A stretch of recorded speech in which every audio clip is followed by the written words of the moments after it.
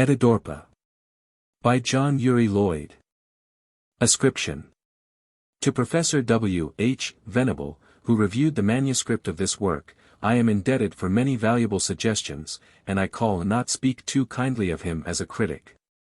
The illustrations, excepting those mechanical and historical, making in themselves a beautiful narrative without words, are due to the admirable artistic conceptions and touch of Mr. J. Augustus Knapp. Structural imperfections as well as word selections and phrases that break all rules in composition, and that the care even of Professor Venable could not eradicate, I accept as wholly my own.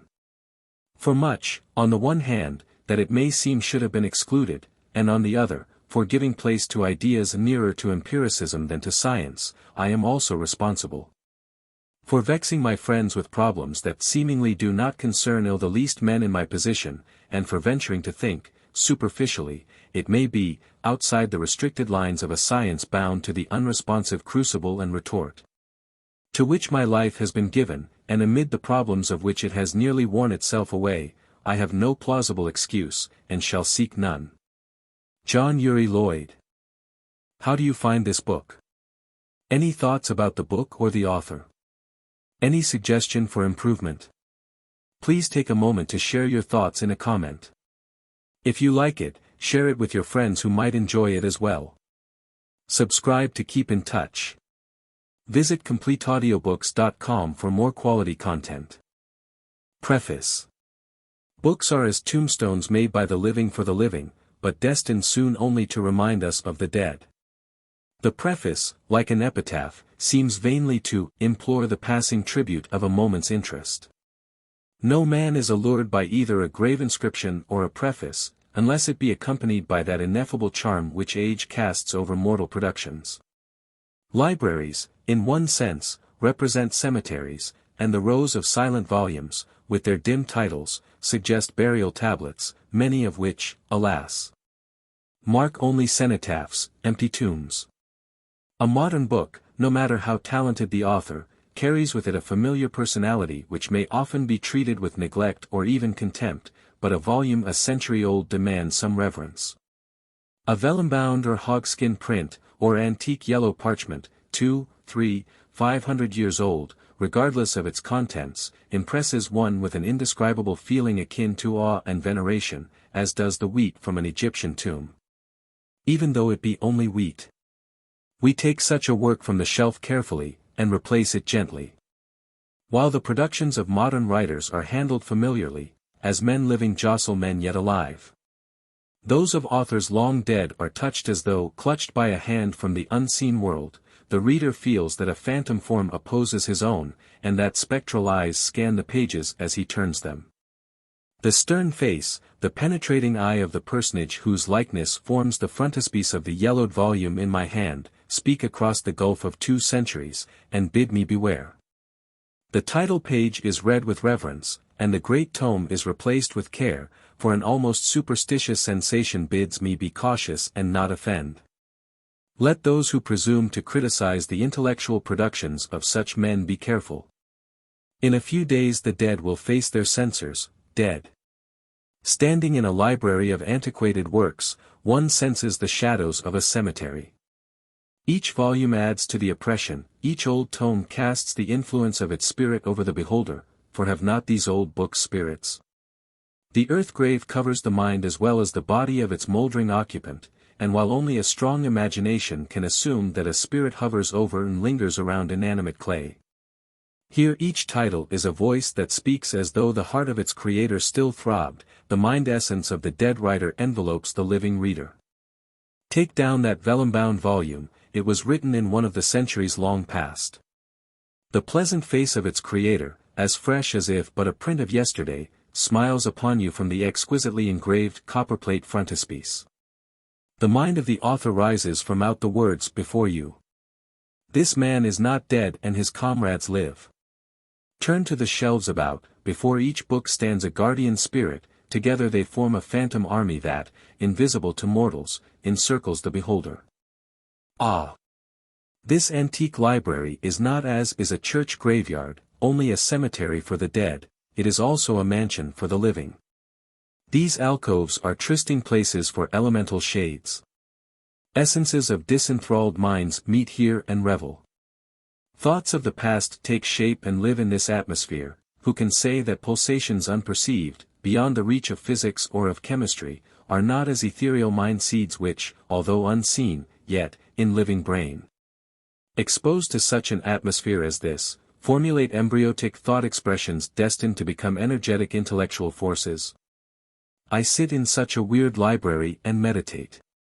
The shades of grim authors whisper in my ear, skeleton forms oppose my own, and phantoms possess the gloomy alcoves of the library I am building.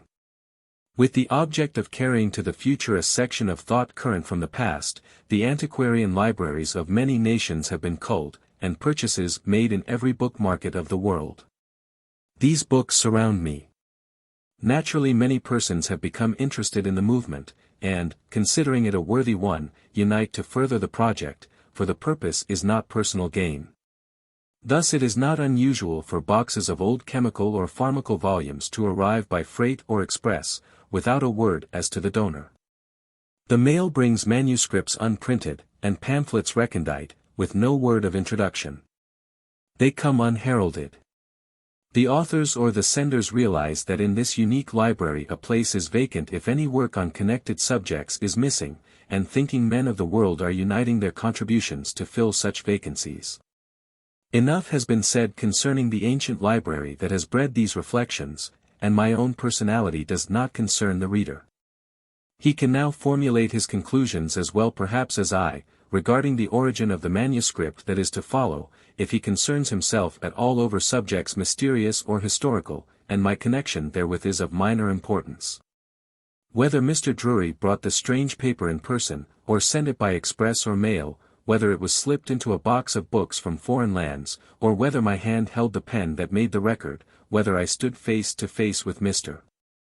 Drury in the shadows of this room, or have but a fanciful conception of his figure, whether the artist drew upon his imagination for the vivid likeness of the several personages figured in the book that follows, or from reliable data has given facsimiles authentic, is immaterial. Sufficient be it to say that the manuscript of this book has been in my possession for a period of 7 years, and my lips must now be sealed concerning all that transpired in connection therewith outside the subject matter recorded therein. And yet I cannot deny that for these 7 years I have hesitated concerning my proper course, and more than once have decided to cover from sight the fascinating leaflets, hide them among surrounding volumes, and let them slumber until chance should bring them to the attention of the future student. These thoughts rise before me this gloomy day of December, 1894, as, snatching a moment from the exactions of business, I sit among these old volumes devoted to science lore, and again study over the unique manuscript, and meditate. I hesitate again, shall I, or shall I not, but a duty is a duty. Perhaps the mysterious part of the subject will be cleared to me only when my own thought words come to rest among these venerable relics of the past, when books that I have written become companions of ancient works about me, for then I can claim relationship with the shadows that flit in and out, and can demand that they, the ghosts of the library, commune with the shade that guards the book that holds this preface. John Uri Lloyd. Preface to this edition. The footnote on page 160, with the connected matter, has awakened considerable interest in the life and fate of Professor Daniel Vaughan.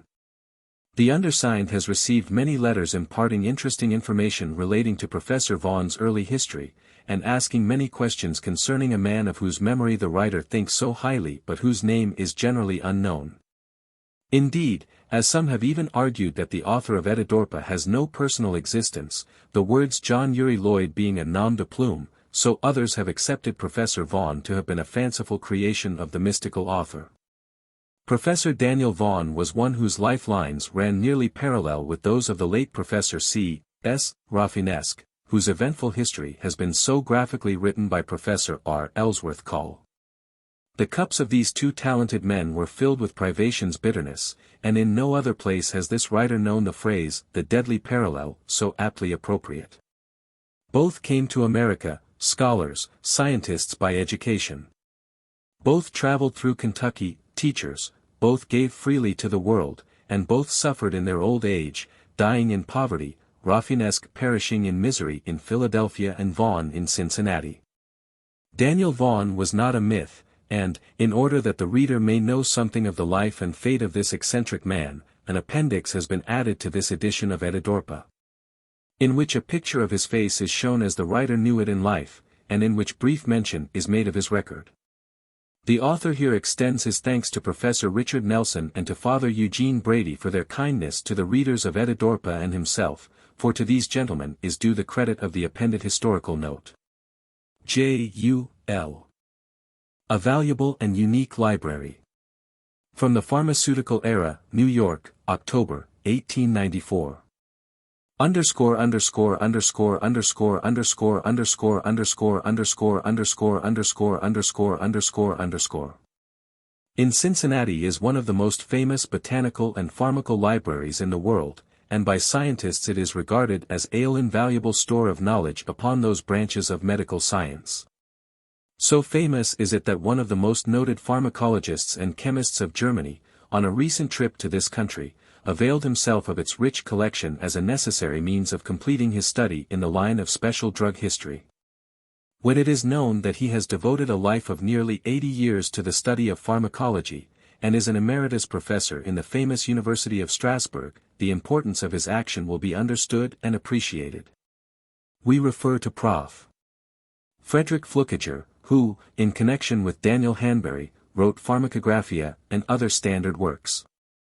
Attached to the library is an herbarium, begun by Mr.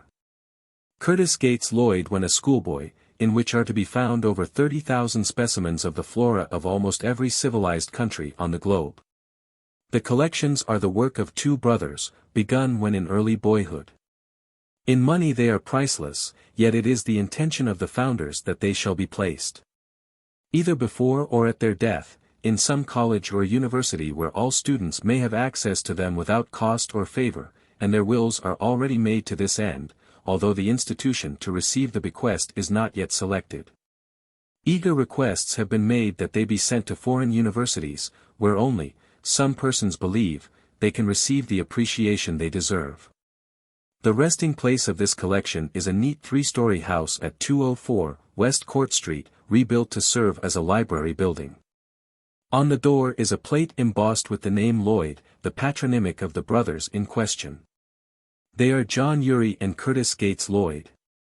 Every hour that can be spent by these men from business or necessary recreation is spent here. Mr. C.G. Lloyd devotes himself entirely to the study of botany and connected subjects, while his brother is equally devoted to materia medica, pharmacy, and chemistry. In the botanical department are the best works obtainable in every country, and there the study of botany may be carried to any height. In point of age, some of them go back almost to the time when the art of printing was discovered. 2 copies of Aristotle are notable. A Greek version bound in vellum was printed in 1584. Another, in parallel columns of Greek and Latin, by Paisias, was published in 1607. Both are in excellent preservation. A bibliographical rarity, 2 editions, is the Historia Plantarum, by Pennius, which was issued, one in 1561, the other in 1567. It appears to have been a first attempt at the production of colored plates. Plants that were rare at that time are colored by hand, and then have a glossy, fixative spread over them, causing the colors still to be as bright and fresh as the day that the 300 years dead workman laid them on. Ranged in their sequence are 50 volumes of the famous author, Linnaeus. Mr. Lloyd has a very complete list of the Linnaean works, and his commissioners in Europe and America are looking out for the missing volumes.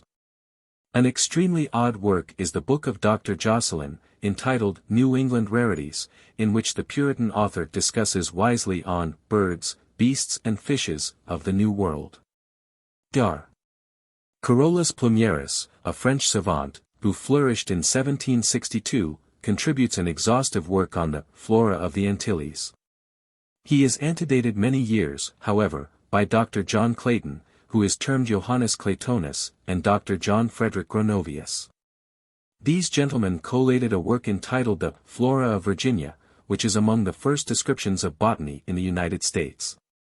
Two venerable works are those of Mattioli, an Italian writer, who gave his knowledge to the world in 1586, and Levinus Lemnius, who wrote De Miraculis Occultis Naturae, in 1628.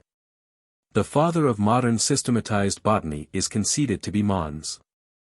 J. P. Tournefort, whose comprehensive work was published in 1719. It is the fortune of Mr. Lloyd to possess an original edition in good condition.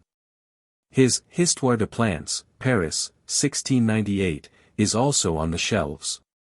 In the modern department of the library are the leading French and German works. Spanish and Italian authors are also on the shelves, the Lloyd collection of Spanish flora being among the best extant. 22 volumes of rice paper, bound in bright yellow and stitched in silk, contain the flora of Japan. All the leaves are delicately tinted by those unique flower painters, the Japanese. This rare work was presented to the Lloyd Library by Dr. Charles Rice, of New York, who informed the Lloyds that only one other set could be found in America. One of the most noted books in the collection of J. U. Lloyd is a Materia Medica written by Dr. David Schopf, a learned German scholar, who traveled through this country in 1787. But a limited number of copies were printed, and but few are extant. One is in the Erlangen Library in Germany. This Mr. Lloyd secured, and had it copied verbatim. In later years Dr. Charles Rice obtained an original print, and exchanged it for that copy. A like work is that of Dr. Jonathan Carver of the Provincial Troops in America, published in London in 1796. It treats largely of Canadian materia medics. Manasseh Cutler's work, 1785, also adorns this part of the library. In addition to almost every work on this subject, Mr. Lloyd possesses complete editions of the leading cereals and pharmaceutical lists published in the last 3/4 of a century. Another book, famous in its way, is Barton's Collections toward a Materia Medica of the United States, published in 1798, 1801, and 1804. Several noted botanists and chemists have visited the library in recent years. Prof. Flukiger formed the acquaintance of the Lloyds through their work, Drugs and Medicines of North America, being struck by the exhaustive references and footnotes. Students and lovers of the old art of copperplate engraving especially find much in the ornate title pages and portraits to please their aesthetic sense. The founders are not miserly, and all students and delvers into the medical and botanical arts are always welcome. This library of rare books has been collected without ostentation and with the sole aim to benefit science and humanity. We must not neglect to state that the library is especially rich in books pertaining to the American eclectics and Thomsonians. Since it has been learned that this library is at the disposal of students and is to pass intact to some worthy institution of learning, donations of old or rare books are becoming frequent. Prologue. My name was Johannes Llewyllyn Drury. I was named Llewellyn at my mother's desire, out of respect to her father, Dr. Evan Llewellyn, the scientist and speculative philosopher, well known to curious students as the author of various rare works on occult subjects. The other given names were ancestral also, but when I reached the age of appreciation, they naturally became distasteful. So it is that in early youth I dropped the first and third of these cumbersome words, and retained only the second Christian name. While perhaps the reader of these lines may regard this cognomen with less favor than either of the others, still I liked it, as it was the favorite of my mother, who always used the name in full. The world, however, contracted Llewellyn to Lou, much to the distress of my dear mother, who felt aggrieved at the liberty. After her death I decided to move to a western city, and also determined, out of respect to her memory, to select from and rearrange the letters of my several names, and construct therefrom 3 short, terse words, which would convey to myself only the resemblance of my former name. Hence it is that the Cincinnati Directory does not record my self-selected name, which I have no reason to bring before the public. To the reader my name is Llewyllyn Drury. I might add that my ancestors were among the early settlers of what is now New York City, and were direct descendants of the early Welsh kings, but these matters do not concern the reader, and it is not of them that I now choose to write. My object in putting down these preliminary paragraphs is simply to assure the reader of such facts, and such only, as may give him confidence in my personal sincerity and responsibility. In order that he may with a right understanding read the remarkable statements that occur in the succeeding chapters. The story I am about to relate is very direct, and some parts of it are very strange, not to say marvelous, but not on account of its strangeness alone do I ask for the narrative a reading, that were mere trifling. What is here set down happened as recorded, but I shall not attempt to explain things which even to myself are enigmatical. Let the candid reader read the story as I have told it, and make out of it what he can, or let him pass the page by unread. I shall not insist on claiming his further attention. Only, if he does read, I beg him to read with an open mind, without prejudice and without predilection. Who or what I am as a participant in this work is of small importance. I mention my history only for the sake of frankness and fairness. I have nothing to gain by issuing the volume. Neither do I court praise nor shun censure. My purpose is to tell the truth.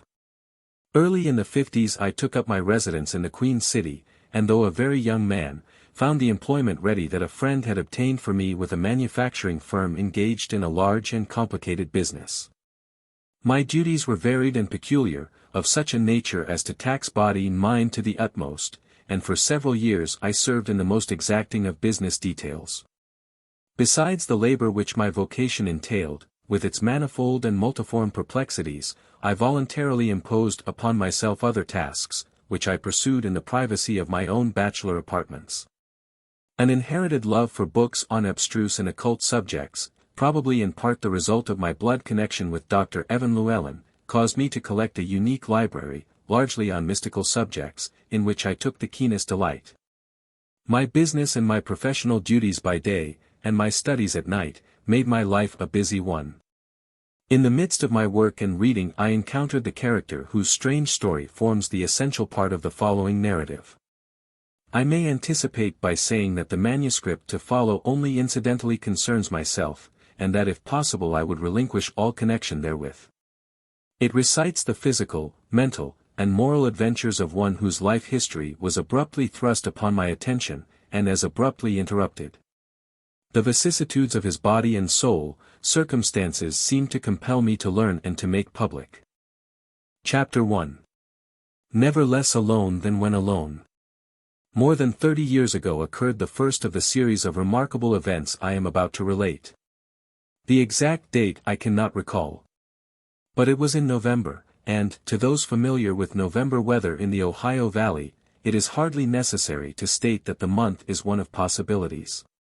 That is to say, it is liable to bring every variety of weather, from the delicious, dreamy Indian summer days that linger late in the fall, to a combination of rain, hail, snow, sleet, in short. Atmospheric conditions sufficiently aggravating to develop a suicidal mania in anyone the least susceptible to such influences. While the general character of the month is much the same the country over, showing dull gray tones of sky, abundant rains that penetrate man as they do the earth. Cold, shifting winds, that search the very marrow, it is always safe to count more or less upon the probability of the unexpected throughout the month. The particular day which ushered in the event about to be chronicled, was one of these possible heterogeneous days presenting a combination of sunshine, shower, and snow, with winds that rang all the changes from balmy to blustery. A morning air of caloric and an evening of numbing cold. The early morning started fair and sunny. Later came light showers suddenly switched by shifting winds into blinding sleet.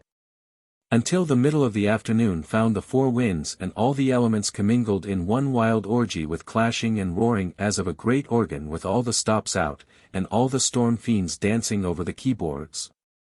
Nightfall brought some semblance of order to the sounding chaos, but still kept up the wild music of a typical November day, with every accompaniment of bleakness, gloom, and desolation. Thousands of chimneys, exhaling murky clouds of bituminous soot all day, had covered the city with the proverbial pall which the winds in their sport had shifted hither and yon, but as, thoroughly tired out, they subsided into silence. The smoky mesh suddenly settled over the houses and into the streets, taking possession of the city and contributing to the melancholy wretchedness of such of the inhabitants as had to be out of doors. Through this smoke the red sun when visible had dragged his downward course in manifest discouragement, and the hastening twilight soon gave place to the blackness of darkness. Night reigned supreme. 30 years ago electric lighting was not in vogue, and the system of street lamps was far less complete than at present, although the gas burned in them may not have been any worse. The lamps were much fewer and farther between, and the light which they emitted had a feeble, sickly aspect, and did not reach any distance into the moist and murky atmosphere. And so the night was dismal enough, and the few people upon the street were visible only as they passed directly beneath the lamps, or in front of lighted windows, seeming at other times like moving shadows against a black ground. As I am like to be conspicuous in these pages, it may be proper to say that I am very susceptible to atmospheric influences. I figure among my friends as a man of quiet disposition, but I am at times morose, although I endeavor to conceal this fact from others. My nervous system is a sensitive weatherglass. Sometimes I fancy that I must have been born under the planet Saturn, for I find myself unpleasantly influenced by moods ascribed to that depressing planet, more especially in its disagreeable phases. For I regret to state that I do not find corresponding elation, as I should, in its brighter aspects. I have an especial dislike for wintry weather, a dislike which I find growing with my years, until it has developed almost into positive antipathy and dread. On the day I have described, my moods had varied with the weather. The fitfulness of the winds had found its way into my feelings, and the somber tone of the clouds into my meditations. I was restless as the elements, and a deep sense of dissatisfaction with myself and everything else possessed me. I could not content myself in any place or position. Reading was distasteful, writing equally so, but it occurred to me that a brisk walk, for a few blocks, might afford relief. Muffling myself up in my overcoat and fur cap, I took the street, only to find the air gusty and raw, and I gave up in still greater disgust, and returning home, after drawing the curtains and locking the doors, planted myself in front of a glowing grate fire, firmly resolved to rid myself of myself by resorting to the oblivion of thought, reverie, or dream. To sleep was impossible, and I sat moodily in an easy chair, noting the quarter and half-hour strokes as they were chimed out sweetly from the spire of St. Peter's Cathedral, a few blocks away. 9 o'clock passed with its silver-voiced song of "Home, Sweet Home."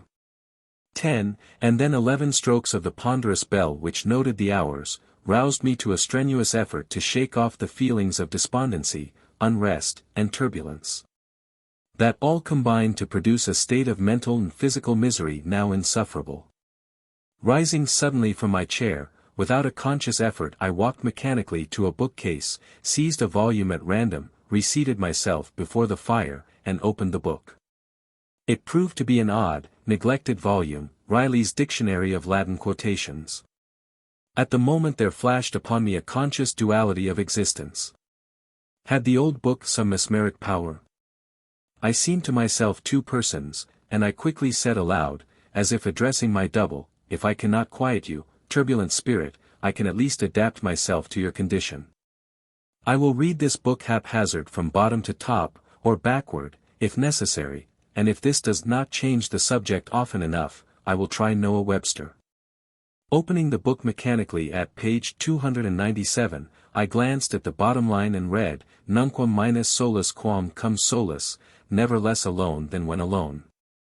These words arrested my thoughts at once, as, by a singular chance, they seemed to fit my mood. Was it or was it not some conscious invisible intelligence that caused me to select that page, and brought the apothegm to my notice? Again, like a flash, came the consciousness of duality, and I began to argue with my other self. "This is arrant nonsense," I cried aloud. Even though Cicero did say it, and, it is on a par with many other delusive maxims that have for so many years embittered the existence of our modern youth by misleading thought. Do you know, Mr. Cicero, that this statement is not sound? That it is unworthy the position you occupy in history as a thinker and philosopher? That it is a contradiction in itself, for if a man is alone he is alone, and that settles it? I mused in this vein a few moments, and then resumed aloud, it won't do, if one is alone, the word is absolute, he is single, isolated, in short, alone, and there can by no manner of possibility be any one else present. Take myself, for instance, I am the sole occupant of this apartment, I am alone, and yet you say in so many words that I was never less alone than at this instant. It was not without some misgiving that I uttered these words, for the strange consciousness of my own duality constantly grew stronger, and I could not shake off the reflection that even now there were two of myself in the room. And that I was not so much alone as I endeavored to convince myself. This feeling oppressed me like an incubus, I must throw it off, and, rising, I tossed the book upon the table, exclaiming, "What folly! I am alone, positively there is no other living thing visible or invisible in the room." I hesitated as I spoke, for the strange, undefined sensation that I was not alone had become almost a conviction. But the sound of my voice encouraged me, and I determined to discuss the subject, and I remarked in a full, strong voice, "I am surely alone, I know I am. Why, I will wager everything I possess, even to my soul, that I am alone." I stood facing the smoldering embers of the fire which I had neglected to replenish, uttering these words to settle the controversy for good and all with one person of my dual self, but the other ego seemed to dissent violently, when a soft, clear voice claimed my ear. "You have lost your wager. You are not alone." I turned instantly towards the direction of the sound, and, to my amazement, saw a white-haired man seated on the opposite side of the room, gazing at me with the utmost composure. I am not a coward, nor a believer in ghosts or illusions, and yet that sight froze me where I stood. It had no supernatural appearance, on the contrary, was a plain, ordinary, flesh-and-blood man. But the weather, the experiences of the day, the weird, inclement night, had all conspired to strain my nerves to the highest point of tension, and I trembled from head to foot. Noting this, the stranger said pleasantly, "Quiet yourself, my dear sir, you have nothing to fear, be seated." I obeyed, mechanically, and regaining in a few moments some semblance of composure, took a mental inventory of my visitor. Who is he? What is he? How did he enter without my notice, and why? What is his business? Were all questions that flashed into my mind in quick succession, and quickly flashed out unanswered. And to my amazement saw a white-haired man. The stranger sat eyeing me composedly, even pleasantly, as if waiting for me to reach some conclusion regarding himself. At last I surmised, he is a maniac who has found his way here by methods peculiar to the insane, and my personal safety demands that I use him discreetly. "Very good," he remarked, as though reading my thoughts. "As well think that as anything else. But why are you here? What is your business?" I asked. "You have made and lost a wager," he said. "You have committed an act of folly in making positive statements regarding a matter about which you know nothing, a very common failing, by the way, on the part of mankind, and concerning which I wish first to set you straight." The ironical coolness with which he said this provoked me, and I hastily rejoined, "You are impertinent, I must ask you to leave my house at once." "Very well," he answered. "But if you insist upon this, I shall, on behalf of Cicero, claim the stake of your voluntary wager, which means that I must first, by natural though violent means, release your soul from your body." So saying he arose, drew from an inner pocket a long, keen knife, the blade of which quiveringly glistened as he laid it upon the table. Moving his chair so as to be within easy reach of the gleaming weapon, he sat down, and again regarded me with the same quiet composure I had noted, and which was fast dispelling my first impression concerning his sanity. I was not prepared for his strange action, in truth, I was not prepared for anything. My mind was confused concerning the whole night's doings, and I was unable to reason clearly or consecutively, or even to satisfy myself what I did think, if indeed I thought at all. The sensation of fear, however, was fast leaving me. There was something reassuring in my unbidden guest's perfect ease of manner, and the mild, though searching gaze of his eyes, which were wonderful in their expression. I began to observe his personal characteristics, which impressed me favorably, and yet were extraordinary. He was nearly 6 feet tall, and perfectly straight, well proportioned, with no tendency either to leanness or obesity.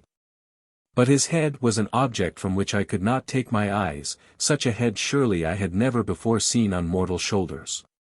The chin, as seen through his silver beard, was rounded and well developed, the mouth straight, with pleasant lines about it, the jaws square and, like the mouth, indicating decision, the eyes deep set and arched with heavy eyebrows. And the whole surmounted by a forehead so vast, so high, that it was almost a deformity, and yet it did not impress me unpleasantly. It was the forehead of a scholar, a profound thinker, a deep student. The nose was inclined to aquiline, and quite large. The contour of the head and face impressed me as indicating a man of learning, one who had given a lifetime to experimental as well as speculative thought. His voice was mellow, clear, and distinct, always pleasantly modulated and soft, never loud nor unpleasant in the least degree. One remarkable feature I must not fail to mention, his hair. This, while thin and scant upon the top of his head, was long, and reached to his shoulders. His beard was of unusual length, descending almost to his waist. His hair, eyebrows, and beard were all of singular whiteness and purity, almost transparent, a silvery whiteness that seemed an aureolar sheen in the glare of the gaslight. What struck me as particularly remarkable was that his skin looked as soft and smooth as that of a child, there was not a blemish in it. His age was a puzzle none could guess. Stripped of his hair, or the color of it changed, he might be 25, given a few wrinkles, he might be 90. Taken altogether, I had never seen his like, nor anything approaching his like, and for an instant there was a faint suggestion to my mind that he was not of this earth, but belonged to some other planet. I now fancy he must have read my impressions of him as these ideas shaped themselves in my brain, and that he was quietly waiting for me to regain a degree of self-possession that would allow him to disclose the purpose of his visit. He was first to break the silence. I see that you are not disposed to pay your wager any more than I am to collect it, so we will not discuss that. I admit that my introduction tonight was abrupt, but you cannot deny that you challenged me to appear. I was not clear upon the point, and said so. Your memory is at fault, he continued, if you cannot recall your experiences of the day just past. Did you not attempt to interest yourself in modern book lore, to fix your mind in turn upon history, chemistry, botany, poetry, and general literature? And all these failing, did you not deliberately challenge Cicero to a practical demonstration of an old apothegm of his that has survived for centuries, and of your own free will did not you make a wager that, as an admirer of Cicero's, I am free to accept? To all this I could but silently assent. Very good, then. We will not pursue this subject further, as it is not relevant to my purpose, which is to acquaint you with a narrative of unusual interest, upon certain conditions, with which if you comply, you will not only serve yourself, but me as well. Please name the conditions, I said. They are simple enough, he answered. The narrative I speak of is in manuscript. I will produce it in the near future, and my design is to read it aloud to you, or to allow you to read it to me, as you may select. Further, my wish is that during the reading you shall interpose any objection or question that you deem proper. This reading will occupy many evenings, and I shall of necessity be with you often. When the reading is concluded, we will seal the package securely, and I shall leave you forever. You will then deposit the manuscript in some safe place, and let it remain for 30 years. When this period has elapsed, I wish you to publish this history to the world. Your conditions seem easy, I said, after a few seconds' pause. They are certainly very simple, do you accept? I hesitated, for the prospect of giving myself up to a succession of interviews with this extraordinary and mysterious personage seemed to require consideration. He evidently divined my thoughts, for, rising from his chair, he said abruptly, "Let me have your answer now. Let me have your answer now." I debated the matter no further, but answered, "I accept, conditionally." "Name your conditions," the guest replied. "I will either publish the work, or induce some other man to do so." "Good," he said, "I will see you again," with a polite bow. And turning to the door which I had previously locked, he opened it softly, and with a quiet, "Good night," disappeared in the hallway. I looked after him with bewildered senses. But a sudden impulse caused me to glance toward the table, when I saw that he had forgotten his knife. With the view of returning this, I reached to pick it up, but my fingertips no sooner touched the handle than a sudden chill shivered along my nerves. Not as an electric shock, but rather as a sensation of extreme cold was the current that ran through me in an instant. Rushing into the hallway to the landing of the stairs, I called after the mysterious being, "You have forgotten your knife," but beyond the faint echo of my voice, I heard no sound. The phantom was gone. A moment later I was at the foot of the stairs, and had thrown open the door. A street lamp shed an uncertain light in front of the house. I stepped out and listened intently for a moment, but not a sound was audible, if indeed I except the beating of my own heart, which throbbed so wildly that I fancied I heard it. No footfall echoed from the deserted streets. All was silent as a churchyard, and I closed and locked the door softly, tiptoed my way back to my room, and sank collapsed into an easy chair. I was more than exhausted. I quivered from head to foot, not with cold, but with a strange nervous chill that found intensest expression in my spinal column, and seemed to flash up and down my back vibrating like a feverish pulse. This active pain was succeeded by a feeling of frozen numbness, and I sat I know not how long, trying to tranquilize myself and think temperately of the night's occurrence. By degrees I recovered my normal sensations, and directing my will in the channel of sober reasoning, I said to myself, "There can be no mistake about his visit, for his knife is here as a witness to the fact. So much is sure, and I will secure that testimony at all events." With this reflection I turned to the table, but to my astonishment I discovered that the knife had disappeared. It needed but this miracle to start the perspiration in great cold beads from every pore. My brain was in a whirl, and reeling into a chair, I covered my face with my hands. How long I sat in this posture I do not remember.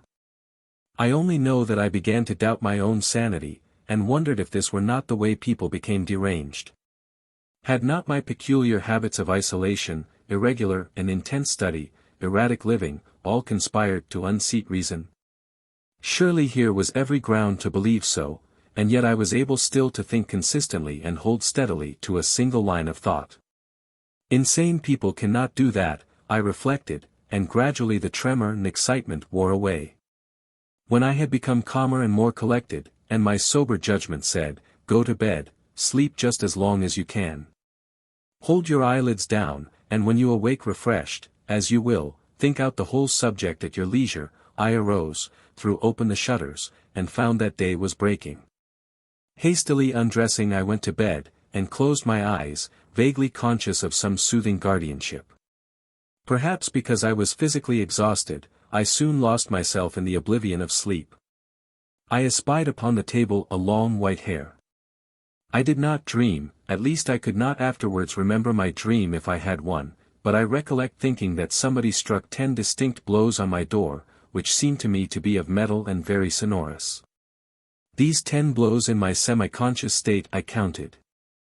I lay very quiet for a time collecting my thoughts and noting various objects about the room, until my eye caught the dial of a French clock upon the mantel. It was a few minutes past 10, and the blows I had heard were the strokes of the hammer upon the gong in the clock. The sun was shining into the room, which was quite cold, for the fire had gone out. I arose, dressed myself quickly, and after thoroughly laving my face and hands in ice-cold water, felt considerably refreshed. Before going out to breakfast, while looking around the room for a few things which I wanted to take with me, I espied upon the table a long white hair. This was indeed a surprise, for I had about concluded that my adventure of the previous night was a species of waking nightmare, the result of overworked brain and weakened body. But here was tangible evidence to the contrary, an assurance that my mysterious visitor was not a fancy or a dream, and his parting words, "I will see you again," recurred to me with singular effect. He will see me again, very well. I will preserve this evidence of his visit for future use. I wound the delicate filament into a little coil, folded it carefully in a bit of paper, and consigned it to a corner in my pocketbook, though not without some misgiving that it too might disappear as did the knife. The strange experience of that night had a good effect on me.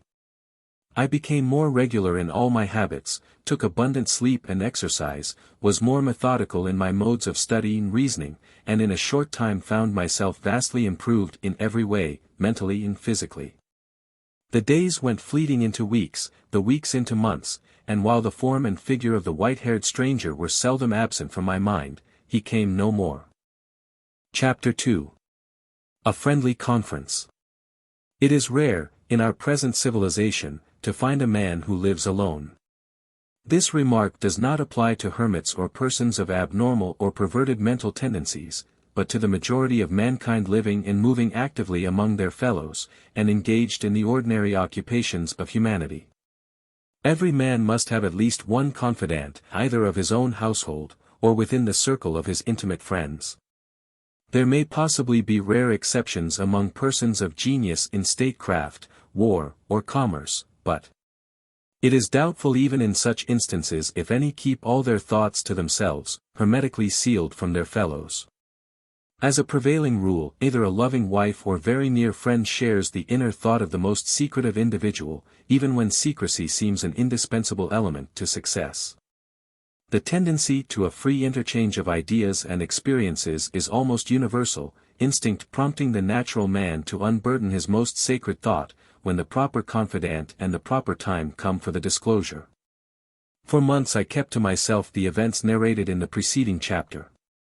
And this for several reasons. First, the dread of ridicule that would follow the relation of the fantastic occurrences, and the possible suspicion of my sanity, that might result from the recital. Second, very grave doubts as to the reality of my experiences. But by degrees self-confidence was restored, as I reasoned the matter over and reassured myself by occasional contemplation of the silvery hair I had coiled in my pocketbook, and which at first I had expected would vanish as did the stranger's knife. There came upon me a feeling that I should see my weird visitor again, and at an early day.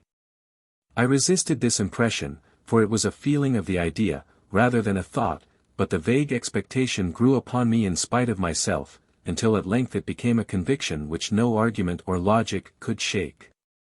Curiously enough, as the original incident receded into the past, this new idea thrust itself into the foreground, and I began in my own mind to court another interview.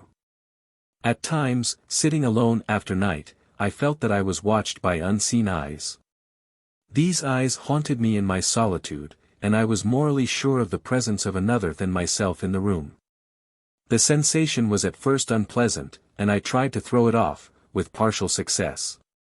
But only for a little while could I banish the intrusive idea, and as the thought took form, and the invisible presence became more actual to consciousness, I hoped that the stranger would make good his parting promise, "I will see you again." On one thing I was resolved: I would at least be better informed on the subject of hallucinations and apparitions, and not be taken unawares as I had been. To this end I decided to confer with my friend, Professor Chickering, a quiet, thoughtful man, of varied accomplishments, and thoroughly read upon a great number of topics, especially in the literature of the marvelous. So to the professor I went, after due appointment, and confided to him full particulars of my adventure. He listened patiently throughout, and when I had finished, assured me in a matter-of-fact way that such hallucinations were by no means rare. His remark was provoking, for I did not expect from the patient interest he had shown while I was telling my story, that the whole matter would be dismissed thus summarily. I said with some warmth, "But this was not a hallucination." I tried at first to persuade myself that it was illusory, but the more I have thought the experience over, the more real it becomes to me.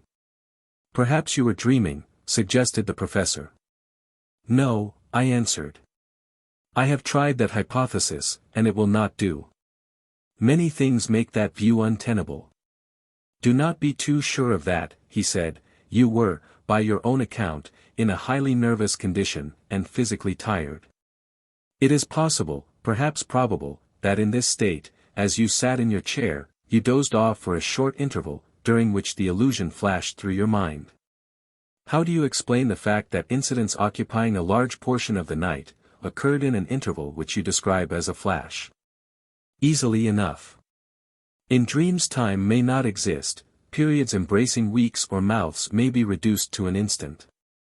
Long journeys, hours of conversation, or a multitude of transactions, may be compressed into a term measured by the opening or closing of a door, or the striking of a clock. In dreams, ordinary standards of reason find no place, while ideas or events chase through the mind more rapidly than thought. Conceding all this, why did I, considering the unusual character of the incidents, accept them as real, as substantial, as natural as the most commonplace events? There is nothing extraordinary in that, he replied. In dreams all sorts of absurdities, impossibilities, discordancies, and violation of natural law appear realities, without exciting the least surprise or suspicion. Imagination runs riot and is supreme, and reason for the time is dormant. We see ghosts, spirits, the forms of persons dead or living, we suffer pain, pleasure, hunger, and all sensations and emotions, without a moment's question of their reality. Do any of the subjects of our dreams or visions leave tangible evidences of their presence? Assuredly not, he answered, with an incredulous, half-impatient gesture, the idea is absurd. Then I was not dreaming, I mused. Without looking at me, the professor went on, these false presentiments may have their origin in other ways, as from mental disorders caused by indigestion. Nikolai, a noted bookseller of Berlin, was thus afflicted. His experiences are interesting and possibly suggestive. Let me read some of them to you. The professor hereupon glanced over his bookshelf, selected a volume, and proceeded to read. 1. I generally saw human forms of both sexes. But they usually seemed not to take the smallest notice of each other, moving as in a marketplace, where all are eager to press through the crowd. At times, however, they seem to be transacting business with each other. I also saw several times, people on horseback, dogs, and birds. All these phantasms appeared to me in their natural size, and as distinct as if alive, exhibiting different shades of carnation in the uncovered parts, as well as different colors and fashions in their dresses. Though the colors seemed somewhat paler than in real nature. None of the figures appeared particularly terrible, comical, or disgusting, most of them being of indifferent shape, and some presenting a pleasant aspect. The longer these phantasms continued to visit me, the more frequently did they return, while at the same time they increased in number about 4 weeks after they had first appeared. I also began to hear them talk. These phantoms conversed among themselves, but more frequently addressed their discourse to me. Their speeches were uncommonly short, and never of an unpleasant turn. At different times there appeared to me both dear and sensible friends of both sexes, whose addresses tended to appease my grief, which had not yet wholly subsided. Their consolatory speeches were in general addressed to me when I was alone. Sometimes, however, I was accosted by these consoling friends while I was engaged in company, and not unfrequently while real persons were speaking to ale. These consolatory addresses consisted sometimes of abrupt phrases, and at other times they were regularly executed. Here I interrupted. I note, Professor, that Mr. Nikolai knew these forms to be illusions. Without answering my remark, he continued to read. There is in imagination a potency far exceeding the fabled power of Aladdin's lamp. How often does one sit in wintry evening musings, and trace in the glowing embers the features of an absent friend? Imagination, with its magic wand, will there build a city with its countless spires, or marshal contending armies, or drive the tempest-shattered ship upon the ocean? The following story, related by Scott, affords a good illustration of this principle. Not long after the death of an illustrious poet, who had filled, while living, a great station in the eyes of the public, a literary friend, to whom the deceased had been well known, was engaged during the darkening twilight of an autumn evening, in perusing one of the publications which professed to detail the habits and opinions of the distinguished individual who was now no more. As the reader had enjoyed the intimacy of the deceased to a considerable degree, he was deeply interested in the publication, which contained some particulars relating to himself and other friends.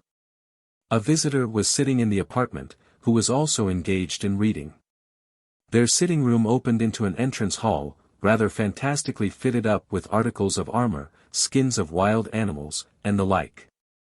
It was when laying down his book, and passing into this hall, through which the moon was beginning to shine, that the individual of whom I speak saw right before him, in a standing posture, the exact representation of his departed friend, whose recollection had been so strongly brought to his imagination. He stopped for a single moment, so as to notice the wonderful accuracy with which fancy had impressed upon the bodily eye the peculiarities of dress and position of the illustrious poet. Sensible, however, of the delusion, he felt no sentiment save that of wonder at the extraordinary accuracy of the resemblance, and stepped onward to the figure, which resolved itself as he approached into the various materials of which it was composed. These were merely a screen occupied by great coats, shawls, plaids, and such other articles as are usually found in a country entrance hall. The spectator returned to the spot from which he had seen the illusion, and endeavored with all his power to recall the image which had been so singularly vivid. But this he was unable to do. And the person who had witnessed the apparition, or, more properly, whose excited state had been the means of raising it, had only to return to the apartment, and tell his young friend under what a striking hallucination he had for a moment labored. Here I was constrained to call the professor to a halt. "Your stories are very interesting," I said, "but I fail to perceive any analogy in either the conditions or the incidents, to my experience. I was fully awake and conscious at the time, and the man I saw appeared and moved about in the full glare of the gaslight." "Perhaps not," he answered, "I am simply giving you some general illustrations of the subject. But here is a case more to the point." Again he read. "A lady was once passing through a wood, in the darkening twilight of a stormy evening, to visit a friend who was watching over a dying child. The clouds were thick, the rain beginning to fall. Darkness was increasing, the wind was moaning mournfully through the trees. The lady's heart almost failed her as she saw that she had a mile to walk through the woods in the gathering gloom. But the reflection of the situation of her friend forbade her turning back. Excited and trembling, she called to her aid a nervous resolution, and pressed onward. She had not proceeded far when she beheld in the path before her the movement of some very indistinct object. It appeared to keep a little distance ahead of her, and as she made efforts to get nearer to see what it was, it seemed proportionally to recede. The lady began to feel rather unpleasantly. There was some pale white object certainly discernible before her, and it appeared mysteriously to float along, at a regular distance, without any effort at motion. Notwithstanding the lady's good sense and unusual resolution, a cold chill began to come over her. She made every effort to resist her fears, and soon succeeded in drawing nearer the mysterious object, when she was appalled at beholding the features of her friend's child, cold in death, wrapped in its shroud. She gazed earnestly, and there it remained distinct and clear before her eyes. She considered it a premonition that her friend's child was dead, and that she must hasten to her aid. But there was the apparition directly in her path. She must pass it. Taking up a little stick, she forced herself along to the object, and behold, some little animal scampered away. It was this that her excited imagination had transformed into the corpse of an infant in its winding sheet. I was a little irritated, and once more interrupted the reader warmly. "This is exasperating.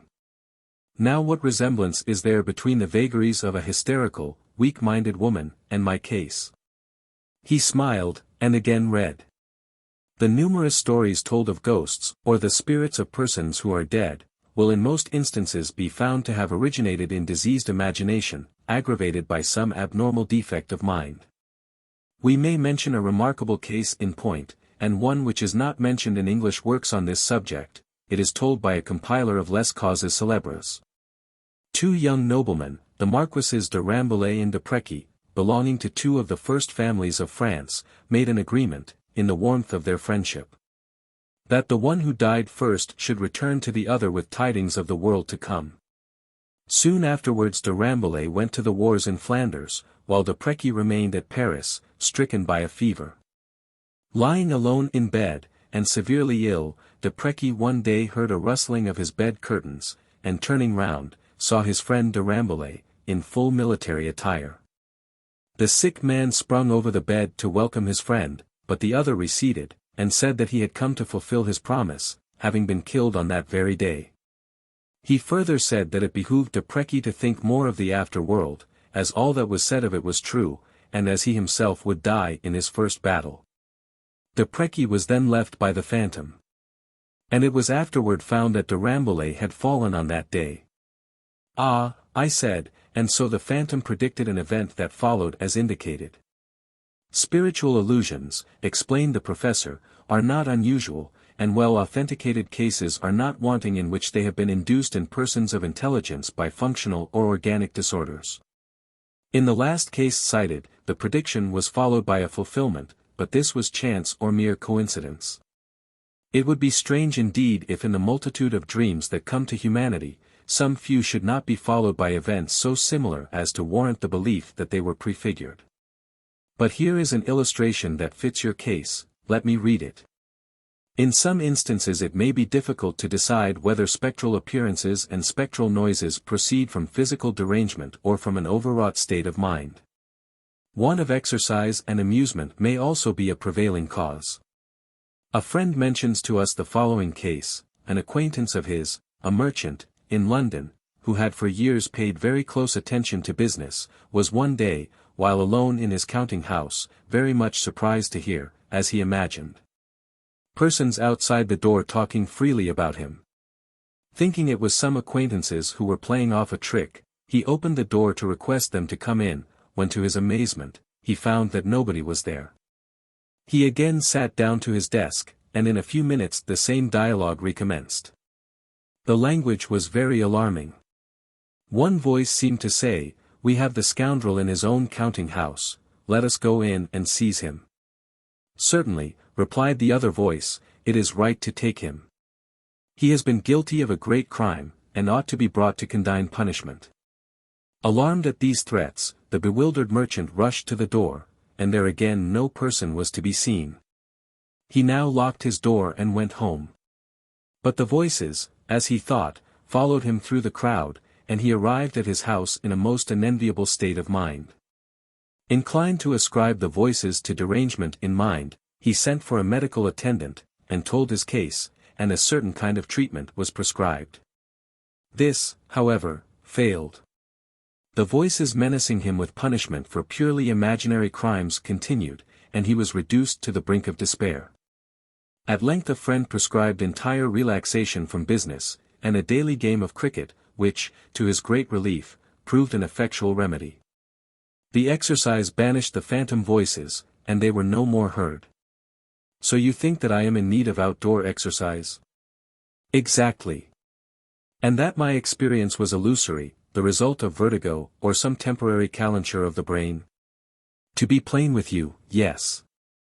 But I asked you a while ago if specters or phantoms ever leave tangible evidence of their presence." The professor's eyes dilated in interrogation. I continued, "Well, this one did. After I had followed him out, I found on the table a long, white hair, which I still have, and producing the little coil from my pocketbook, I handed it to him. He examined it curiously, eyed me furtively, and handed it back with the cautious remark, 'I think you had better commence your exercise at once.'" Chapter 3. A second interview with the mysterious visitor.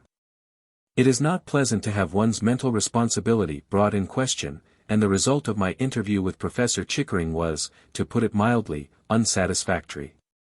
Not that he had exactly questioned my sanity, but it was all too evident that he was disposed to accept my statement of a plain matter-of-fact occurrence with a too liberal modicum of salt.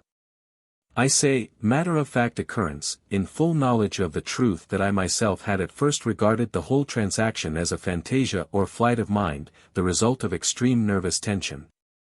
But in the interval succeeding I had abundant opportunity to correlate my thoughts, and to bring some sort of order out of the mental and physical chaos of that strange, eventful night.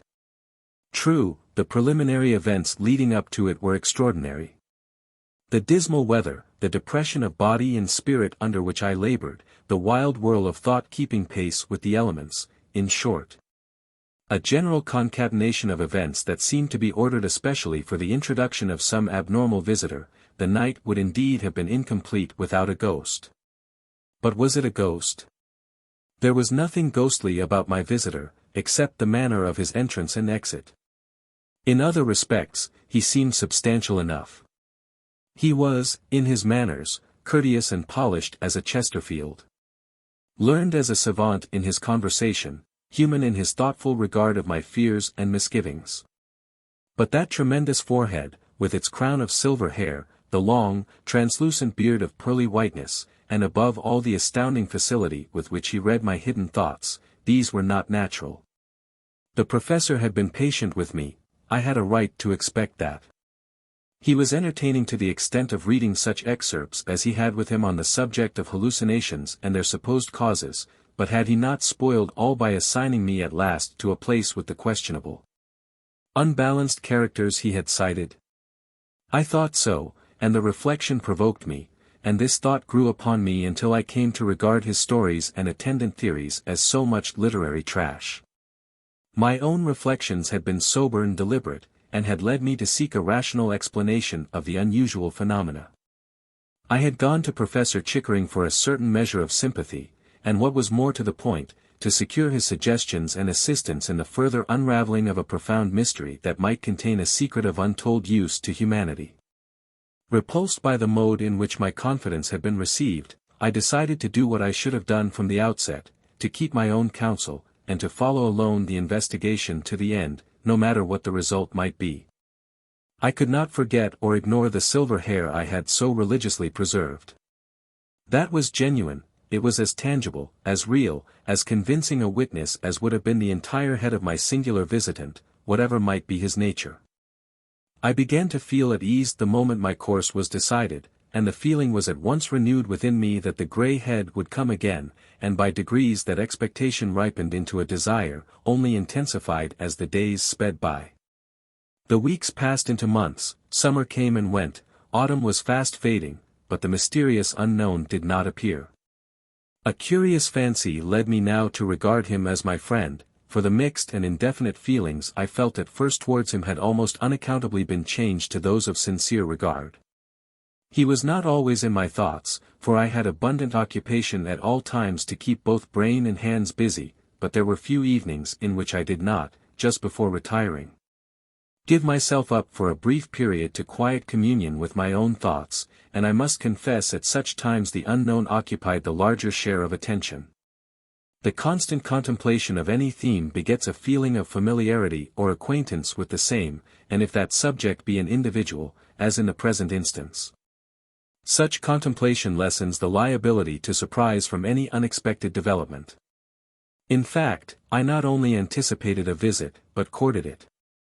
The old Latin maxim that I had played with, never less alone than when alone, had domiciled itself within my brain as a permanent lodger, a conviction, a feeling rather than a thought defined, and I had but little difficulty in associating an easy chair which I had come to place in a certain position for my expected visitor, with his presence.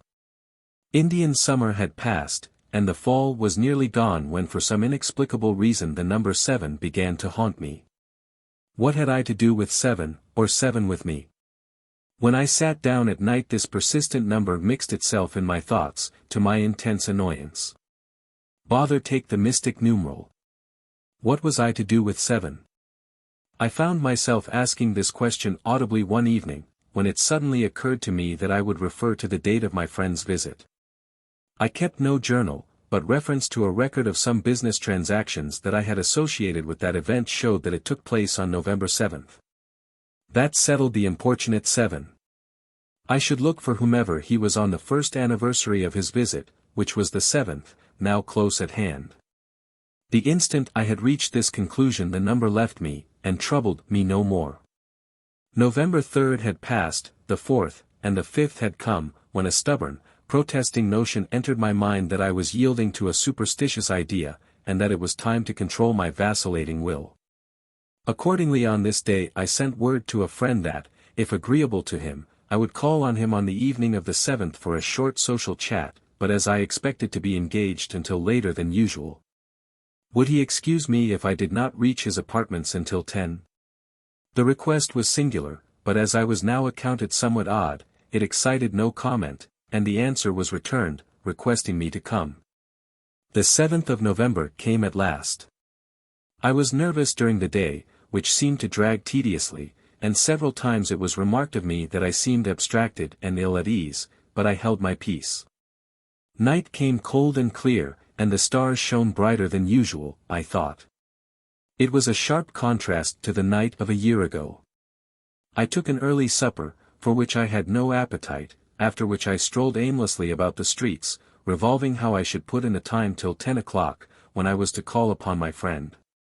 I decided to go to the theatre, and to the theatre I went. The play was spectacular, Aladdin, or, The Wonderful Lamp. The entertainment, to me, was a flat failure, for I was busy with my thoughts, and it was not long until my thoughts were busy with me, and I found myself attempting to answer a series of questions that finally became embarrassing. Why did you make an appointment for 10 o'clock instead of 8, if you wished to keep away from your apartments? I hadn't thought of that before. It was stupid to a degree, if not ill-mannered, and I frankly admitted as much. Why did you make an appointment at all, in the face of the fact that you not only expected a visitor, but were anxious to meet him? This was easily answered, because I did not wish to yield to what struck me as superstition. But do you expect to extend your call until morning? Well, no, I hadn't thought or arranged to do so. Well, then, what is to prevent your expected guest from awaiting your return? Or, what assurance have you that he will not encounter you in the street, under circumstances that will provoke or, at the least, embarrass you? None whatever. Then what have you gained by your stupid perversity? Nothing, beyond the assertion of my own individuality. Why not go home and receive your guest in becoming style? No, I would not do that. I had started on this course, and I would persevere in it. I would be consistent. And so I persisted, at least until 9 o'clock, when I quit the theatre in sullen dejection, and went home to make some slight preparation for my evening call. With my latch-key I let myself into the front door of the apartment house wherein I lodged, walked through the hall, up the staircase, and paused on the threshold of my room, wondering what I would find inside. Opening the door I entered, leaving it open behind me so that the light from the hallway would shine into the room, which was dark, and there was no transom above the door.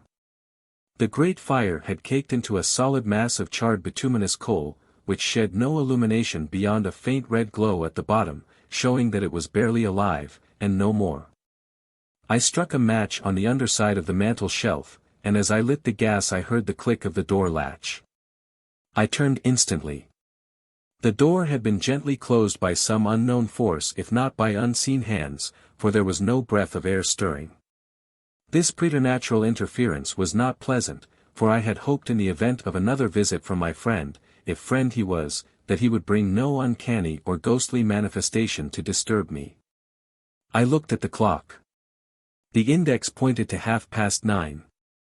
I glanced about the room. It was orderly, everything in proper position, even to the armchair that I had been wont to place for my nondescript visitor.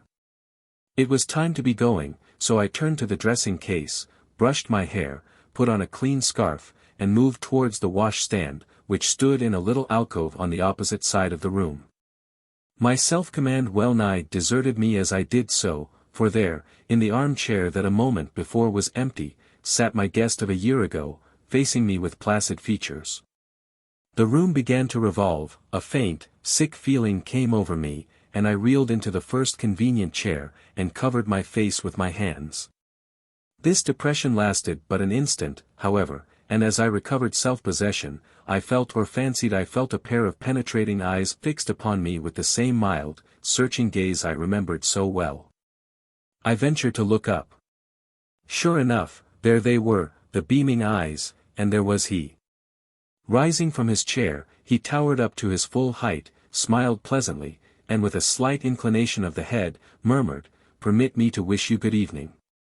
I am profoundly glad to meet you again." It was full a minute before I could muster courage to answer, "I wish I could say as much for myself." "And why shouldn't you?" he said, gently and courteously. "You have realized, for the past 6 months, that I would return." More than that, you have known for some time the very day and almost the exact hour of my coming, have even wished for it, and, in the face of all this, I find you preparing to evade the requirements of common hospitality. Are you doing either me or yourself justice? I was nettled at the knowledge he displayed of my movements, and of my very thoughts. My old stubbornness asserted itself, and I was rude enough to say, perhaps it is as you say. At all events, I am obligated to keep an engagement, and with your permission will now retire. It was curious to mark the effect of this speech upon the intruder. He immediately became grave, reached quietly into an inner pocket of his coat, drew thence the same glittering, horrible, mysterious knife that had so terrified and bewildered me a year before, and looking me steadily in the eye, said coldly, yet with a certain tone of sadness, "Well, I will not grant permission. It is unpleasant to resort to this style of argument, but I do it to save time and controversy." I stepped back in terror, and reached for the old-fashioned bell-cord, with the heavy tassel at the end, that depended from the ceiling, and was on the point of grasping and giving it a vigorous pull. "Not so fast, if you please," he said, sternly, as he stepped forward, and gave the knife a rapid swish through the air above my head, causing the cord to fall in a tangle about my hand, cut cleanly, high above my reach. I gazed in dumb stupor at the rope about my hand, and raised my eyes to the remnant above. That was motionless. There was not the slightest perceptible vibration, such as would naturally be expected.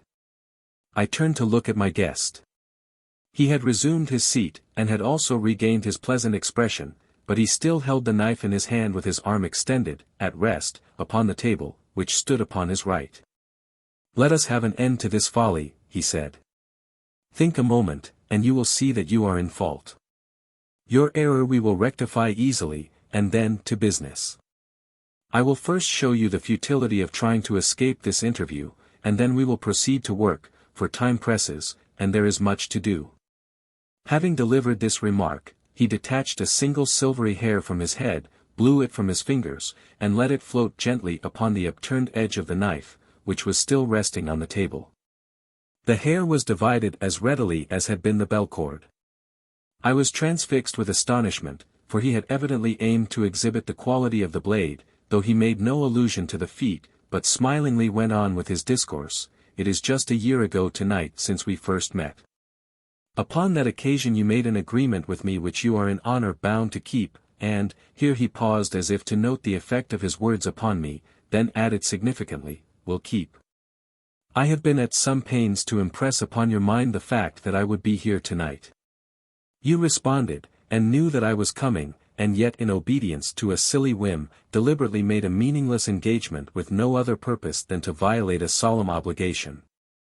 I now insist that you keep your prior engagement with me, but I do not wish that you should be rude to your friend, so you had better write him a polite note excusing yourself and dispatch it at once. The same glittering, mysterious knife." I saw that he was right, and that there was no shadow of justification for my conduct, or at least I was subdued by his presence, so I wrote the note without delay, and was casting about for some way to send it, when he said, "Fold it, seal it, and address it. You seem to forget what is proper." I did as he directed, mechanically, and, without thinking what I was doing, handed it to him. He took it naturally, glanced at the superscription, went to the door which he opened slightly, and handed the billet as if to some messenger who seemed to be in waiting outside, then closed and locked the door. Turning toward me with the apparent object of seeing if I was looking, he deftly drew his knife twice across the front of the doorknob, making a deep cross, and then deposited the knife in his pocket, and resumed his seat. 2. As soon as he was comfortably seated, he again began the conversation. "Now that we have settled the preliminaries, I will ask if you remember what I required of you a year ago." "I thought that I did." "Please repeat it." "I wish to make sure that you do, then we will start fair." Drew his knife twice across the front of the doorknob. "In the first place, you were to present me with a manuscript." "Hardly correct," he interrupted. "I was to acquaint you with a narrative which is already in manuscript, acquaint you with it, read it to you, if you preferred not to read it to me." "I beg your pardon," I answered, "that is correct." You were to read the manuscript to me, and during the reading I was to interpose such comments, remarks, or objections, as seemed proper. To embody as interludes, in the manuscript, as my own interpolations, however, and not as part of the original.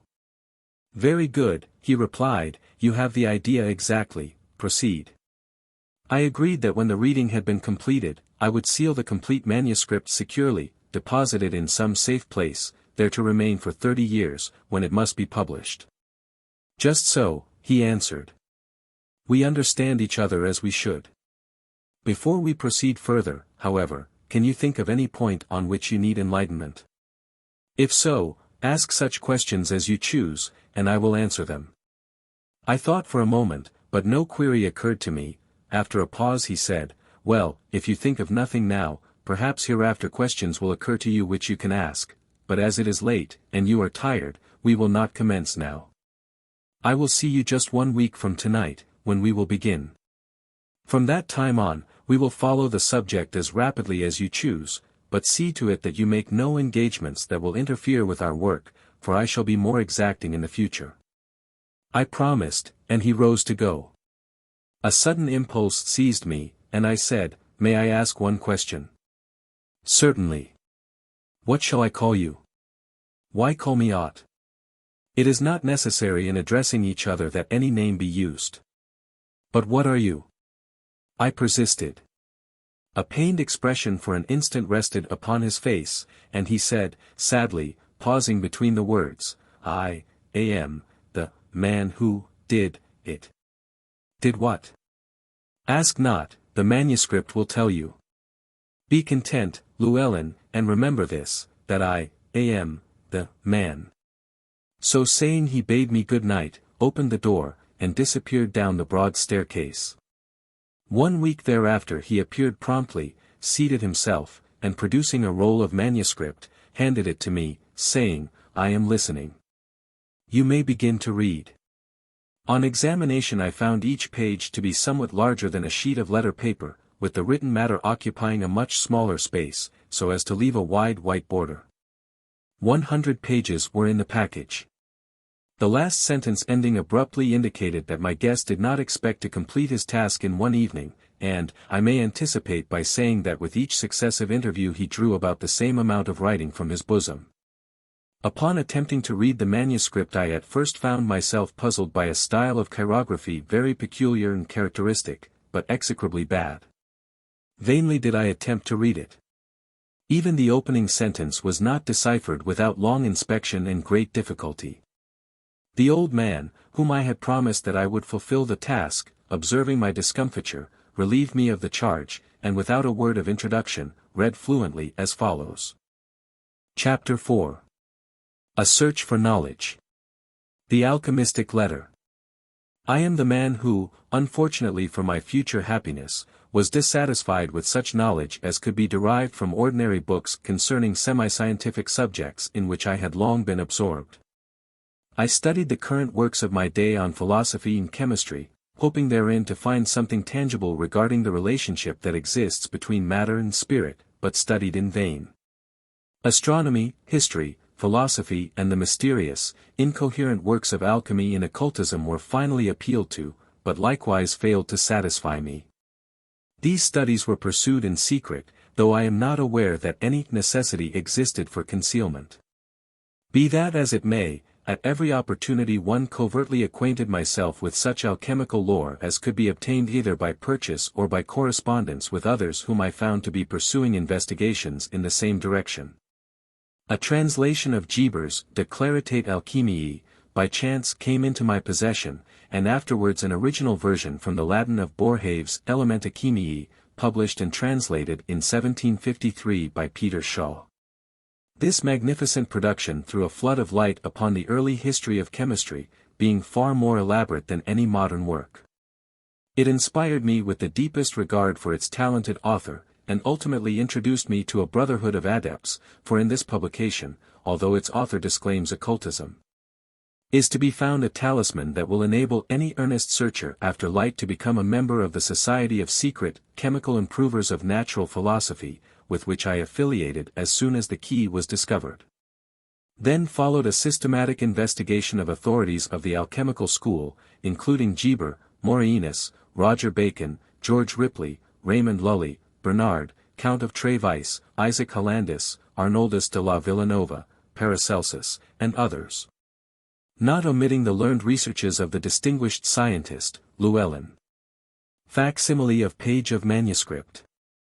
I discovered that many talented men are still firm believers in the lost art of alchemy, and that among the followers of the thrice-famed Hermes are to be found statesmen, clergymen, lawyers, and scientific men who, for various reasons, invariably conceal with great tact their connection with the fraternity of adepts. Some of these men had written scientific treatises of a very different character from those circulating among the members of our Brotherhood.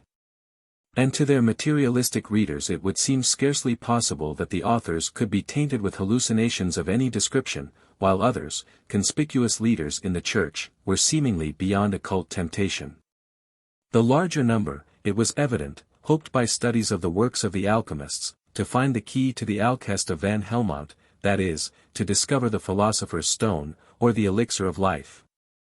And from their writings it is plain that the inner consciousness of thoughtful and scientific men rebelled against confinement to the narrow bounds of materialistic science, within which they were forced to appear as dogmatic pessimists. To them scientific orthodoxy, acting as a weight, prohibited intellectual speculation, as rank heresy. A few of my co-laborers were expert manipulators, and worked experimentally, following in their laboratories the suggestions of those gifted students who had pored over precious old manuscripts, and had attempted to solve the enigmatical formulas recorded therein, puzzles familiar to students of Hermetic lore. It was thus demonstrated, for what I have related is history, that in this 19th century there exists a fraternity, the members of which are as earnest in their belief in the truth of esoteric philosophy as were the followers of Hermes himself.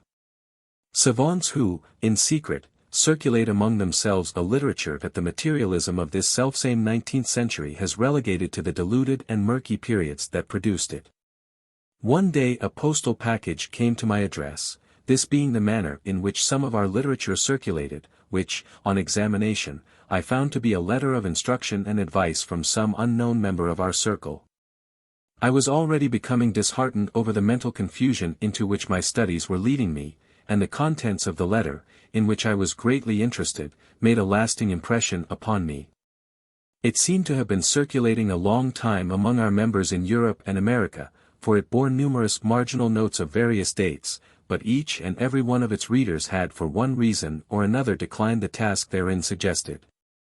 From the substance of the paper, which, written exquisitely, yet partook of the ambiguous alchemistic style, it was evident that the author was well versed in alchemy, and, in order that my position may be clearly understood at this turning point in a life of remarkable adventure, the letter is appended in full. The Alchemistic Letter.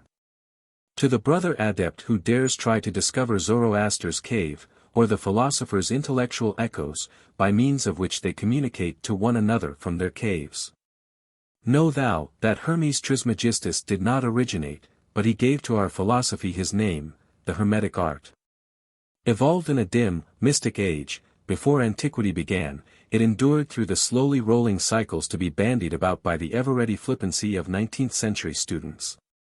It has lived, because it is endowed with that quality which never dies, truth. Modern philosophy, of which chemistry is but a fragment, draws its sustenance from the prime facts which were revealed in ancient Egypt through Hermetic thought, and fixed by the Hermetic stylus. The Hermetic allegories, so various in interpretable susceptibility, led subsequent thinkers into speculations and experimentations, which have resulted profitably to the world. It is not strange that some of the followers of Hermes, especially the more mercurial and imaginative, should have evolved nebulous theories, no longer explainable, and involving recondite spiritual considerations.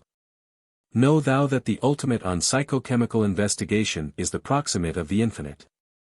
Accordingly, a class came to believe that a projection of natural mental faculties into an advanced state of consciousness called the wisdom faculty constitutes the final possibility of alchemy.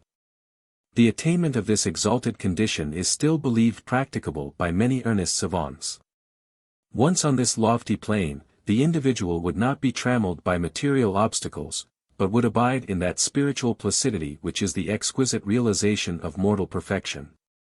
So exalted, he would be in naked parallelism with omniscience, and through his illuminated understanding, could feast his soul on those exalted pleasures which are only less than deific. Notwithstanding the exploitings of a number of these philosophers, in which, by reason of our inability to comprehend, sense seemed lost in a passage of incohesive dreamery and resonancy of terminology. Some of the purest spiritual researches the world has ever known, were made in the dawn of history. The much abused alchemical philosophers existed upon a plane, in some respects above the level of the science of today. Many of them lived for the good of the world only, in an atmosphere above the materialistic hordes that people the world, and toiling over their crucibles and alembics, died in their cells, uttering no voice. Take, for example, Irenaeus Philalethes, who, born in 1623, lived contemporaneously with Robert Boyle. A fragment from his writings will illustrate the purpose which impelled the searcher for the true light of alchemy to record his discoveries in allegories. And we have no right to question the honesty of his utterances. The searcher of all hearts knows that I write the truth. Nor is there any cause to accuse me of envy.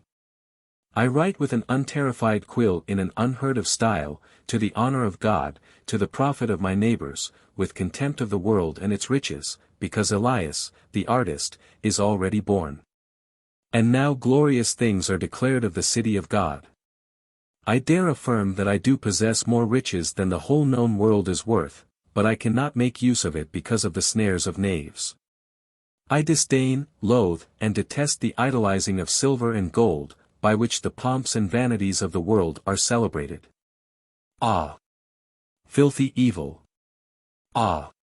Vain nothingness! Believe ye that I conceal the art out of envy? No, verily, I protest to you. I grieve from the very bottom of my soul that we, alchemists, are driven like vagabonds from the face of the Lord throughout the earth. But what need of many words? The thing that we have seen, taught, and made, which we have, possess, and know, that we do declare, being moved with compassion for the studious, and with indignation of gold, silver, and precious stones. Believe me, the time is at the door, I feel it in spirit, when we, Adeptists, shall return from the four corners of the earth, nor shall we fear any snares that are laid against our lives, but we shall give thanks to the Lord our God. I would to God that every ingenious man in the whole earth understood this science, then it would be valued only for its wisdom, and virtue only would be had in honor. Of course there was a more worldly class, and a large contingent of mercenary impostors, as science is always encumbered, parasites, whose animus was shamefully unlike the purity of true esoteric psychologists. These men devoted their lives to experimentation for selfish advancement. They constructed alchemical outfits, and carried on a ceaseless inquiry into the nature of solvents, and studied their influences on earthly bodies, their ultimate object being the discovery of the philosopher's stone. And the alchest which Boerhaave asserts was never discovered. Their records were often a verbose mélange, purposely so written, no doubt, to cover their tracks, and to make themselves conspicuous. Other Hermetic believers occupied a more elevated position, and connected the intellectual with the material, hoping to gain by their philosophy and science not only gold and silver, which were secondary considerations, but the highest literary achievement, the magnum opus. Others still sought to draw from astrology and magic the secrets that would lead them to their ambitious goal. Thus there were degrees of fineness in a fraternity, which the science of today must recognize and admit. Boerhaave, the illustrious, respected Geber, of the alchemistic school, and none need feel compromised in admiring the talented alchemists who, like Geber, wrought in the twilight of morn for the coming world's good.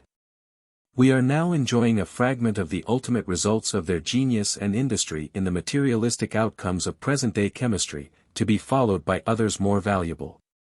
And at last, when mankind is ripe in the wisdom faculty, by spiritual contentment in the complacent furtherings beyond. Allow me briefly to refer to a few men of the alchemistic type whose records may be considered with advantage. Rhasis, a conspicuous alchemist, born in 850, first mentioned orpiment, borax, compounds of iron, copper, arsenic, and other similar substances. It is said, too, that he discovered the art of making brandy. About a century later, Alfarabe, killed in 950, a great alchemist, astonished the king of Syria with his profound learning, and excited the admiration of the wise men of the East by his varied accomplishments.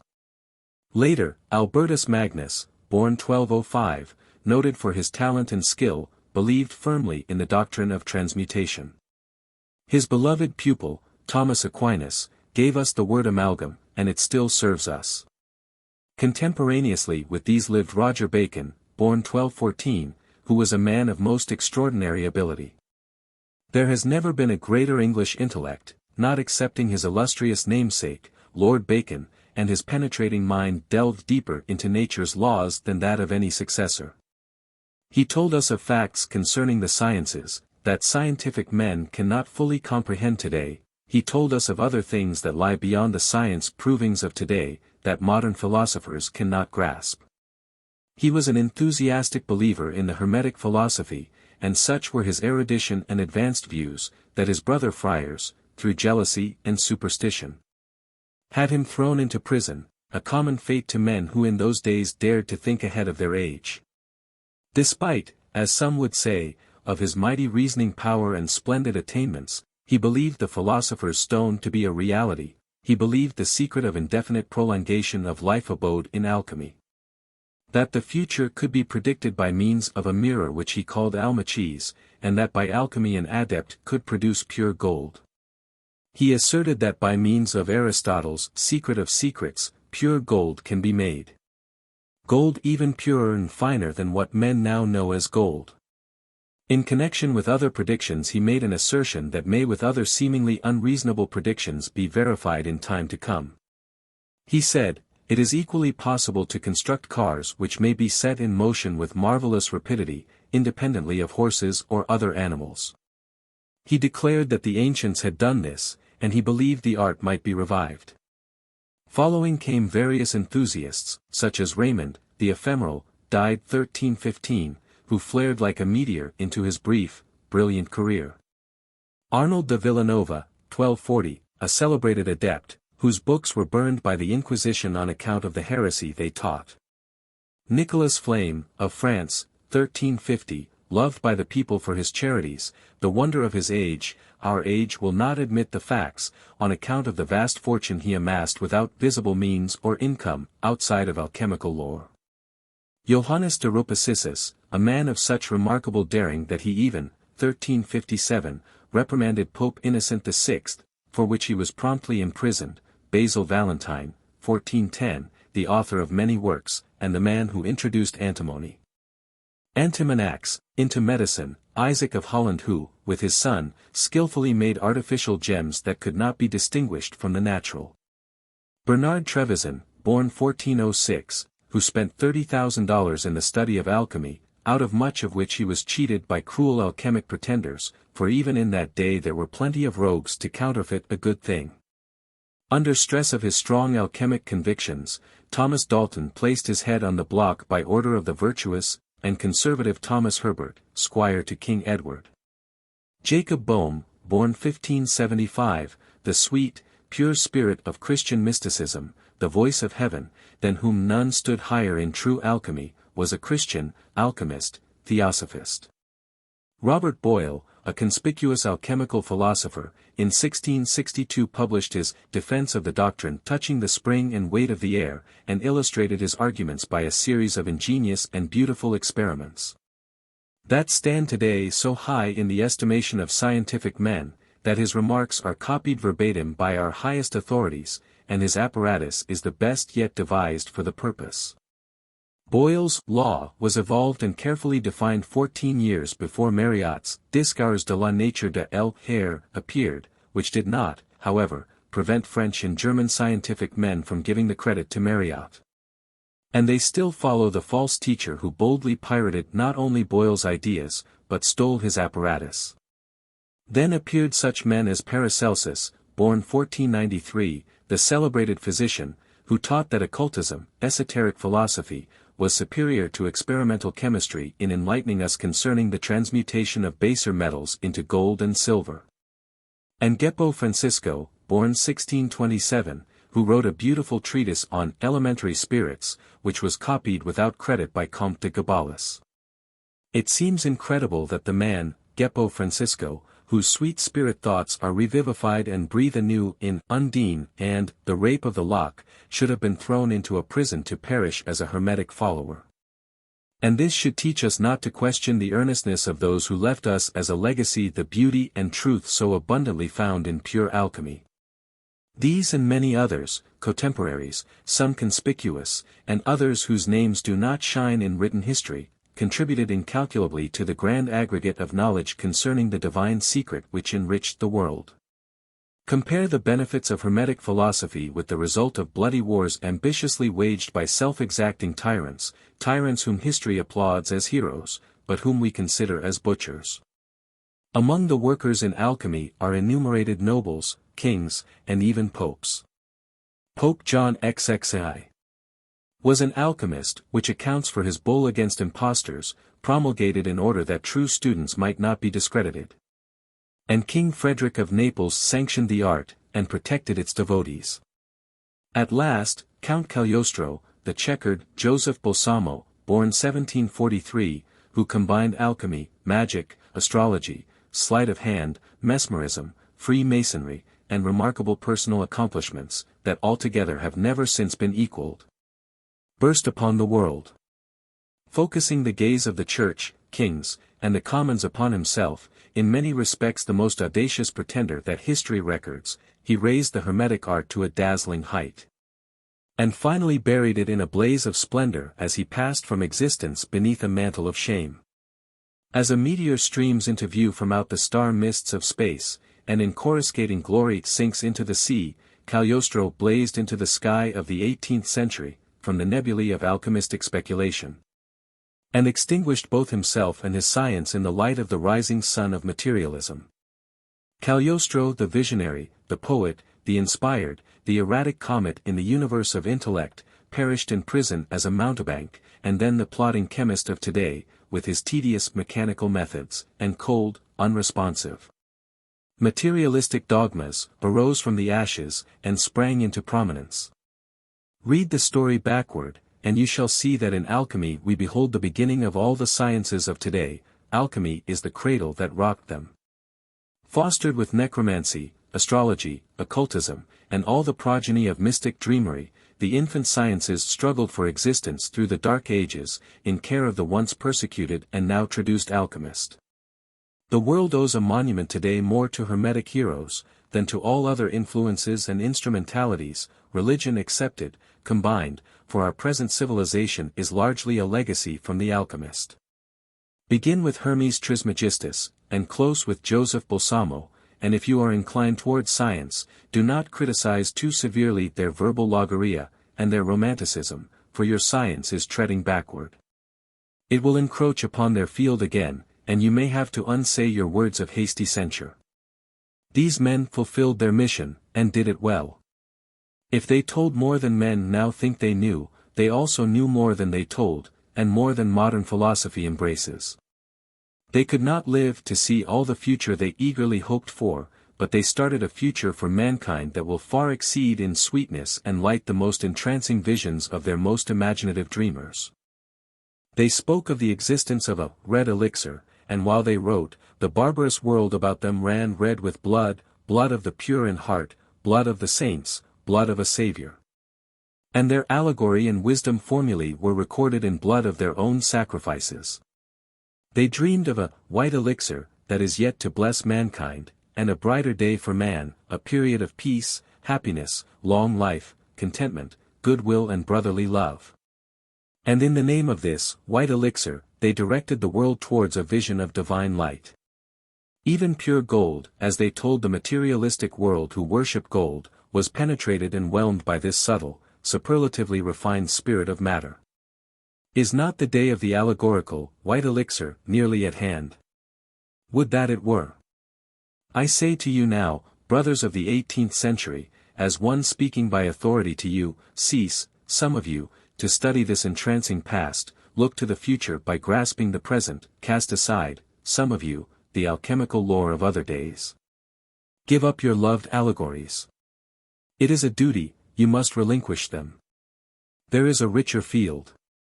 Do not delay. Unlock this mystic door that stands hinged and ready, waiting the touch of men who can interpret the talisman. Place before mankind the knowledge that lies behind its rivets. In the secret lodges that have preserved the wisdom of the days of Enoch and Elias of Egypt, who propagated the Egyptian order, a branch of your ancient brotherhood, is to be found concealed much knowledge that should now be spread before the world, and added to the treasures of our circle of adepts. This Kabbalistic wisdom is not recorded in books nor in manuscript, but has been purposely preserved from the uninitiated, in the unreadable brains of unresponsive men. Those who are selected to act as carriers thereof, are, as a rule, like dumb water hearers.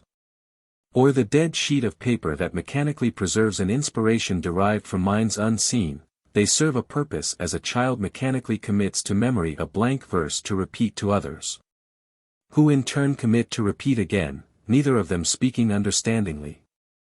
Search ye these hidden paths, for the day of mental liberation approaches, and publish to the world all that is locked within the doors of that antiquated organization. The world is nearly ripe for the wisdom faculty, and men are ready to unravel the golden threads that mystic wisdom has enwoven in her web of secret knowledge. Look for knowledge where I have indicated, and to gain it do not hesitate to swear allegiance to this sacred order, for so you must do to gain entrance to the Brotherhood, and then you must act what men will call the traitor. You will, however, be doing a sacred duty, for the world will profit, humanity will be the gainer, peace on earth, goodwill to man, will be closer to mankind, and at last, when the sign appears, the white elixir will no longer be allegorical. It will become a reality. In the name of the great mystic vase man, go thou into these lodges, learn of their secrets, and spread their treasures before those who can interpret them. Here this letter ended. It was evident that the writer referred to a secret society into which I could probably enter, and taking the advice, I did not hesitate, but applied at once for membership. I determined, regardless of consequence, to follow the suggestion of the unknown writer, and by so doing, for I accepted their pledges, I invited my destiny. My guest of the massive forehead paused for a moment, stroked his long, white beard, and then, after casting an inquiring glance on me, asked, "Shall I read on?" "Yes," I replied, and the man who did it proceeded as follows. Chapter 5. The writing of my confession. Having become a member of the secret society as directed by the writer of the letter I have just read, and having obtained the secrets hinted at in the mystic directions, my next desire was to find a secluded spot where, without interruption, I could prepare for publication what I had gathered surreptitiously in the lodges of the fraternity I designed to betray. This I entitled, My Confession. Alas! Why did my evil genius prompt me to write it? Why did not some kind angel withhold my hand from the rash and wicked deed? All I can urge in defense or palliation is that I was infatuated by the fatal words of the letter, "You must act what men will call the traitor, but humanity will be the gainer." In a section of the state in which I resided, a certain creek forms the boundary line between two townships, and also between two counties. Crossing this creek, a much-traveled road stretches east and west, uniting the extremes of the great state. Two villages on this road, about 4 miles apart, situated on opposite sides of the creek, also present themselves to my memory, and midway between them, on the north side of the road was a substantial farmhouse. In going west from the easternmost of these villages, the traveler begins to descend from the very center of the town. In no place is the grade steep, as the road lies between the spurs of the hill abutting upon the valley that feeds the creek I have mentioned.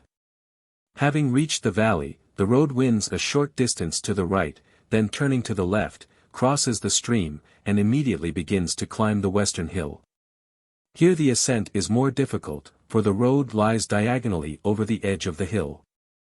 A mile of travel, as I recall the scene, sometimes up a steep, and again among rich, level farmlands, and then on the very height, close to the road, within a few feet of it, appears the square structure which was, at the time I mention, known as the Stone Tavern. On the opposite side of the road were located extensive stables, and a grain barn. In the northeast chamber of that stone building, during a summer in the 20s, I wrote for publication the description of the mystic work that my oath should have made forever a secret, a sacred trust.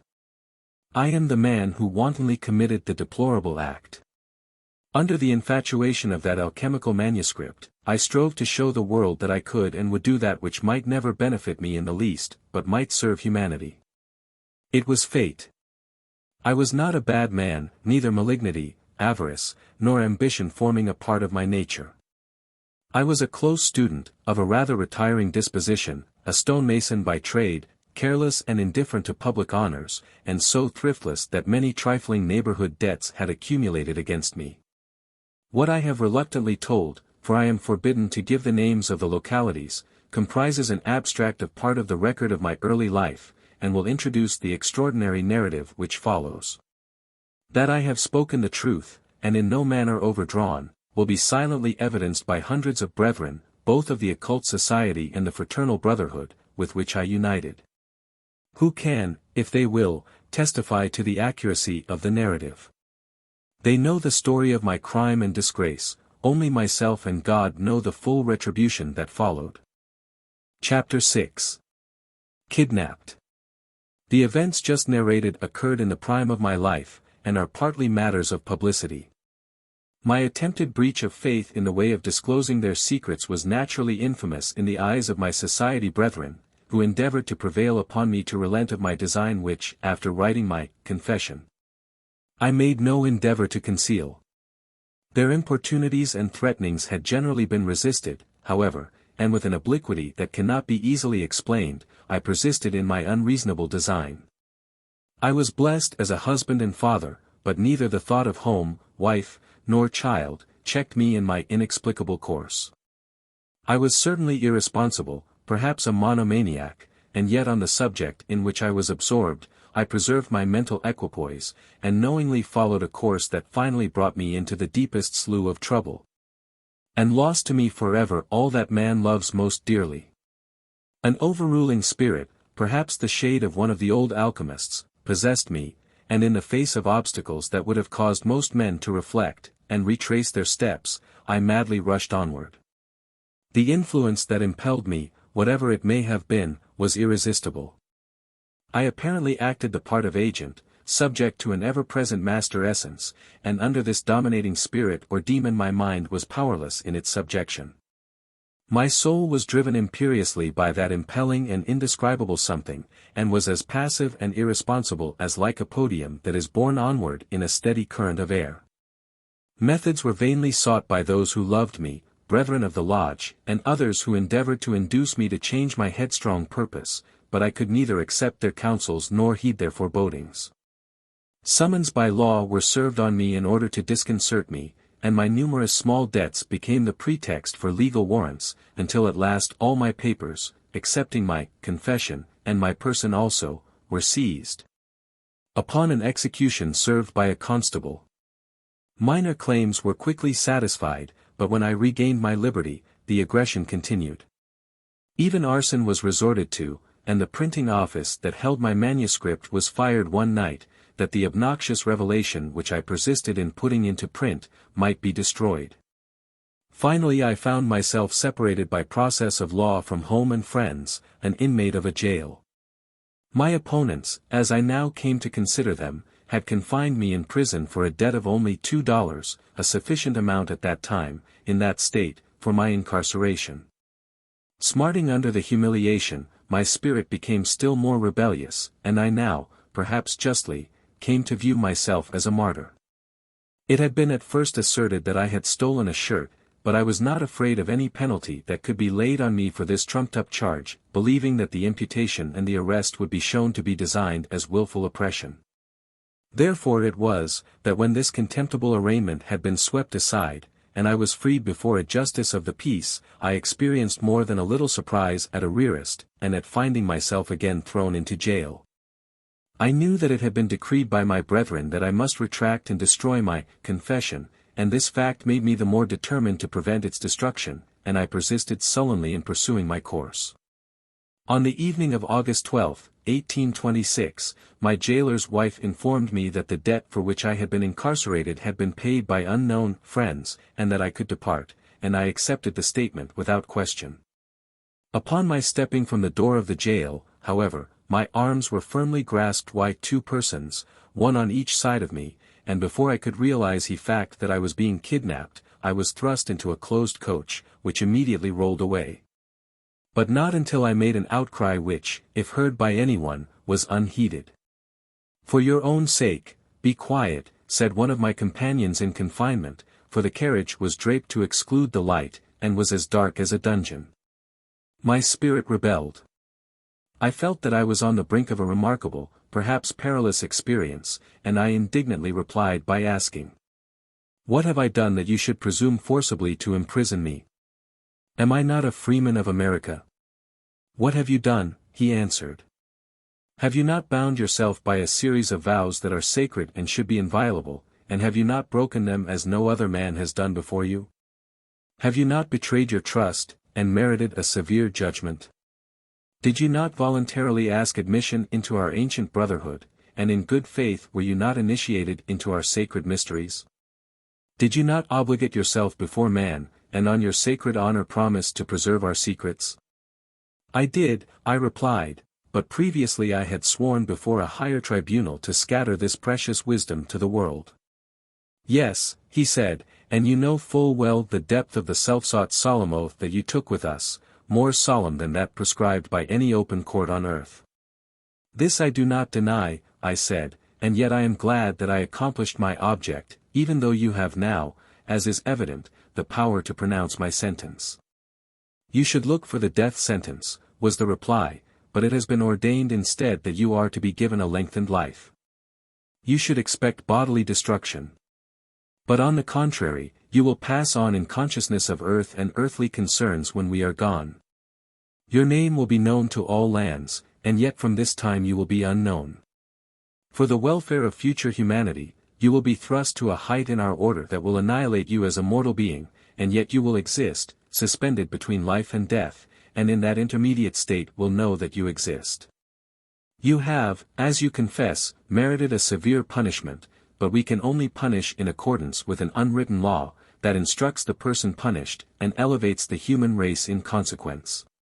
You stand alone among mortals in that you have openly attempted to give broadly to those who have not earned it, our most sacred property, a property that did not belong to you, property that you have only been permitted to handle. That has been handed from man to man from before the time of Solomon, and which belongs to no one man, and will continue to pass in this way from one to another, as a hallowed trust, until there are no men, as men now exist, to receive it. You will soon go into the shadows of darkness, and will learn many of the mysteries of life, the undeveloped mysteries that are withheld from your fellows, but which you, who have been so presumptuous and anxious for knowledge, are destined to possess and solve. You will find secrets that man, as man is now constituted, cannot yet discover, and yet which the future man must gain and be instructed in. As you have sowed, so shall you reap. You wish to become a distributor of knowledge. You shall now by bodily trial and mental suffering obtain unsought knowledge to distribute, and in time to come you will be commanded to make your discoveries known. As your pathway is surely laid out, so must you walk. It is ordained. To rebel is useless. Who has pronounced this sentence? I asked. A judge, neither of heaven nor of earth. You speak in enigmas. No, I speak openly, and the truth. Our brotherhood is linked with the past, and clasps hands with the antediluvians. The flood scattered the races of earth, but did not disturb our secrets.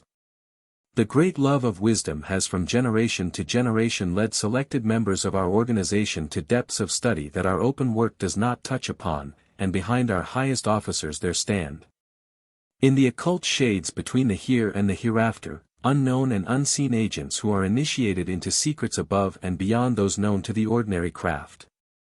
Those who are introduced into these inner recesses acquire superhuman conceptions, and do not give an open sign of fellowship. They need no talisman. They walk our streets possessed of powers unknown to men, they concern themselves as mortals in the affairs of men, and even their brethren of the initiated, open order are unaware of their exalted condition. The means by which they have been instructed, their several individualities as well, have been concealed, because publicity would destroy their value, and injure humanity's cause. Silence followed these vague disclosures, and the carriage rolled on. I was mystified and alarmed, and yet I knew that, whatever plight be the end of this nocturnal ride, I had invited it, yes, merited it, and I steeled myself to hear the sentence of my judges, in whose hands I was powerless. The persons on the seat opposite me continued their conversation in low tones, audible only to themselves. An individual by my side neither moved nor spoke. There were 4 of us in the carriage, as I learned intuitively, although we were surrounded by utter darkness. At length I addressed the companion beside me, for the silence was unbearable. Friend or enemy though he might be, anything rather than this long silence. How long shall we continue in this carriage? He made no reply. After a time I again spoke. Can you not tell me, comrade, how long our journey will last? When shall we reach our destination? Silence only. Putting out my hand, I ventured to touch my mate, and found that he was tightly strapped, bound upright to the seat and the back of the carriage. Leather thongs held him firmly in position. And as I pondered over the mystery, I thought to myself, if I make a disturbance, they will not hesitate to manacle me as securely. My custodians seemed, however, not to exercise a guard over me, and yet I felt that they were certain of my inability to escape. If the man on the seat was a prisoner, why was he so reticent? Why did he not answer my questions? I came to the conclusion that he must be gagged as well as bound. Then I determined to find out if this were so. I began to realize more forcibly that a terrible sentence must have been meted me, and I half hoped that I could get from my partner in captivity some information regarding our destination. Sliding my hand cautiously along his chest, and under his chin, I intended to remove the gag from his mouth, when I felt my flesh creep, for it came in contact with the cold, rigid flesh of a corpse. The man was dead, and stiff. The shock unnerved me. I had begun to experience the results of a severe mental strain, partly induced by the recent imprisonment and extended previous persecution, and partly by the mysterious significance of the language in which I had recently been addressed. The sentence, "You will now go into the valley of the shadow of death, and learn the mysteries of life," kept ringing through my head, and even then I sat beside a corpse. After this discovery I remained for a time in a semi-stupor, in a state of profound dejection, how long I cannot say. Then I experienced an inexplicable change, such as I imagine comes over a condemned man without hope of reprieve, and I became unconcerned as a man might who had accepted his destiny, and stoically determined to await it. Perhaps moments passed, it may have been hours, and then indifference gave place to reviving curiosity. I realized that I could die only once, and I coolly and complacently revolved the matter, speculating over my possible fate. As I look back on the night in which I rode beside that dead man, facing the mysterious agents of an all-powerful judge, I marvel over a mental condition that permitted me finally to rest in peace, and slumber in unconcern. So I did, however, and after a period, the length of which I am not able to estimate, I awoke, and soon thereafter the carriage stopped, and our horses were changed, after which our journey was resumed, to continue hour after hour. And at last I slept again, leaning back in the corner. Suddenly I was violently shaken from slumber, and commanded to alight. It was in the grey of morning, and before I could realize what was happening, I was transferred by my captors to another carriage, and the dead man also was rudely hustled along and thrust beside me. My companion speaking to him as though he were alive. Indeed, as I look back on these maneuvers, I perceive that, to all appearances, I was one of the abducting party, and our actions were really such as to induce an observer to believe that this dead man was an obstinate prisoner, and myself one of his official guards. The drivers of the carriages seemed to give us no attention, but they sat upright and unconcerned, and certainly neither of them interested himself in our transfer. The second carriage, like that other previously described, was securely closed, and our journey was continued. The darkness was as of a dungeon. It may have been days, I could not tell anything about the passage of time. On and we rode. Occasionally food and drink were handed in, but my captors held to their course, and at last I was taken from the vehicle, and transferred to a blockhouse. I had been carried rapidly and in secret 100 or more miles, perhaps into another state, and probably all traces of my journey were effectually lost to outsiders. I was in the hands of men who implicitly obeyed the orders of their superiors, masters whom they had never seen, and probably did not know. I needed no reminder of the fact that I had violated every sacred pledge voluntarily made to the craft, and now that they held me powerless, I well knew that, whatever the punishment assigned, I had invited it, and could not prevent its fulfillment. That it would be severe, I realized; that it would not be in accordance with ordinary human law, I accepted. I was taken from the vehicle, and transferred to a blockhouse. Had I not in secret, in my little room in that obscure stone tavern, engrossed on paper the mystic sentences that never before had been penned, and were unknown excepting to persons initiated into our sacred mysteries? Had I not previously, in the most solemn manner, before these words had been imparted to my keeping, sworn to keep them inviolate in secret?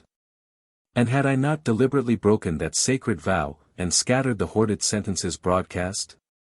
My part as a brother in this fraternal organization was that of the holder only of property that belonged to no man, that had been handed from one to another through the ages, sacredly cherished, and faithfully protected by men of many tongues. Always considered a trust, a charge of honor, and never before betrayed. My crime was deep and dark. I shuddered.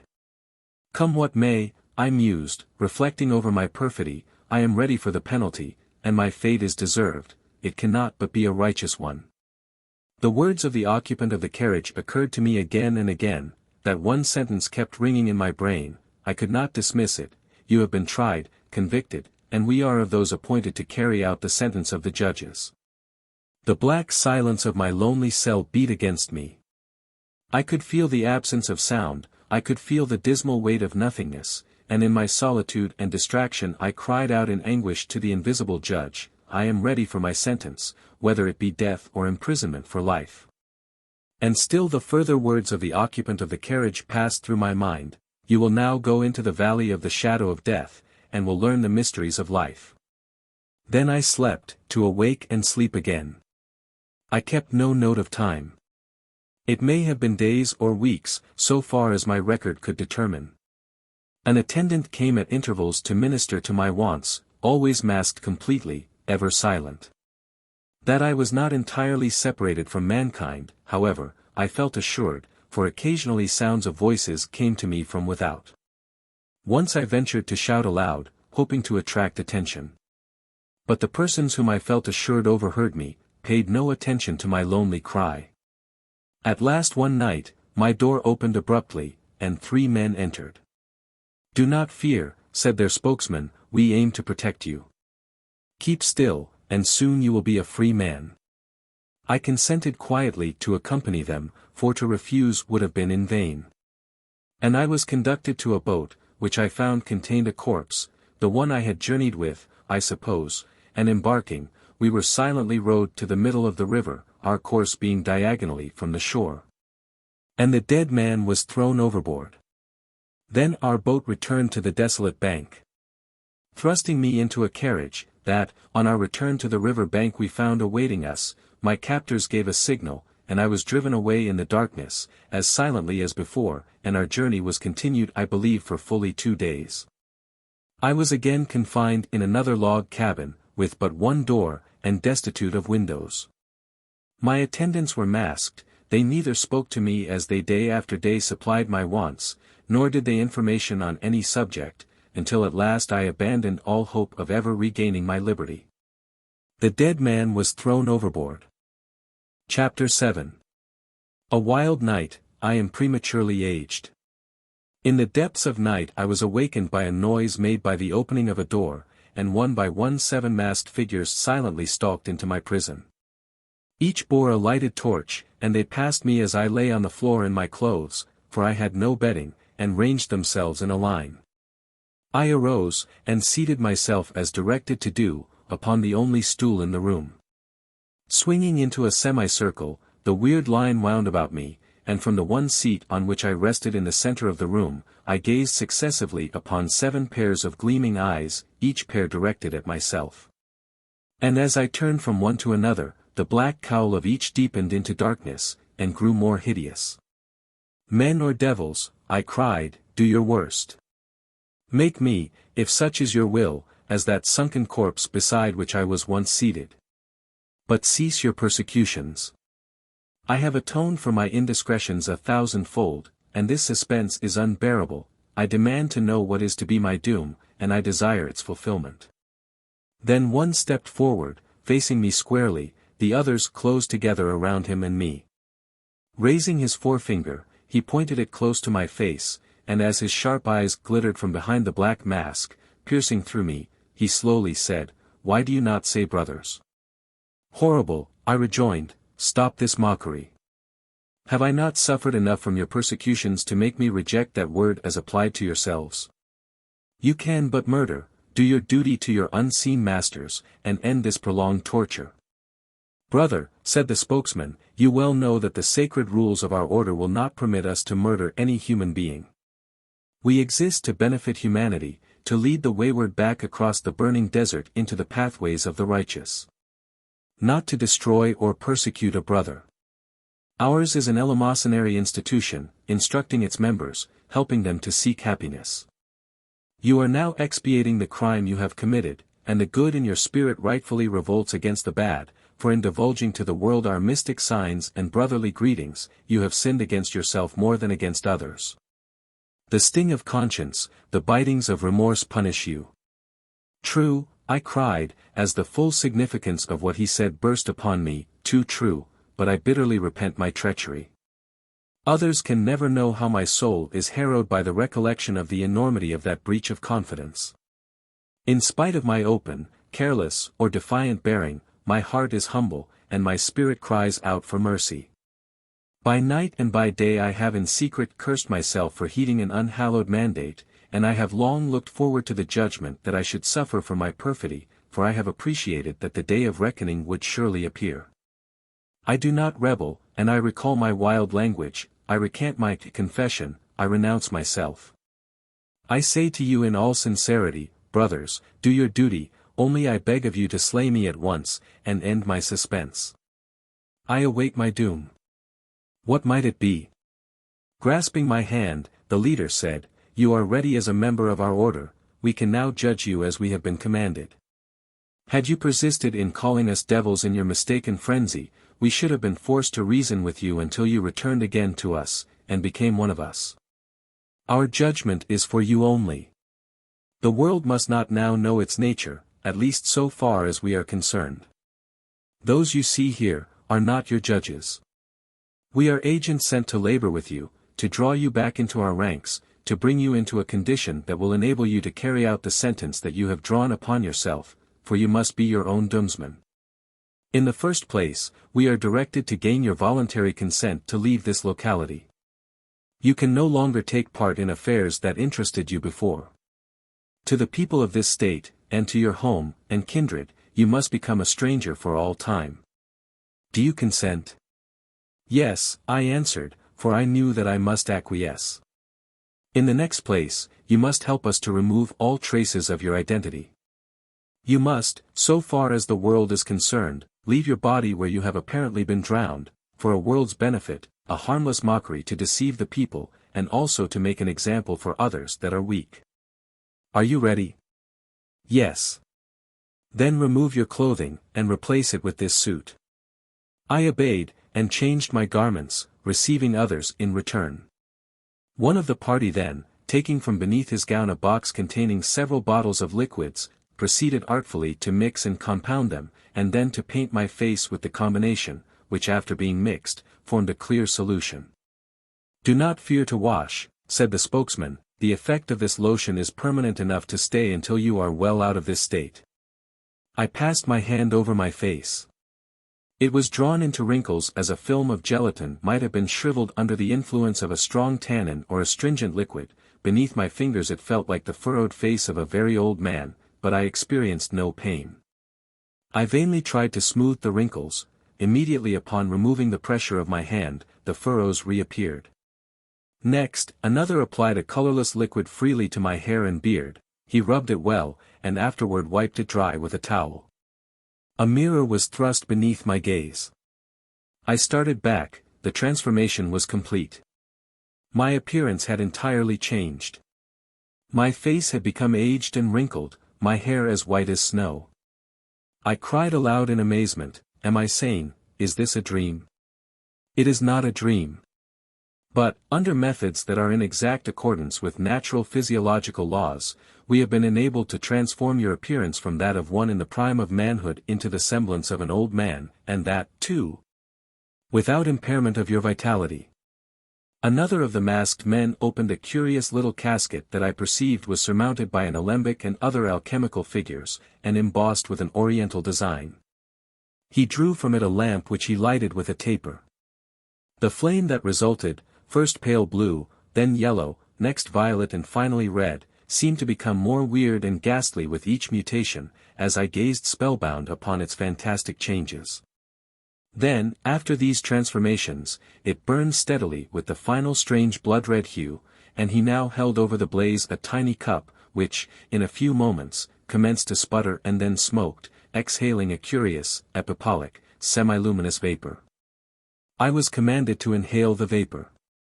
A mirror was thrust beneath my gaze. I hesitated. The thought rushed upon me, now I am another person, so cleverly disguised that even my own friends would perhaps not know me. This vapor is designed to suffocate me, and my body, if found, will not now be known, and could not be identified when discovered. "Do not fear," said the spokesman, as if divining my thought, "there is no danger," and at once I realized, by quick reasoning, that if my death were demanded, my body might long since have been easily destroyed. And all this ceremony would have been unnecessary. I hesitated no longer, but drew into my lungs the vapor that arose from the mysterious cup, freely expanding my chest several times, and then asked, "Is not that enough?" Despair now overcame me. My voice, no longer the full, strong tone of a man in middle life and perfect strength, squeaked and quavered, as if impaired by palsy. I had seen my image in a mirror, an old man with wrinkled face and white hair. I now heard myself speak with the voice of an octogenarian. "What have you done?" I cried. "We have obeyed your orders. You told us you were ready to leave your own self here, and the work is complete. The man who entered has disappeared. If you should now stand in the streets of your village home, and cry to your former friends, 'It is I, for whom you seek,' they would smile, and call you a madman. Know," continued the voice, "that there is in Eastern metaphysical lore, more true philosophy than is embodied in the sciences of today, and that by means of the ramifications of our order it becomes possible, when necessary, for him who stands beyond the inner and upper worshipful master, to draw these treasures from the occult wisdom possessions of Oriental sages who forget nothing and lose nothing. Have we not been permitted to do his bidding well?"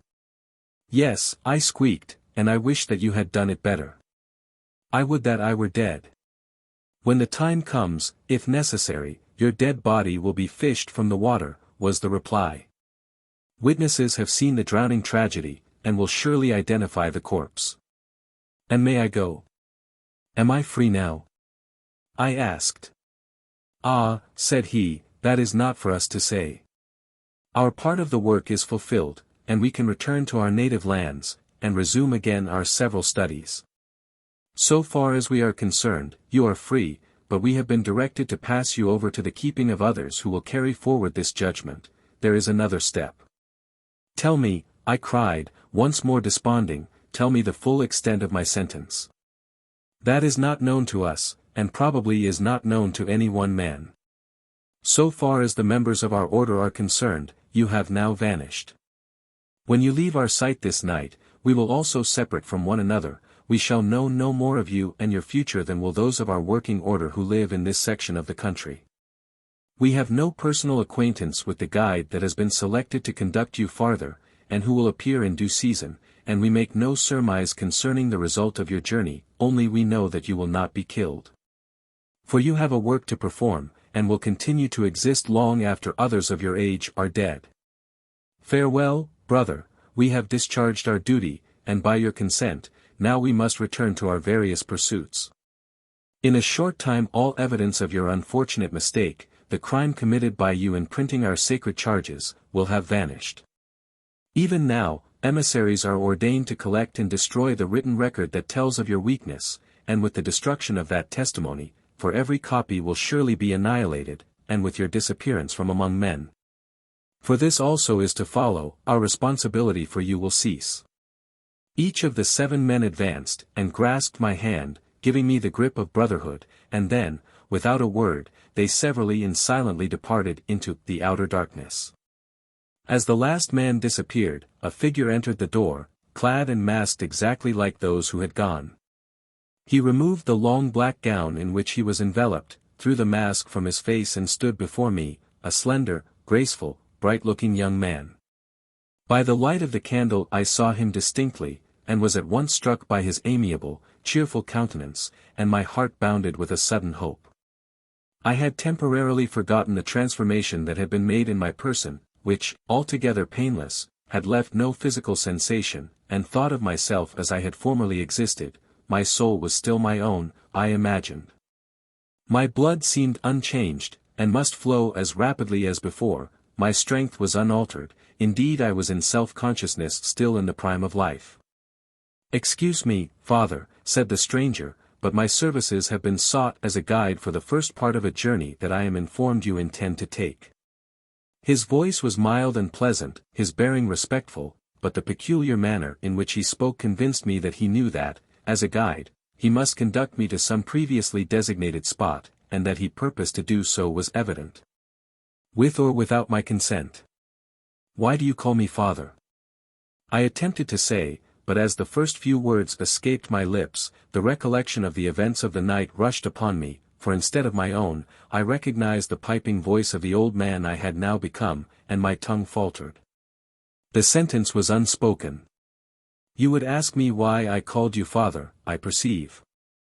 Well, because I am directed to be a son to you, to care for your wants, to make your journey as easy and pleasant as possible, to guide you quietly and carefully to the point that will next prove of interest to you." I stood before him a free man, in the prime of life, full of energy, and this stripling alone interposed between myself and liberty.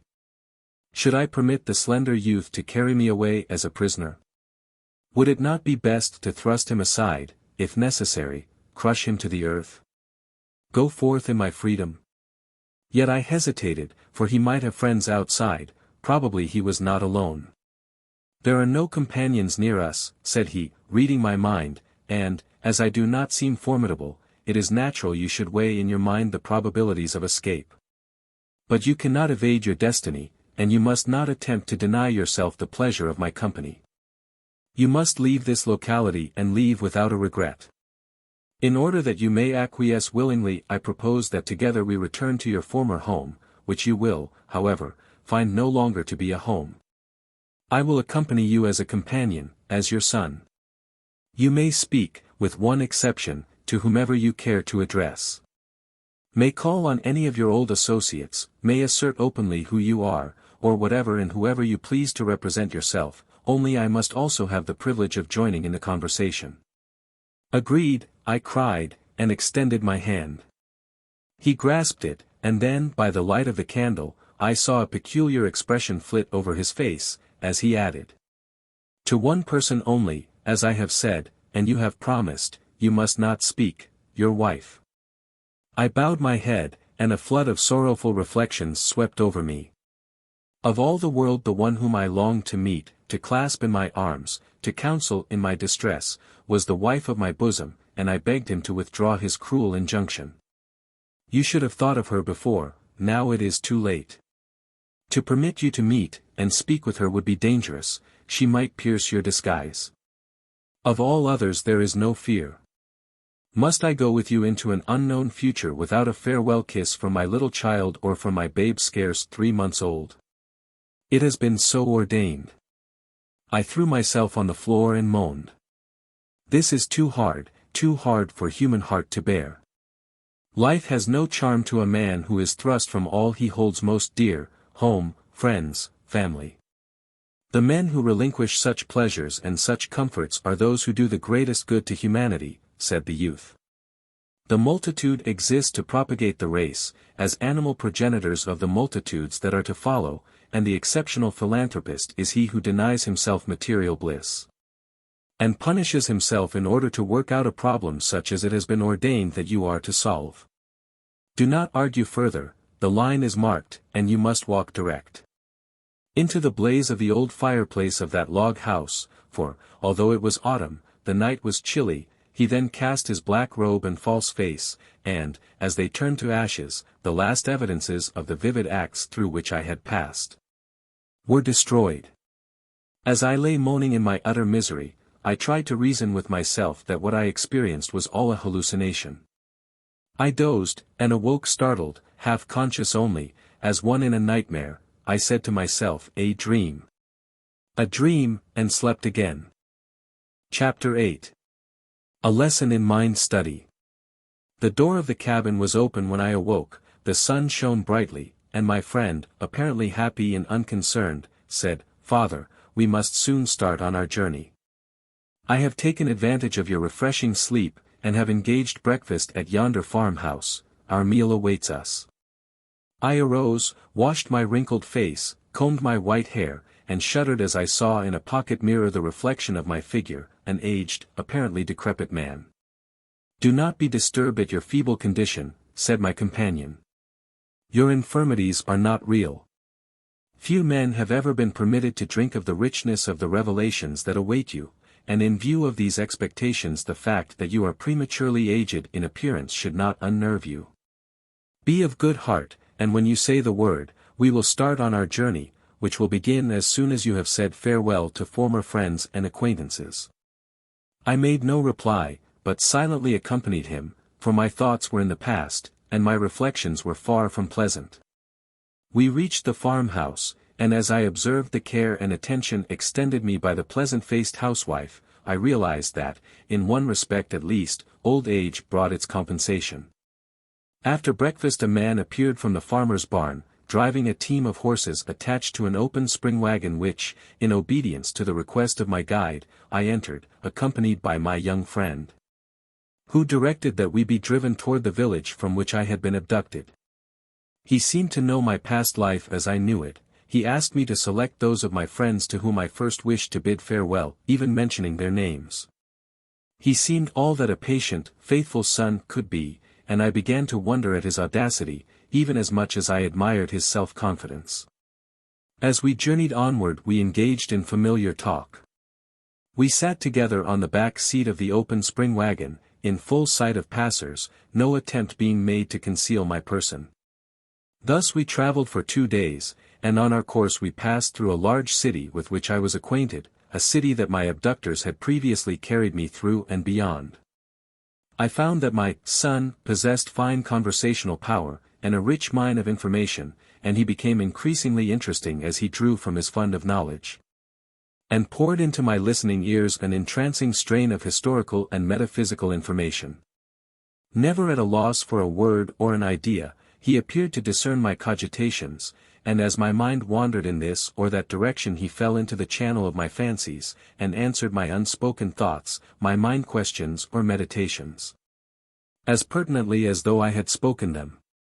His accomplishments, for the methods of his perception were unaccompanied by any endeavor to draw me into word expression, made me aware at least, that, in him, I had to deal with a man unquestionably possessed of more than ordinary intellect and education, and as this conviction entered my mind he changed his subject and promptly answered the silent inquiry, speaking as follows.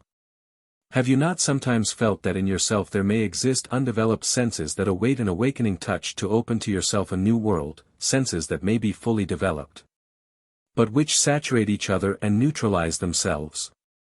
Quiescent, closed circles which you cannot reach, satisfied circuits slumbering within your body and that defy your efforts to utilize them? In your dreams have you not seen sights that words are inadequate to describe, that your faculties cannot retain in waking moments, and which dissolve into intangible nothingness, leaving only a vague, shadowy outline as the mind quickens. Or rather when the senses that possess you in sleep relinquish the body to the returning vital functions and spirit. This unconscious conception of other planes, a beyond or betwixt, that is neither mental nor material, neither here nor located elsewhere, belongs to humanity in general. And is made evident from the unsatiable desire of men to pry into phenomena latent or recondite that offer no apparent return to humanity. This desire has given men the knowledge they now possess of the sciences, sciences yet in their infancy. Study in this direction is, at present, altogether of the material plane, but in time to come, men will gain control of outlying senses which will enable them to step from the scene into the consideration of matter or force that is now subtle and evasive, which must be accomplished by means of the latent faculties that I have indicated. There will be an unconscious development of new mind forces in the student of nature as the rudiments of these so-called sciences are elaborated. Step by step, as the ages pass, the faculties of men will, under progressive series of evolutions, imperceptibly pass into higher phases until that which is even now possible with some individuals of the purified esoteric school, but which would seem miraculous if practiced openly at this day, will prove feasible to humanity generally and be found in exact accord with natural laws. The conversational method of men, whereby communion between human beings is carried on by disturbing the air by means of vocal organs so as to produce mechanical pulsations of that medium, is crude in the extreme. Mind craves to meet mind, but cannot yet thrust matter aside, and in order to communicate one with another, the impression one mind wishes to convey to another must be first made on the brain matter that accompanies it, which in turn influences the organs of speech, inducing a disturbance of the air by the motions of the vocal organs, which, by undulations that reach to another being, act on his ear, and secondarily on the earthly matter of his brain. And finally by this roundabout course, impress the second being's mind. In this transmission of motions there is great waste of energy and loss of time, but such methods are a necessity of the present slow, much obstructed method of communication. There is, in cultivated man, an innate craving for something more facile, and often a partly developed conception, spectral and vague, appears, and the being feels that there may be for mortals a richer, brighter life, a higher earthly existence that science does not now indicate. Such intimation of a deeper play of faculties is now most vivid with men during the perfect loss of mental self as experienced in dreams, which as yet man in the quick cannot grasp, and which fade as he awakens.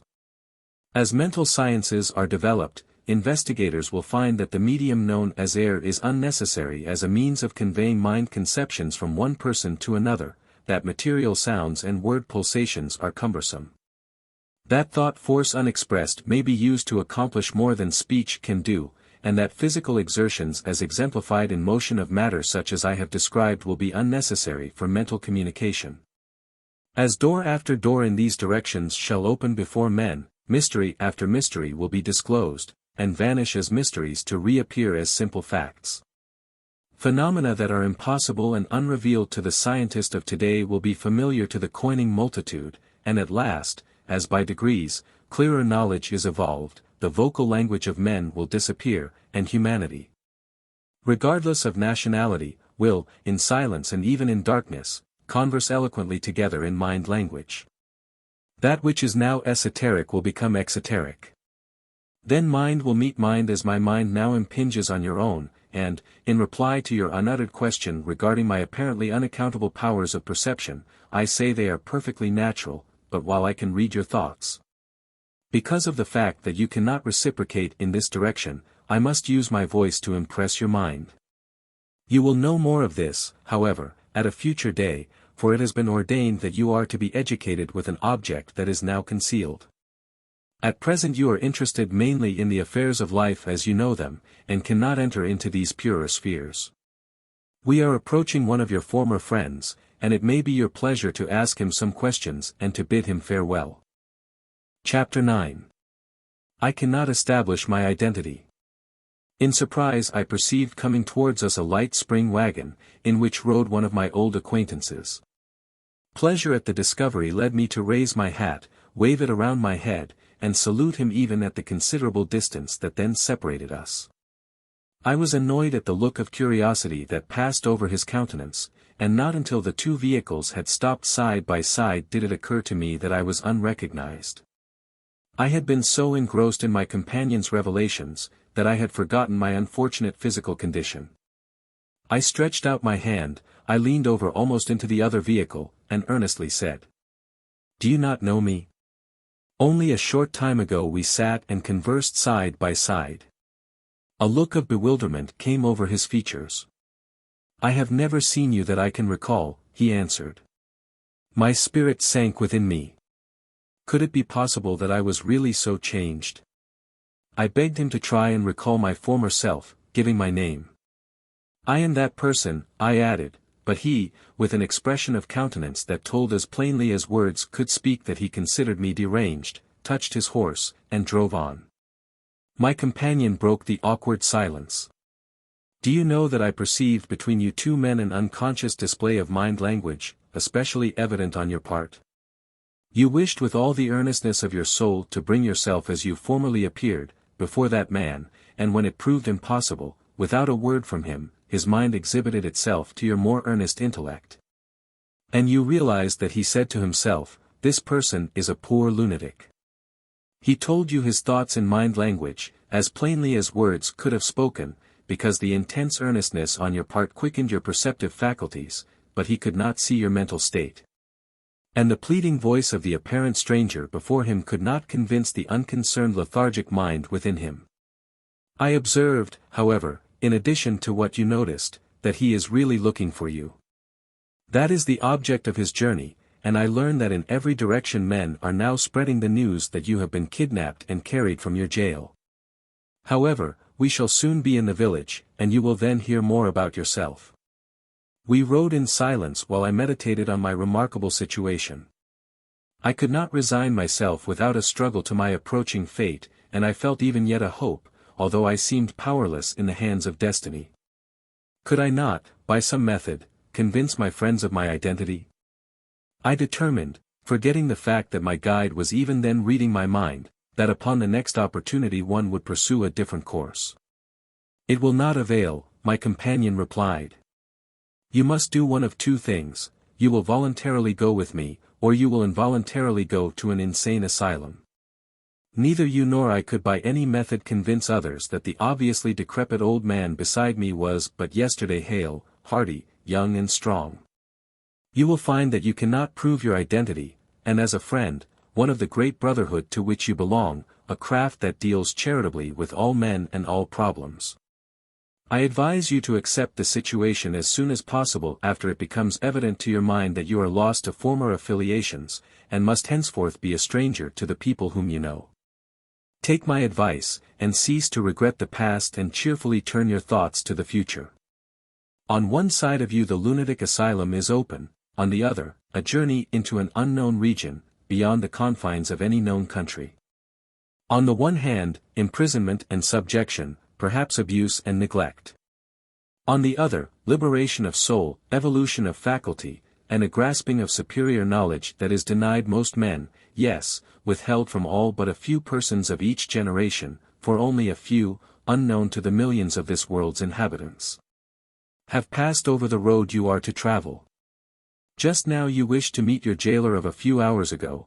It is a wise conclusion, and if he does not recognize you, I ask in sincerity, who will be likely to do so? We will drive straight to his home, but, here he comes. Indeed, we were now in the village, where my miserable journey began, and perhaps by chance, it seems that it could not have been otherwise, my former jailer actually approached us. "If you please," said my companion, "I will assist you to alight from the wagon, and you may privately converse with him." Our wagon stopped, my guide opened a conversation with the jailer, saying that his friend wished to speak with him, and then assisted me to alight and retired a distance. I was vexed at my infirmities, which embarrassed me most exasperatingly, but which I knew were artificial. My body appeared unwilling although my spirit was anxious. But do what I could to control my actions, I involuntarily behaved like a decrepit old man. However, my mind was made up, this attempt to prove my personality should be the last. Failure now would prove the turning point, and I would go willingly with my companion upon the unknown journey if I could not convince the jailer of my identity. Straightening myself before the expectant jailer, who, with a look of inquisitiveness, regarded me as a stranger, I asked if he knew my former self, giving my name. "That I do," he replied, "and if I could find him at this moment I would be relieved of a load of worry." "Would you surely know him if you met him?" I asked. "Assuredly," he replied. "And if you bring tidings of his whereabouts, as your bearing indicates, speak, that I may rid myself of suspicion and suspense." Calling the jailer by name, I asked him if my countenance did not remind him of the man he wished to find. "Not at all." "Listen, does not my voice resemble that of your escaped prisoner?" "Not in the least." With a violent effort I drew my form as straight as possible, and stood upright before him, with every facial muscle strained to its utmost, in a vain endeavor to bring my wrinkled countenance to its former smoothness. And with the energy that a drowning man might exert to grasp a passing object, I tried to control my voice, and preserve my identity by so doing, vehemently imploring him, begging him to listen to my story. "I am the man you seek. I am the man you seek, I am the prisoner who, a few days ago, stood in the prime of life before you. I have been spirited away from you by men who are leagued with occult forces, which extend forward among hidden mysteries, into forces which illuminate the present, and reach backward into the past unseen. These persons, by artful and damnable manipulations under the guidance of a power that has been evolved in the secrecy of past ages, and transmitted only to a favored few, have changed the strong man you knew into the one apparently feeble, who now confronts you. Only a short period has passed since I was your unwilling captive, charged with debt, a trifling sum, and then, as your sullen prisoner, I longed for freedom. Now I plead before you, with all my soul, I beg of you to take me back to my cell. Seal your doors, and hold me again, for your dungeon will now be to me a paradise." I felt that I was becoming frantic, for with each word I realized that the jailer became more and more impatient and annoyed.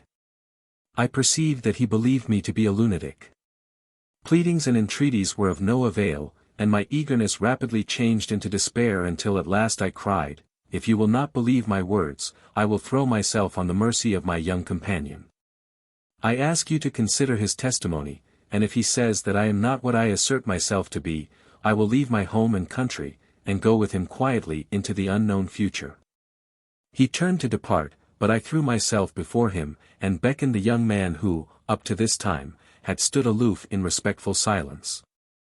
He came forward, and addressing the jailer, called him by name, and corroborated my story. Yes, strange as it sounded to me, he reiterated the substance of my narrative as I had repeated it. "Now, you will believe it," I cried in ecstasy, "now you need no longer question the facts that I have related." Instead, however, of accepting the story of the witness, the jailer upbraided him. "This is a preconcerted arrangement to get me into ridicule or further trouble. You two have made up an incredible story that on its face is fit only to be told to men as crazy or designing as yourselves. This young man did not even overhear your conversation with me, and yet he repeats his lesson without a question from me as to what I wish to learn of him. He can see our minds," I cried in despair.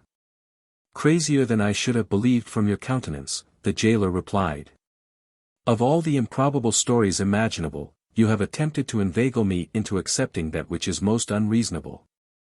If you are leagued together intent on some swindling scheme, I give you warning now that I am in no mood for trifling.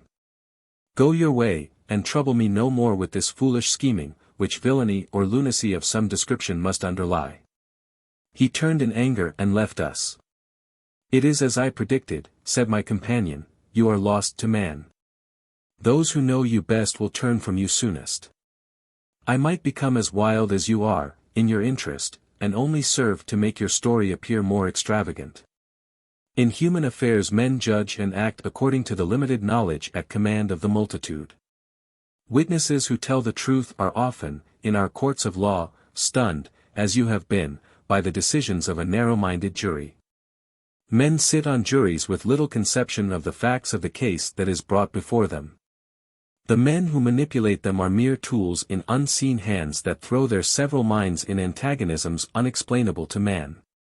The judge is unconsciously often a tool of his own errors or those of others. One learned judge unties what another has fastened, each basing his views on the same testimony, each rendering his decision in accordance with law derived from the same authority.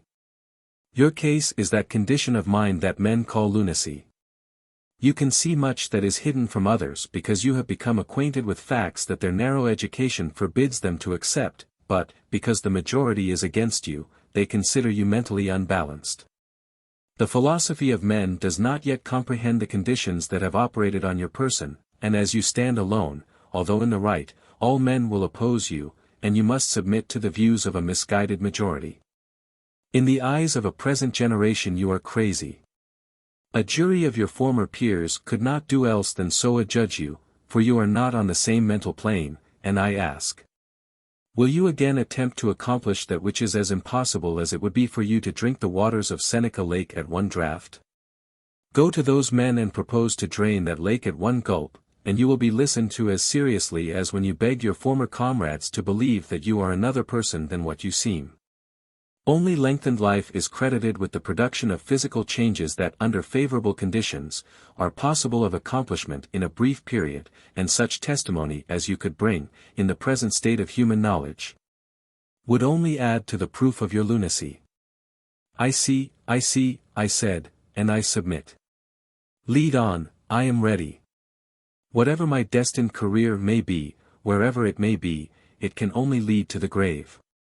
Do not be so sure of that, was the reply. I shuddered instinctively, for this answer seemed to imply that the stillness of the grave would be preferable to my destiny. We got into the wagon again, and a deep silence followed as we rode along, gazing abstractedly on the quiet fields and lonely farmhouses.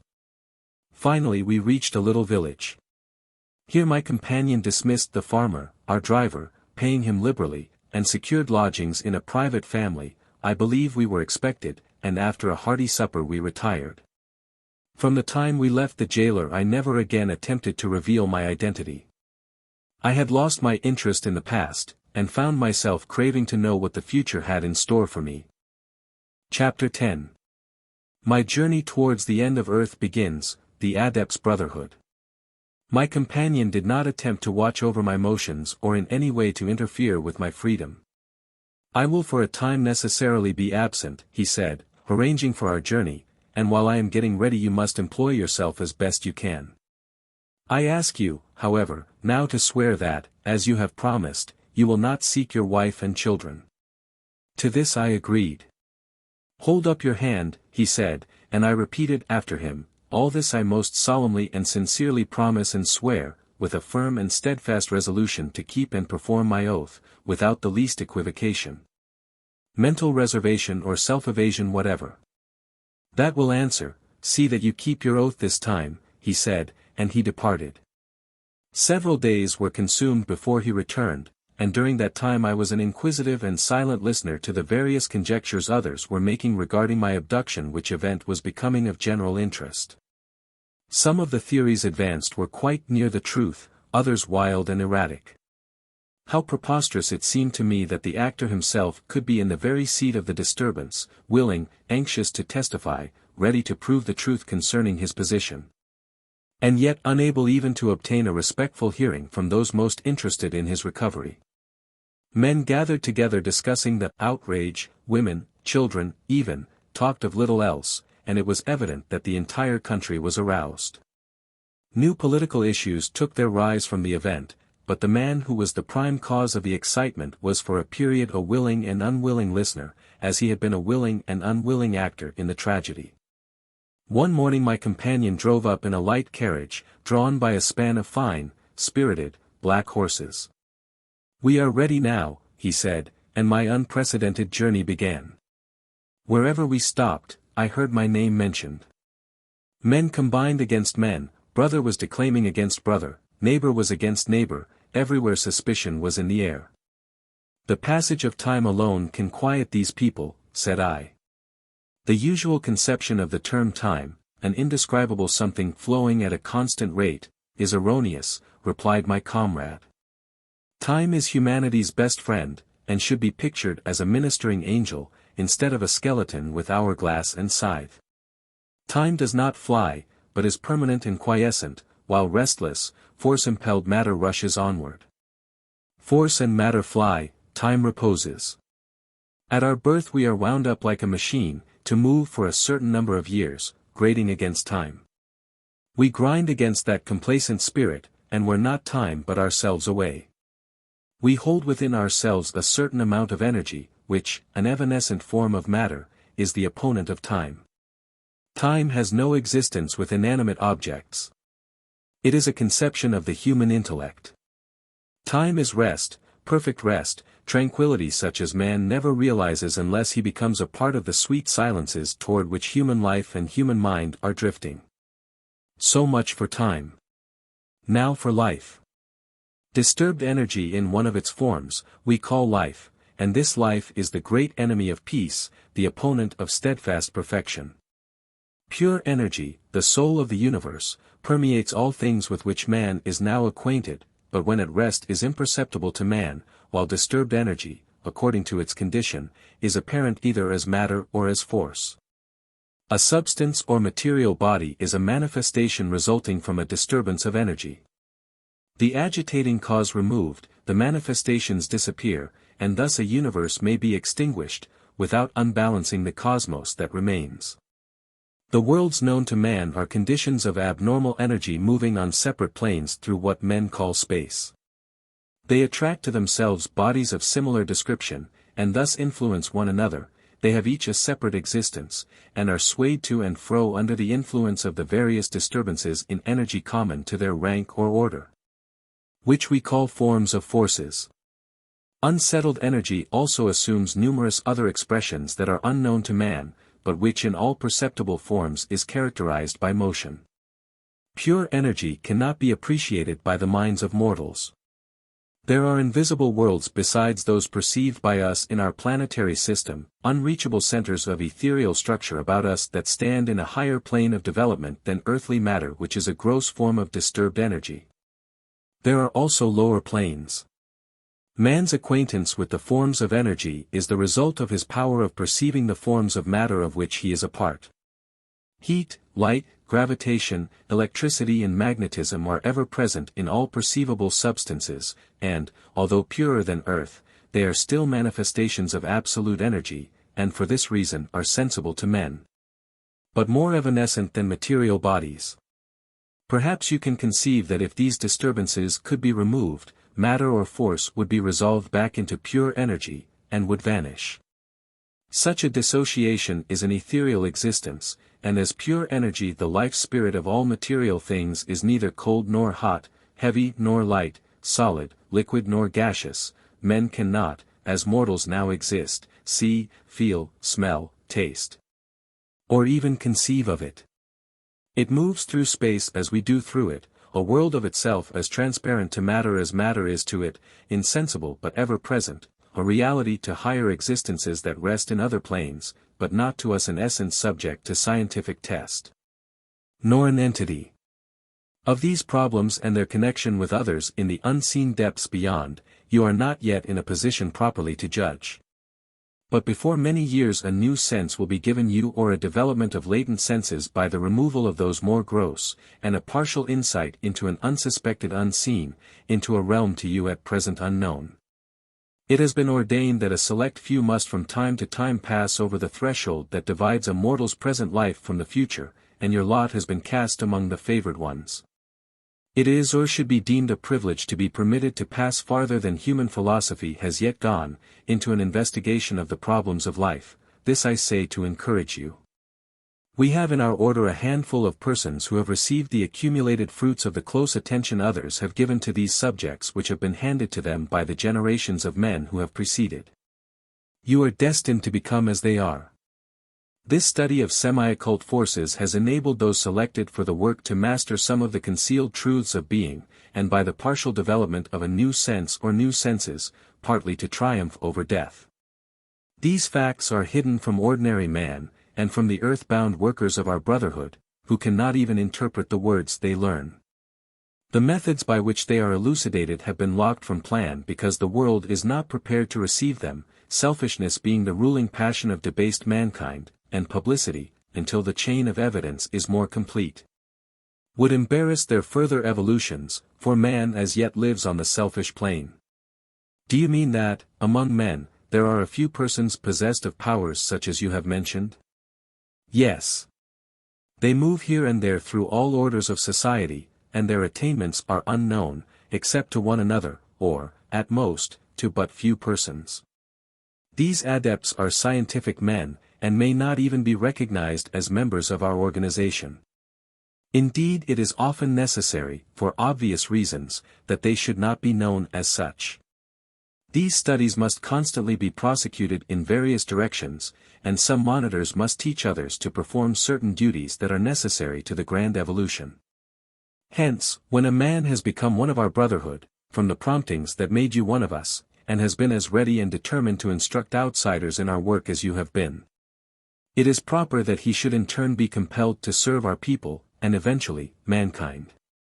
Am I to infer from this, I exclaimed, a sudden light breaking upon me, that the alchemistic manuscript that led me to the fraternity to which you are related may have been artfully designed to serve the interest of that organization? To this question I received no reply. After an interval, I again sought information concerning the order, and with more success. I understand that you propose that I shall go on a journey of investigation for the good of our order and also of humanity. True. It is necessary that our discoveries be kept alive, and it is essential that the men who do this work accept the trust of their own accord. He who will not consent to add to the common stock of knowledge and understanding, must be deemed a drone in the hive of nature, but few persons, however, are called upon to serve as you must serve. Men are scattered over the world with this object in view, and are unknown to their families or even to other members of the order. They hold in solemn trust our sacred revelations, and impart them to others as is ordained, and thus nothing perishes, eventually humanity will profit. Others, as you soon will be doing, are now exploring assigned sections of this illimitable field, accumulating further knowledge. And they will report results to those whose duty it is to retain and formulate the collected sum of facts and principles. So it is that, unknown to the great body of our brotherhood, a chosen number, under our esoteric teachings, are gradually passing the dividing line that separates life from death, matter from spirit, for we have members who have mastered these problems. We ask, however, no aid of evil forces or of necromancy or black art, and your study of alchemy was of no avail, although to save the vital truths alchemy is a part of our work. We proceed in exact accordance with natural laws, which will yet be known to all men.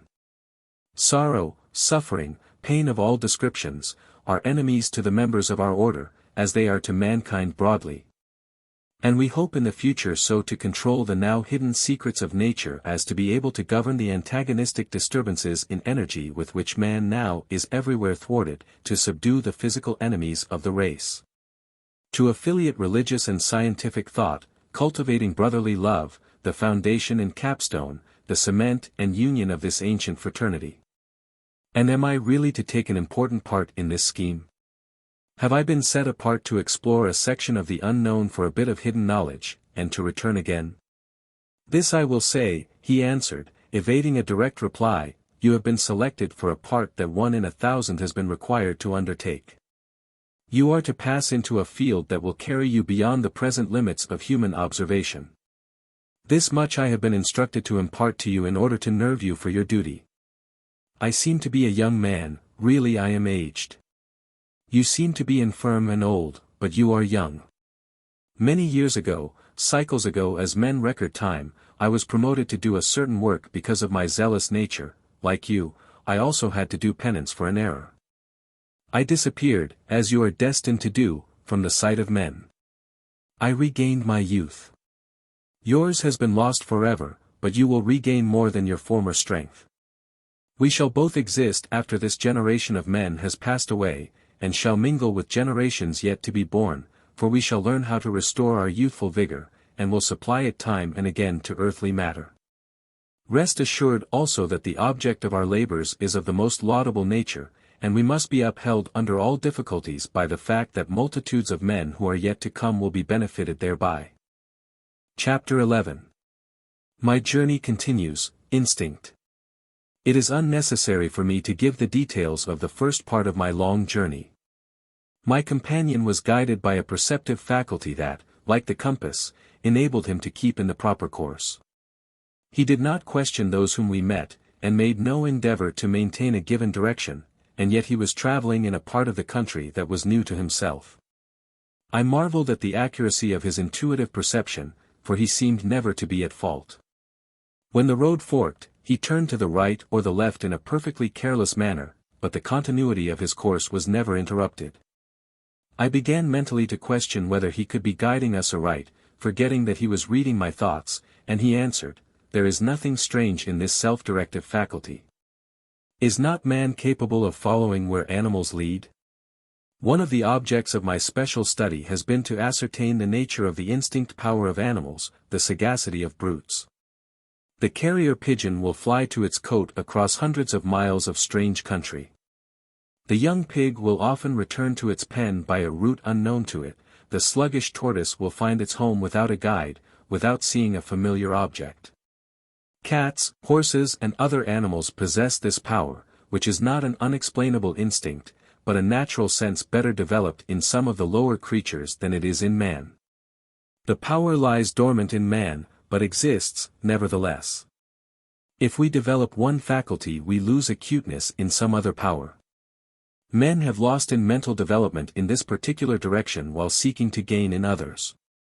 If there were no record of the fact that light brings objects to the recognition of the mind through the agency of the eye, the sense of sight in an animal would be considered by men devoid of it as adaptability to extraordinary circumstances. Or instinct. So it is that animals often see clearly where to the sense of man there is only darkness. Such sight is not irresponsive action without consciousness of a purpose. Man is not very magnanimous. Instead of giving credit to the lower animals for superior perception in many directions, he denies to them the conscious possession of powers imperfectly developed in mankind. We egotistically aim to raise ourselves, and do so in our own estimation by clothing the actions of the lower animals in a garment of irresponsibility. Because we cannot understand the inwardness of their power, we assert that they act by the influence of instinct. The term instinct, as I would define it, is an expression applied by men to a series of senses which man possesses, but has not developed. The word is used by man to characterize the mental superiority of other animals in certain directions where his own senses are defective. Instead of crediting animals with these, to them, invaluable faculties, man conceitedly says they are involuntary actions. Ignorant of their mental status, man is too arrogant to admit that lower animals are superior to him in any way. But we are not consistent. Is it not true that in the direction in which you question my power, some men by cultivation often become expert beyond their fellows? And such men have also given very little systematic study to subjects connected with these undeniable mental qualities. The hunter will hold his course in utter darkness, passing inequalities in the ground, and avoiding obstructions he cannot see. The fact of his superiority in this way, over others, is not questioned, although he cannot explain his methods nor understand how he operates. His quickened sense is often as much entitled to be called instinct as is the divining power of the carrier pigeon. If scholars would cease to devote their entire energies to the development of the material, artistic, or scientific part of modern civilization, and turn their attention to other forms of mental culture, many beauties and powers of nature now unknown would be revealed. However, this cannot be, for under existing conditions, the strife for food and warmth is the most important struggle that engages mankind, and controls our actions. In a time that is surely to come, however, when the knowledge of all men is united into a comprehensive whole, the book of life, illuminated thereby, will contain many beautiful pages that may be easily read, but which are now not suspected to exist. The power of the magnet is not uniform. Engineers know that the needle of the compass inexplicably deviates from time to time as a line is run over the Earth's surface, but they also know that aberrations of the needle finally correct themselves. The temporary variations of a few degrees that occur in the running of a compass line are usually overcome after a time, and without a change of course, the disturbed needle swerves back, and again points to the calculated direction. As is shown by the vernier. Should I err in my course, it would be by a trifle only, and we could not go far astray before I would unconsciously discover the true path. I carry my magnet in my mind. Many such dissertations or explanations concerning related questions were subsequently made in what I then considered a very impressive, though always unsatisfactory, manner. I recall those episodes now, after other more remarkable experiences which are yet to be related, and record them briefly with little wonderment. Because I have gone through adventures which demonstrate that there is nothing improbable in the statements, and I will not consume time with further details of this part of my journey. We leisurely traversed state after state, crossed rivers, mountains and seemingly interminable forests. The ultimate object of our travels, a location in Kentucky, I afterward learned, led my companion to guide me by a roundabout course to Wheeling, Virginia, by the usual mountain roads of that day, instead of going, as he might perhaps have much more easily done, via Buffalo and the lake shore to northern Ohio, and then southerly across the country. He said in explanation, that the time lost at the beginning of our journey by this route, was more than recompensed by the ease of the subsequent Ohio River trip.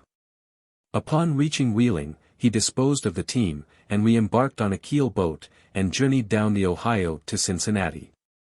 The river was falling when we started, and became very low before Cincinnati was reached, too low for steamers, and our trip in that flat-bottomed boat, on the sluggish current of the tortuous stream, proved tedious and slow. Arriving at Cincinnati, my guide decided to wait for a rise in the river, designing then to complete our journey on a steamboat. I spent several days in Cincinnati quite pleasantly, expecting to continue our course on the steamer Tecumseh, then in port, and ready for departure. At the last moment my guide changed his mind, and instead of embarking on that boat, we took passage on the steamer George Washington, leaving Shippingport Wednesday, December 13, 1826. During that entire journey, from the commencement to our final destination, my guide paid all the bills, and did not want either for money or attention from the people with whom we came in contact. He seemed everywhere a stranger, and yet was possessed of a talisman that opened every door to which he applied, and which gave us unlimited accommodations wherever he asked them. When the boat landed at Smithland, Kentucky, a village on the bank of the Ohio, just above Paducah, we disembarked, and my guide then for the first time seemed mentally disturbed. "Our journey together is nearly over," he said. "In a few days my responsibility for you will cease. Nerve yourself for the future, and bear its trials and its pleasures manfully. I pray never see you again, but as you are even now conspicuous in our history, and will be closely connected with the development of the plan in which I am also interested, although I am destined to take a different part, I shall probably hear of you again." Chapter 12. A Cavern Discovered, Biswell's Hill. We stopped that night at a tavern in Smithland. Leaving this place after dinner the next day, on foot, we struck through the country, into the bottomlands of the Cumberland River, traveling leisurely, lingering for hours in the course of a circuitous tramp of only a few miles. Although it was the month of December, the climate was mild and balmy.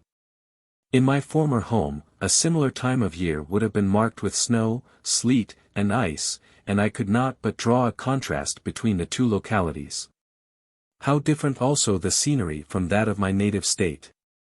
Great timber trees, oak, poplar, hickory, were in majestic possession of large tracts of territory, in the solitude of which man, so far as evidences of his presence were concerned, had never before trodden. From time to time we passed little clearings that probably were to be enlarged to thrifty plantations in the future, and finally we crossed the Cumberland River. That night we rested with Mr. Joseph Watts, a wealthy and cultured landowner, who resided on the river's bank. After leaving his home the next morning, we journeyed slowly, very slowly, my guide seemingly passing with reluctance into the country. He had become a very pleasant companion, and his conversation was very entertaining. We struck the sharp point of a ridge the morning we left Mr. Watts' hospitable house. It was 4 or 5 miles distant, but on the opposite side of the Cumberland, from Smithland. Here a steep bluff broke through the bottom land to the river's edge, the base of the bisected point being washed by the Cumberland River, which had probably cut its way through the stony mineral of this ridge in ages long past. We climbed to its top and sat upon the pinnacle, and from that point of commanding observation I drank in the beauties of the scene around me. The river at our feet wound gracefully before us, and disappeared in both directions, its extremes dissolving in a bed of forest. Map of section of Kentucky. Section of Kentucky, near Smithland, in which the entrance to the Kentucky Cavern is said to be located. 1. Paducah. 15. Salem. 29. Hurricane Creek. 2. Smithland. 16. Hampton. 30. Ford's Ferry. 3. Old Smithland. 17. Faulkner. 31. Weston. 4. Patterson. 18. Mulliken. 32. 32. Caseyville. 5. Frenchtown. 19. Back Creek. 33. Tradewater River. 6. Hickory Creek. 20. Carsville. 34. Dykesburg. 7. Underwood. 21. Givens Creek. 35. Livingstone Creek. 8. Birdsville. 22. Golconda. 36. Francis. 9. Bayou Mills. 23. Elizabethtown. 37. Herald. View. 10. Oak Ridge. 24. Metropolis City. 38. Crider. 11. Moxley's Landing. 25. Hamletsburg. 39. Levias. 12. Kildare. 26. Sheridan. 40. Craneville. 13. Lola. 27. Deer Creek. 41. Marion. 14. Pinckneyville. 28. Hurricane. A great black bluff, far up the stream, rose like a mountain, upon the left side of the river. Bottom lands were about us, and hills appeared across the river in the far distance, towards the Tennessee River. With regret I finally drew my eyes from the vision, and we resumed the journey. We followed the left bank of the river to the base of the Black Bluff, Biswell's Hill, a squatter called it, and then skirted the side of that hill, passing along precipitous stone bluffs and among stunted cedars. Above us towered cliff over cliff, almost perpendicularly, below us rolled the river. I was deeply impressed by the changing beauties of this strange Kentucky scenery, but marveled at the fact that while I became light-hearted and enthusiastic, my guide grew correspondingly despondent and gloomy. From time to time he lapsed into thoughtful silence, and once I caught his eye directed toward me in a manner that I inferred to imply either pity or envy.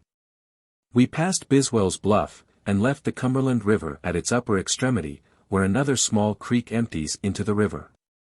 Thence, after ascending the creek some distance, we struck across the country, finding it undulating and fertile, with here and there a small clearing. During this journey we either camped out at night, or stopped with a resident, when one was to be found in that sparsely settled country. Sometimes there were exasperating intervals between our meals. But we did not suffer, for we carried with us supplies of food, such as cheese and crackers, purchased in Smithland, for emergencies. We thus proceeded a considerable distance into Livingston County, Kentucky. I observed remarkable sinks in the earth, sometimes cone-shaped, again precipitous.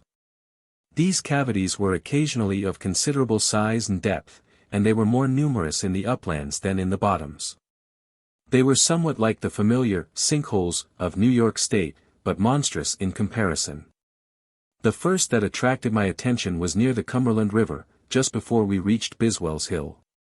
It was about 40 feet deep and 30 in diameter, with precipitous stone sides, shrubbery growing therein in exceptional spots where loose earth had collected on shelves of stone that cropped out along its rugged sides. The bottom of the depression was flat and fertile, covered with a luxuriant mass of vegetation. On one side of the base of the gigantic bowl, a cavern struck down into the earth. I stood upon the edge of this funnel-like sink, and marveled at its peculiar appearance. A spirit of curiosity, such as often influences men when an unusual natural scene presents itself, possessed me. I clambered down, swinging from brush to brush, and stepping from shelving rock to shelving rock, until I reached the bottom of the hollow, and placing my hand above the black hole in its center, I perceived that a current of cold air was rushing therefrom, upward. I probed with a long stick, but the direction of the opening was tortuous, and would not admit of examination in that manner. I dropped a large pebble stone into the orifice. The pebble rolled and clanked down, and at last, the sound died away in the distance. I wish that I could go into the cavity as that stone has done, and find the secrets of this cave, I reflected, the natural love of exploration possessing me as it probably does most men. My companion above, seated on the brink of the stone wall, replied to my thoughts, "Your wish shall be granted. You have requested that which has already been laid out for you. You will explore where few men have passed before, and will have the privilege of following your destiny into a realm of natural wonders. A fertile field of investigation awaits you, such as will surpass your most vivid imaginings. Come and seat yourself beside me, for it is my duty now to tell you something about the land we are approaching, the cavern fields of Kentucky." Chapter 13. The Punch Bowls and Caverns of Kentucky, into the Unknown Country. This part of Kentucky borders a field of caverns that reaches from near the state of Tennessee to the Ohio River, and from the mouth of the Cumberland eastward to and beyond the center of the state. This great area is of irregular outline, and as yet has been little explored. Underneath the surface are layers of limestone and sandstone rock, the deposits ranging from 10 to 150 feet in thickness, and often great masses of conglomerate appear. This conglomerate sometimes caps the ridges, and varies in thickness from a few feet only, to 60, or even 100, feet. It is of a diversified character, sometimes largely composed of pebbles cemented together by iron or into compact beds, while again it passes abruptly into gritty sandstone, or a fine-grained compact rock destitute of pebbles. Sometimes the conglomerate rests directly on the limestone, but in the section about us, more often argillaceous shales or veins of coal intervene, and occasionally inferior and superior layers of conglomerate are separated by a bed of coal. In addition, lead-bearing veins now and then crop up, the crystals of galena being disseminated through masses of fluorspar, calcspar, limestone and clay, which fill fissures between tilted walls of limestone and hard quartzose sandstone. Valleys, hills, and mountains grow out of this remarkable crust. Rivers and creeks flow through and under it in crevices, either directly upon the bedstone or over deposits of clay which underlie it. In some places, beds of coal or slate alternate with layers of the lime rock, in others, the interspace is clay and sand. Sometimes the depth of the several limestone and conglomerate deposits is great, and they are often honeycombed by innumerable transverse and diagonal spaces. Water drips have here and there washed out the more friable earth and stone, forming grottos which are as yet unknown to men, but which will be discovered to be wonderful and fantastic beyond anything of a like nature now familiar. In other places cavities exist between shelves of rock that lie one above the other, monstrous openings caused by the erosive action of rivers now lost, but that have flowed during unnumbered ages past. Great parallel valleys and gigantic chambers, one over the other, remaining to tell the story of these former torrents. Occasionally the weight of a portion of the disintegrating rock above becomes too great for its tensile strength and the material crumbles and falls, producing caverns sometimes reaching so near to the earth's surface as to cause sinks in its crust. These sinks, when first formed, as a rule, present clear rock fractures, and immediately after their formation there is usually a waterway beneath. In the course of time soil collects on their sides, they become cone-shaped hollows from the downslidings of earth, and then vegetation appears on the living soil. Trees grow within them, and in many places the sloping sides of great earth bowls of this nature are, after untold years, covered with the virgin forest. Magnificent timber trees growing on soil that has been stratified over and upon decayed monarchs of the forest whose remains, embedded in the earth, speak of the ages that have passed since the convulsions that made the depressions which, notwithstanding the accumulated debris, are still 100 feet or more in depth. If the drain or exit at the vortex of one of these sinks becomes clogged, which often occurs, the entire cavity fills with water, and a pond results. Again, a slight orifice reaching far beneath the earth's surface may permit the soil to be gradually washed into a subterranean creek, and thus are formed great bowls, like funnels sunk in the earth, Kentucky punch bowls. Take the country about us, especially towards the Mammoth Cave, and for miles beyond, the landscape in certain localities is pitted with this description of sinks, some recent, others very old. Many are small, but deep. Others are large and shallow.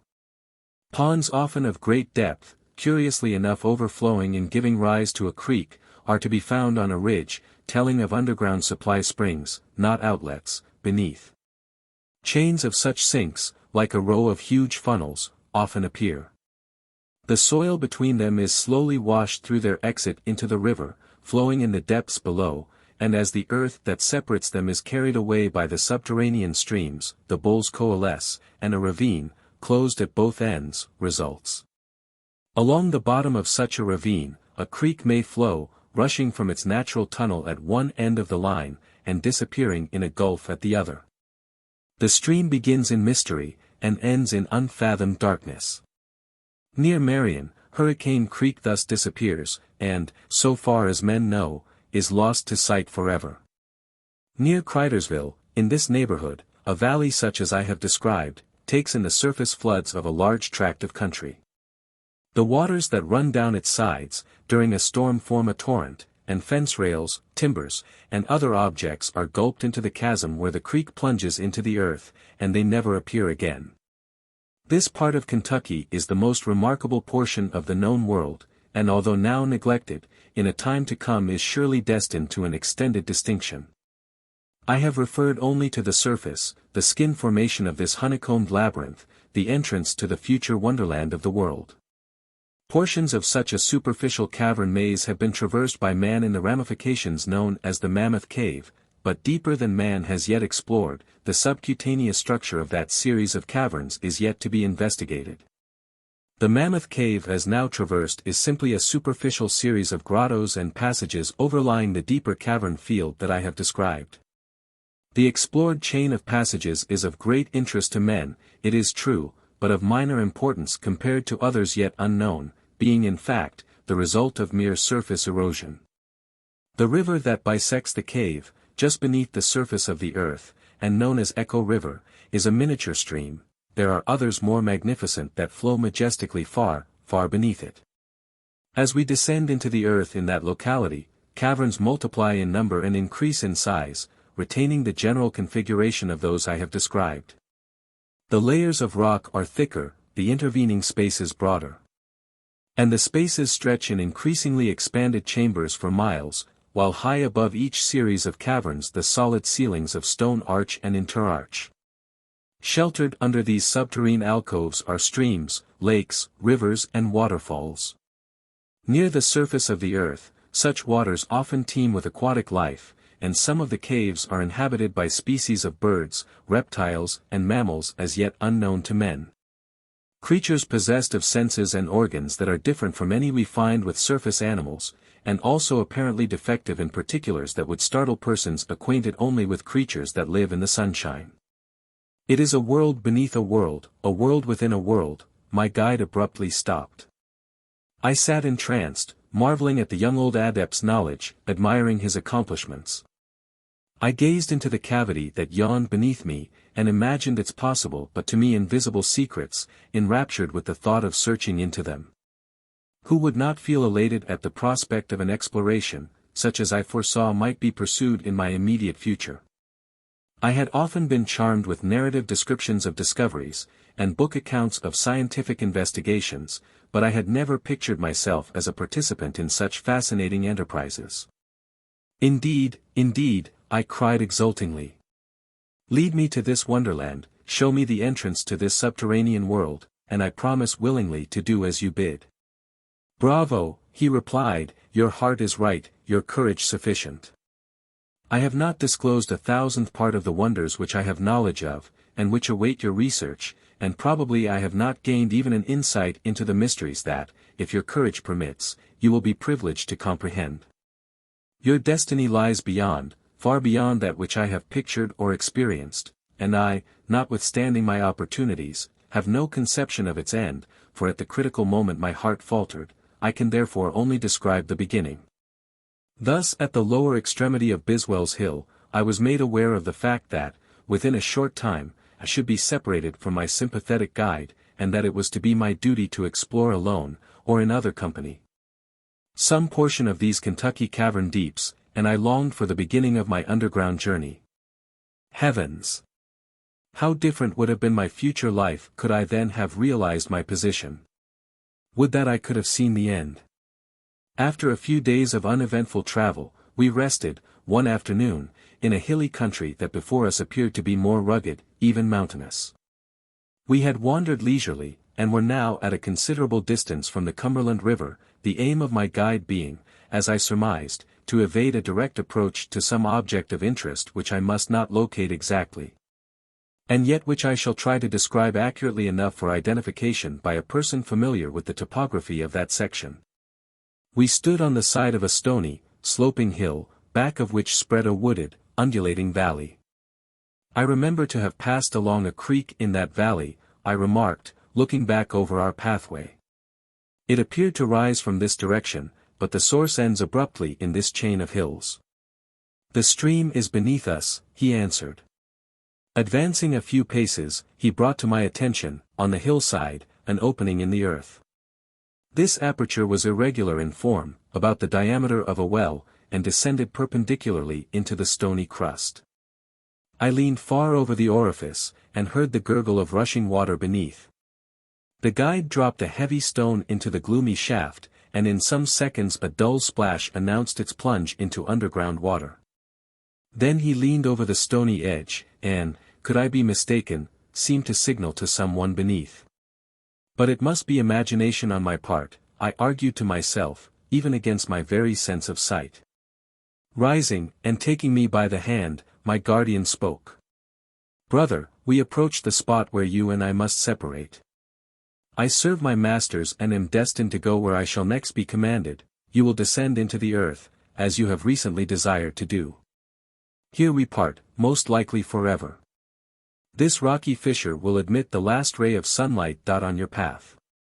My heart failed. How often are we courageous in daylight and timid by night? Men unflinchingly face in sunshine dangers at which they shudder in the darkness. How am I to descend into that abyss? I gasped. The sides are perpendicular, the depth is unknown. Then I cried in alarm, the sense of distrust deepening, "Do you mean to drown me? Is it for this you have led me away from my native state, from friends, home and kindred? You have enticed me into this wilderness. I have been decoyed, and, like a foolish child, have willingly accompanied my destroyer. You feared to murder me in my distant home, the earth could not have hidden me. Niagara even might have given up my body to dismay the murderers. In this underground river in the wilds of Kentucky, all trace of my existence will disappear forever." I was growing furious. My frenzied eyes searched the ground for some missile of defense. By strange chance someone had left, on that solitary spot, a rude weapon, providentially dropped for my use, I thought. It was a small iron bolt or bar, somewhat rusted. I threw myself upon the earth, and, as I did so, picked this up quickly, and secreted it within my bosom.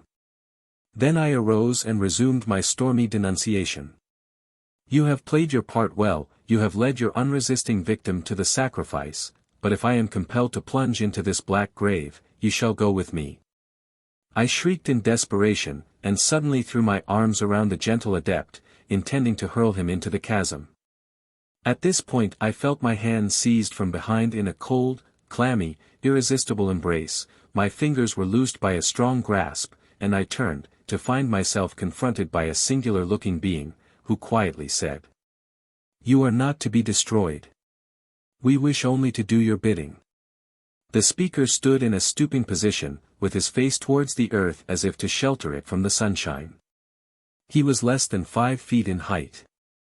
His arms and legs were bare, and his skin, the color of light blue putty, glistened in the sunlight like the slimy hide of a water dog. He raised his head, and I shuddered in affright as I beheld that his face was not that of a human. His forehead extended in an unbroken plane from crown to cheekbone, and the chubby tip of an abortive nose without nostrils formed a short projection near the center of the level ridge which represented a countenance. There was no semblance of an eye, for there were no sockets. Yet his voice was singularly perfect. His face, if face it could be called, was wet, and water dripped from all parts of his slippery person. Yet, repulsive as he looked, I shuddered more at the remembrance of the touch of that cold, clammy hand than at the sight of his figure, for a dead man could not have chilled me as he had done, with his sappy skin, from which the moisture seemed to ooze as from the hide of a water lizard. Turning to my guide, this freak of nature said, softly, "I have come in obedience to the signal." Confronted by a singular-looking being, I realized at once that alone with these two I was powerless, and that to resist would be suicidal. Instantly my effervescing passion subsided, and I expressed no further surprise at this sudden and remarkable apparition, but mentally acquiesced.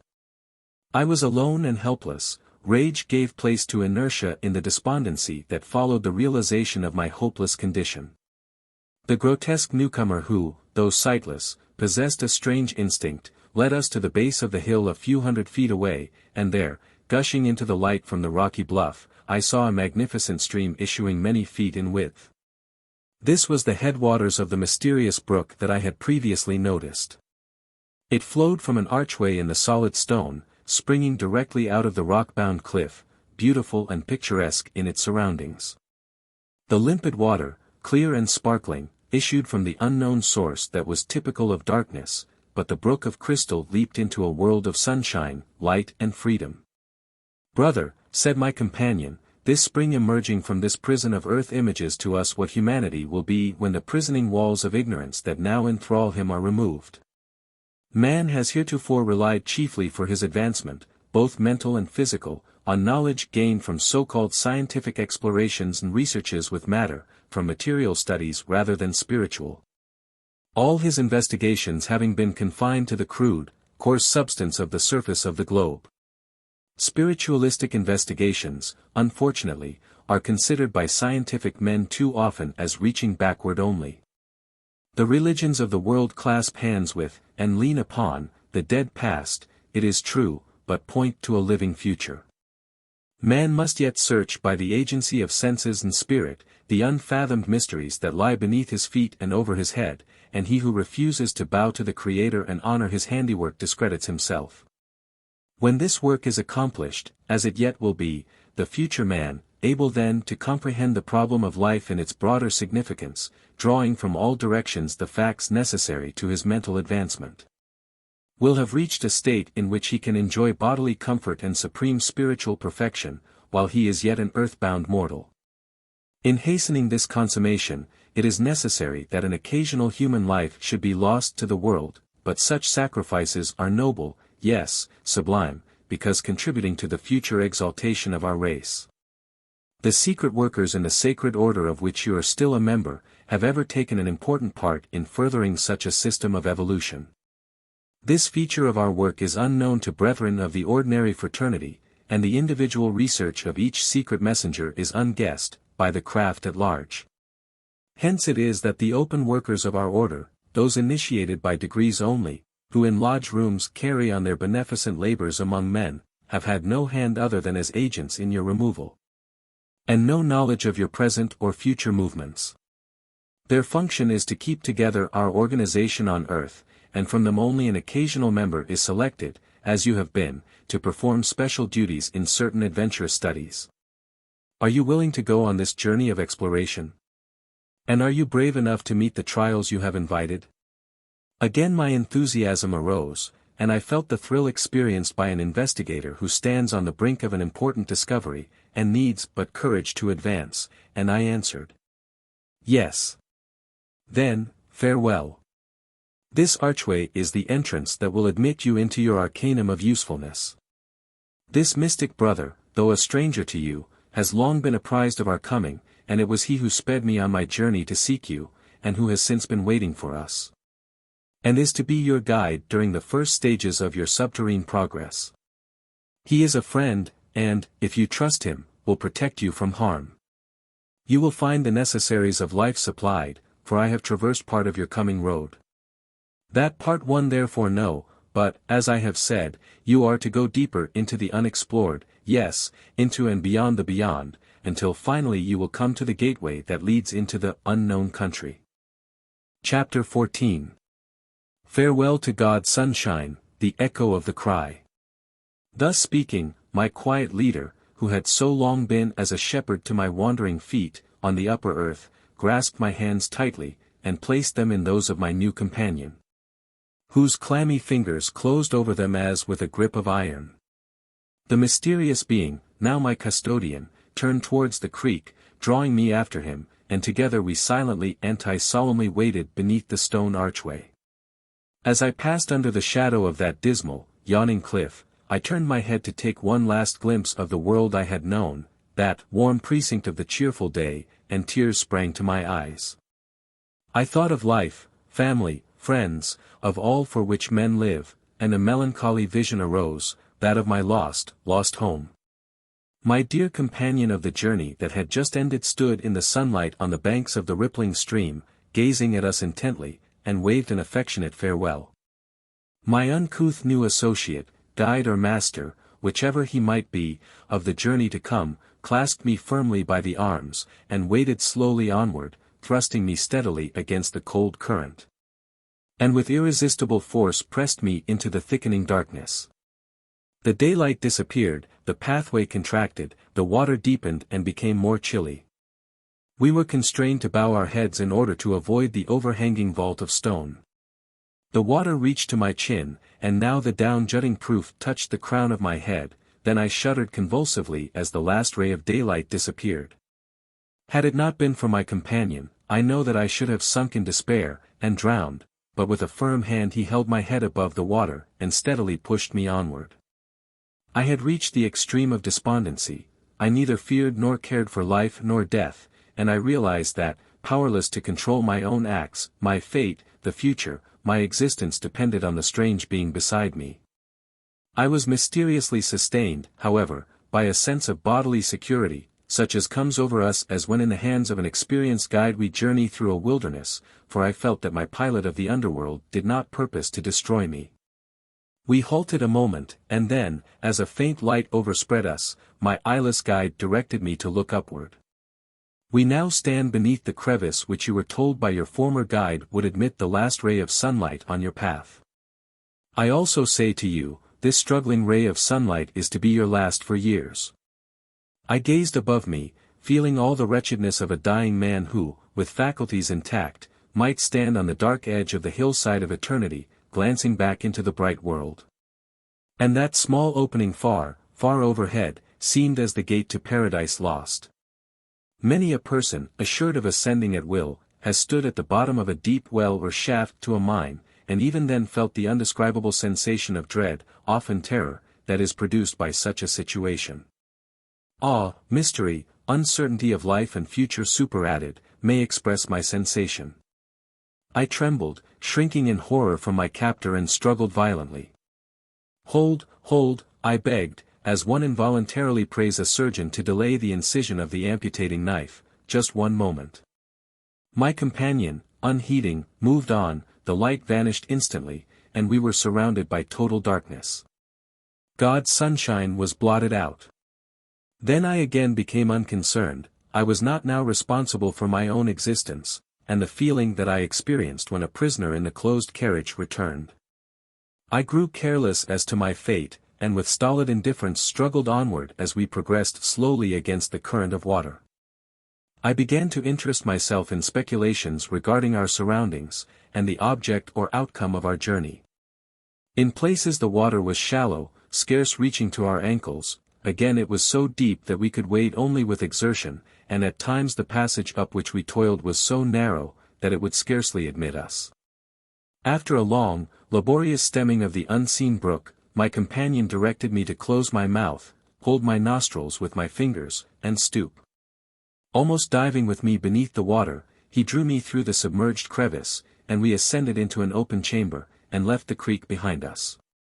This struggling ray of sunlight is to be your last for years. I fancied that we were in a large room, and as I shouted aloud to test my hypothesis, echo after echo answered, until at last the cry reverberated and died away in distant murmurs. We were evidently in a great pocket or cavern, through which my guide now walked rapidly. Indeed, he passed along with unerring footsteps, as certain of his course as I might be on familiar ground in full daylight. I perceived that he systematically evaded inequalities that I could not anticipate nor see. He would tell me to step up or down, as the surroundings required, and we ascended or descended accordingly. Our path turned to the right or the left from time to time, but my eyeless guide passed through what were evidently the most tortuous windings without a mishap. I wondered much at this gift of knowledge, and at last overcame my reserve sufficiently to ask how we could thus unerringly proceed in utter darkness. The reply was, "The path is plainly visible to me. I see as clearly in pitch darkness as you can in sunshine." "Explain yourself further," I requested. He replied, "Not yet," and continued, "You are weary, we will rest." He conducted me to a seat on a ledge, and left me for a time. Returning soon, he placed in my hands food which I ate with novel relish. The pabulum seemed to be of vegetable origin, though varieties of it had a peculiar flesh-like flavor. Several separate and distinct substances were contained in the queer viands, some portions savoring of wholesome flesh, while others possessed the delicate flavors of various fruits, such as the strawberry and the pineapple. The strange edibles were of a pulpy texture, homogeneous in consistence, parts being juicy and acid like grateful fruits. Some portions were in slices or films that I could hold in my hand like sections of a velvet melon. And yet were in many respects unlike any other food that I had ever tasted. There was neither rind nor seed. It seemed as though I were eating the gills of a fish, and in answer to my question the guide remarked, "Yes. It is the gill, but not the gill of a fish. You will be instructed in due time." I will add that after this, whenever necessary, we were supplied with food, but both thirst and hunger disappeared altogether before our underground journey was finished. After a while we again began our journey, which we continued in what was to me absolute darkness. My strength seemed to endure the fatigue to a wonderful degree, notwithstanding that we must have been walking hour after hour, and I expressed a curiosity about the fact. My guide replied that the atmosphere of the cavern possessed an intrinsic vitalizing power that neutralized fatigue, or, he said, "There is here an inherent constitutional energy derived from an active gaseous substance that belongs to cavern air at this depth, and sustains the life force by contributing directly to its conservation, taking the place of food and drink." "I do not understand," I said. "No, and you do not comprehend how ordinary air supports mind and vitalizes muscle, and at the same time wears out both muscle and all other tissues. These are facts which are not satisfactorily explained by scientific statements concerning oxygenation of the blood. As we descend into the earth we find an increase in the life force of the cavern air." This reference to surface earth recalled my former life, and led me to contrast my present situation with that I had forfeited. I was seized with an uncontrollable longing for home, and a painful craving for the past took possession of my heart, but with a strong effort I shook off the sensations. We traveled on in silence and in darkness, and I thought again of the strange remark of my former guide who had said, "You are destined to go deeper into the unknown, yes, into and beyond the beyond." Chapter 15. A zone of light deep within the earth. Oh! For one glimpse of light, a ray of sunshine. In reply to this my mental ejaculation, my guide said, "Cannot you perceive that the darkness is becoming less intense?" "No," I answered, "I cannot, night is absolute." "Are you sure?" he asked. "Cover your eyes with your hands, then uncover and open them." I did so and fancied that by contrast a faint grey hue was apparent. This must be imagination. No. We now approach a zone of earth light, let us hasten on. A zone of light deep in the earth. Incomprehensible. Incredible. I muttered, and yet as we went onward and time passed the darkness was less intense. The barely perceptible hue became grey and sombre, and then of a pearly translucence, and although I could not distinguish the outline of objects, yet I unquestionably perceived light. I am amazed. What can be the cause of this phenomenon? What is the nature of this mysterious halo that surrounds us? I held my open hand before my eyes, and perceived the darkness of my spread fingers. It is light, I shouted, it is really light. And from near and from far the echoes of that subterranean cavern answered back joyfully, it is light, it is light. I wept in joy, and threw my arms about my guide, forgetting in the ecstasy his clammy cuticle, and danced in hysterical glee and alternately laughed and cried. How vividly I realized then that the imprisoned miner would give a world of gold, his former god, for a ray of light. Compose yourself, this emotional exhibition is an evidence of weakness. An investigator should neither become depressed over a reverse, nor unduly enthusiastic over a fortunate discovery. But we approach the earth's surface. Soon I will be back in the sunshine again. Upon the contrary, we have been continually descending into the earth, and we are now 10 miles or more beneath the level of the ocean. We approach daylight, I can see your form. I shrank back, hesitated, and in despondency gazed at his hazy outline, then, as if palsied, sank upon the stony floor, but as I saw the light before me, I leaped up and shouted. What you say is not true. We approach daylight, I can see your form. Listen to me, he said. Cannot you understand that I have led you continually down a steep descent, and that for hours there has been no step upward? With but little exertion you have walked this distance without becoming wearied, and you could not, without great fatigue, have ascended for so long a period. You are entering a zone of inner earth light, we are in the surface, the upper edge of it. Let us hasten on, for when this cavern darkness is at an end, and I will say we have nearly passed that limit, your courage will return, and then we will rest. You surely do not speak the truth. Science and philosophy, and I am somewhat versed in both, have never told me of such a light. Can philosophers more than speculate about that which they have not experienced if they have no data from which to calculate? Name the student in science who has reached this depth in earth, or has seen a man to tell him of these facts. I cannot. Then why should you have expected any of them to describe our surroundings? Misguided men will torture science by refuting facts with theories, but a fact is no less a fact when science opposes. I recognized the force of his arguments, and cordially grasped his hand in indication of submission. We continued our journey, and rapidly traveled downward and onward. The light gradually increased in intensity, until at length the cavern near about us seemed to be as bright as diffused daylight could have made it. There was apparently no central point of radiation, the light was such as to pervade and exist in the surrounding space, somewhat as the vapor of phosphorus spreads a self-luminous haze throughout the bubble into which it is blown. The visual agent surrounding us had a permanent, self-existing luminosity, and was a pervading, bright, unreachable essence that, without an obvious origin, diffused itself equally in all directions. It reminded me of the form of light that in previous years I had seen described as epipolic dispersion, and as I refer to the matter I am of the opinion that man will yet find that the same cause produces both phenomena. I was informed now by the sense of sight, that we were in a cavern room of considerable size. The apartment presented somewhat the appearance of the usual underground caverns that I had seen pictured in books, and yet was different. Stalactites, stalagmites, saline incrustations, occurring occasionally reminded me of travelers' stories, but these objects were not so abundant as might be supposed. Seated himself on a natural bench of stone. Such accretions or deposits of saline substances as I noticed were also disappointing, in that, instead of having a dazzling brilliancy, like frosted snow crystals, they were of a uniform gray or brown hue.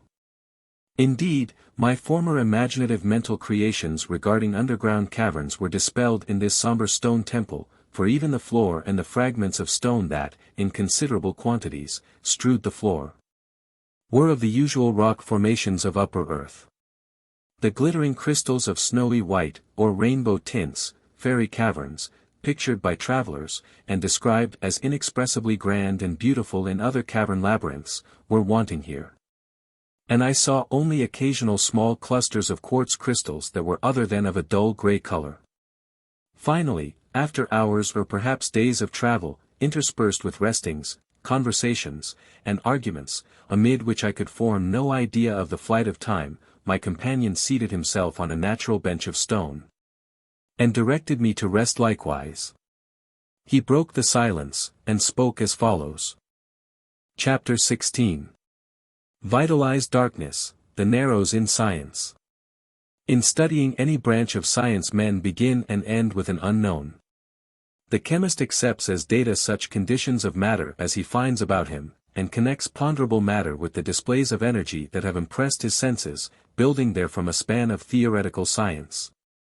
But he cannot formulate as yet an explanation regarding the origin or the end of either mind, matter, or energy. The piers supporting his fabric stand in a profound invisible gulf, into which even his imagination cannot look to form a theory concerning basic formations, cornerstones. The geologist, in a like manner, grasps feebly the lessons left in the superficial fragments of earth strata, impressions that remain to bear imperfect record of a few of the disturbances that have affected the earth's crust. And he endeavors to formulate a story of the world's life, but he is neither able to antedate the records shown by the meager testimony at his command, scraps of a leaf out of God's great book of history, nor to anticipate coming events. The birth, as well as the death, of this planet is beyond his page. The astronomer directs his telescope to the heavens, records the position of the planets, and hopes to discover the influences worlds exert upon one another. He explores space to obtain data to enable him to delineate a map of the visible solar universe, but the instruments he has at command are so imperfect, and mind is so feeble that, like mockery seems his attempt to study behind the facts connected with the motions and conditions of the nearest heavenly bodies, and he cannot offer an explanation of the beginning or cessation of their movements. He can neither account for their existence, nor foretell their end. Are you not mistaken? I interrupted. Does not the astronomer foretell eclipses, and calculate the orbits of the planets, and has he not verified predictions concerning their several motions? Yes, but this is simply a study of passing events. The astronomer is no more capable of grasping an idea that reaches into an explanation of the origin of motion, than the chemist or physicist, from exact scientific data, can account for the creation of matter. Give him any amount of material at rest, and he cannot conceive of any method by which motion can disturb any part of it, unless such motion be mass motion communicated from without, or molecular motion, already existing within. He accounts for the phases of present motion in heavenly bodies, not for the primal cause of the actual movements or intrinsic properties they possess. He can neither originate a theory that will permit of motion creating itself and imparting itself to quiescent matter, nor imagine how an atom of quiescent matter can be moved, unless motion from without be communicated thereto.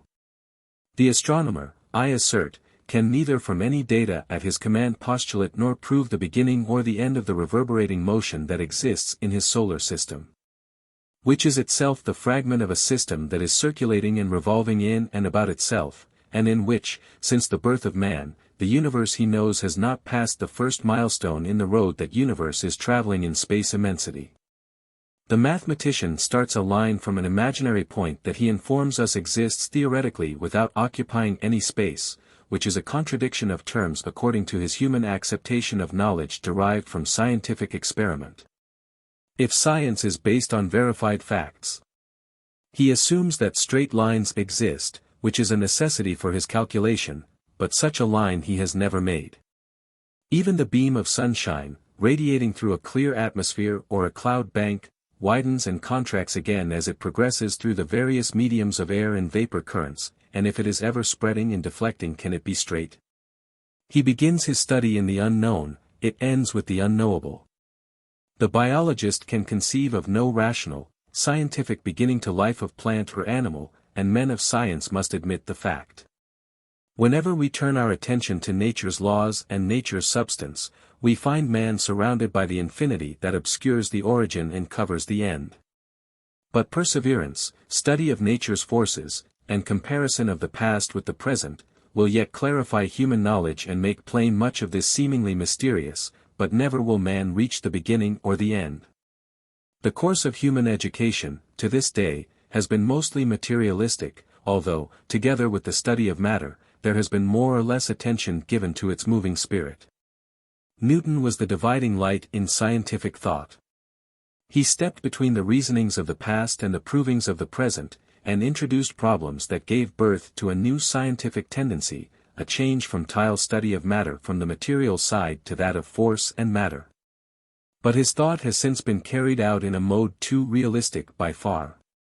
The study of material bodies has given way, it is true, in a few cases to the study of the spirit of matter, and evolution is beginning to teach men that matter is crude. As a result, thought will in its sequence yet show that modifications of energy expression are paramount. This work is not lost, however, for the consideration of the nature of sensible material, is preliminary and necessary to progression, as the life of the savage prepares the way for that of the cultivated student. And is a meager and primitive child's effort, compared with the richness of the study in unseen energy expressions that are linked with matter, of which men will yet learn. I comprehend some of this, I replied, but I am neither prepared to assent to nor dissent from your conclusions, and my mind is not clear as to whether your logic is good or bad. I am more ready to speak plainly about my own peculiar situation than to become absorbed in abstruse arguments in science, and I marvel more at the soft light that is here surrounding us than at the metaphysical reasoning in which you indulge. The child ignorant of letters wonders at the resources of those who can spell and read, and, in like manner, many obscure natural phenomena are marvelous to man only because of his ignorance. You do not comprehend the fact that sunlight is simply a matter-bred expression, an outburst of interrupted energy, and that the modification this energy undergoes makes it visible or sensible to man. What, think you, becomes of the flood of light energy that unceasingly flows from the sun? For ages, for an eternity, it has bathed this earth and seemingly streamed into space, and space it would seem must have long since have been filled with it, if, as men believe, space contains energy of any description. Man may say the earth casts the amount intercepted by it back into space, and yet does not your science teach that the great bulk of the earth is an absorber, and a poor radiator of light and heat? What think you, I repeat, becomes of the torrent of light and heat and other forces that radiate from the sun, the flood that strikes the earth? It disappears, and, in the economy of nature, is not replaced by any known force or any known motion of matter. Think you that earth substance really presents an obstacle to the passage of the sun's energy? Is it not probable that most of this light-producing essence, as a subtle fluid, passes through the surface of the earth and into its interior, as light does through space, and returns thence to the sun again, in a condition not discernible by man? He grasped my arm and squeezed it as though to emphasize the words to follow. You have used the term sunshine freely, tell me what is sunshine? Ah! You do not reply. Well, what evidence have you to show that sunshine, heat and light, is not earth-bred, a condition that exists locally only, the result of contact between matter and some unknown force expression? What reason have you for accepting that, to other forms unknown and yet transparent to this energy, your sunshine may not be as intangible as the ether of space is to man? What reason have you to believe that a force torrent is not circulating to and from the sun and earth, inappreciable to man, excepting the mere trace of this force which, modified by contact action with matter appears as heat, light, and other force expressions? How can I, if this is true, in consideration of your ignorance, enter into details explanatory of the action that takes place between matter and a portion of this force, whereby in the earth, first at the surface, darkness is produced, and then deeper down an earth light that man can perceive by the sense of sight, as you now realize? I will only say that this luminous appearance about us is produced by a natural law, whereby the flood of energy, invisible to man, a something clothed now under the name of darkness, after streaming into the crust substance of the earth, is at this depth, revivified, and then is made apparent to mortal eye, to be modified again as it emerges from the opposite earth crust, but not annihilated. For my vision, however, this central light is not a necessity. My physical and mental development is such that the energy of darkness is communicable, I can respond to its touches on my nerves, and hence I can guide you in this dark cavern. I am all eye. Ah! I exclaimed, that reminds me of a remark made by my former guide who, referring to the instinct of animals, spoke of that as a natural power undeveloped in man. Is it true that by mental cultivation a new sense can be evolved whereby darkness may become as light? Yes. That which you call light is a form of sensible energy to which the faculties of animals who live on the surface of the earth have become adapted, through their organs of sight. The sun's energy is modified when it strikes the surface of the earth. Part is reflected, but most of it passes onward into the earth's substance, in an altered or disturbed condition. Animal organisms within the earth must possess a peculiar development to utilize it under its new form, but such a sense is really possessed in a degree by some creatures known to men. There is consciousness behind consciousness. There are grades and depths of consciousness. Earthworms, and some fishes and reptiles in underground streams, lower organizations, men call them, do not use the organ of sight, but recognize objects, seek their food, and flee from their enemies. They have no eyes, I exclaimed, forgetting that I spoke to an eyeless being. How can they see? You should reflect that man cannot offer a satisfactory explanation of the fact that he can see with his eyes. In one respect, these so-called lower creatures are higher in the scale of life than man is, for they see, appreciate, without eyes. The surfaces of their bodies really are sources of perception, and seats of consciousness. Man must yet learn to see with his skin, taste with his fingers, and hear with the surface of his body. The dissected nerve, or the pupil of man's eye, offers to the physiologist no explanation of its intrinsic power. Is not man unfortunate in having to risk so much on so frail an organ? The physiologist cannot tell why or how the nerve of the tongue can distinguish between bitter and sweet, or convey any impression of taste, or why the nerve of the ear communicates sound. Or the nerve of the eye communicates the impression of sight. There is an impassable barrier behind all forms of nerve impressions, that neither the microscope nor other methods of investigation can help the reasoning senses of man to remove. The void that separates the pulp of the material nerve from consciousness is broader than the solar universe, for even from the most distant known star we can imagine the never-ending flight of a ray of light that has once started on its travels into space. Can any man outline the bridge that connects the intellect with nerve or brain, mind, or with any form of matter? The fact that the surface of the bodies of some animals is capable of performing the same functions for these animals that the eye of man performs for him, is not more mysterious than is the function of that eye itself. The term darkness is an expression used to denote the fact that to the brain which governs the eye of man, what man calls the absence of light, is unrecognizable. If men were more magnanimous and less egotistical, they would open their minds to the fact that some animals really possess certain senses that are better developed than they are in man. The teachers of men too often tell the little they know and neglect the great unseen. The cat tribe, some night birds, and many reptiles can see better in darkness than in daylight. Let man compare with the nerve expanse of his own eye that of the highly developed eye of any such creature, and he will understand that the difference is one of brain or intellect, and not altogether one of optical vision surface.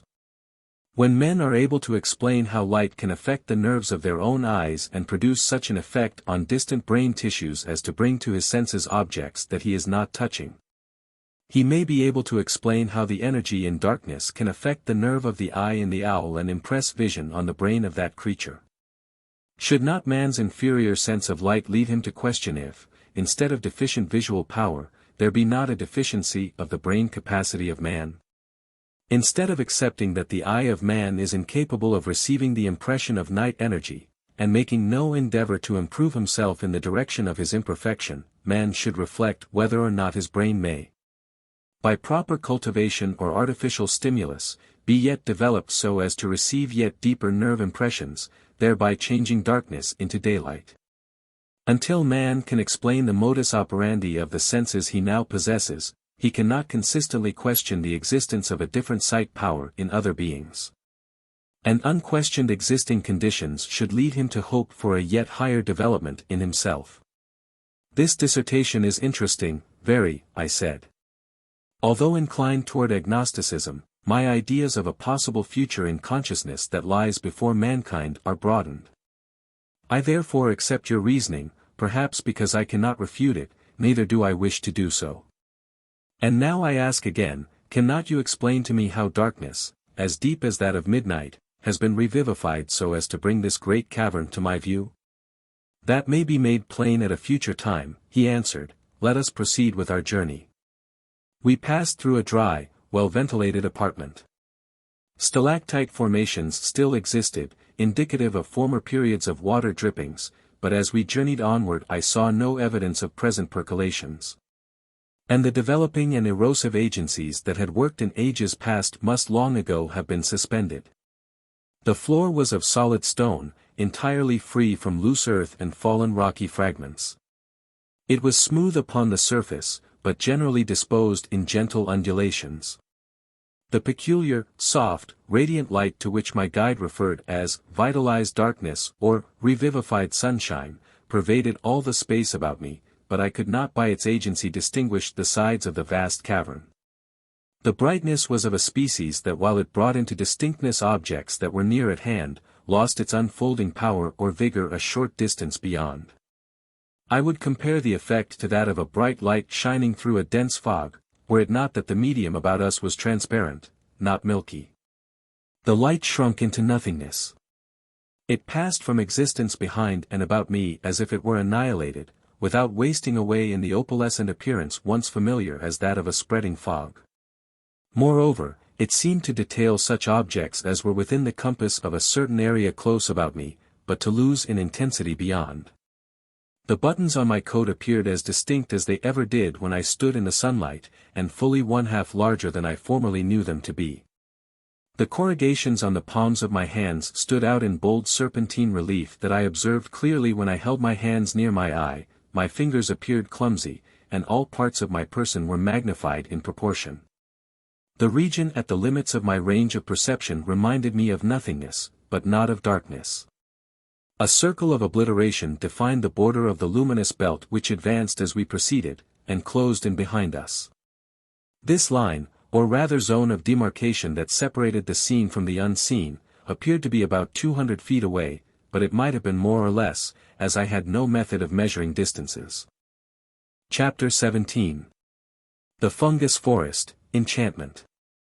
Along the chamber through which we now passed I saw by the mellow light great pillars, capped with umbrella-like covers, some of them reminding me of the common toadstool of upper earth, on a magnificent scale. Instead, however, of the grey or sombre shades to which I had been accustomed, these objects were of various hues and combined the brilliancy of the primary prismatic colours, with the purity of clean snow. Now they would stand solitary, like gigantic sentinels.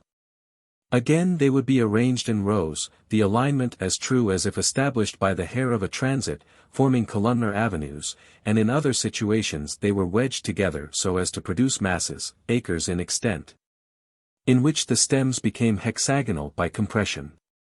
The columnar stems, larger than my body, were often spiral. Again they were marked with diamond-shaped figures, or other regular geometrical forms in relief, beautifully exact, drawn as by a master's hand in rich and delicately blended colors, on pillars of pure alabaster. Not a few of the stems showed deep crimson, blue, or green, together with other rich colors combined.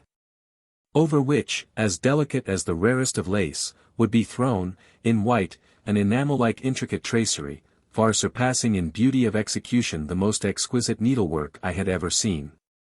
There could be no doubt that I was in a forest of colossal fungi, the species of which are more numerous than those of upper earth cryptomatic vegetation. The expanded heads of these great thalagens were as varied as the stems I have described, and more so. Far above our path they spread like beautiful umbrellas, decorated as if by masters from whom the great painters of upper earth might humbly learn the art of mixing colors. Their undersurfaces were of many different designs, and were of as many shapes as it is conceivable could be made of combinations of the circle and hyperbola. Stately and picturesque, silent and immovable as the Sphinx, they studded the great cavern singly or in groups, reminding me of a grown child's wild imagination of fairyland. I stopped beside a group that was of unusual conspicuity and gazed in admiration on the huge and yet graceful, beautiful spectacle. I was in a forest of colossal fungi. I placed my hand on the stem of one plant, and found it soft and impressible, but instead of being moist, cold, and clammy as the repulsive toadstool of upper earth, I discovered, to my surprise, that it was pleasantly warm, and soft as velvet. "Smell your hand," said my guide. I did so, and breathed in an aroma like that of fresh strawberries. My guide observed, I had learned to judge of his emotions by his facial expressions, my surprised countenance with indifference. "Try the next one," he said. This being of a different species, when rubbed by my hand exhaled the odor of the pineapple. Extraordinary, I mused. Not at all. Should productions of surface earth have a monopoly of nature's methods, all the flavors, all the perfumes?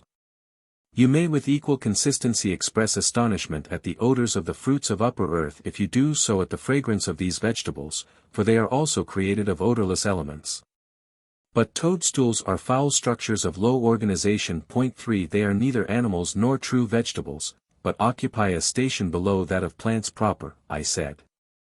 You are acquainted with this order of vegetation under the most unfavorable conditions. Out of their native elements these plants degenerate and become then abnormal, often evolving into the poisonous earth fungi known to your woods and fields. Here they grow to perfection. This is their chosen habitat.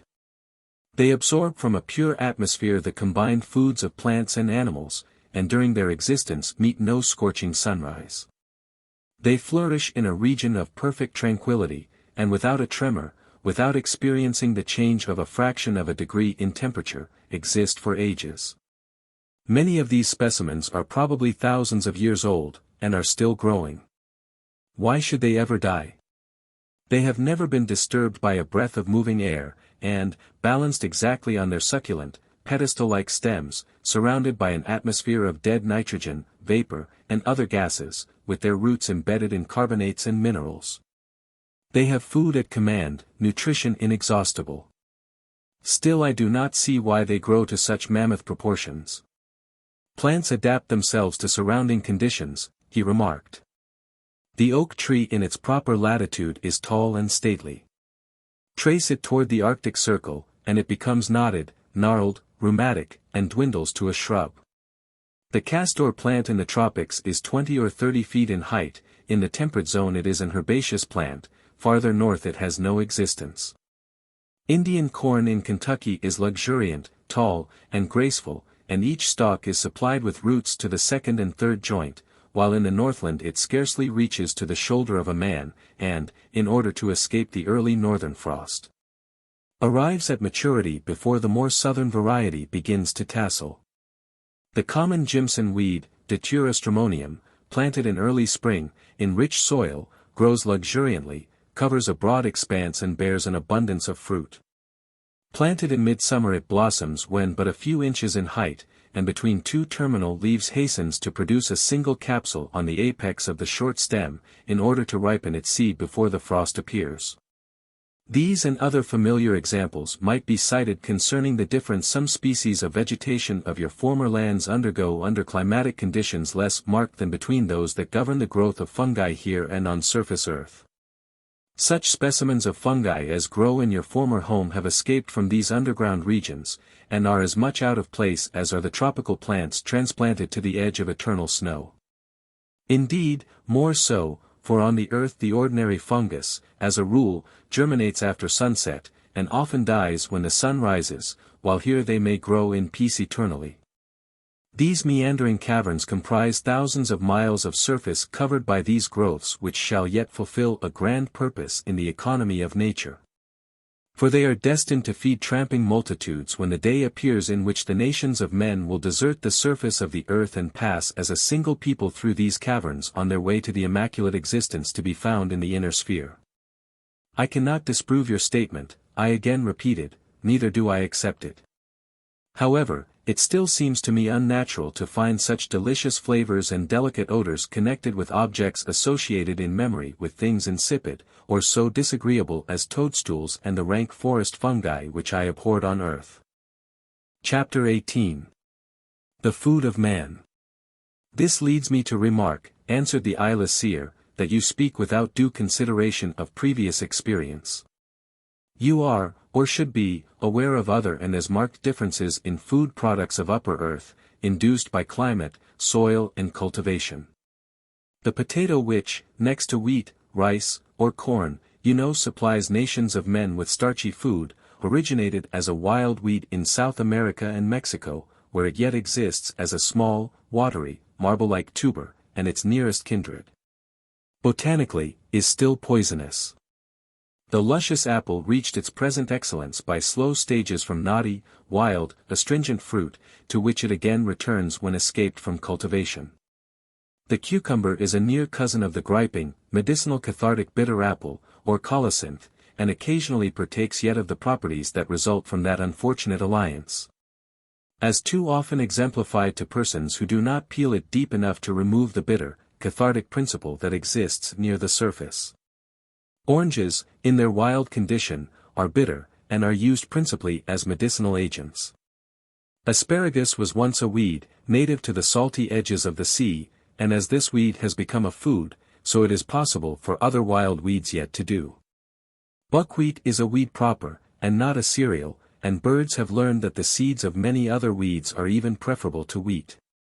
The wild parsnip is a poison, and the parsnip of cultivation relapses quickly into its natural condition if allowed to escape and roam again. The root of the tapioca plant contains a volatile poison, and is deadly. But when that same root is properly prepared, it becomes the wholesome food, tapioca. The nut of the African anacardium, cacao nut, contains a nourishing kernel that is eaten as food by the natives, and yet a drop of the juice of the oily shell placed on the skin will blister and produce terrible inflammations. Only those expert in the removal of the kernel dare partake of the food. The berry of the Berberis vulgaris is a pleasant acid fruit, the bough that bears it is intensely bitter. Such examples might be multiplied indefinitely, but I have cited enough to illustrate the fact that neither the difference in size and structure of the species in the mushroom forest through which we are passing, nor the conditions of these bodies, as compared with those you formerly knew, need excite your astonishment. Cultivate a potato in your former home so that the growing tuber is exposed to sunshine, and it becomes green and acrid, and strongly virulent. Cultivate the spores of the intra-earth fungi about us, on the face of the earth, and although now all parts of the plants are edible, the species will degenerate, and may even become poisonous. They lose their flavor under such unfavorable conditions, and although some species still retain vitality enough to resist poisonous degeneration, they dwindle in size, and adapt themselves to new and unnatural conditions. They have all degenerated. Here they live on water, pure nitrogen and its modifications, grasping with their roots the carbon of the disintegrated limestone, affiliating these substances, and evolving from these bodies rich and delicate flavors, far superior to the flavor of earth's surface foods. On the surface of the earth, after they become abnormal, they live only on dead and devitalized organic matter, having lost the power of assimilating elementary matter. They then partake of the nature of animals, breathe oxygen and exhale carbonic acid, as animals do, being the reverse of other plant existences. Here they breathe oxygen, nitrogen, and the vapor of water, but exhale some of the carbon in combination with hydrogen, thus evolving these delicate ethereal essences instead of the poisonous gas, carbonic acid. Their substance is here made up of all the elements necessary for the support of animal life. Nitrogen to make muscle, carbon and hydrogen for fat, lime for bone. This fungoid forest could feed a multitude. It is probable that in the time to come when man deserts the bleak earth's surface, as he will someday be forced to do, as has been the case in frozen planets that are not now inhabited on the outer crust, nations will march through these spaces on their way from the dreary outside earth to the delights of the salubrious inner sphere. Here then, when that day of necessity appears, as it surely will come under inflexible climatic changes that will control the destiny of outer Earth life, these constantly increasing stores adapted to nourish humanity will be found accumulated and ready for food. You have already eaten of them, for the variety of food with which I supplied you has been selected from different portions of these nourishing products which, flavored and salted, ready for use as food, stand intermediate between animal and vegetable, supplying the place of both. My instructor placed both hands on my shoulders, and in silence I stood gazing intently into his face. Then, in a smooth, captivating, entrancing manner, he continued. Can you not see that food is not matter? The material part of bread is carbon, water, gas, and earth, the material part of fat is charcoal and gas, the material part of flesh is water and gas, the material part of fruits is mostly water with a little charcoal and gas. For the material constituents of all foods are plentiful, they abound everywhere, and yet amid the unlimited, unorganized materials that go to form foods man would starve. Give a healthy man a diet of charcoal, water, lime salts, and air. Say to him, bread contains no other substance, here is bread, the material food of man, live on this food, and yet the man, if he eat of these, will die with his stomach distended. So with all other foods. Give man the unorganized materialistic constituents of food in unlimited amounts, and starvation results. No. Matter is not food, but a carrier of food. What is food? Sunshine. The grain of wheat is a food by virtue of the sunshine fixed within it. The flesh of animals, the food of living creatures, are simply carriers of sunshine energy. Break out the sunshine and you destroy the food, although the material remains. The growing plant locks the sunshine in its cells, and the living animal takes it out again. Hence it is that after the sunshine of any food is liberated during the metamorphosis of the tissues of an animal, although the material part of the food remains, it is no longer a food, but becomes a poison, and then, if it is not promptly eliminated from the animal, it will destroy the life of the animal. This material becomes then injurious, but it is still material. The farmer plants a seed in the soil, the sunshine sprouts it, nourishes the growing plant, and during the season locks itself to and within its tissues, binding the otherwise dead materials of that tissue together into an organized structure. Animals eat these structures, break them from higher to lower compounds, and in doing so live on the stored-up sunshine and then excrete the worthless material side of the food. The farmer spreads these excluded substances over the earth again to once more take up the sunshine in the coming plant organization, but not until it does once more lock in its cells the energy of sunshine can it be a food for that animal. Is manure a food? He abruptly asked. No. Is not manure matter? Yes. May it not become a food again, as the part of another plant, when another season passes? Yes. In what else than energy, sunshine, does it differ from food? Water is a necessity, I said. And locked in each molecule of water there is a mine of sunshine. Liberate suddenly the sun energy from the gases of the ocean held in subjection thereby, and the earth would disappear in an explosion that would reverberate throughout the universe. The water that you truly claim to be necessary to the life of man, is itself water by the grace of this same sun, for without its heat water would be ice, dry as dust. T is the sun that gives life and motion to creatures animate and substances inanimate, he who doubts distrusts his creator. Food and drink are only carriers of bits of assimilable sunshine. When the fire worshippers kneeled to their god, the sun, they worshipped the great food reservoir of man. When they drew the quivering entrails from the body of a sacrificed victim they gave back to their god a spark of sunshine, it was due sooner or later. They builded well in thus recognizing the source of all life, and yet they acted badly, for their god asked no premature sacrifice, the inevitable must soon occur, and as all organic life comes from that sun god, so back to that creator the sunspark must fly. But they are heathen, there is a God beyond their narrow conception of God. As there is also a God in the beyond, past your idea of God. Perhaps to beings of higher mentalities, we may be heathen. But even if this is so, duty demands that we revere the God within our intellectual sphere. Let us not digress further, the subject now is food, not the supreme creator, and I say to you the food of man, the organic life of man is sunshine. He ceased, and I reflected upon his words. All he had said seemed so consistent that I could not deny its plausibility, and yet it still appeared altogether unlikely as viewed in the light of my previous earth knowledge. I did not quite comprehend all the semi-scientific expressions, but was at least certain that I could neither disprove nor verify his propositions. My thoughts wandered aimlessly, and I found myself questioning whether man could be prevailed upon to live contentedly in situations such as I was now passing through. In company with my learned and philosophical but fantastically created guardian and monitor, I moved on. Chapter 19. The cry from a distance, I rebel against continuing the journey. As we paced along, meditating, I became more sensibly impressed with the fact that our progress was down a rapid declination.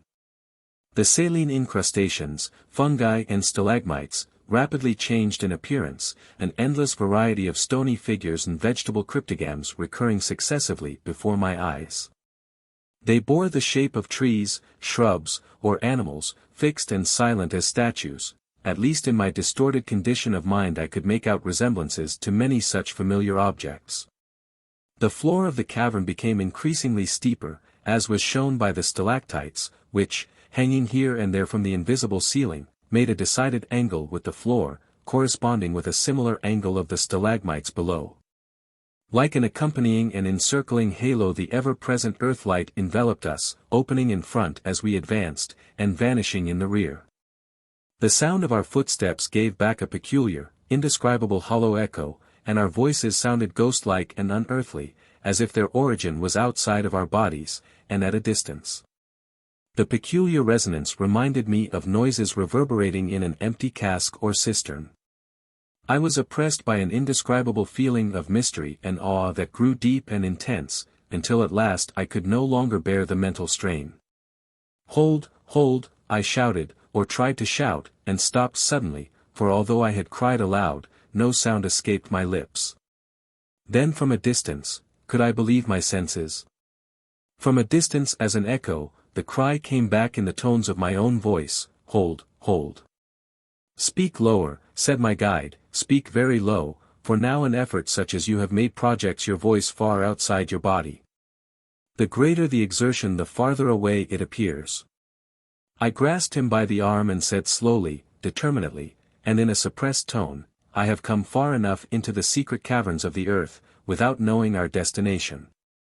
Acquaint me now with the object of this mysterious journey, I demand, and at once relieve this sense of uncertainty, otherwise I shall go no farther."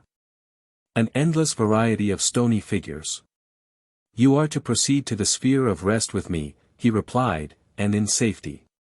Beyond that an unknown country lies, into which I have never ventured. You speak in enigmas, what is this sphere of rest? Where is it? Your eyes have never seen anything similar, human philosophy has no conception of it, and I cannot describe it," he said. "It is located in the body of the earth, and we will meet it about 1,000 miles beyond the North Pole." "But I am in Kentucky," I replied. "Do you think that I propose to walk to the North Pole, man, if man you be, that unreached goal is thousands of miles away?" "True," he answered, "as you measure distance on the surface of the earth, and you could not walk it in years of time. But you are now 25 miles below the surface, and you must be aware that instead of becoming more weary as we proceed, you are now and have for some time been gaining strength. I would also call to your attention that you neither hunger nor thirst." "Proceed," I said, "'T is useless to rebel. I am wholly in your power," and we resumed our journey, and rapidly went forward amid silences that were to me painful beyond description. We abruptly entered a cavern of crystal, every portion of which was of sparkling brilliancy, and as white as snow. The stalactites, stalagmites and fungi disappeared. I picked up a fragment of the bright material, tasted it, and found that it resembled pure salt. Monstrous, cubical crystals, a foot or more in diameter, stood out in bold relief, accumulations of them, as conglomerate masses, banked up here and there, making parts of great columnar cliffs, while in other formations the crystals were small, resembling in the aggregate masses of white sandstone. Is not this salt? I asked. Yes, we are now in the dried bed of an underground lake. Dried bed? I exclaimed, a body of water sealed in the earth cannot evaporate. It has not evaporated. At some remote period the water has been abstracted from the salt, and probably has escaped upon the surface of the earth as a fresh water spring. You contradict all laws of hydrostatics, as I understand that subject, I replied, when you speak of abstracting water from a dissolved substance that is part of a liquid, and thus leaving the solids. Nevertheless this is a constant act of nature, said he. How else can you rationally account for the great salt beds and other deposits of saline materials that exist hermetically sealed beneath the earth's surface? I will confess that I have not given the subject much thought.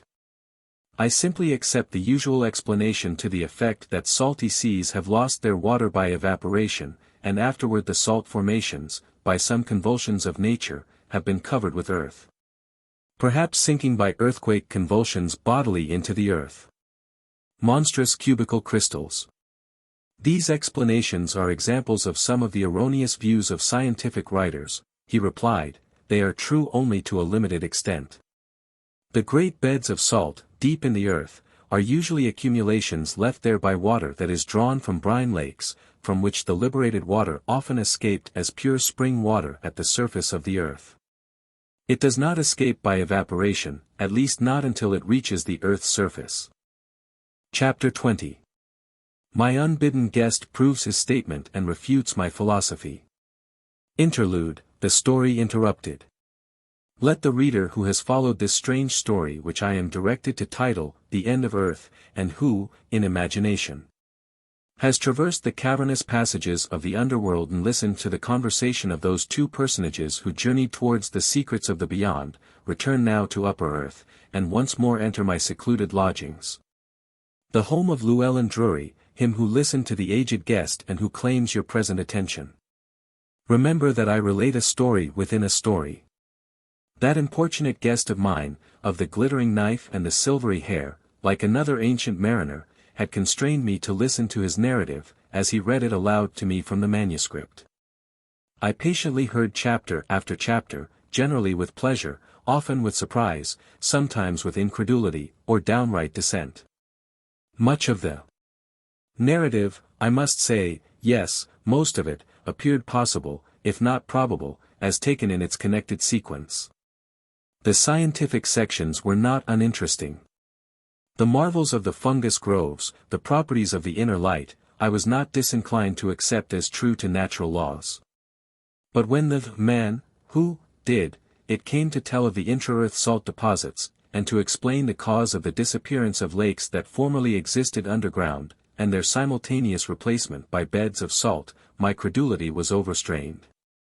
Permit me to interrupt your narrative, I remarked, and then in response to my request the venerable guest laid down his paper. Well, he said, interrogatively. I do not believe that last statement concerning the salt lake, and, to speak plainly, I would not have accepted it as you did, even had I been in your situation. To what do you allude? He asked. The physical abstraction of water from the salt of a solution of salt, I do not believe it possible unless by evaporation of the water. You seem to accept as conclusive the statements of men who have never investigated beneath the surface in these directions, and you question the evidence of a man who has seen the phenomenon. I presume you accept the prevailing notions about salt beds, as you do the assertion that liquids seek a common level, which your scientific authorities also teach as a law of nature. Yes. I do believe that liquids seek a common level, and I am willing to credit your other improbable statements if you can demonstrate the principle of liquid equilibrium to be untrue. Then, said he, tomorrow evening I will show you that fluids seek different levels, and also explain to you how liquids may leave the solids they hold in solution without evaporating from them. He arose and abruptly departed.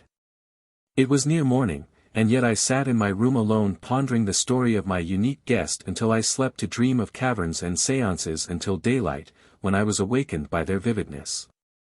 The fire was out, the room was cold, and, shivering in nervous exhaustion, I crept into bed to sleep and dream again of horrible things I cannot describe, but which made me shudder in affright at their recollection. Late in the day, I awoke. On the following evening my persevering teacher appeared punctually, and displayed a few glass tubes and some blotting or bibulous paper. I will first show you that liquids may change their levels in opposition to the accepted laws of men, not contrary to nature's laws. However, let me lead to the experiments by a statement of facts, that, if you question, you can investigate at any time. If two vessels of water be connected by a channel from the bottom of each, the water surfaces will come to a common level. He selected a curved glass tube, and poured water into it. The water assumed the position shown in Figure 11. Figure 11.AA, water in tube seeks a level. You have not shown me anything new, I said, my textbooks taught me this. True, I have but exhibited that which is the foundation of your philosophy regarding the surface of liquids. Let me proceed. If we pour a solution of common salt into such a U-tube, as I do now, you perceive that it also rises to the same level in both ends. Of course it does. Do not interrupt me. Into one arm of the tube containing the brine I now carefully pour pure water. You observe that the surfaces do not seek the same level. Figure 12. Figure 12.A, surface of water. B, surface of brine. Certainly not, I said. The weight of the liquid in each arm is the same, however, the columns balance each other. Exactly. And on this assumption you base your assertion that connected liquids of the same gravity must always seek a common level, but you see from this test that if two liquids of different gravities be connected from beneath, the surface of the lighter one will assume a higher level than the surface of the heavier. Agreed, however tortuous the channel that connects them, such must be the case. Is it not supposable, said he, that there might be two pockets in the earth, one containing salt water, the other fresh water, which, if joined together, might be represented by such a figure as this, wherein the water surface would be raised above that of the brine? And he drew upon the paper the accompanying diagram. Figure 13. Figure 13.B, surface of brine. W, surface of water. S, sand strata connecting them. Yes, I admitted. Providing, of course, there was an equal pressure of air on the surface of each. Now I will draw a figure in which one pocket is above the other, and ask you to imagine that in the lower pocket we have pure water, in the upper pocket brine, Figure 14. Can you bring any theory of your law to bear upon these liquids so that by connecting them together the water will rise and run into the brine? Figure 14.B, brine. W, water. S, sand stratum. The difference in altitude is somewhat exaggerated to make the phenomenon clear. A siphon may result under such circumstances. L. No, I replied, connect them, and then the brine will flow into the water. Upon the contrary, he said. Connect them, as innumerable cavities in the earth are joined, and the water will flow into the brine. The assertion is opposed to applied philosophy and common sense, I said.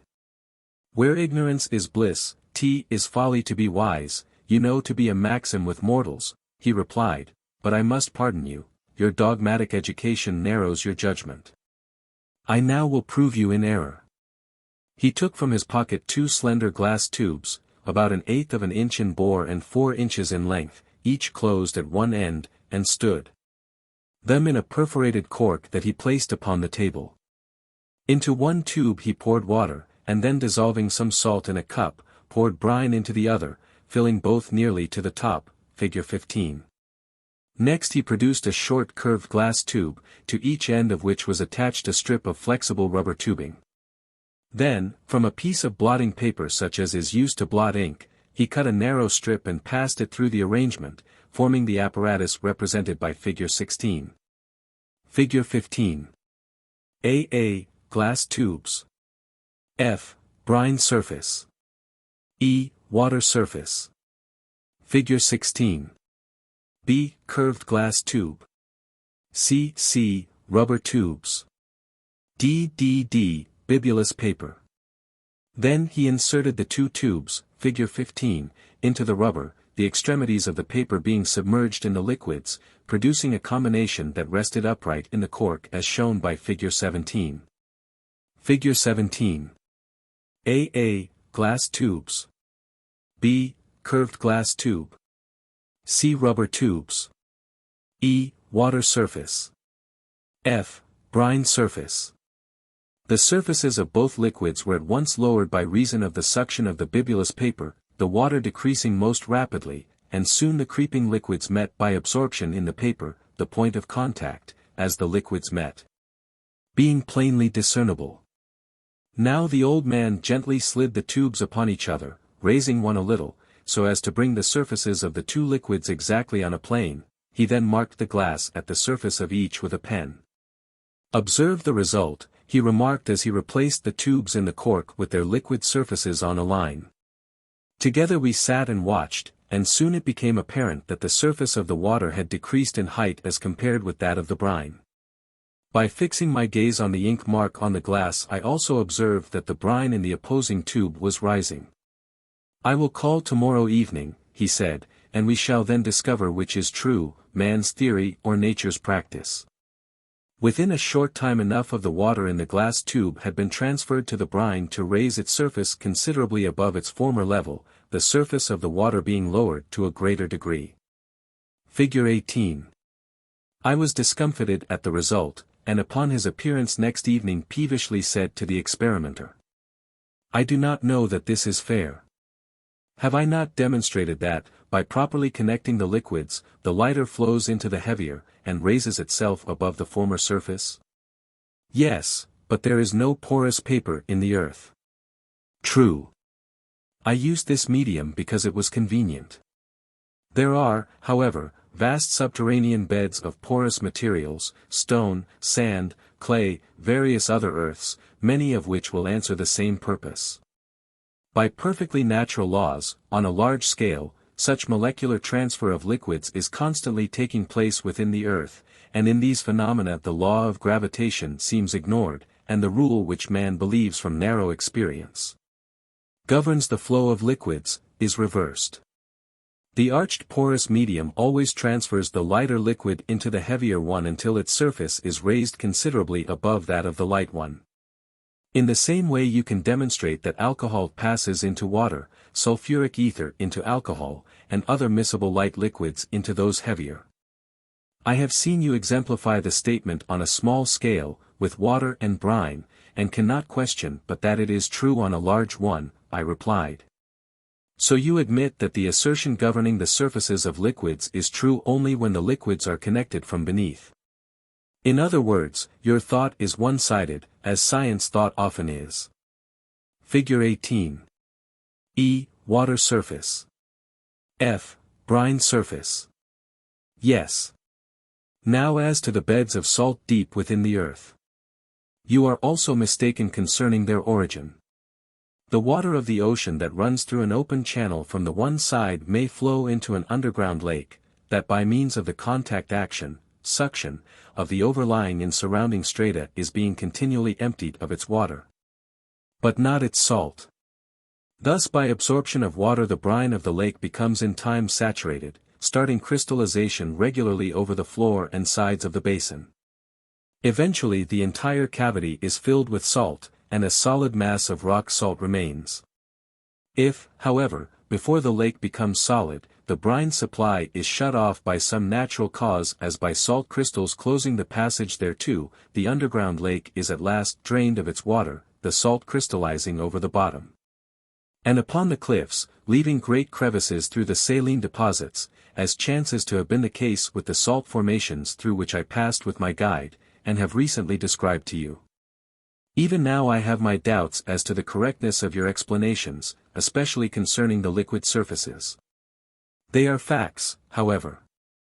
Liquids capable of being mixed, if connected by porous arches, bibulous paper is convenient for illustrating by experiment, reverse the rule men have accepted to explain the phenomena of liquid equilibrium, for I repeat, the lighter one rushes into that which is heavier, and the surface of the heavier liquid rises. You can try the experiment with alcohol and water, taking precautions to prevent evaporation, or you can vary the experiment with solutions of various salts of different densities.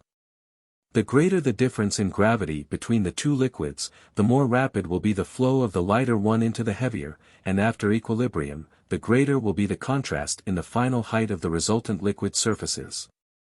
Men will yet explain this effect by natural laws, I said. Yes, he answered, when they learn the facts, and they will then be able to solve certain phenomena connected with diffusion processes that they cannot now understand. Did I not tell you that after the fact had been made plain it was easy to see how Columbus stood the egg on its end? What I have demonstrated by experiment is perhaps no new principle in hydrostatics. But I have applied it in a natural manner to the explanation of obscure natural phenomena, that men now seek unreasonable methods to explain. You may proceed with your narrative. I accept that when certain liquids are connected, as you have shown, by means of porous substances, one will pass into the other, and the surface of the lighter liquid in this case will assume a position below that of the heavier. You must also accept, said he, that when solutions of salt are subjected to earth attraction, under proper conditions, the solids may by capillary attraction be left behind, and pure water finally pass through the porous medium. Were it not for this law, the only natural surface spring water on earth would be brine, for the superficial crust of the earth is filled with saline solutions. All the spring-fed rivers and lakes would also be salty and fetid with sulfur compounds, for at great depths brine and foul water are always present. Even in countries where all the water below the immediate surface of the earth is briny, the running springs, if of capillary origin, are pure and fresh. You may imagine how different this would be were it not for the law I have cited, for the whole earth's crust is permeated by brine and saline waters. Did your philosophy never lead you to think of this? Continuing, my guest argued as follows: do not lakes exist on the earth's surface into which rivers and streams flow, but which have no visible outlet? Are not such lakes saline, even though the source of supply is comparatively fresh? Has it never occurred to you to question whether capillarity assisted by surface evaporation, not evaporation only as men assert, is not separating the water of these lakes from the saline substances carried into them by the streams, thus producing brine lakes? Will not this action after a great length of time result in crystalline deposits over portions of the bottoms of such lakes, and ultimately produce a salt bed? It is possible, I replied. Not only possible, but probable. Not only probable, but true. Across the intervening brine strata above the salt crystals the surface rivers may flow, indeed, owing to differences in specific gravity the surface of the lake may be comparatively fresh, while in the quiet depths below, beds of salt crystals are forming, and between these extremes may rest strata after strata of saline solutions, decreasing in gravity towards the top. Then he took his manuscript and continued to read in a clear, musical voice, while I sat a more contented listener than I had been previously. I was not only confuted, but convinced. And I recalled the saying of Socrates, that no better fortune can happen a man than to be confuted in an error. Chapter 21. My weight disappearing. My unbidden guest continues reading his manuscript. We halted suddenly, for we came unexpectedly to the edge of a precipice, 20 feet at least in depth. Let us jump down, said my guide. That would be dangerous, I answered. Cannot we descend at some point where it is not so deep? No, the chasm stretches for miles across our path, and at this point we will meet with the least difficulty. Besides, there is no danger. The specific gravity of our bodies is now so little that we could jump twice that distance with impunity. I cannot comprehend you. We are in the flesh, our bodies are possessed of weight, the concussion will be violent. You reason again from the condition of your former life, and, as usual, are mistaken. There will be little shock, for, as I have said, our bodies are comparatively light now. Have you forgotten that your motion is continuously accelerated, and that without perceptible exertion you move rapidly? This is partly because of the loss of weight. Your weight would now be only about 50 pounds if tested by a spring balance. I stood incredulous. You trifle with me, I weigh over 150 pounds, how have I lost weight? It is true that I have noticed the ease with which we have recently progressed on our journey, especially the latter part of it, but I attribute this, in part, to the fact that our course is down an incline. And also to the vitalizing power of this cavern air. I bounded upward fully 6 feet. This explains part of the matter, he said, it answered at the time, and I stated a fact.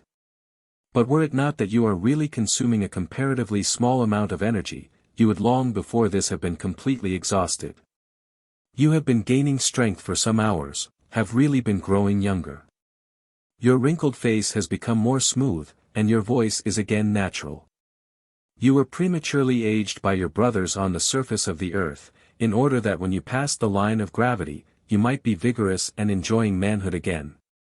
Had this aging process not been accomplished, you would now have become as a child in many respects. He halted before me. Jump up, he said. I promptly obeyed the unexpected command, and sprung upward with sufficient force to carry me, as I supposed, 6 inches from the earth, however I bounded upward fully 6 feet. My look of surprise as I gently alighted, for there was no concussion on my return, seemed lost on my guide, and he quietly said, "If you can leap 6 feet upward without excessive exertion, or return shock, cannot you jump 20 feet down? Look!" I fluttered to the earth as a leaf would fall. And he leaped lightly over the precipice and stood unharmed on the stony floor below. Even then I hesitated, observing which, he cried. "Hang by your hands from the edge then, and drop." I did so, and the 14 feet of fall seemed to affect me as though I had become as light as cork.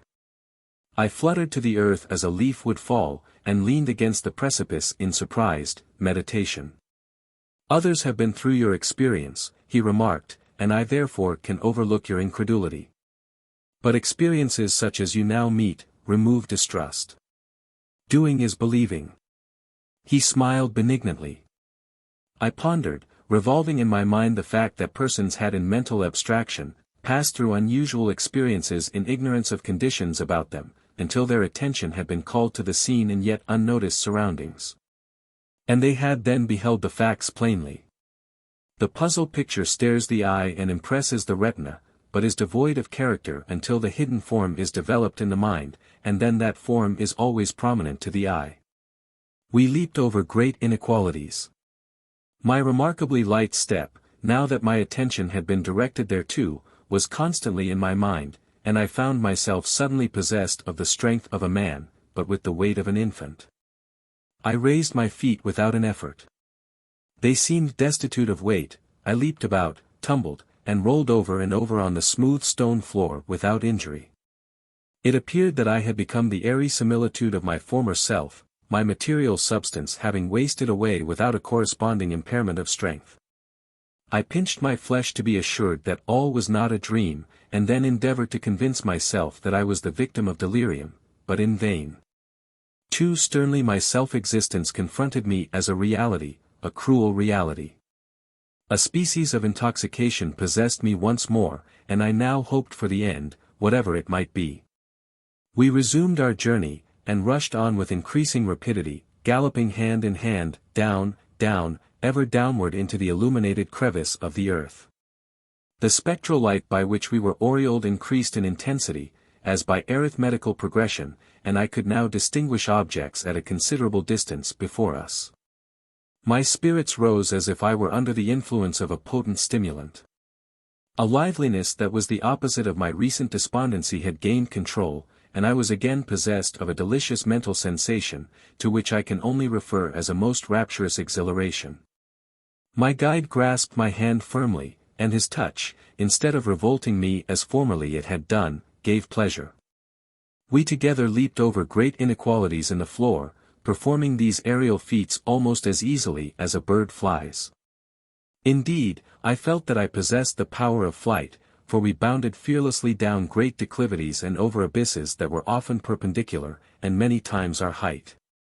A very slight muscular exertion was sufficient to carry us rods of distance, and almost tiptoeing we skimmed with ever-increasing speed down the steeps of that unknown declivity. At length my guide held back. We gradually lessened our velocity, and, after a time, rested beside a horizontal substance that lay before us, apparently a sheet of glass, rigid, immovable, immeasurably great, that stretched as a level surface before us. Vividly distinct in the brightness of an earth light, that now proved to be superior to sunshine. Far as the eye could reach, the glassy barrier to our further progress spread as a crystal mirror in front, and vanishing in the distance, shut off the beyond. Far as the eye could reach, the glassy barrier spread as a crystal mirror. Chapter 22. My unbidden guest departs. Interlude. The story again interrupted. Once more I must presume to interrupt this narrative, and call back the reader's thoughts from those mysterious caverns through which we have been tracing the rapid footsteps of the man who was abducted, and his uncouth pilot of the lower realms. Let us now see and hear what took place in my room, in Cincinnati, just after my visitor, known to us as the man who did it, had finished reading to me, Llewyllyn Drury, the custodian of this manuscript. The curious chapter relating how the underground explorers lost weight as they descended in the hollows of the earth. My French clock struck 12 of its clear silvery notes before the grey-bearded reader finished his stint for the occasion, and folded his manuscript preparatory to placing it within his bosom.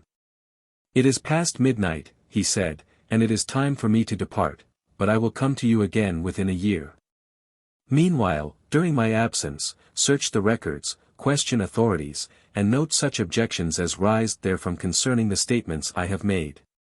Establish or disprove historically, or scientifically, any portion of the life history that I have given, and when I return I will hear what you have to say, and meet your argument. If there is a doubt concerning the authenticity of any part of the history, investigate, but make no mention to others of the details of our meetings." I sat some time in thought, then said, "I decline to concern myself in verifying the historical part of your narrative. The localities you mention may be true to name, and it is possible that you have related a personal history. But I cannot perceive that I am interested in either proving or disproving it. I will say, however, that it does not seem probable that at any time a man can disappear from a community, as you claim to have done, and have been the means of creating a commotion in his neighborhood that affected political parties, or even led to an unusual local excitement, outside his immediate circle of acquaintances, for a man is not of sufficient importance unless he is very conspicuous. By your own admission, you were simply a studious mechanic, a credulous believer in alchemistic vagaries, and as I revolve the matter over, I am afraid that you are now trying to impose on my credulity. The story of a forcible abduction, in the manner you related, seems to me incredible, and not worthy of investigation, even had I the inclination to concern myself in your personal affairs. The statements, however, that you make regarding the nature of the crust of the earth, gravitation, light, instinct, and human senses are highly interesting, and even plausible as you artfully present the subjects, I candidly admit. And I shall take some pains to make inquiries concerning the recorded researches of experts who have investigated in that direction. Collect your evidence," said he, "and I shall listen to your views when I return." He opened the door, glided away, and I was alone again. Chapter 23. I questioned scientific men, Aristotle's ether. Days and weeks passed. When the opportunity presented, I consulted Drive W.B. Chapman, the druggist and student of science, regarding the nature of light and earth, who in turn referred me to Professor Daniel Vaughan. This learned man, in reply to my question concerning gravitation, declared that there was much that men wished to understand in regard to this mighty force, that might yet be explained, but which may never become known to mortal man. The correlation of forces, said he, was prominently introduced and considered by a painstaking scientific writer named Joule, in several papers that appeared between 1843 and 1850, and he was followed by others, who engaged themselves in experimenting and theorizing, and I may add that Joule was indeed preceded in such thought by Mayer. This department of scientific study just now appears of unusual interest to scientists, and your questions embrace problems connected with some phases of its phenomena. We believe that light, heat, and electricity are mutually convertible. In fact, the evidences recently opened up to us show that such must be the case. These agencies or manifestations are now known to be so related that whenever one disappears others spring into existence. Study the beautiful experiments and remarkable investigations of Sir William Thomson in these directions. And what of gravitation? I asked, observing that Prof. Vaughan neglected to include gravitation among his numerous enumerated forces, and recollecting that the force gravitation was more closely connected with my visitor's story than perhaps were any of the others. Excepting the mysterious mid-earth illumination. Of that force we are in greater ignorance than of the others, he replied. It affects bodies terrestrial and celestial, drawing a material substance, or pressing to the earth. Also holds, we believe, the earth and all other bodies in position in the heavens, thus maintaining the equilibrium of the planets. Seemingly gravitation is not derived from, or sustained by, an external force, or supply reservoir, but is an intrinsic entity, a characteristic of matter that decreases in intensity at the rate of the square of the increasing distance. As bodies recede from each other, or from the surface of the earth. However, gravitation neither escapes by radiation from bodies nor needs to be replenished, so far as we know, from without. It may be compared to an elastic band, but there is no intermediate tangible substance to influence bodies that are affected by it, and it remains in undying tension, unlike all elastic material substances known. Neither losing nor acquiring energy as time passes. Unlike cohesion, or chemical attraction, it exerts its influence upon bodies that are out of contact, and have no material connection, and this necessitates a purely fanciful explanation concerning the medium that conducts such influences. Bringing into existence the illogical, hypothetical, fifth ether, made conspicuous by Aristotle. What of this ether? I queried. It is a necessity in science, but intangible, undemonstrated, unknown, and wholly theoretical. It is accepted as an existing fluid by scientists, because human theory cannot conceive of a substance capable of, or explain how a substance can be capable of affecting a separate body unless there is an intermediate medium to convey force impressions. Hence to material substances Aristotle added, or at least made conspicuous, a speculative ether that, he assumed, pervades all space, and all material bodies as well, in order to account for the passage of heat and light to and from the sun, stars, and planets. Explain further, I requested. To conceive of such an entity we must imagine a material that is more evanescent than any known gas, even in its most diffused condition. It must combine the solidity of the most perfect conductor of heat, exceeding any known body in this respect to an infinite degree, with the transparency of an absolute vacuum. It must neither create friction by contact with any substance, nor possess attraction for matter. Must neither possess weight and yet carry the force that produces weight, nor respond to the influence of any chemical agent, or exhibit itself to any optical instrument.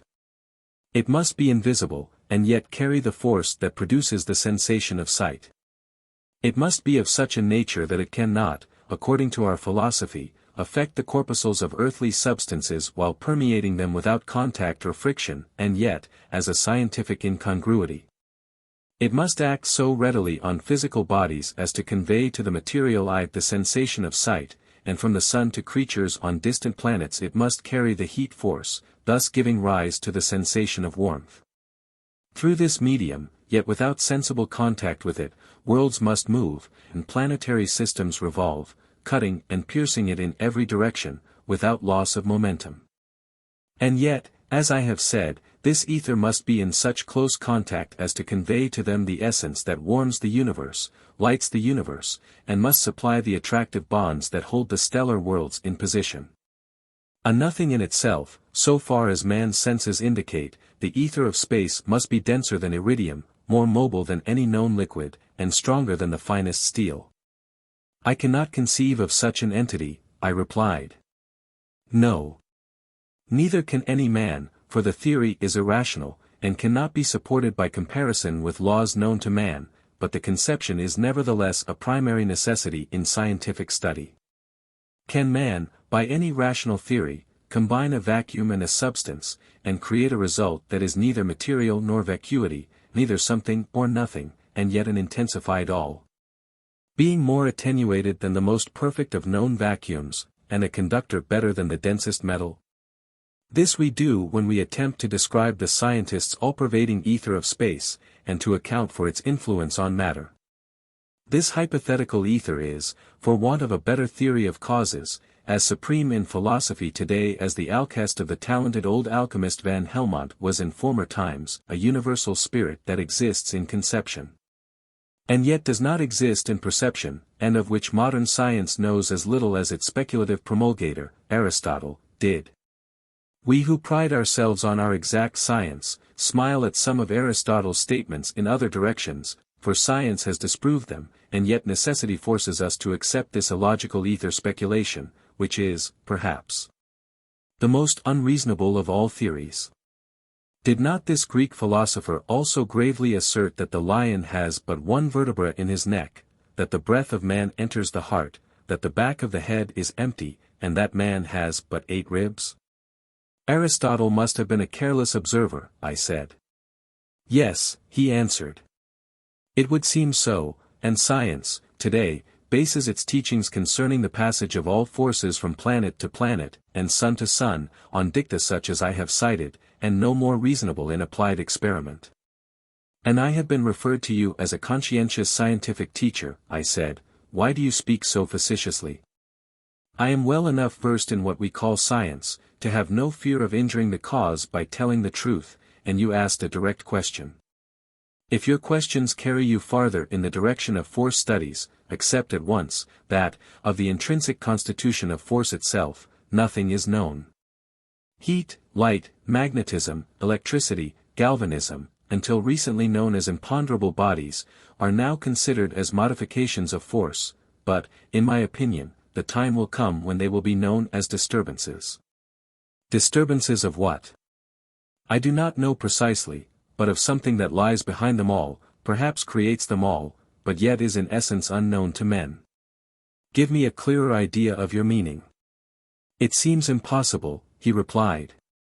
I cannot find words in which to express myself. I do not believe that forces, as we know them, imponderable bodies, are as modern physics defines them. I am tempted to say that, in my opinion, forces are disturbance expressions of a something with which we are not acquainted, and yet in which we are submerged and permeated. Aristotle's ether perhaps. It seems to me, that, behind all material substances, including forces, there is an unknown spirit, which, by certain influences, may be ruffled into the exhibition of an expression, which exhibition of temper we call a force. From this spirit these force expressions, wavelets or disturbances, arise, and yet they may become again quiescent, and again rest in its absorbing unity.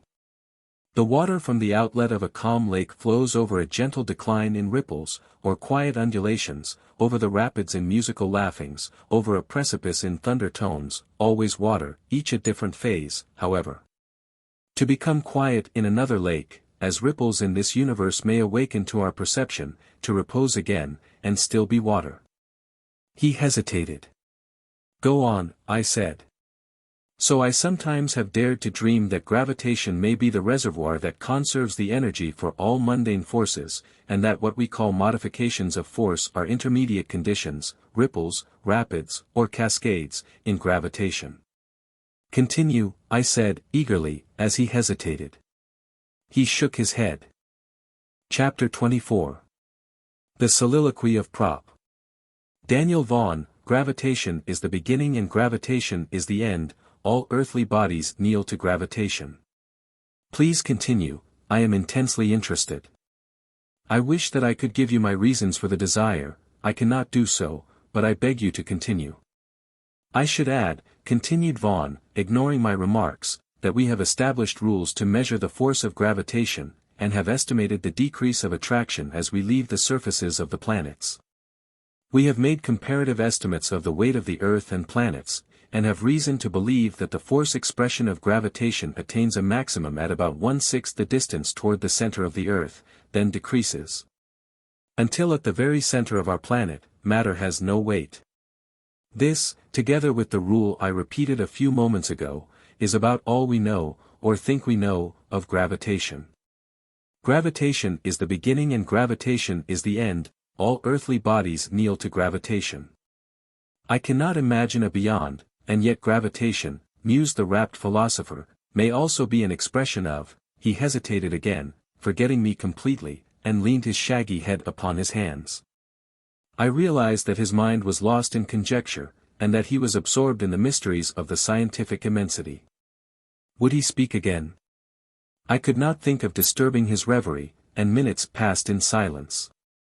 Then he slowly, softly, reverently murmured, "Gravitation, gravitation, thou art seemingly the one permanent, ever-present earthbound expression of omnipotence. Heat and light come and go, as vapors of water condense into rain and dissolve into vapor to return again to the atmosphere. Electricity and magnetism appear and disappear. Like summer storms they move in diversified channels, or even turn and fly from contact with some bodies, seemingly forbidden to appear, but thou, gravitation, art omnipresent and omnipotent. Thou createst motion, and yet maintainest the equilibrium of all things mundane and celestial. An attempt to imagine a body destitute of thy potency, would be to bankrupt and deaden the material universe. Oh! Gravitation, art thou a voice out of the beyond, and are other forces but echoes, tremulous reverberations that start into life to vibrate for a spell and die in the space caverns of the universe while thou continuest supreme?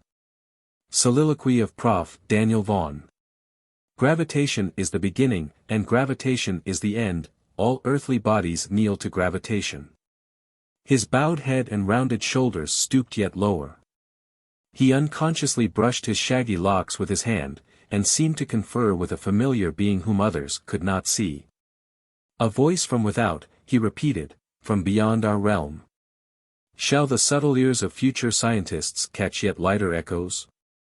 Will the brighter thoughts of more gifted men, under such furtherings as the future may bring, perchance commune with beings who people immensity, distance disappearing before thy ever-reaching spirit? For with thee, who holdest the universe together, space is not space, and there is no word expressing time. Art thou a voice that carriest the history of the past from the past unto and into the present, and for which there is no future, all conditions of time being as one to thee, thyself covering all and connecting all together? Art thou, gravitation, a voice? If so, there must be a something farther out in those fathomless caverns, beyond mind imaginings, from which thou comest, for how could nothingness have formulated itself into a voice? The suns and universe of suns about us, may be only vacant points in the depths of an all-pervading entity in which even thyself dost exist as a momentary echo, linked to substances ponderous, destined to fade away in the interstellar expanse outside, where disturbances disappear, and matter and gravitation together die. Where all is pure, quiescent, peaceful and dark. Gravitation, gravitation, imperishable gravitation, thou seemingly art the ever-pervading, unalterable, but yet moving spirit of a cosmos of solemn mysteries. Art thou now, in unperceived force expressions, speaking to dumb humanity of other universes, of suns and vortices of suns? Bringing tidings from the solar planets, or even infinitely distant star mists, the silent unresolved nebulae, and spreading before earth-bound mortal minds, each instant, fresh tidings from without, that, in ignorance, we cannot read? May not beings, perhaps like ourselves but higher in the scale of intelligence, those who people some of the planets about us, even now beckon and try to converse with us through thy subtle, ever-present self? And may not their efforts at communication fail because of our ignorance of a language they can read? Are not light and heat, electricity and magnetism plodding, vacillating agents compared with thy steady existence, and is it even further possible? His voice had gradually lowered, and now it became inaudible. He was oblivious to my presence, and had gone forth from his own self. He was lost in matters celestial, and abstractedly continued unintelligibly to mutter to himself as, brushing his hair from his forehead, he picked up his well-worn felt hat, and placed it awkwardly on his shaggy head. And then shuffled away without bidding me farewell. The bent form, prematurely shattered by privation, uncouth, unkempt, typical of suffering and neglect, impressed me with the fact that in him man's life essence, the immortal mind, had forgotten the material part of man. The physical half of man, even of his own being, in Daniel Vaughan's estimation, was an encumbrance unworthy of serious attention. His spirit communed with the pure in nature, and to him science was a study of the great beyond. 5. I embraced the first opportunity that presented itself to read the works that Professor Vaughan suggested, and sought him more than once to question further. However, he would not commit himself in regard to the possible existence of other forces than those with which we are acquainted, and when I interrogated him as to possibilities in the study of obscure force expressions, he declined to express an opinion concerning the subject. Indeed, I fancied that he believed it probable, or at least not impossible, that a closer acquaintance with conditions of matter and energy might be the heirloom of future scientific students. At last I gave up the subject, convinced that all the information I was able to obtain from other persons whom I questioned, and whose answers were prompt and positive, was evolved largely from ignorance and self-conceit. And such information was insufficient to satisfy my understanding, or to command my attention. After hearing Vaughan, all other voices sounded empty. I therefore applied myself to my daily tasks, and awaited the promised return of the interesting, though inscrutable being whose subterranean sojourning was possibly fraught with so much potential value to science and to man. Chapter 25. The mother of a volcano, you cannot disprove, and you dare not admit. The unbidden guest returns to read his manuscript. Continuing his narrative.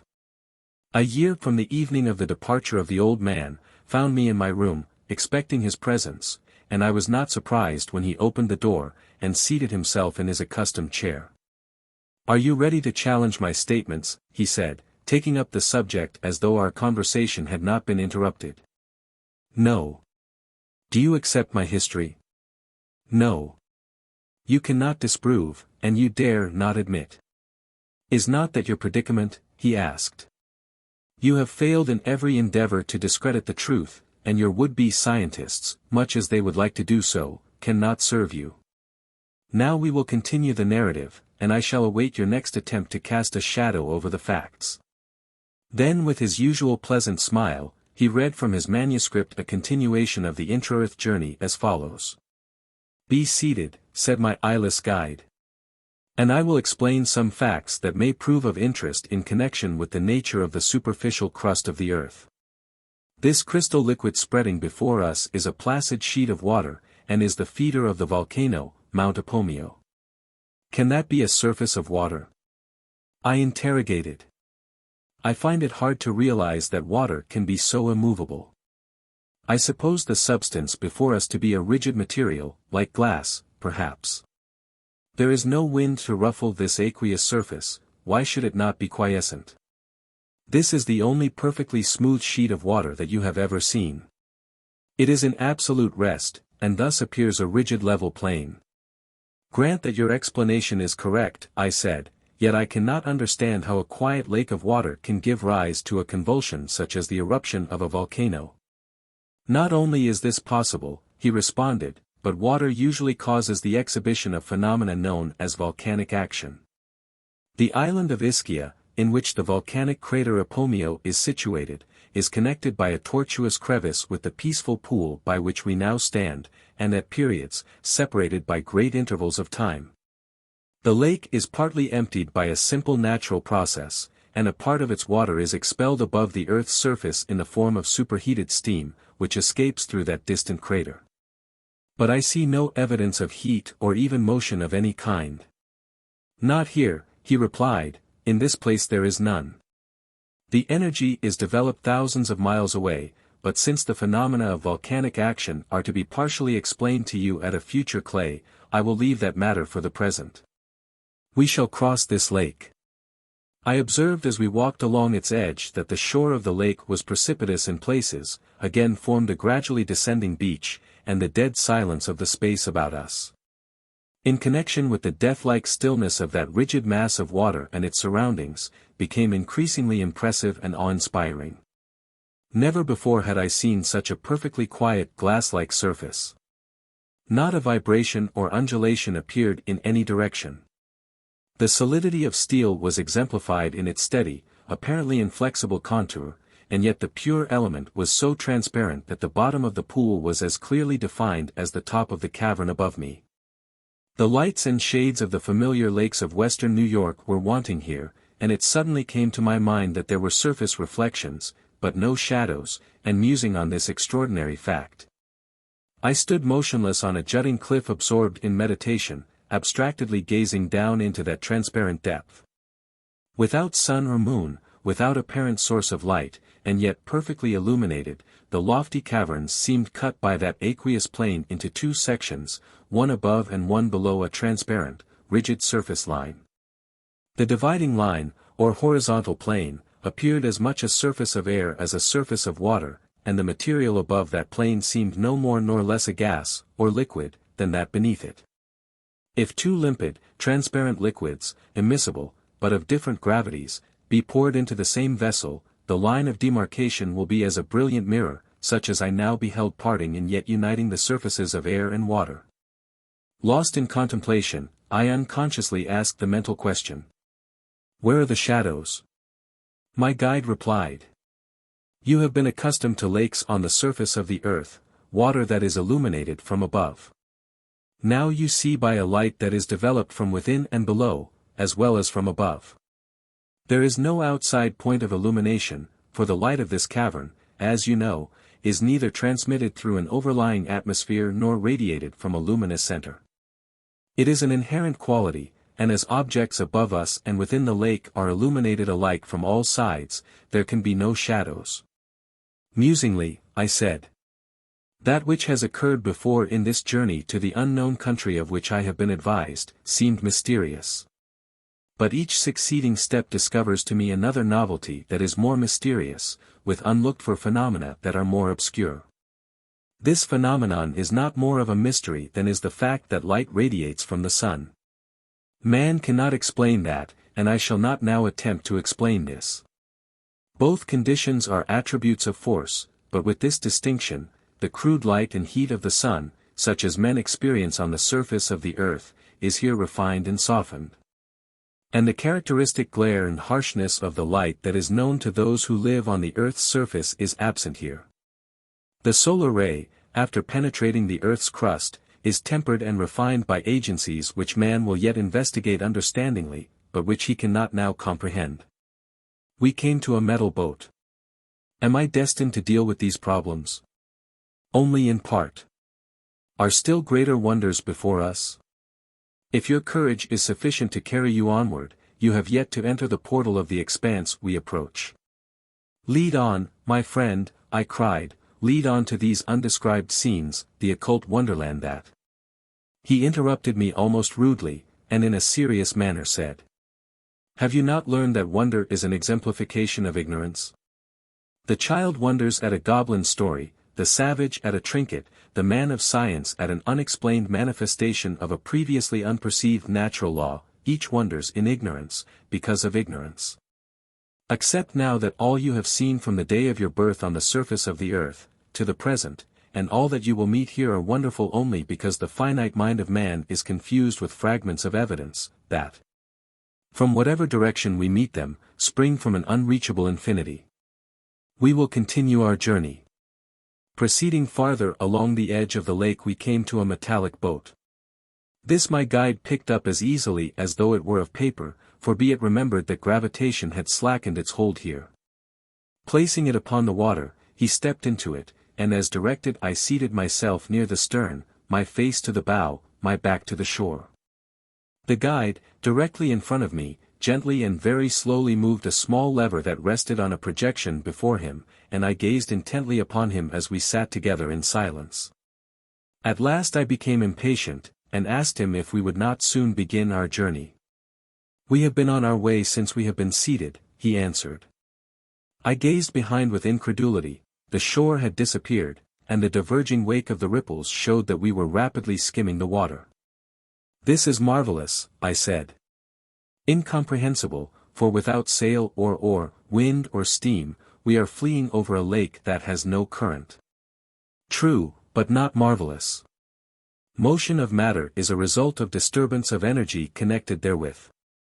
Is it not scientifically demonstrated, at least in theory, that if the motion of the spirit that causes the magnetic needle to assume its familiar position were really arrested in the substance of the needle, either the metal would fuse and vaporize or, if the forces did not appear in some other form such as heat, electricity, magnetism, or other force, the needle would be hurled onward with great speed. Chapter 26. Motion from inherent energy. Lead me deeper into this expanding study. I partly comprehend that such would be the case, I said. If a series of knife blades on pivot ends be set in a frame, and turned edgewise to a rapid current of water, the swiftly moving stream flows through this sieve of metallic edges about as easily as if there were no obstructions. Slowly turn the blades so as to present their oblique sides to the current, and an immediate pressure is apparent upon the frame that holds them. Turn the blades so as to shut up the space, and they will be torn from their sockets, or the entire frame will be shattered into pieces. I understand, go on. The ethereal current that generates the magnetic force passes through material bodies with inconceivable rapidity, and the molecules of a few substances only, present to it the least obstruction. Material molecules are edgewise in it, and meet no retardation in the subtle flood. This force is a disturbance of space energy that is rushing into the earth in one form, and out of it in another. But your mind is not yet in a condition to grasp the subject, for at best there is no method of explaining to men that which their experimental education has failed to prepare them to receive, and for which first absolutely new ideas, and next words with new meaning, must be formed. Now by we I mean those with whom I am connected, have learned to disturb the molecules in matter so as to turn them partly, or entirely, across the path of this magnetic current, and thus interrupt the motion of this ever-present energy. We can retard its velocity without, however, producing either magnetism, as is the case in a bar of steel, electricity, or heat, but motion instead, and thus a portion of this retarded energy springs into its new existence as motion of my boat. It is force changed into movement of matter, for the molecules of the boat, as a mass, must move onward as the force disappears as a current. Perhaps you can accept now that instead of light, heat, electricity, magnetism, and gravitation being really modifications of force, they are disturbances. Disturbances of what? Disturbances of motion. Motion of what? Motion of itself, pure and simple. I cannot comprehend, I cannot conceive of motion pure and simple. I will explain at a future time so that you can comprehend more clearly. Other lessons must come first, but never will you see the end. Truth is infinite. Continuing, he said. Let me ask if there is anything marvelous in this statement. On the earth's surface men arrest the fitful wind, and by so doing divert the energy of its motion into movement of machinery. They induce it to turn mills and propel vessels. This motion of air is a disturbance, mass motion transmitted to the air by heat, heat in turn being a disturbance or interruption of pure motion. When men learn to interrupt this unperceived stream of energy so as to change directly into material motion the spirit that saturates entire universe, and that produces force expressions, as it is constantly rushing from earth into space, and from space back again, they will have at command wherever they may be an endless source of power, light and heat. Mass motion, light and heat being convertible. Motion lies behind heat, light, and electricity, and produces them, and so long as the earth revolves on its axis, and circles in its orbit, man needs no light and heat from such indirect sources as combustion. Men will, however, yet obtain motion of molecules, heat, and material mass motion as well, from earth motion, without the other dangerous intermediate force expressions now deemed necessary in their production. Do you wish me to understand that on all parts of the earth's surface there is a continual expenditure of energy, an ever-ready current, that is really distinct from the light and heat of the sun? And also that the imponderable bodies that we call heat, light, electricity, and magnetism are not substances at all? Yes, he replied. And that this imperceptible something, fluid I will say, for want of a better term, now invisible and unknown to man, is as a medium in which the earth, submerged, floats as a speck of dust in a flood of space? Certainly, he replied. Am I to infer from your remarks that, in the course of time, man will be able to economize this force, and adapt it to his wants. Yes. Go on with your exposition, I again beg of you. Lead me deeper into this expanding study. There is but little more that you can comprehend now, as I have said, he answered. All materials known to man are of coarse texture, and the minds of men are not yet in a condition to comprehend finer exhibitions of force, or of motion modifications. Pure energy, in all its modifications, is absolutely unknown to man. What men call heat, gravitation, light, electricity, and magnetism are the grosser attributes attending alterations in an unknown, attenuated, highly developed force producer. They are results, not causes. The real force, an unreached energy, is now flooding all space, pervading all materials. Everywhere there exists an infinite sea of motion absolute. Since this primeval entity cannot now affect matter, as matter is known to man, man's sense can only be influenced by secondary attributes of this energy. Unconscious of its all-pervading presence, however, man is working towards the power that will someday, upon the development of latent senses, open to him this new world. Then at last he will move without muscular exertion, or the use of heat as an agent of motion, and will, as I am now doing, bridle the motion of space. Wherever he may be situated, there will then be warmth to any degree that he wishes, for he will be able to temper the seasons, and mass motion illimitable, also, for this energy, I reiterate, is omnipresent. However, as you will know more of this before long, we will pass the subject for the present. My guide slowly moved the lever. I sat in deep reflection, beginning to comprehend somewhat of his reasoning, and yet my mind was more than clouded. The several ambiguous repetitions he had made since our journey commenced, each time suggesting the same idea, clothing it in different forms of expression, impressed me vaguely with the conception of a certain something for which I was gradually being prepared, and that I might eventually be educated to grasp, but which he believed my mind was not yet ready to receive. I gathered from what he said that he could have given clearer explanations than he was now doing, and that he clothed his language intentionally in mysticism, and that, for some reason, he preferred to leave my mind in a condition of uncertainty. The velocity of the boat increased as he again and again cautiously touched the lever, and at last the responsive craft rose nearly out of the water, and skimmed like a bird over its surface. There was no object in that lake of pure crystal to govern me in calculating as to the rapidity of our motion, and I studied to evolve a method by which I could time our movements. With this object in view I tore a scrap from my clothing and tossed it into the air. It fell at my feet as if in a calm. There was no breeze.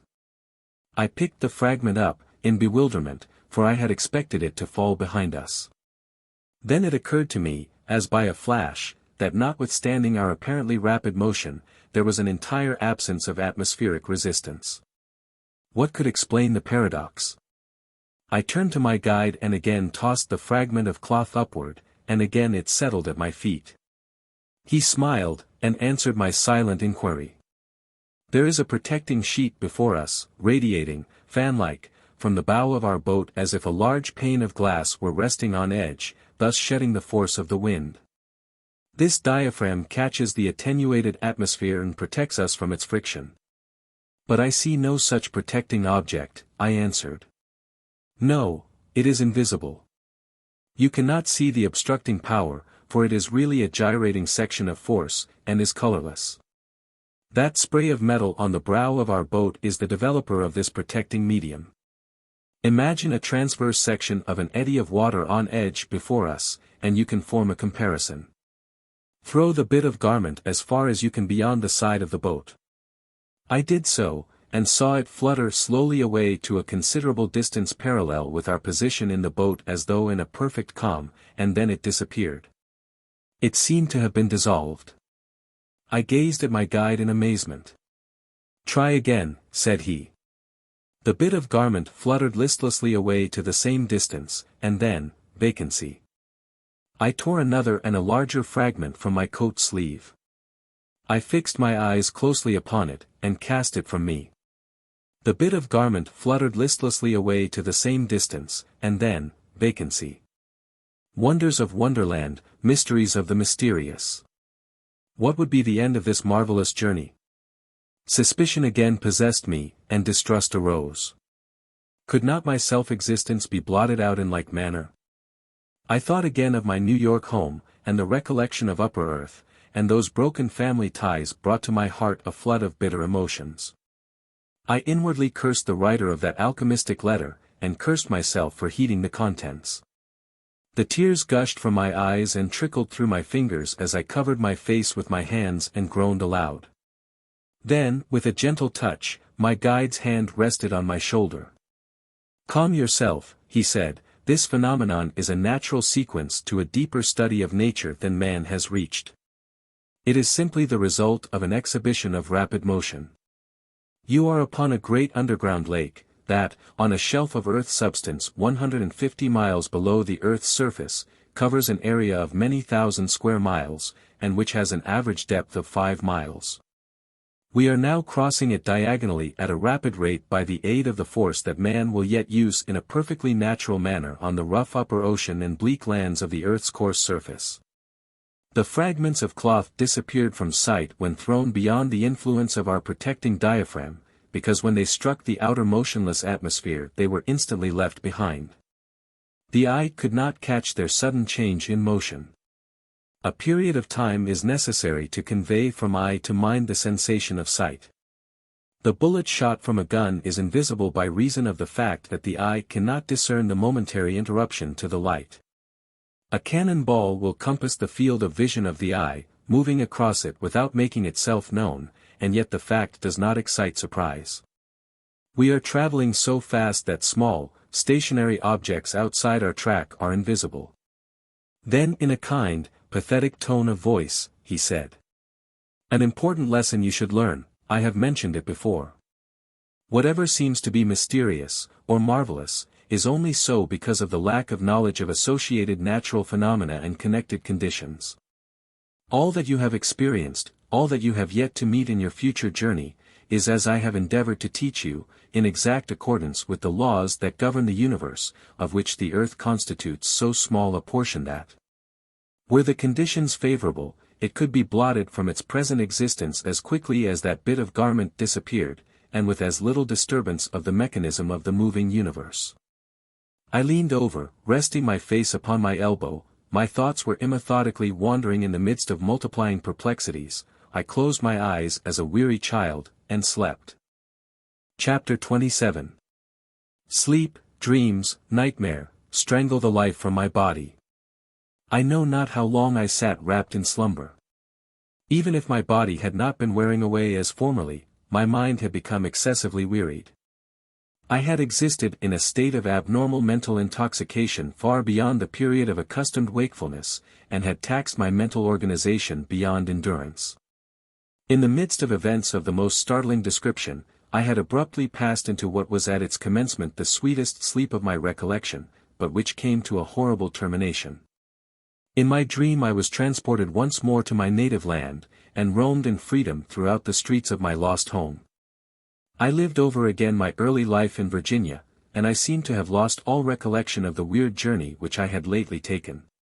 My subsequent connection with the Brotherhood of Alchemists, and the unfortunate letter that led to my present condition, were forgotten. There came no thought suggestive of the train of events that are here chronicled, and as a child I tasted again the pleasures of innocence, the joys of boyhood. Then my dream of childhood vanished, and the scenes of later days spread themselves before me. I saw, after a time, the scenes of my later life, as though I viewed them from a distance, and was impressed with the idea that they were not real, but only the fragments of a dream. I shuddered in my childish dreamland, and trembled as a child would at confronting events of the real life that I had passed through on earth, and that gradually assuming the shape of man approached and stood before me. A hideous spectre seemingly ready to absorb me. The peaceful child in which I existed shrunk back, and recoiled from the approaching living man. "Away, away," I cried, "you shall not grasp me, I do not wish to become a man, this cannot, must not be the horrible end to a sweet existence." Gradually the man-life approached, seized and enveloped me, closing around me as a jelly-fish surrounds its living victim, while the horrors of a nightmare came over my soul. Man's life is a fearful dream, I shouted, as I writhed in agony. I am still a child, and will remain one, keep off. Life of man, away. Let me live and die a child. The spectre of man's life seized me more firmly as I struggled to escape, and holding me in its irresistible clutch absorbed my substance as a vampire might suck the blood of an infant. And while the childish dream disappeared in that hideous embrace, the miserable man awoke. I found myself on land. The guide, seated at my side, remarked. You have slept. I have lived again, I said in bitterness. You have not lived at all as yet, he replied. Life is a dream, usually it is an unsatisfied nightmare. Then let me dream again as at the beginning of this slumber, I said, and while I dream as a child, do you strangle the life from my body, spare me the nightmare, I would not live to reach the life of man. This is sarcasm, he replied. You are as changeable as the winds of the earth's surface. Now as you are about to approach a part of our journey where fortitude is necessary, behold, you waver as a little child might. Nerve yourself.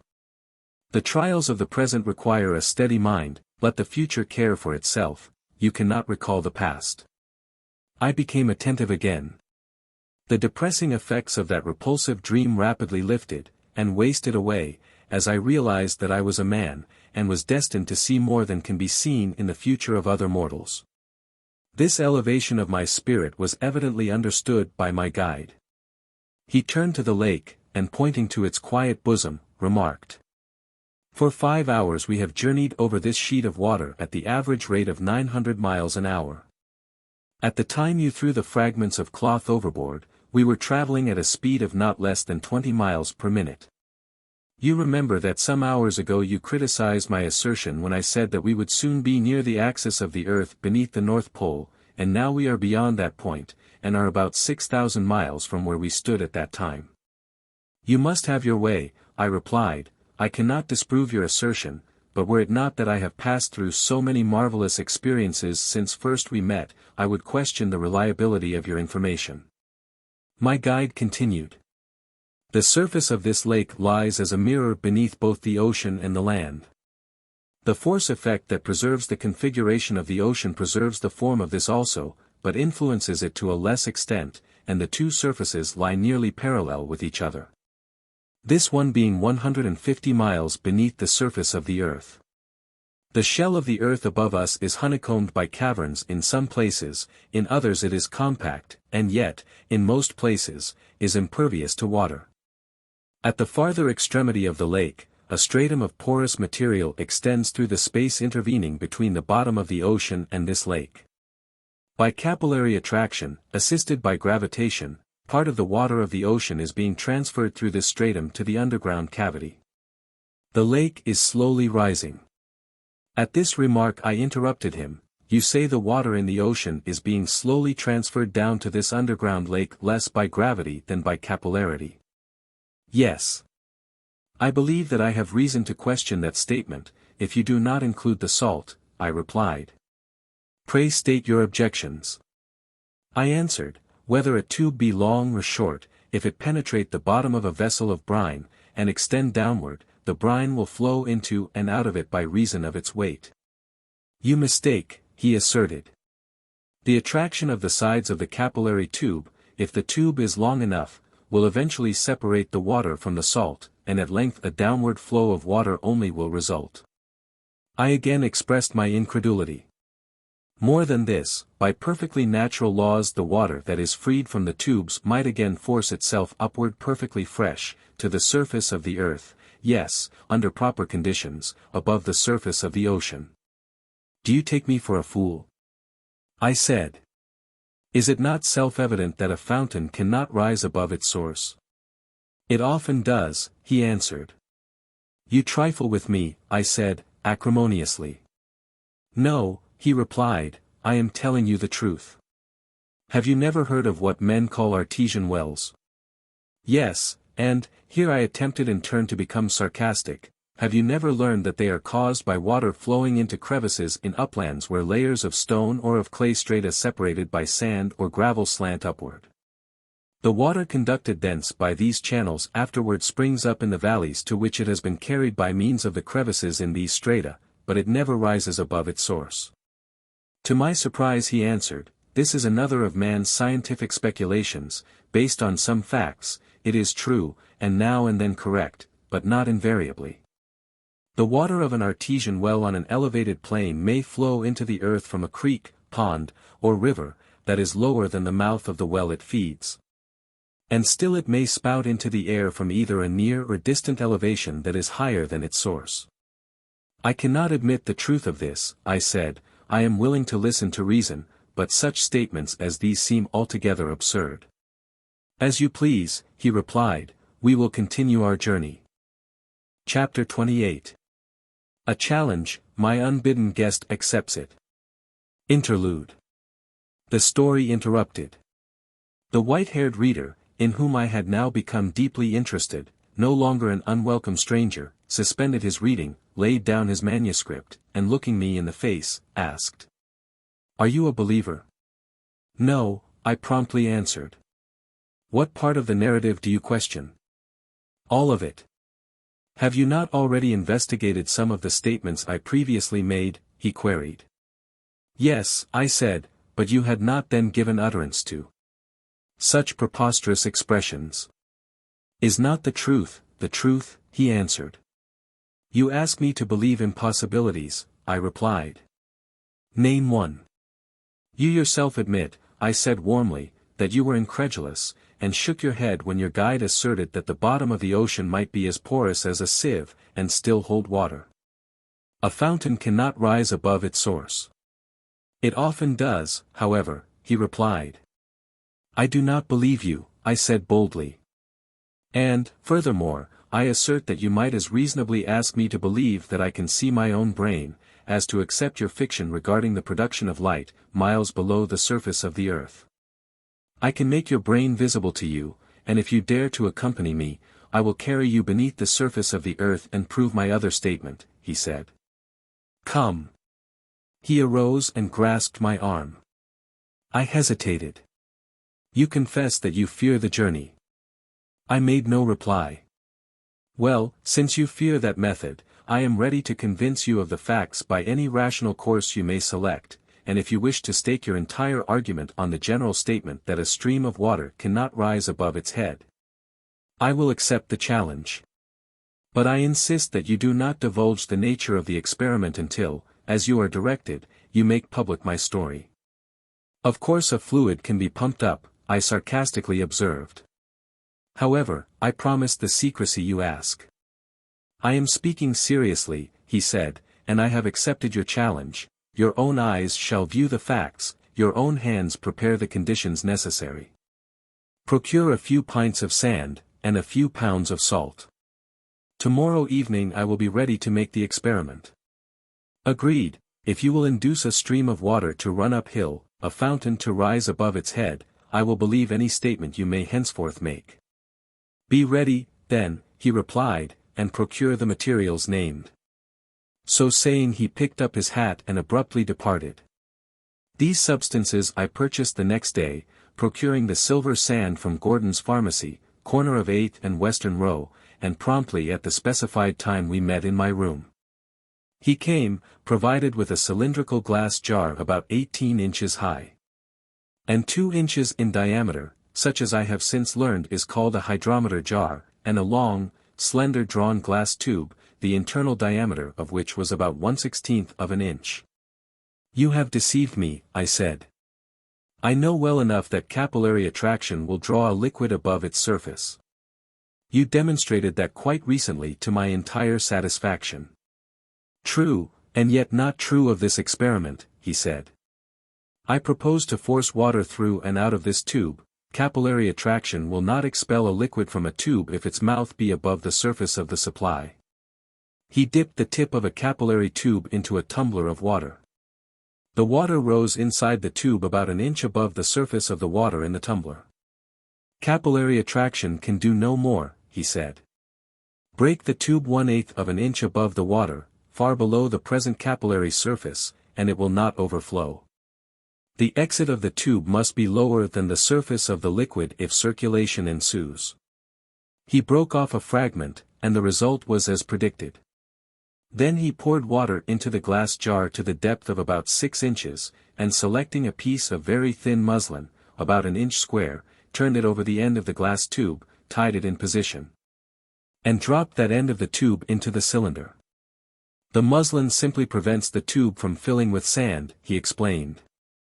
Then he poured sand into the cylinder until it reached the surface of the water.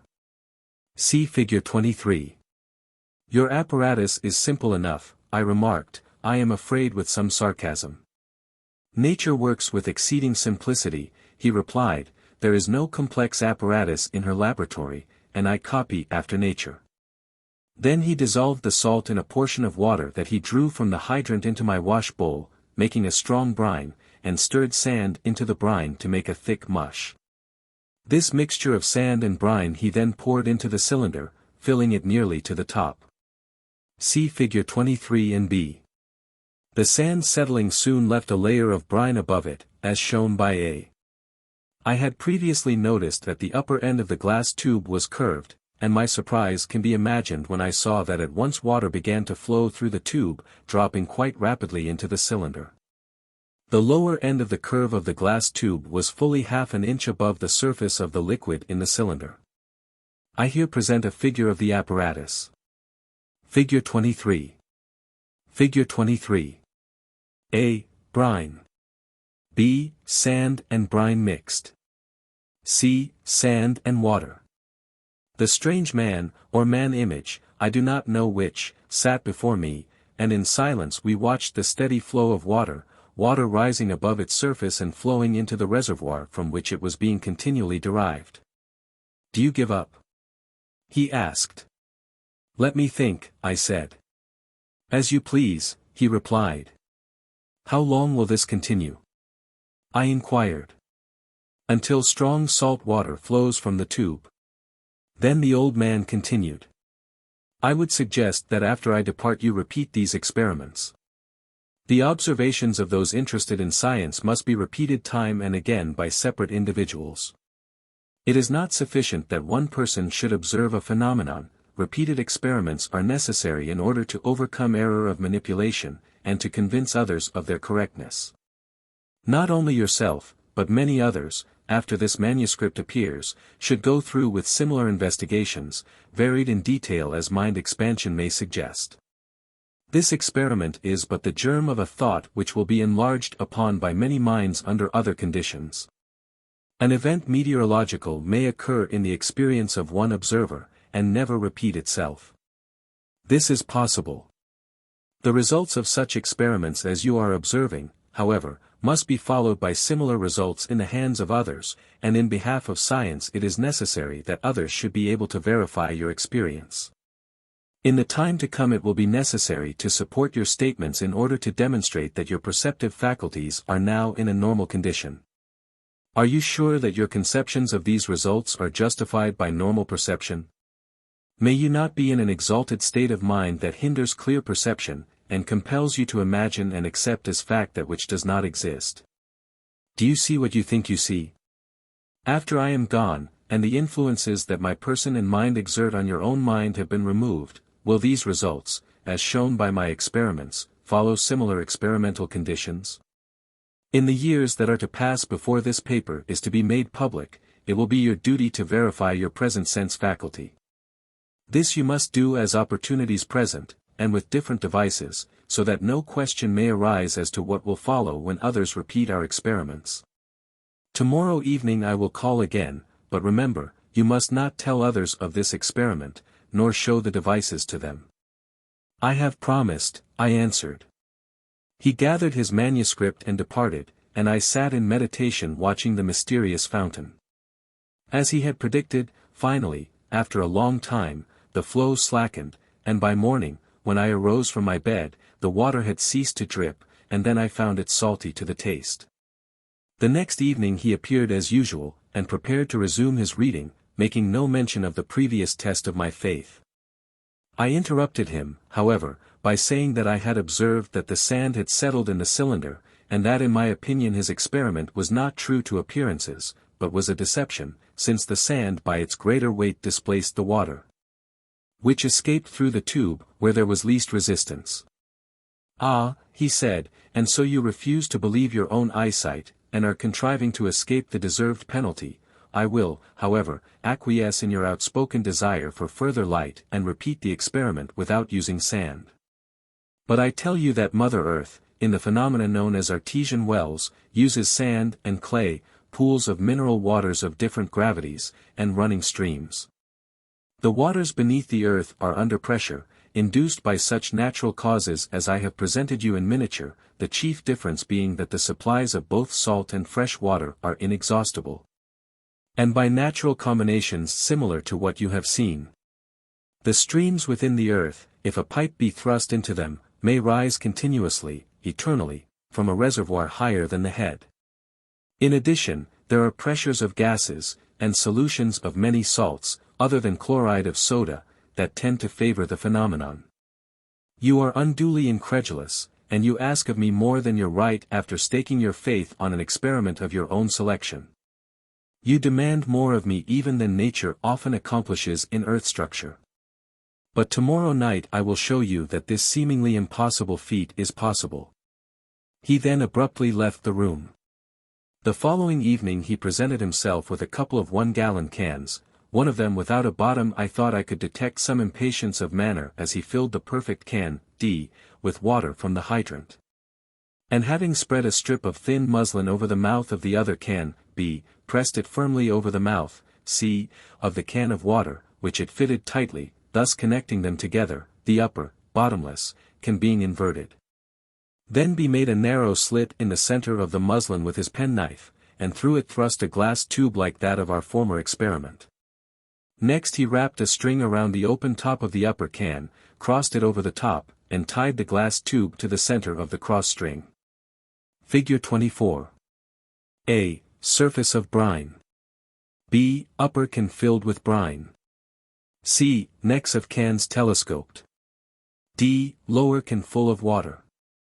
Simply to hold this tube in position, he explained.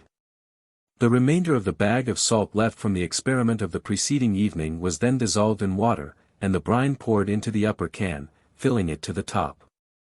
Then carefully thrusting the glass tube downward, he brought the tip of the curve to within about 1/2 inch of the surface of the brine, when immediately a rapid flow of liquid exhibited itself. It rises above its source without sand, he observed. I cannot deny the fact, I replied, and furthermore I am determined that I shall not question any subsequent statement that you may make. We sat in silence for some time, and the water ran continuously through the tube. I was becoming alarmed, afraid of my occult guest, who accepted my self-selected challenges, and worked out his results so rapidly, he seemed to he more than human. I am a mortal, but a resident of a higher plane than you, he replied, divining my thoughts. Is not this experiment a natural one? Yes, I said. Did not Shakespeare write, there are more things in heaven and earth, Horatio, than are dreamt of in your philosophy? Yes, I said. And my guest continued. He might have added, and always will be. Scientific men will explain this phenomenon, I suggested. Yes, when they observe the facts, he replied, it is very simple. They can now tell, as I have before remarked, how Columbus stood the egg on end.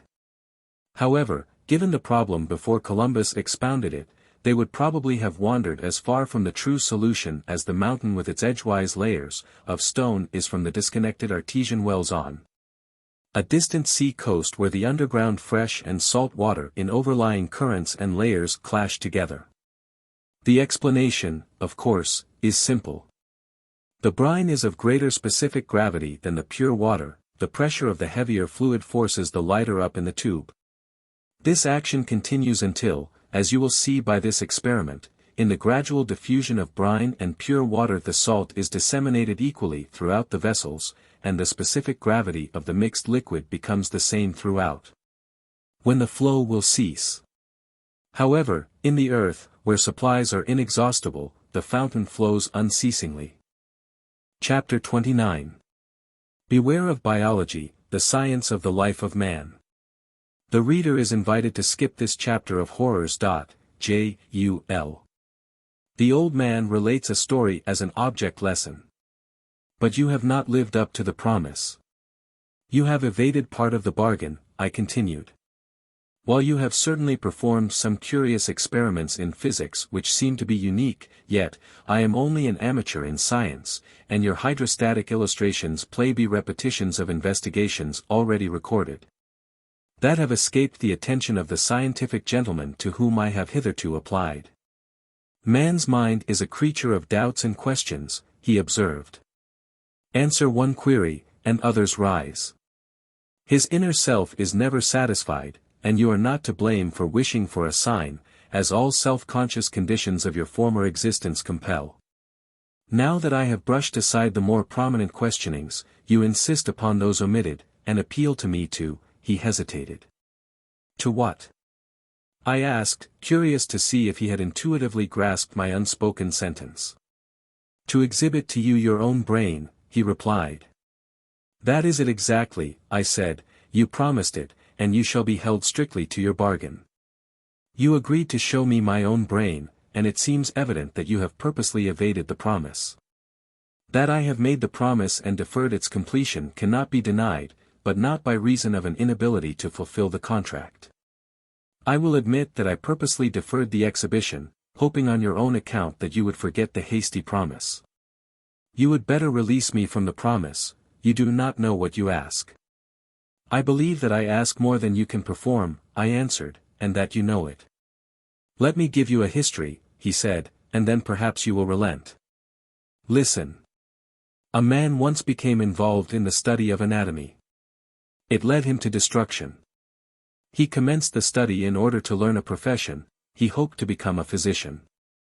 Materia medica, pharmacy, chemistry, enticed him at first, but after a time presented no charms. He was a dull student in much that men usually consider essential to the practice of medicine. He was not fitted to be a physician. Gradually he became absorbed in two branches, physiology and anatomy.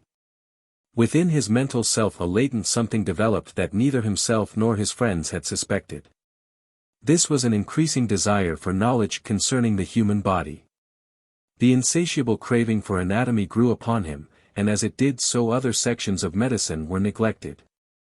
Gradually he lost sight of his professional object.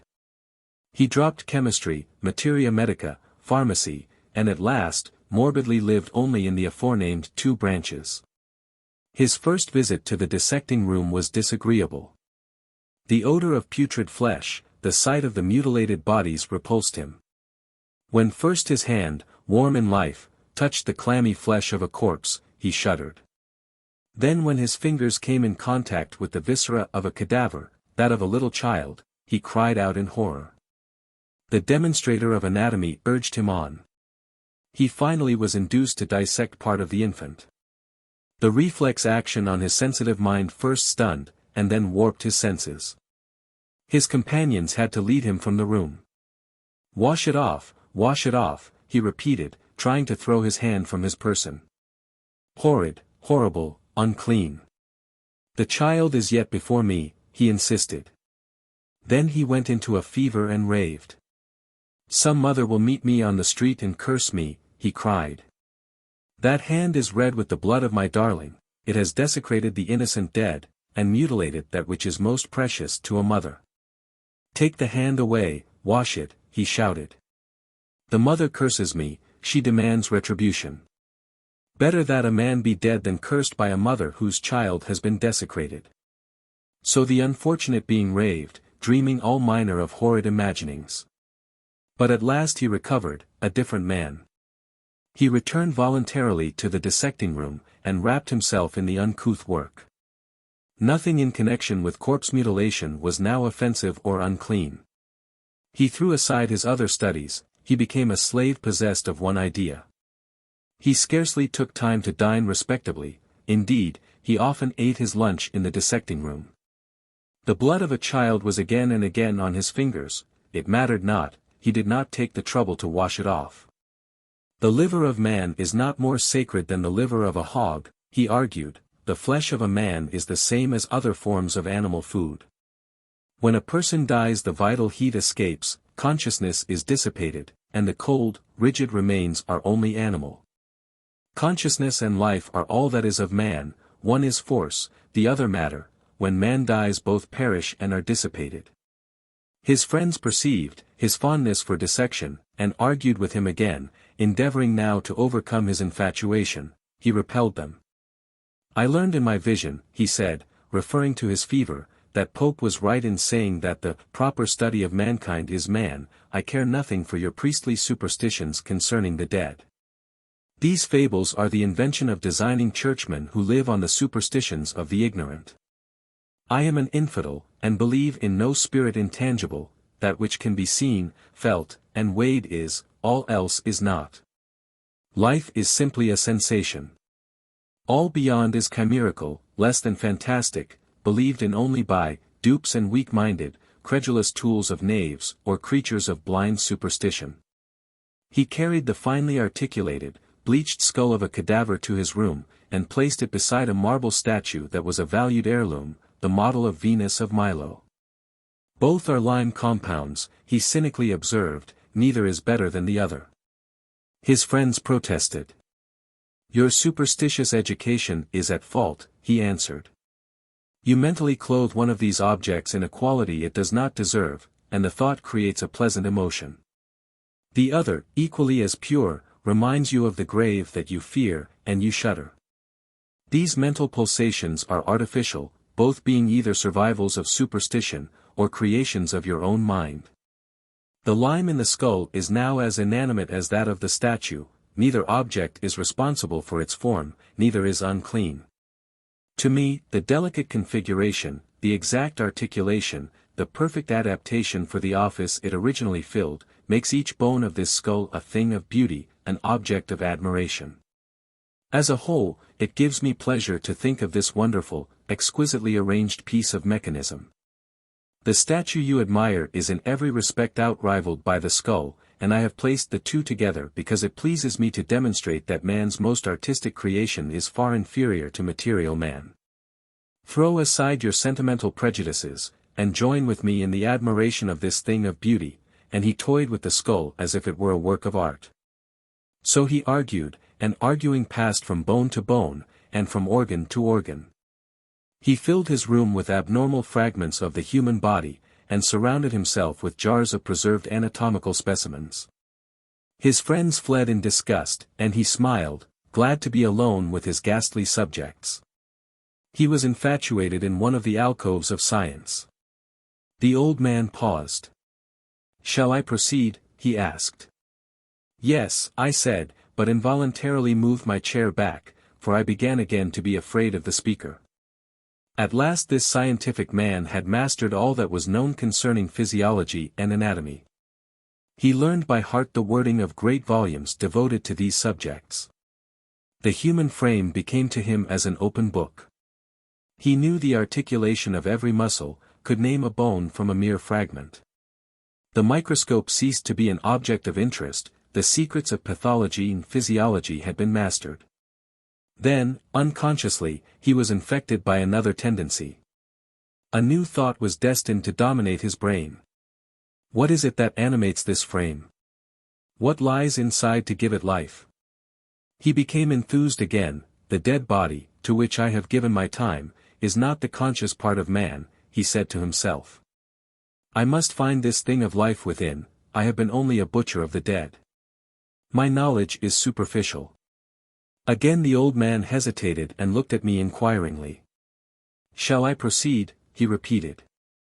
I was possessed by horror, but yet fascinated, and answered determinedly, Go on. Beware, he added, beware of the science of life. Pleadingly he looked at me. Go on, I commanded. He continued. With the cunning of a madman, this person of profound learning, led from the innocence of ignorance to the heartlessness of advanced biological science, secretly planned to seek the vital forces. I must begin with a child, for the life essence shows its first manifestations in children, he reasoned. He moved to an unfrequented locality, discharged his servants, and notified his former friends that visitors were unwelcome. He had determined that no interruption to his work should occur. This course was unnecessary, however, for now he had neither friends nor visitors. He employed carpenters and artisans, and perfected a series of mechanical tables, beautiful examples of automatic mechanism. From the inner room of that house no cry could be heard by persons outside. It will be seen, by referring to the epilogue, that Mr. Drury agreed to mutilate part of the book. This I have gladly done, excising the heart-rending passages that follow. To use the words of Professor Venable, they do not comport with the general delicacy of the book. J.U.L. Hold, old man, cease, I cried aghast, I have had enough of this. You trifle with me, demon. I have not asked for nightmare stories, heart-curdling accounts of maniacal investigators, who madly pursue their revolting calling, and discredit the name of science. You asked to see your own brain, he replied. And have been given a terrible story instead, I retorted. So men perverted, misconstruing the aim of science, answer the cry of humanity, he said. One by one the cherished treasures of Christianity have been stolen from the faithful. What, to the mother, can replace the babe that has been lost? The next world, I answered, offers a comfort. Bah, he said. Does not another searcher in that same science field tell the mother that there is no personal hereafter, that she will never see her babe again? One man of science steals the body, another man of science takes away the soul, the third annihilates heaven. They go like pestilence and famine, hand in hand, subsisting on all that craving humanity considers sacred, and offering no tangible return beyond a materialistic present. This same science that seems to be doing so much for humanity will continue to elevate so-called material civilization until, as the yeast ferment is smothered in its own excretion. So will science thought create conditions to blot itself from existence, and destroy the civilization it creates. Science is heartless, notwithstanding the personal purity of the majority of her helpless votaries. She is a thief, not of ordinary riches, but of treasures that cannot be replaced. Rising abruptly, he grasped my hand. Before science provings the love of a mother perishes, the hope of immortality is annihilated. Beware of materialism, the end of the science of man. Beware of the beginning of biological inquiry, for he who commences, cannot foresee the termination. I say to you in candor, no man ever engaged in the part of science lore that questions the life essence, realizing the possible end of his investigations. The insidious servant becomes a tyrannical master. The housebreaker is innocent, the horse thief guiltless in comparison. Science thought begins in the brain of man, science provings end all things with the end of the material brain of man. Beware of your own brain. I have no fear, I replied, that I will ever be led to disturb the creeds of the faithful, and I will not be diverted. I demand to see my brain. Your demand shall now be fulfilled. You have been warned of the return that may follow the commencement of this study, you force the issue, my responsibility ceases. No man of science realized the end when he began to investigate his throbbing brain, and the end of the fabric that science is weaving for man rests in the hidden future. The story I have related is a true one, as thousands of faithful men who unconsciously have been led into infidelity have experienced. And as the faithful followers of sacred teachings can also perceive, who recognize that their religion and the hope of heaven is slipping away beneath the steady inroad of the heartless materialistic investigator, who clothes himself in the garb of science. Rising abruptly from his chair, he grasped my hand. You shall see your brain, man, come. Chapter 30. Looking backward, the living brain. The old man accompanied his word, come, as I have said, by rising from his chair, and then with a display of strength quite out of proportion to his age, he grasped my wrist and drew me toward the door. Realizing at once that he intended I should accompany him into the night, I protested, saying that I was quite unprepared. My hat, at least, I insisted, as he made no recognition of my first demur. Your hat is on your head, he replied. This was true, although I am sure the hat had been previously hung on a rack in a distant part of the room, and I am equally certain that neither my companion nor myself had touched it. Heaving me no time for reflection, he opened the door, and drew me through the hallway and into the gloom. As though perfectly familiar with the city, he guided me from my cozy home, on the retired side street in which I resided, eastwardly into the busy thoroughfare, Western Row. Our course led us down towards the river, past 9th, 8th, 7th Streets. Now and then a pedestrian stopped to gaze in surprise at the unique spectacle, the old man leading the young one, but none made any attempt to molest us. We passed on in silence, out of the busy part of the thoroughfare and into the shady part of the city, into the darkness below 5th Street. Here the residences were poorer, and tenement houses and factories began to appear. We were now in a quarter of the city into which strangers seldom, if ever, penetrated after night, and in which I would not have cared to be found unprotected at any time after sunset, much less in such questionable company. I protested against the indiscretion.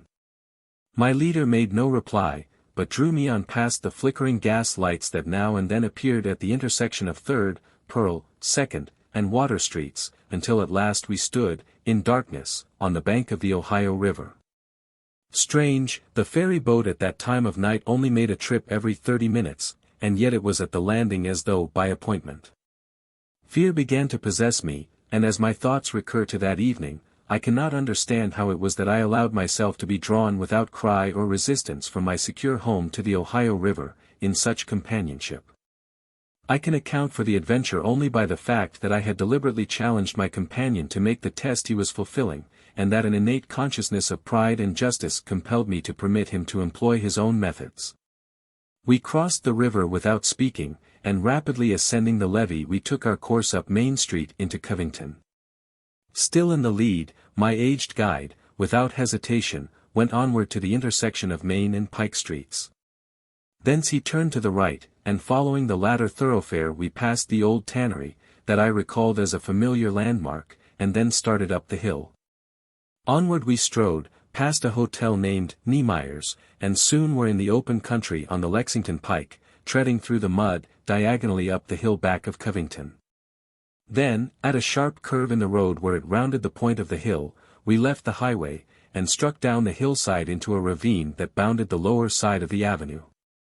We had long since left the city lamps and sidewalks behind us, and now, when we left the roadway, were on the muddy pike at a considerable elevation upon the hillside and, looking backward, I beheld innumerable lights throughout the cities of Cincinnati, Covington, and the village of Newport, sparkling away in the distance behind and below us.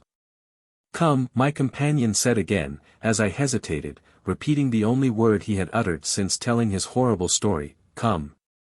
Down the hill into the valley we plunged, and at last he opened the door of an isolated log cabin, which we entered. He lighted a candle that he drew from his pocket, and together we stood facing each other. "Be seated," he said dryly.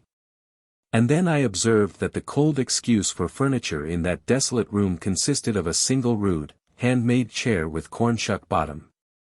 However, I did not need a second invitation, but sank exhausted and disconsolate upon the welcome object. My companion lost no time, but struck at once into the subject that concerned us, arguing as follows. One of the troubles with humanity is that of changing a thought from the old to a new channel. To grasp at one effort an entirely new idea is an impossibility. Men follow men in trains of thought expression, as in bodily form generations of men follow generations. A child born with 3 legs is a freak of nature, a monstrosity, yet it sometimes appears. A man, possessed of a new idea, is an anomaly, a something that may not be impossible, but which has never appeared. It is almost as difficult to conceive of a new idea as it is to create out of nothing a new material or an element. Neither thoughts nor things can be invented, both must be evolved out of a pre-existing something which it necessarily resembles. Every advanced idea that appears in the brain of man is the result of a suggestion from without. Men have gone on and on ceaselessly, with their minds bent in one direction, ever looking outwardly, never inwardly.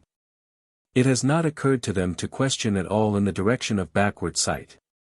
Mind has been enabled to read the impressions that are made in and on the substance of brain convolutions, but at the same time has been and is insensible to the existence of the convolutions themselves. It is as though we could read the letters of the manuscript that bears them without having conceived of a necessity for the existence of a printed surface, such as paper or anything outside the letters. Had anatomists never dissected a brain, the human family would today live in absolute ignorance of the nature of the substance that lies within the skull.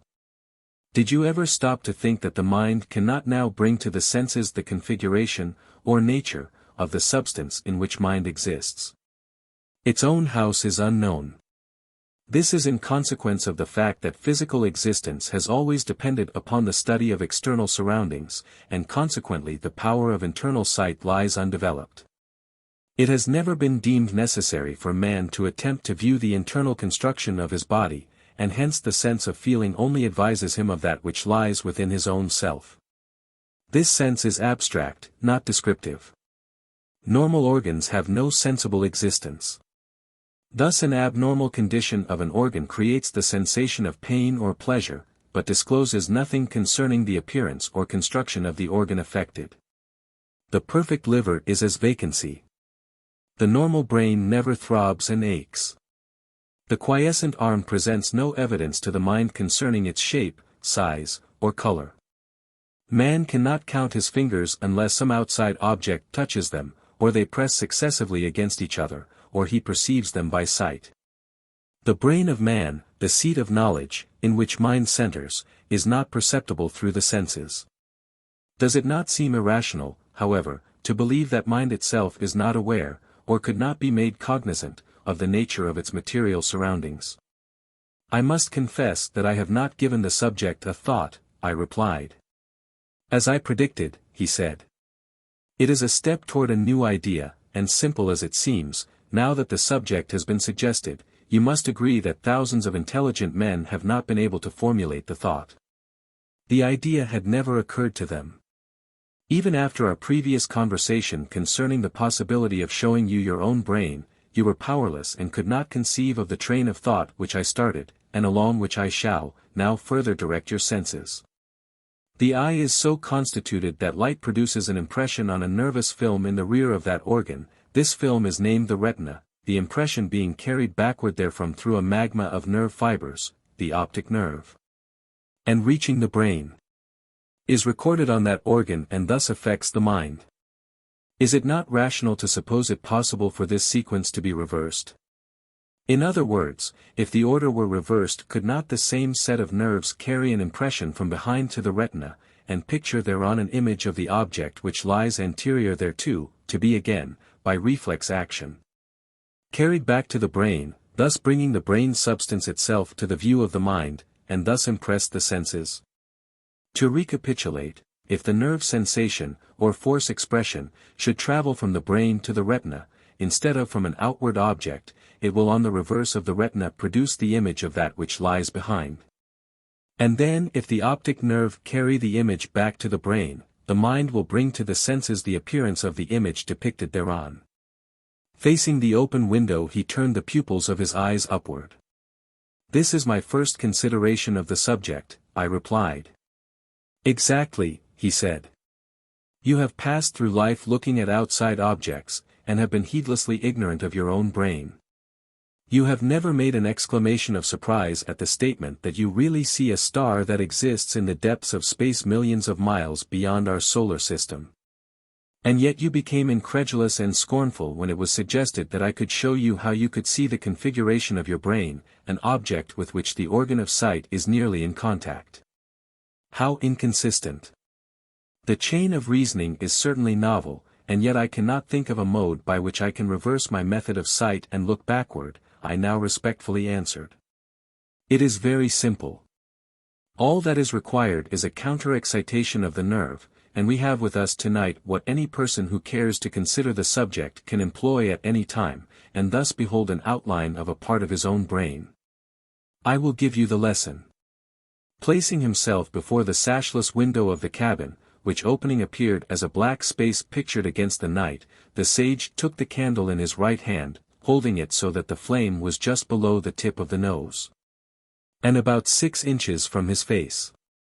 Then facing the open window he turned the pupils of his eyes upward, seeming to fix his gaze on the upper part of the open window space, and then he slowly moved the candle transversely, backward and forward, across, in front of his face, keeping it in such position that the flickering flame made a parallel line with his eyes, and as just remarked, about 6 inches from his face, and just below the tip of his nose.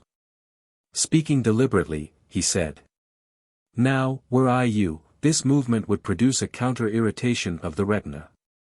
A rhythm of the optic nerve would follow, a reflex action of the brain accompanying, and now a figure of part of the brain that rests against the skull in the back of my head would be pictured on the retina. I would see it plainly, apparently pictured or thrown across the open space before me." "Incredible," I replied. "Try for yourself," quietly said my guide. Placing myself in the position designated, I repeated the maneuver, when slowly a shadowy something seemed to be evolved out of the blank space before me. It seemed to be as a grey veil, or like a corrugated sheet as thin as gauze, which as I gazed upon it and discovered its outline, became more apparent and real. Soon the convolutions assumed a more decided form, the grey matter was visible, filled with venations, first grey and then red, and as I became familiar with the sight, suddenly the convolutions of a brain in all its exactness, with a network of red blood venations, burst into existence. 6. I beheld a brain, a living brain, my own brain, and as an uncanny sensation possessed me I shudderingly stopped the motion of the candle, and in an instant the shadowy figure disappeared.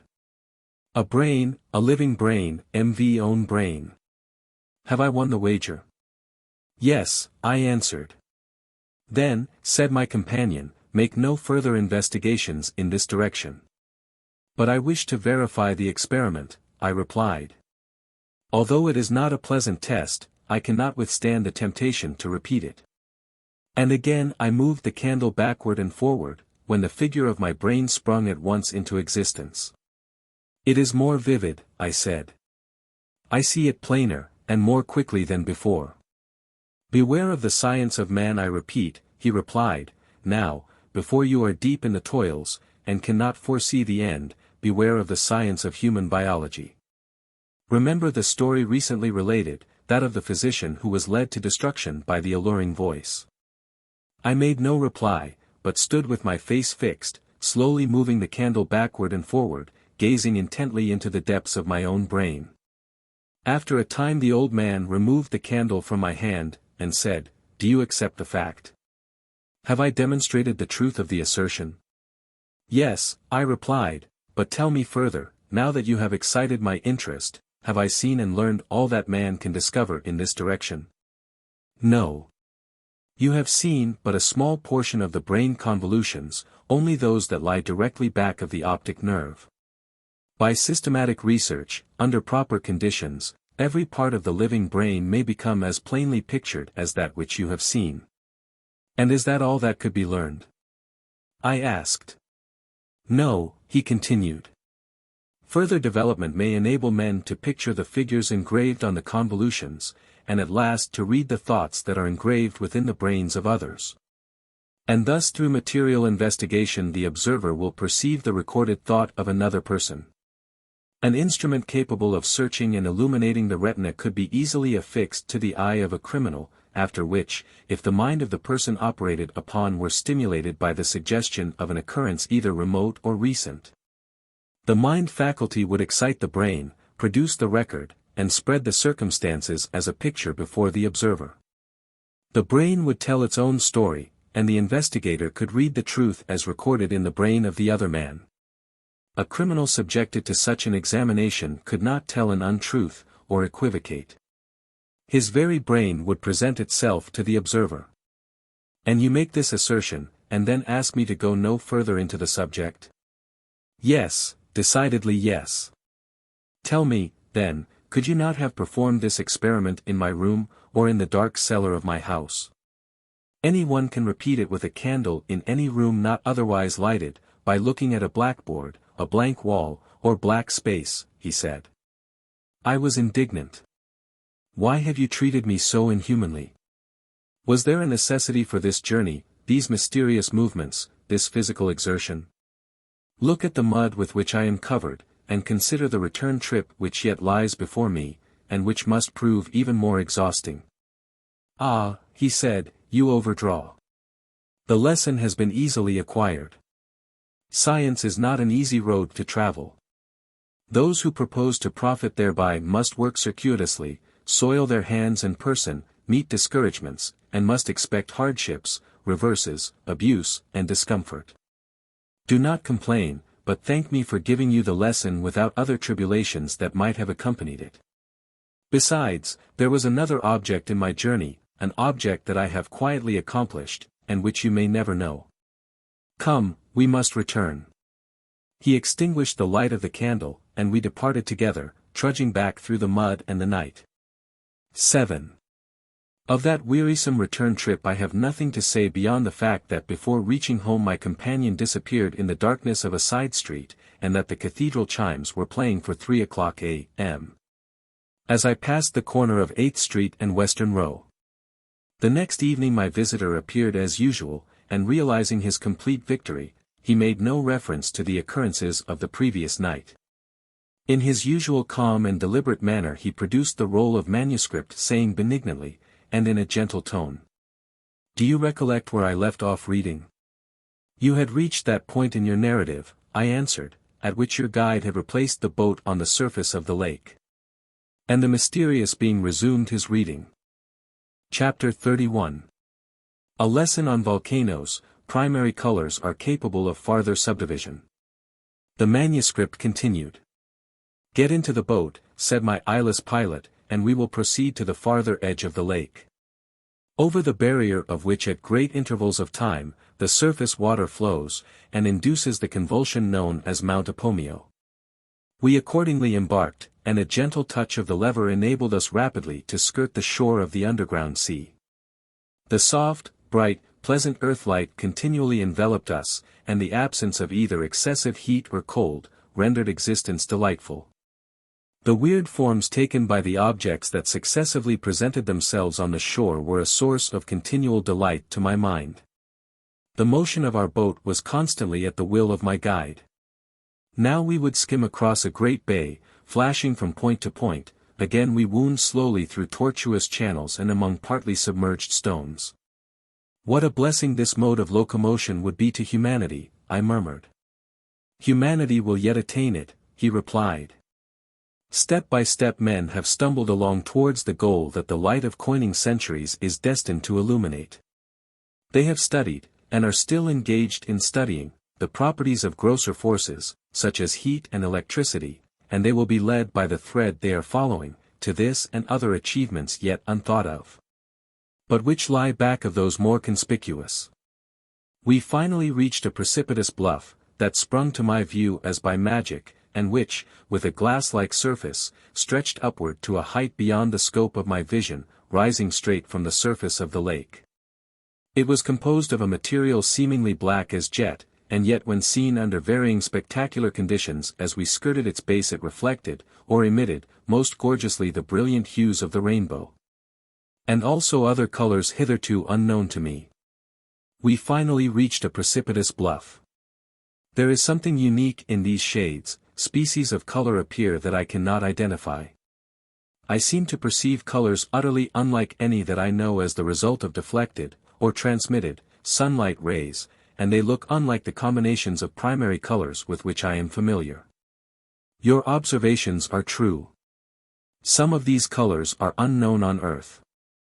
But on the surface of the Earth we have all possible combinations of the 7 prismatic rays, I answered. How can there be others here? Because, first, your primary colors are capable of further subdivision. Second, other rays, invisible to men under usual conditions, also emanate from the sun, and under favorable circumstances may be brought to the sense of sight. Do you assert that the prism is capable of only partly analyzing the sunlight? Yes. What reason have you to argue that, because a triangular bit of glass resolves a white ray into 7 fractions that are, as men say, differently colored, you could not by proper methods subdivide each of these so-called primary shades into others. What reason have you to doubt that rays now invisible to man accompany those capable of impressing his senses, and might by proper methods become perceptible as new colors? None, I answered, only that I have no proof that such rays exist. But they do exist, and men will yet learn that the term, primitive, ray, as applied to each of the 7 colors of the rainbow, is incorrect. Each will yet be resolved, and as our faculties multiply and become more subtle, other colors will be developed, possessed of a delicacy and richness indescribable now. For as yet man cannot comprehend the possibilities of education beyond the limits of his present condition. During this period of conversation we skirted the richly colored bluff with a rapid motion, and at last shot beyond it, as with a flash, into seeming vacancy. I was sitting with my gaze directed toward the bluff, and when it instantly disappeared, I rubbed my eyes to convince myself of their truthfulness. And as I did so our boat came gradually to a stand on the edge of what appeared to be an unfathomable abyss. Beneath me on the side where had risen the bluff that disappeared so abruptly, as far as the eye could reach, was an absolute void. To our right, and before and behind us, stretched the surface of that great smooth lake on whose bosom we rested. To our left, our boat brushing its rim, a narrow ledge, a continuation of the black, glass-like material, reached only a foot above the water, and beyond this narrow brink the mast descended perpendicularly to seemingly infinite depths. Involuntarily I grasped the sides of the boat, and recoiled from the frightful chasm, over which I had been so suddenly suspended, and which exceeded anything of a similar description that I had ever seen. The immeasurable depth of the abyss, in connection with the apparently frail barrier that held the great lake in its bounds, caused me to shudder and shrink back, and my brain reeled in dizzy fright. An inexplicable attraction, however, notwithstanding my dread, held me spellbound, and although I struggled to shut out that view, the endeavor failed. I seemed to be drawn by an irresistible power, and yet I shuddered at the awful majesty of that yawning gulf which threatened to end the world on which I then existed. Fascinated, entranced, I could not help gazing, I knew not how long, down into that fathomless, silent profundity. Composing myself, I turned a questioning glance on my guide. He informed me that this hard, glass-like dam, confined the waters of the slowly rising lake that we were sailing over, and which finally would rise high enough to overflow the barrier. The wall descended perpendicularly to seemingly infinite depths. The cycle of the periodic overflow is measured by great intervals, he said.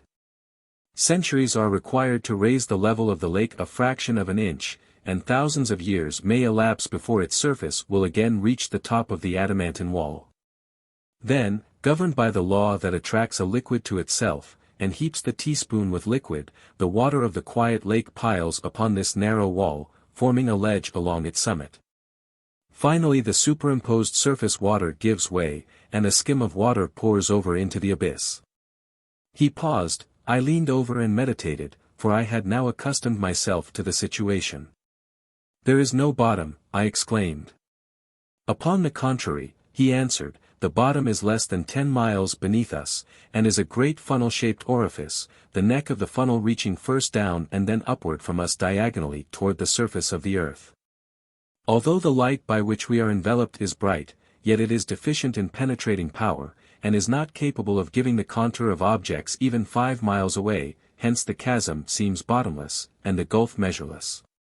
Is it not natural to suppose that a mass of water like this great lake would overflow the barrier immediately, as soon as the surface reached the upper edge, for the pressure of the immense volume must be beyond calculation? No, for it is height, not expanse, which, as hydrostatic engineers understand, governs the pressure of water. A liquid column, 1 foot in width, would press against the retaining dam with the force of a body of the same liquid, the same depth, 1,000 miles in extent.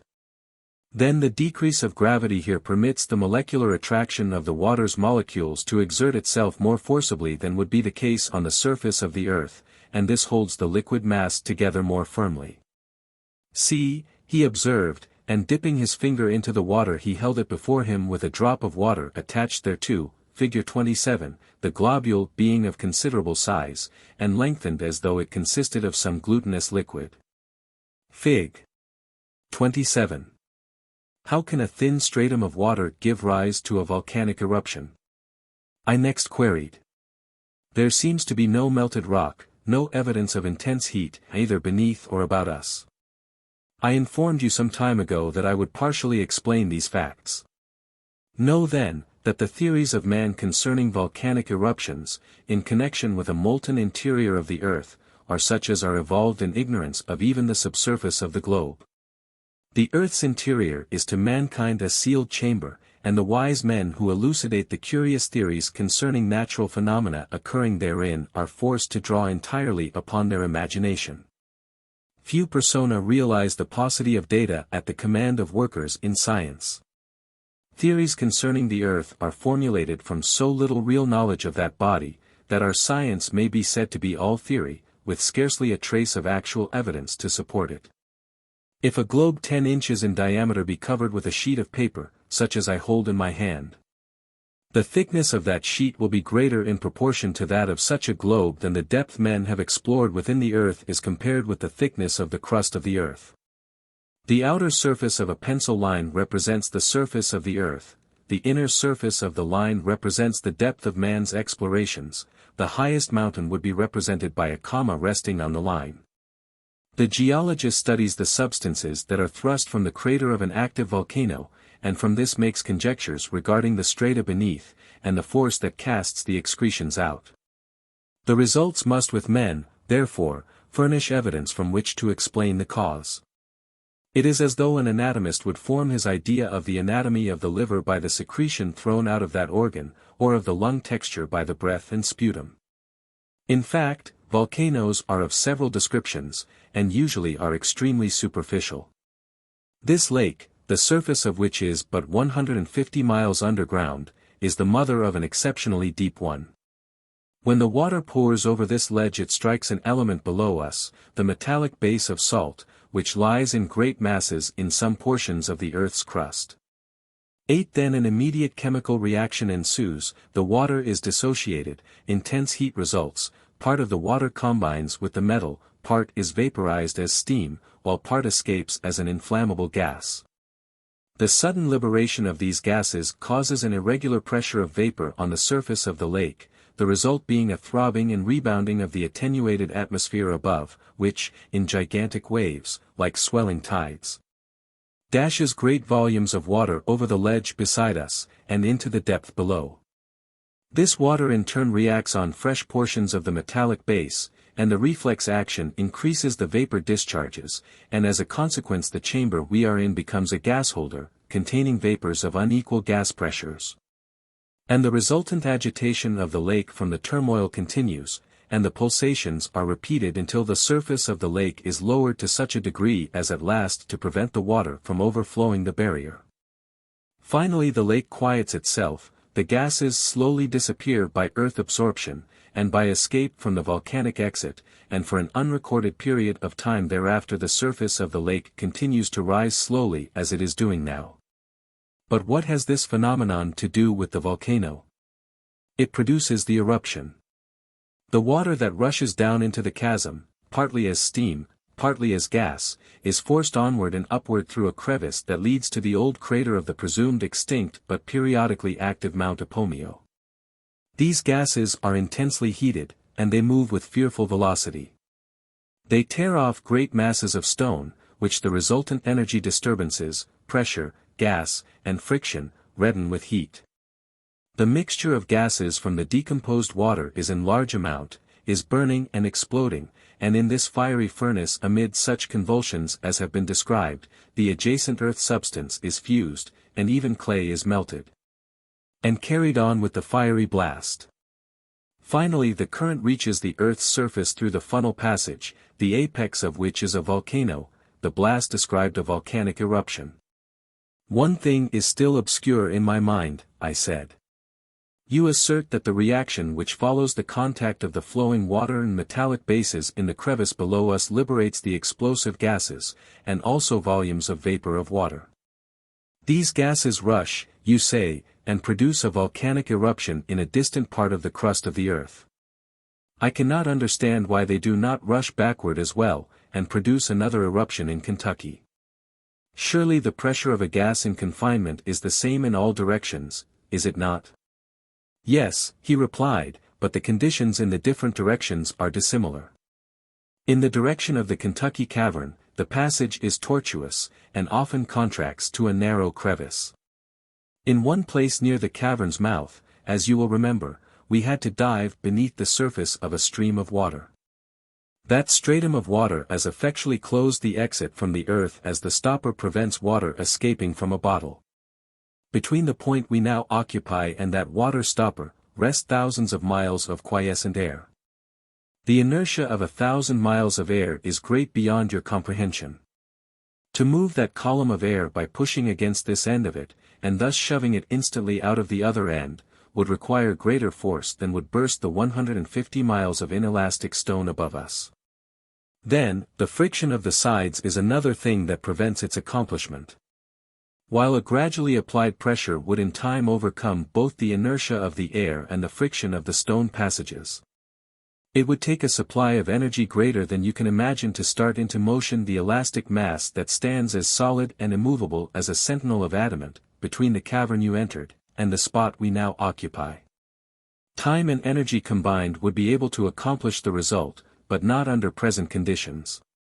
In the other direction a broad open channel reaches directly to and connects with the volcanic shaft.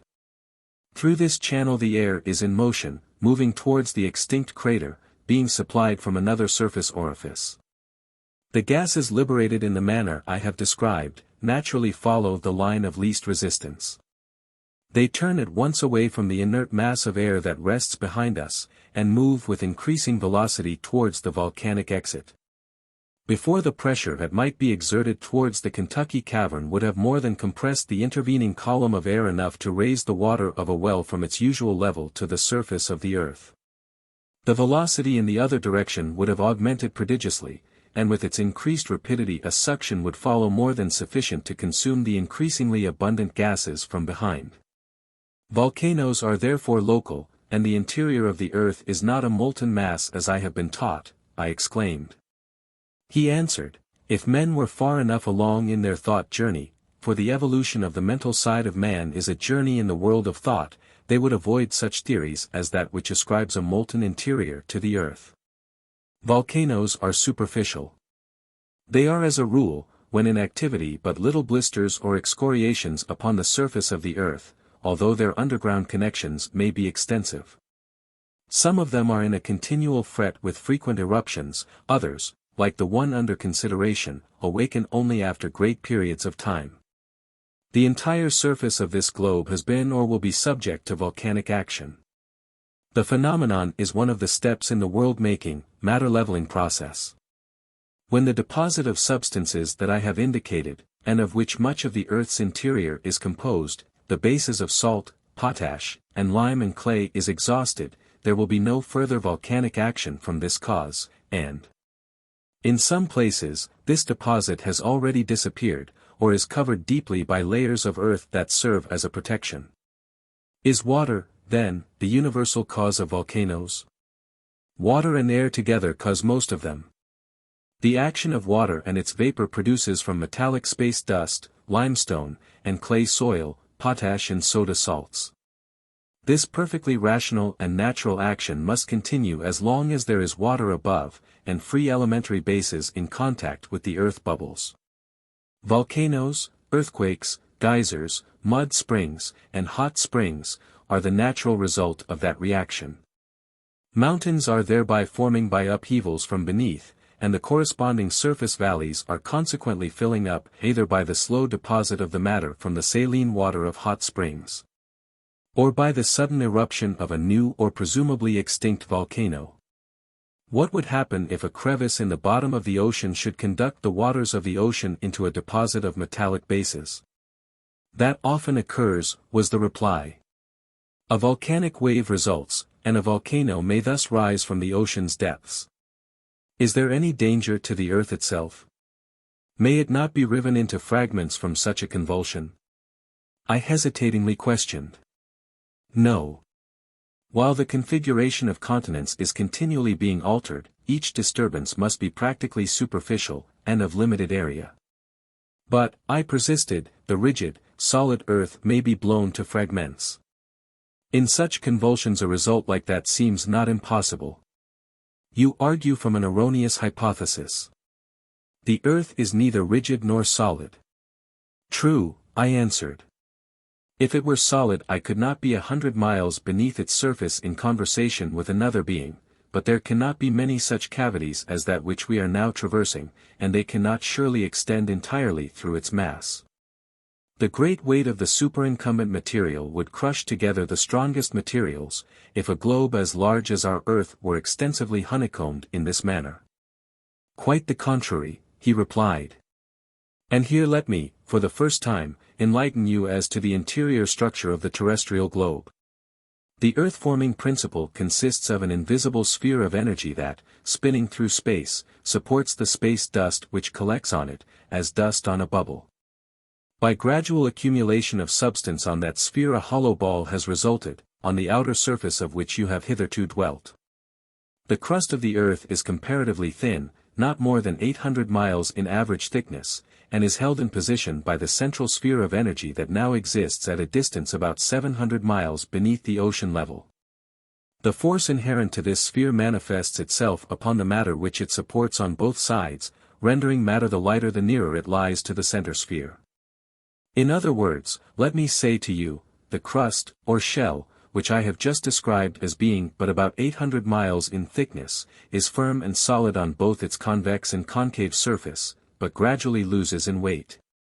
Whether we penetrate from the outer surface toward the center, or from any point of the inner surface towards the outside, until at the central sphere matter has no weight at all. Do you conceive my meaning? Yes, I replied, I understand you perfectly. After a pause my pilot asked me abruptly. What do you most desire? The question caused my mind to revert instantly to my old home on the earth above me, and although I felt the hope of returning to it spring up in my heart, the force of habit caused me involuntarily to answer, more light. More light being your desire, you shall receive it. Obedient to his touch, the bow of the boat turned from the gulf we had been considering towards the center of the lake. The responsive craft leaped forward, and in an instant the obsidian parapet disappeared behind us. On and over the trackless waste of glass-like water we sped, until the dead silence became painfully oppressive, and I asked. Whither are we bound? Towards the east. The well-timed answer raised my spirits. I thought again that in this man, despite his repulsive shape, I beheld a friend, a brother. Suspicion vanished, and my courage rose. He touched the lever, and the craft, subject to his will, nearly rose from the water, and sped with amazing velocity, as was evident from the appearance of the luminous road behind us.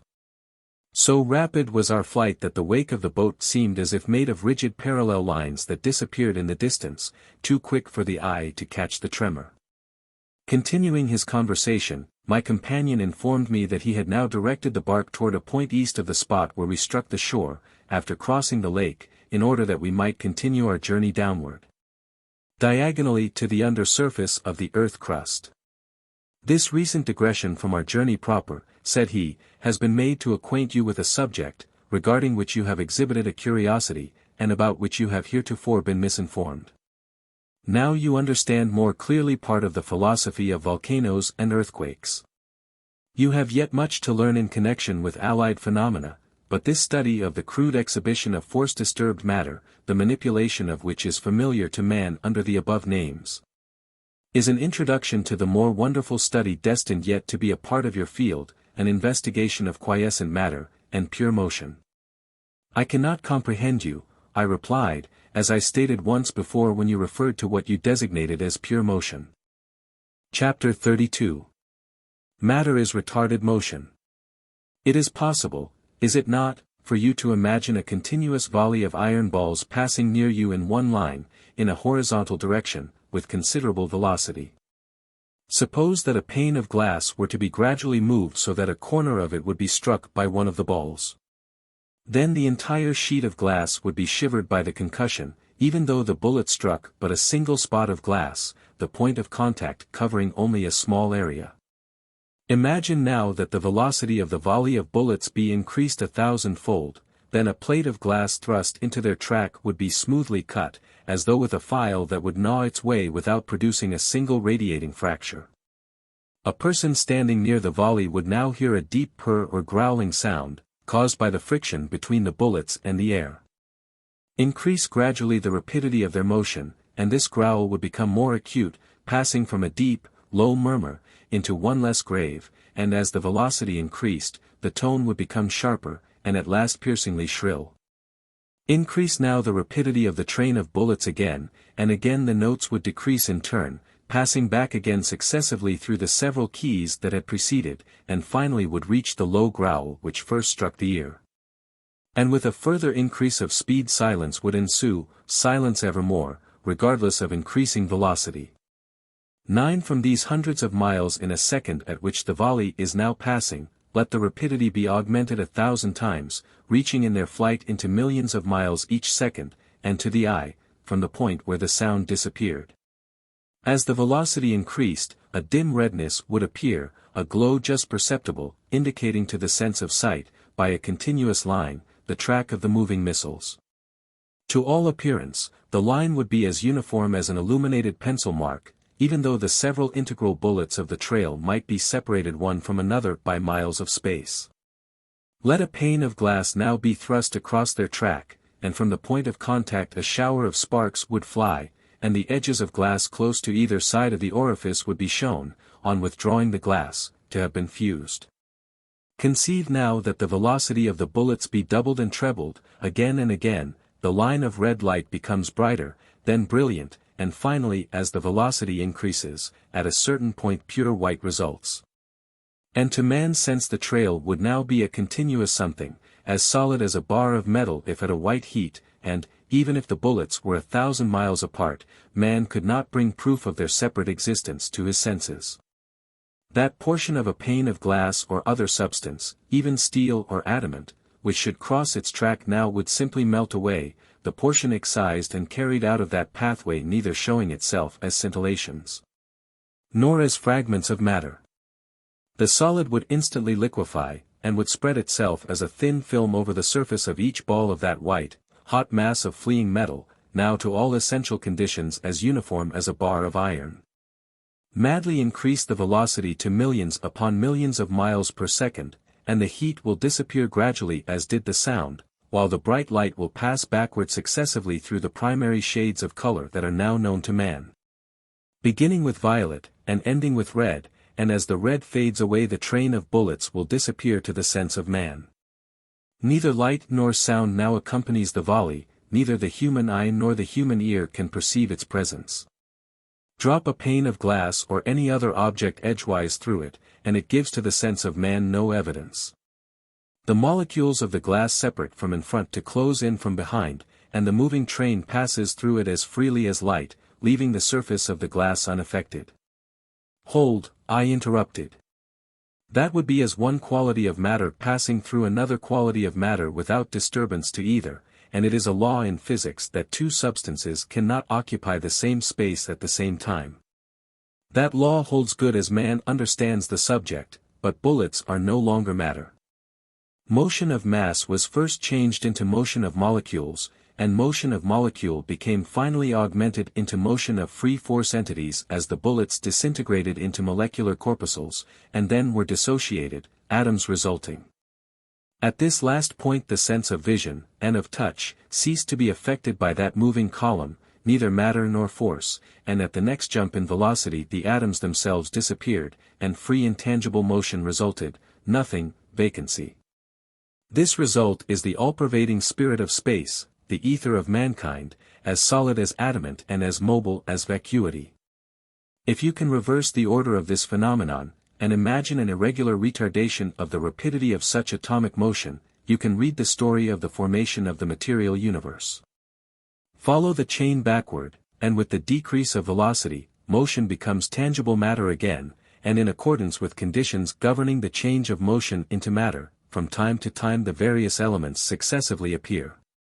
The planets may grow without and within, and ethereal space can generate elemental dirt.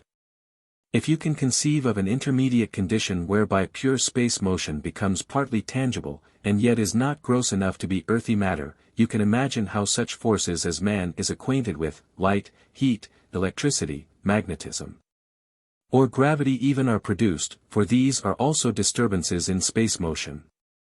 It should be easily understood that, according to the same simple principle, other elements and unknown forces as well, now imperceptible to man's limited faculties, could be and are formed outside and inside his field of perception. I fear that I cannot comprehend all this, I answered. So I feared, and perhaps I have given you this lesson too soon, although some time ago you asked me to teach you concerning the assertion that electricity, light, heat, magnetism, and gravity are disturbances, and you said, disturbances of what? Think the lesson over, and you will perceive that it is easy.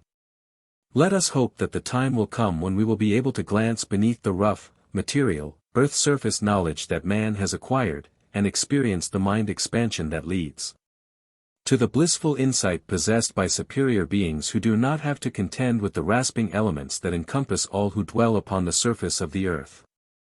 I pondered over these words, and a vague light, an undefined, inexpressible something that I could not put into words broke into my mind. I inferred that we were destined to meet with persons, or existences, possessed of new senses, of a mind development that man had not reached, and I was on the point of questioning my pilot when the motion of the boat was suspended.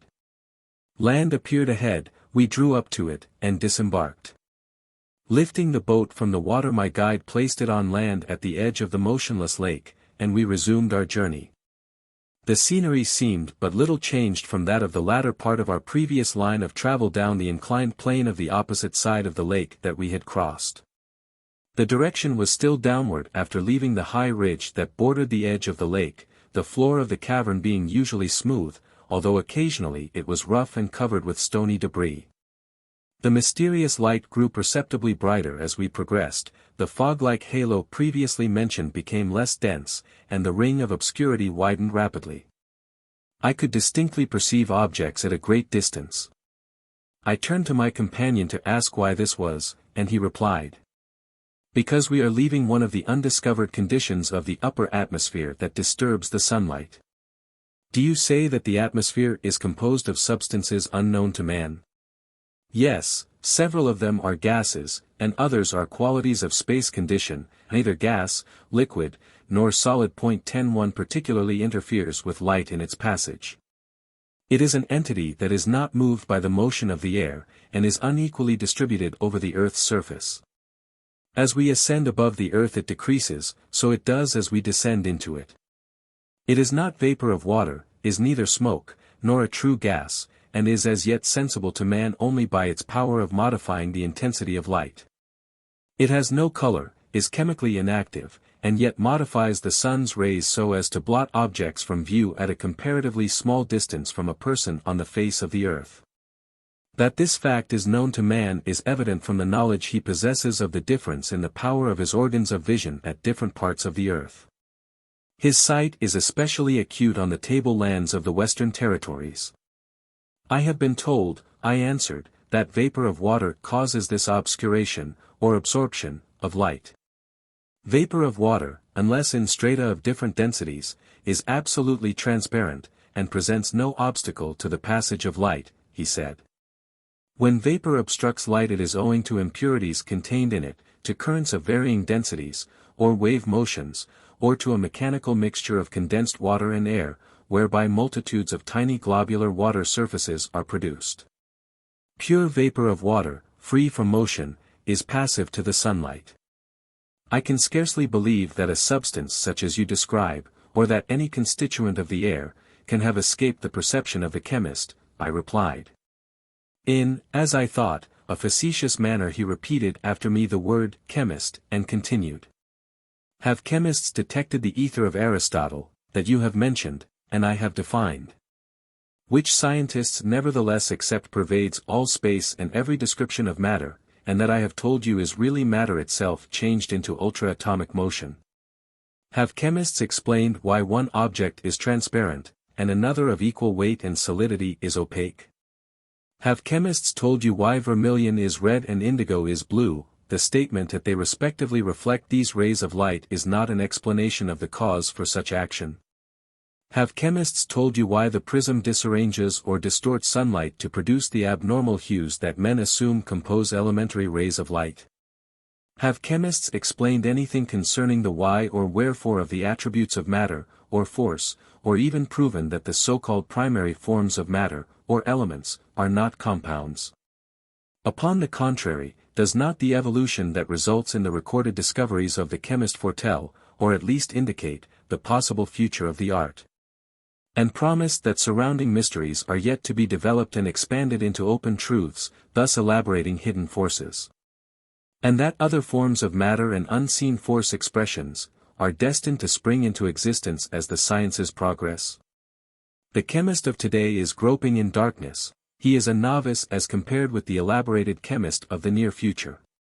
The imperfectly seen of the present, the silent and unsuspected, will become distinctly visible in a time that is to come, and a brightening of the intellect by these successively upward steps, upstairs of science, will, if science serves herself best, broaden the mind and give power to the imagination, resulting finally in. He hesitated. Go on, I said. The passage of mortal man, with the faculties of man intact, into communion with the spirit world. Chapter 33. A study of science is a study of God, communing with angels. This is incredible, I exclaimed. You need not be astonished, he answered. Is there any argument that can be offered to controvert the assertion that man is ignorant of many natural laws? I can offer none. Is there any doubt that a force, distinct and separate from matter, influences matter and vivifies it into a living personality? I do not deny that there is such force. What then should prevent this force from existing separate from the body if it be capable of existing in it? I cannot argue against such a position. If, as is hoped and believed by the majority of mankind, even though some try to deny the fact, it is possible for man to exist as an association of earth matters, linked to a personal spirit force, the soul, and for the spirit force. After the death of the body, to exist independent of the grosser attributes of man, free from his mortal body, is it not reasonable to infer that the spirit, while it is still in man and linked to his body, may be educated and developed so as, under favorable conditions, to meet and communicate with other spirits that have been previously liberated from earthly bondage? I submit, I answered, but you shock my sensibilities when you thus imply that by cold, scientific investigation we can place ourselves in a position to meet the unseen spirit world. It was now my turn to hesitate. Go on, he said. To commune with the angels, I answered. A study of true science is a study of God, he continued. Angels are organizations natural in accordance with God's laws. They appear superhuman, because of our ignorance concerning the higher natural forces. They exist in exact accordance with the laws that govern the universe. But as yet the attraction between clay and clay-bound spirit is so great as to prevent the enthralled soul of man from communicating with them. Thai faith of the religionist is an example of the unquenchable feeling that creates a belief as well as a hope that there is a self-existence separate from earthy substances. The scoffing scientific agnostic, working for other objects, will yet astonish himself by elaborating a method that will practically demonstrate these facts, and then empirical religion, as exemplified by the unquestioning faithful believer, and systematic science, as typified in the experimental materialist, will meet on common ground. Chapter 34. I ceased to breathe, and yet live. During this conversation we had been rapidly walking, or I should better say advancing, for we no longer walked as men do, but skipped down into the earth, down, ever downward.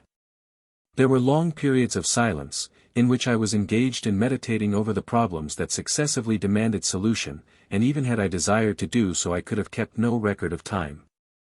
Days, or even weeks, may have been consumed in this journey. Neither have I any method of judging of the rapidity of our motion. I was sensible of a marked decrease in the amount of muscular energy required to carry us onward, and I realized that my body was quite exempt from weariness. Motion became restful instead of exhausting, and it seemed to me that the ratio of the loss of weight, as shown by our free movements, in proportion to the distance we traversed, was greater than formerly. The slightest exhibition of propelling force cast us rapidly forward. Instead of the laborious, short step of upper earth, a single leap would carry us many yards. A slight spring, and with our bodies in space, we would skip several rods, alighting gently, to move again as easily. I marveled, for, although I had been led to anticipate something unusual, the practical evidence was wonderfully impressive, and I again questioned my guide. "We are now nearing what physicists would call the center of gravity," he replied, "and our weight is rapidly diminishing. This is in exact accordance with the laws that govern the force called gravitation, which, at the Earth's surface, is apparently uniform, though no instrument known to man can demonstrate its exact variation within the field man occupies. Men have not, as yet, been in a position to estimate this change, although it is known that mountains attract objects, and that a change in weight as we descend into the earth is perceptible. But to evolve the true law, observation, at a distance of at least 10 miles beneath the surface of the ocean is necessary, and man, being a creature whose motions are confined to a thin, horizontal skin of earth, has never been 1 mile beneath its surface, and in consequence his opportunities for comparison are extremely limited. We would skip several rods, alighting gently. I have been taught, I replied, that the force of gravitation decreases until the center of the earth is reached, at which point a body is without weight. And I can scarcely understand how such positive statements from scientific men can be far from the truth.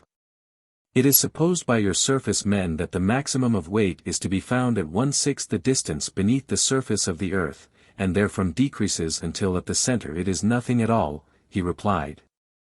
This hypothesis, though a stagger toward the right, is far from the truth, but as near as could be expected, when we consider the data upon which men base their calculations.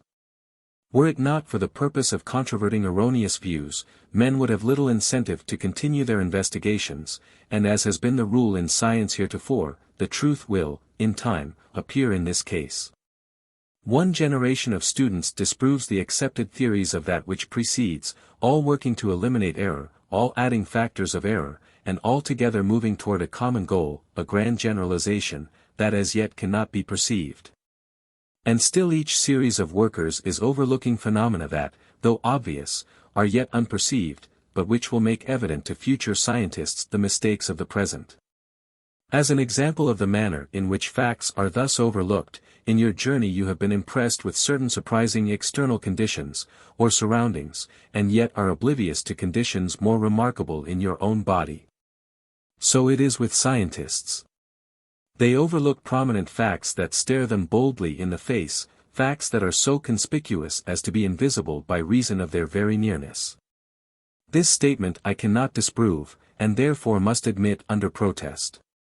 Where there is so much that appears mysterious I may have overlooked some things, but I can scarcely accept that, in ignorance. I have passed conditions in my own organization so marked as this decrease in gravity which has so strikingly been called to my attention. You have, and to convince you I need only say that you have nearly ceased to breathe, and are unconscious of the fact.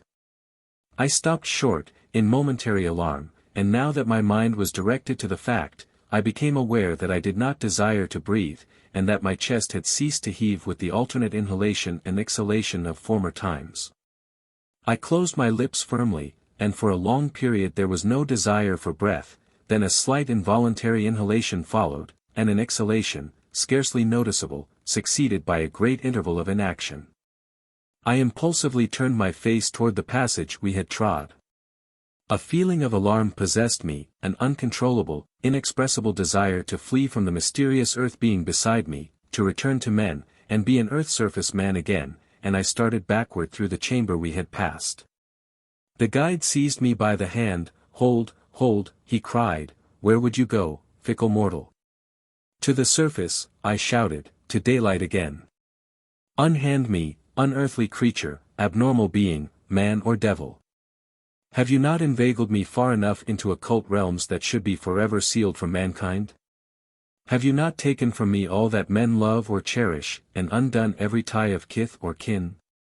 Have you not led me into paths that the imagination of the novelist dare not conjure, and into experiences that pen in human hand would not venture to describe as possible, until I now stand with my feet on the boundary line that borders vacancy and utter loss of weight? With a body nearly lost as a material substance, verging into nothing, and lastly with breath practically extinguished, I say, and repeat, is it not time that I should hesitate and pause in my reckless career? It is not time, he answered. When will that hour come? I asked in desperation, and I trembled as he replied. When the three great lights are closed. An uncontrollable, inexpressible desire to flee. Chapter 35. A certain point within a sphere, men are as parasites on the roof of earth. I realized again, as I had so many times before, that it was useless for me to rebel.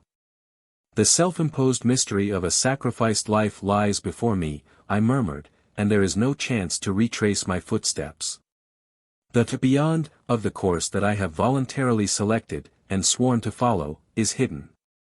I must nerve myself to pursue it to the bitter end, and so help me God, and keep me steadfast. Well said, he replied. And since you have so wisely determined, I am free to inform you that these new obligations, like those you have heretofore taken, contain nothing which can conflict with your duty to God, your country, your neighbor, or yourself. In considering the phenomena presented by the suspension of the act of breathing, it should occur to you that where little labor is to be performed, little consumption of energy is required. Where there is such a trifling destruction of the vital force, not mind force, as at present is the case with us, it requires but slight respiration to retain the normal condition of the body. On Earth's surface the act of respiration alone consumes by far the larger proportion of vital energy, and the muscular exertion involved thereby necessitates a proportionate amount of breathing in order that breath itself may continue. This act of respiration is the result of one of the conditions of surface Earth life, and consumes most of the vital force. If men would think of this, they would understand how paradoxical it is for them to breathe in order to live, when the very act of respiration wears away their bodies and shortens their lives more than all else they have to do. And without adding to their mental or physical constitution in the least. Men are conversant with physical death as a constant result of suspended respiration, and with respiration as an accompaniment of life. Whichever constant and connected conditions lead them to accept that the act of breathing is a necessity of mortal life. In reality, man occupies an unfortunate position among other undeveloped creatures of external earth. He is an animal, and is constitutionally framed like the other animals about him. He is exposed to the warring elements, to the vicious attacks of savage beasts and insidious parasites, and to the inroads of disease. He is a prey to the elementary vicissitudes of the undesirable exposure in which he exists upon the outer surface of our globe, where all is war, even among the forces of nature about him. These conditions render his lot an unhappy one indeed, and in ignorance he overlooks the torments of the weary, rasping, endless slavery of respiration in the personal struggle he has to undergo in order to retain a brief existence as an organized being. Have you never thought of the connected tribulations that the wear and tear of respiration alone inflict upon the human family? The heaving of the chest, the circulation of the blood, the throbbing of the heart, continue from mortal birth until death. The heart of man forces about 2½ ounces of blood with each pulsation. At 70 beats per minute this amounts to 656 pounds per hour, or nearly 8 tons per day. The lungs respire over 1,000 times an hour, and move over 3,000 gallons of air a day. Multiply these amounts by 365, and then by 70, and you have partly computed the enormous life work of the lungs and heart of an adult. Over 200,000 tons of blood, and 75 million gallons of air have been moved by the vital force. The energy thus consumed is dissipated. No return is made for the expenditure of this life force. During the natural life of man, more energy is consequently wasted in material transformation resulting from the motion of heart and lungs, than would be necessary to sustain the purely vital forces alone for 1,000 years. Besides, the act of respiration which man is compelled to perform in his exposed position, necessitates the consumption of large amounts of food, in order to preserve the animal heat. And replace the waste of a material body that in turn is worn out by these very movements. Add this waste of energy to the foregoing, and then you will surely perceive that the possible life of man is also curtailed to another and greater degree in the support of the digestive part of his organism. His spirit is a slave to his body. His lungs and heart, on which he imagines life depends, are unceasing antagonists of life. That his act of breathing is now a necessity upon the surface of the earth, where the force of gravity presses so heavily, and where the elements have men at their command, and show him no mercy, I will not deny. But it is exasperating to contemplate such a waste of energy, and corresponding loss of human life. You must admit, however, that it is necessary? I queried. No, only to an extent. The natural life of man should, and yet will be, doubled, trebled, multiplied a dozen, yes 1,000-fold. I stepped in front of him, we stood facing each other. Tell me, I cried, how men can so improve their condition as to lengthen their days to the limit you name, and let me return to surface earth a carrier of the glad tidings. He shook his head. I dropped on my knees before him. I implore you in behalf of that unfortunate humanity, of which I am a member, give me this boon. I promise to return to you and do your bidding. Whatever may be my subsequent fate, I promise to acquiesce therein willingly. He raised me to my feet. Be of good cheer, he said, and in the proper time you may return to the surface of this rind of earth, a carrier of great and good news to men. Shall I teach them of what you have shown me? I asked. Yes. In part you will be a forerunner, but before you obtain the information that is necessary to the comfort of mankind you will have to visit surface earth again, and return again, perhaps repeatedly. You must prove yourself as men are seldom proven.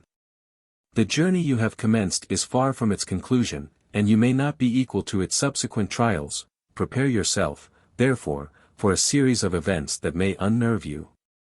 If you had full confidence and faith in your guide, you would have less cause to fear the result.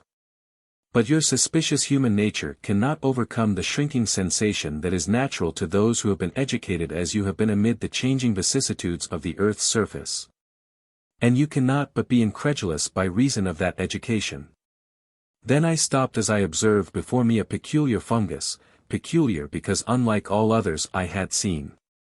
The convex part of its bowl was below, and the great head, as an inverted toadstool, stood upright on a short, stem-like pedestal.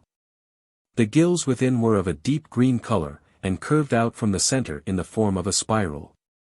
This form, however, was not the distinguishing feature, for I had before observed specimens that were spiral in structure. The extraordinary peculiarity was that the gills were covered with fruit. This fruit was likewise green in color, each spore, or berry, being from 2 to 3 inches in diameter, and honeycombed on the surface, corrugated most beautifully. I stopped, leaned over the edge of the great bowl, and plucked a specimen of the fruit. It seemed to be covered with a hard, transparent shell, and to be nearly full of a clear, green liquid. I handled and examined it in curiosity, at which my guide seemed not to be surprised. Regarding me attentively, he said, "What is it that impels a mortal towards this fruit?" "It is curious," I said, "nothing more." "As for that," said he, "it is not curious at all. The seed of the lobelia of upper earth is more curious, because, while it is as exquisitely corrugated, it is also microscopically small. In the second place you err when you say it is simply curious, nothing more, for no mortal ever yet passed that bowl without doing exactly as you have done. The vein of curiosity, were it that alone that impels you, could not but have an exception." Then he cracked the shell of the fruit by striking it on the stony floor, and carefully opened the shell, handing me one of the halves filled with a green fluid. As he did so he spoke the single word, "Drink," and I did as directed. He stood upright before me, and as I looked him in the face he seemingly, without a reason, struck off into a dissertation, apparently as distinct from our line of thought as a disconnected subject could be. as follows. Handing me one of the halves, he spoke the single word, drink. Chapter 36. Drunkenness, the drinks of man. Intemperance has been the vice of every people, and is prevalent in all climes, notwithstanding that intoxicants, properly employed, may serve humanity's highest aims.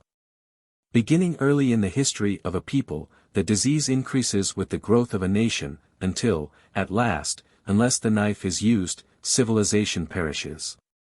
A lowly people becomes more depraved as the use of liquor increases. A cultivated people passes backward into barbarism with the depravities that come from dissipation. Here nations meet, and individuals sink to a common level. No drinking man is strong enough to say, I cannot become dissipated. No nation is rich and cultivated enough to view the debauch of its people without alarm. The disgusting habit of the drunken African finds its counterpart in the lascivious wine-bibber of aristocratic society. To picture the indecencies of society, that may be charged to debauchery, when the Grecian and Roman empires were at the height of greatness, would obscure the orgies of the barbarous African, and make preferable the brutality of the drunken American Indian. Intemperance brings men to the lowest level, and holds its power over all lands and all nations. Did the Aborigines know how to make intoxicants, and were barbarians intemperate before contact with civilized nations? Yes. But I have understood that drunkenness is a vice inherent only in civilized people. Are not you mistaken? No. Every clime, unless it be the far north where men are scarcely more than animals, furnishes intoxicants, and all people use them. I will tell you part of this record of nations. The Nubians make a barley beer which they call bonze, and also a wine, from the palm tree. The savages of Africa draw the clear, sweet juice of the palm oil tree into a gourd, in the morning, and by night it becomes a violent intoxicant. The natives of the Malayan archipelago ferment and drink the sap of the flower stems of the coconut.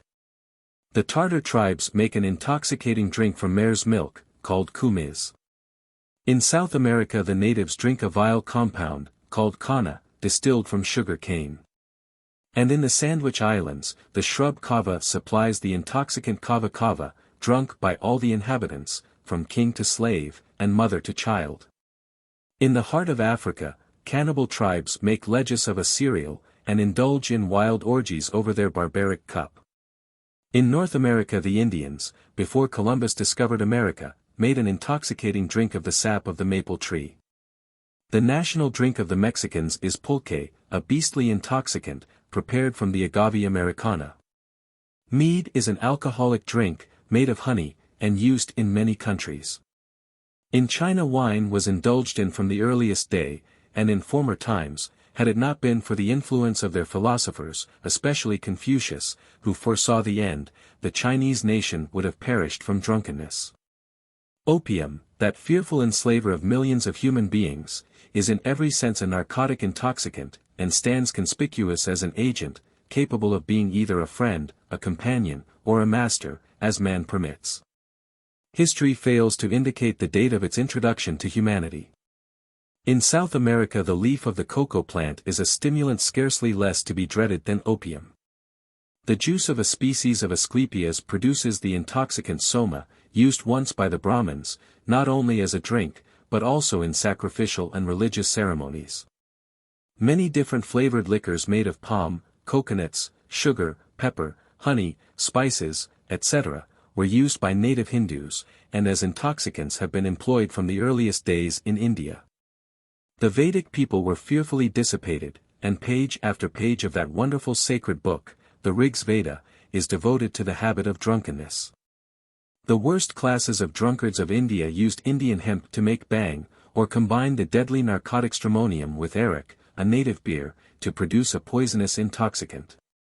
In that early day the inhabitants of India and China were fearfully depraved drunkards, and but for the reforms instituted by their wise men, must have perished as a people. Parahema, or homa, is an intoxicant made from a lost plant that is described as having yellow blossoms, used by the ancient dissolute Persians from the day of Zoroaster. Cannabis sativa produces an intoxicant that in Turkey is known as hadshi, in Arabia and India as hashish, and to the Hottentots as dacha, and serves as a drunkard's food in other lands. The fruit of the juniper produces gin, and the fermented juice of the grape, or malt liquors, in all civilized countries are the favorite intoxicants, their origin being lost in antiquity. Other substances, such as palm, apples, dates, and pomegranates have also been universally employed as drink producers. Go where you will, man's tendency seems to be towards the bowl that inebriates, and yet it is not the use but the abuse of intoxicants that man has to dread. Could he be temperate, exhilarance would befriend. But here, I replied, in this underground land, where food is free, and existence possible without an effort, this shameful vice has no existence. Here there is no incentive to intemperance, and even though man were present with his inherent passion for drink, he could not find means to gratify his appetite. Ah, my guide replied, that is an error. Why should this part of the earth prove an exception to the general rule? Nature always supplies the means, and man's instinct teaches him how to prepare an intoxicant. So long as man is human his passions will rule. If you should prove unequal to the task you have undertaken, if you shrink from your journey, and turn back, the chances are you will fail to reach the surface of the earth. You will surely stop in the chamber which we now approach, and which I have now prepared you to enter, and will then become one of a band of earth drunkards, having all the lower passions of a mortal you will yet be lost to the virtues of man. In this chamber those who falter and turn back, stop and remain for all time, sinking until they become lower in the human scale than any drunkard on earth. Without any restraining influence, without a care, without necessity of food or incentive to exertion, in this habitation where heat and cold are unknown, and no motive for self-preservation exists. They turn their thoughts toward the ruling passion of mankind and, listen. Do you not hear them? Listen. Chapter 37. The Drunkard's Voice. Then I noticed a medley of sounds seemingly rising out of the depths beyond us. The noise was not such as to lead one to infer that persons were speaking coherently, but rather resembled a jargon such as might come from a multitude of persons talking indiscriminately and aimlessly. It was a constant volley, now rising and now falling in intensity, as though many persons regardless of one another were chanting different tunes in that peculiar sing-song tone often characteristic of the drunkard. As we advanced, the noise became louder and more of a medley, until at last we were surrounded by confusion. Then a single voice rose up strong and full, and at once, from about us, close to us, yes, against our very persons, cries and shrieks unearthly smote my ears. I could distinguish words of various tongues, English, Irish, German, and many unfamiliar and disjointed cries, imprecations, and maledictions. The cavern about seemed now to be resonant with voices, shrieks, yells, and maniacal cries commingled, and yet no form appeared. As we rushed onward, for now my guide grasped my arm tightly and drew me rapidly down the cavern floor, the voices subsided, and at length sounded as if behind us. Now however it seemed as though innumerable arrows, each possessed of a whistle or tone of its own, were in wave-like gusts shrieking by us. Coming from in front, they burst in the rear. Stopping to listen, I found that a connection could be traced between the screech of the arrow-like shriek, and a drunkard's distant voice. It seemed as though a rocket made of an escaping voice would scream past, and bursting in the cavern behind, liberate a human cry. Now and then all but a few would subside, to burst out with increased violence, as if a flight of rockets each with a cry of its own would rush past, to be followed after their explosion by a medley of maniacal cries, songs, shrieks, and groans. Commingled. It was as though a shell containing a voice that escaped slowly as by pressure from an orifice, were fired past my ears, to explode and liberate the voice within my hearing. The dreadful utterance was not an echo, was not hallucination, it was real. I stopped and looked at my guide in amazement. He explained, "Did you not some time back experience that your own voice was thrown from your body?" "Yes," I answered. "These crazed persons or rather experiences depraved, are shouting in the cavern beyond," he said. "They are in front, their voices pass us to burst into expression in the rear. Then, even as he spoke, from a fungus stalk near us, a hideous creature unfolded itself, and shambled to my side. It had the frame of a man, and yet it moved like a serpent, writhing towards me. I stepped back in horror, but the tall, ungainly creature reached out an arm and grasped me tightly. Leaning over, he placed his hideous mouth close to my ear, and moaned, "Back, back, go thou back." I made no reply, being horror-stricken. "Back, I say, back to earth, or—" He hesitated, and still possessed of fear, and unable to reply, I was silent. "Then go on," he said, "on to your destiny, unhappy man," and slinking back to the fungus whence he arose, he disappeared from sight. "Come," said my guide, "let us pass the Drunkards Den." This was but a straggler. "Nerve yourself, for his companions will soon surround us." Chapter 38. The Drunkards Den. As we progressed, the voices in our rear became more faint, and yet the whistling volleys of screeching voice bombs passed us as before. I shuddered in anticipation of the sight that was surely to meet our gaze, and could not but tremble for fear. Then I stopped and recoiled, for at my very feet I beheld a huge, living human head. It rested on the solid rock, and had I not stopped suddenly when I did, I would have kicked it at the next leap. The eyes of the monster were fixed in supplication on my face. The great brow indicated intelligence, the finely cut mouth denoted refinement, the well-modeled head denoted brain, but the whole constituted a monster.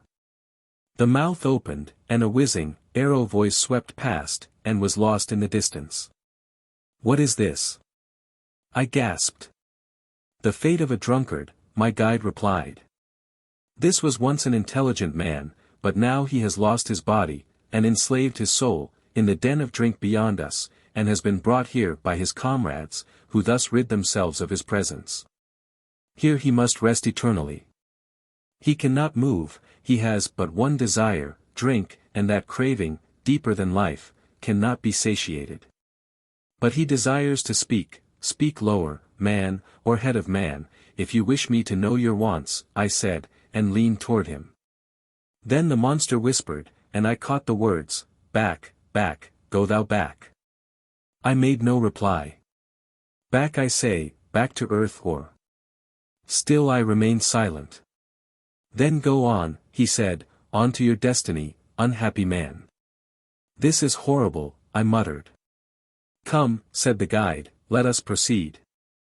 And we moved onward. Now I perceived many such heads about us, all resting upright on the stony floor.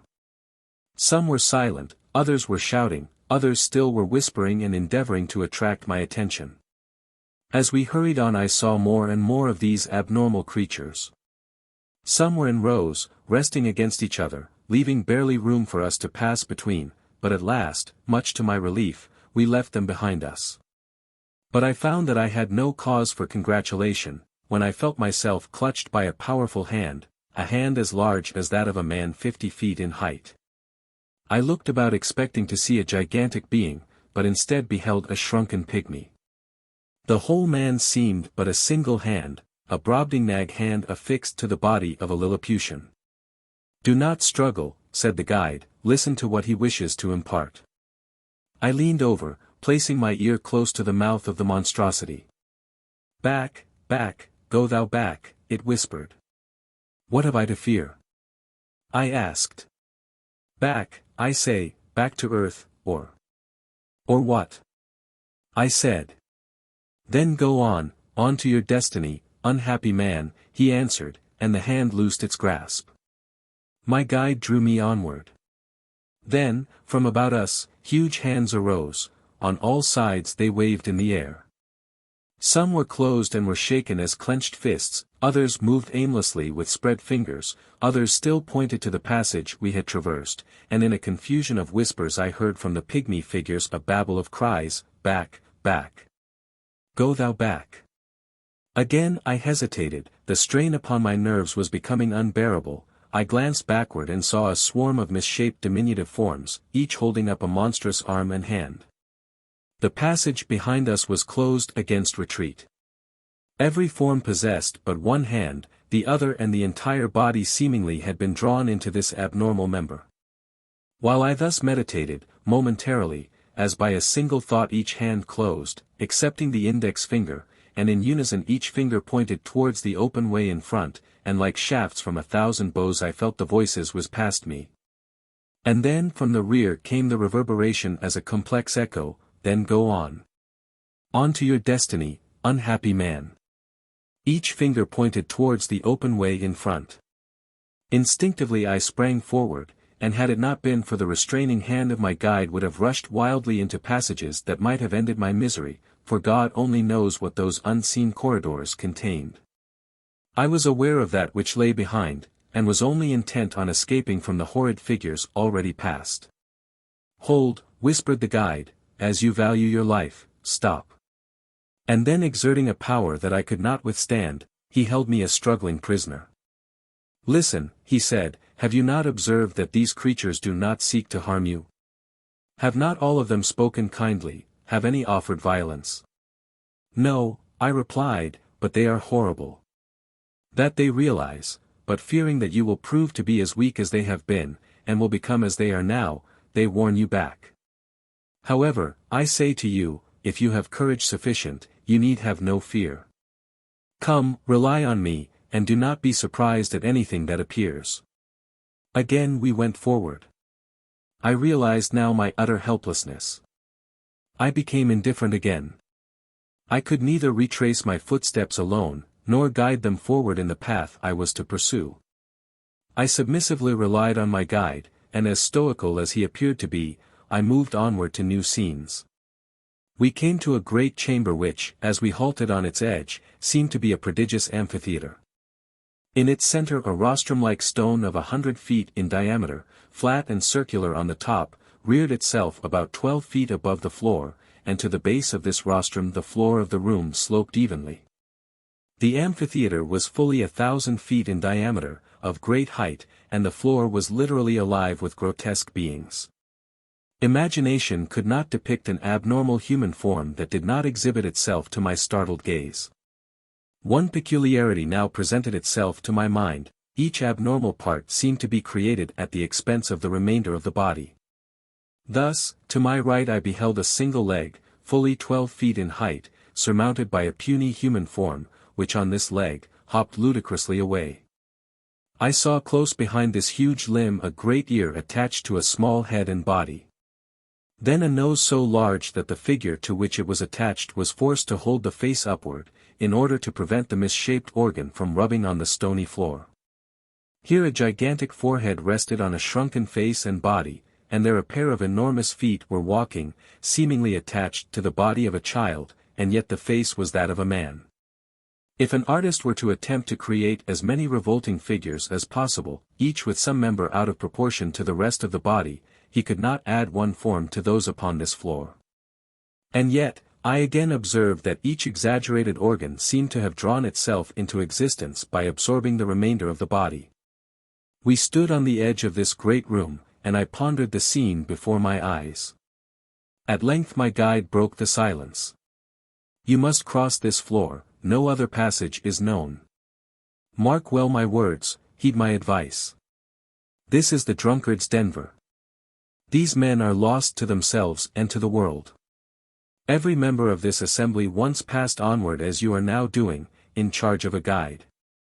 They failed to reach the goal to which you aspire, and retreating, reached this chamber, to become victims to the drink habit.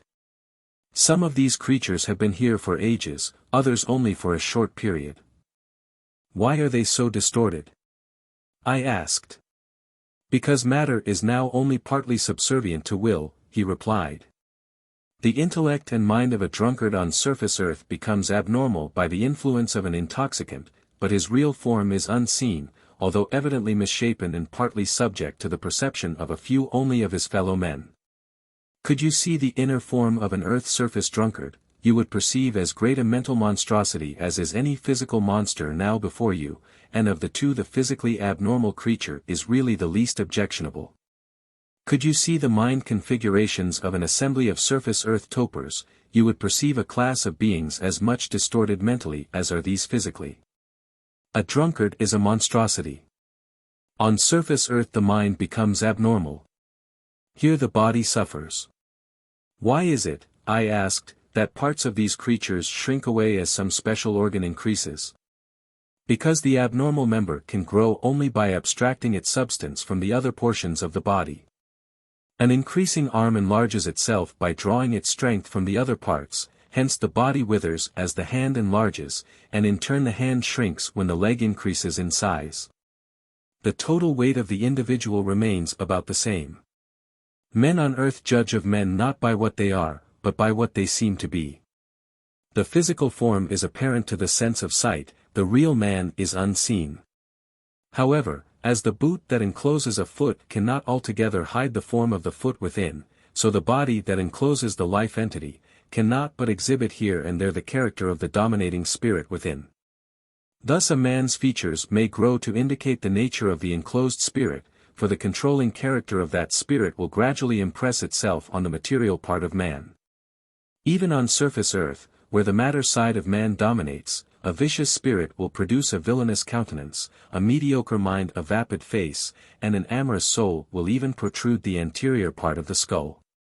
Carry the same law to this location, and it will be seen that as mind, or spirit, is here the master, and matter is the slave, the same rule should, under natural law, tend to produce such abnormal figures as you perceive. Hence the part of a man's spirit that is endowed most highly sways the corresponding part of his physical body at the expense of the remainder. Gradually the form is altered under the relaxing influence of this fearful intra-earth intoxicant, and eventually but one organ remains to tell of the symmetrical man who formerly existed. Then, when he is no longer capable of self-motion, the comrades carry the drunkard's fate, which is here the abnormal being you have seen, into the selected corridor, and deposit it among others of its kind. As in turn the bearers are destined sometime to be carried by others. We reached this cavern through a corridor in which heads and arms were abnormal, but in others may be found great feet, great legs, or other portions of self-abused man. I should tell you, furthermore, that on surface earth a drunkard is not less abnormal than these creatures, but men cannot see the form of the drunkard's spirit. Could they perceive the image of the real man life that corresponds to the material part, it would appear not less distorted and hideous. The soul of a mortal protrudes from the visible body as down expands from a thistle seed, but it is invisible. Drink drives the spirit of an earth-surface drunkard to unnatural forms, not less grotesque than these physical distortions. Could you see the real drunkard on surface earth, he would be largely outside the body shell, and hideous in the extreme. As a rule, the spirit of an earth-surface drunkard dominates the nose and face, and if mortal man could be suddenly gifted with the sense of mind-sight, they would find themselves surrounded by persons as misshapen as any delirious imagination can conjure. Luckily for humanity this scene is as yet withheld from man, for life would otherwise be a fearful experience, because man has not the power to resist the temptation to abuse drink. Tell me, I said, how long will those beings rest in these caverns? They have been here for ages, replied the guide, they are doomed to remain for ages yet. You have intimated that if my courage fails I will return to this cavern and become as they are. Now that you have warned me of my doom, do you imagine that anything, even sudden death, can swerve me from my journey? Death is surely preferable to such an existence as this. Do not be so confident. Every individual before you has had the same opportunity, and has been warned as you have been. They could not undergo the test to which they were subjected, and you may fail.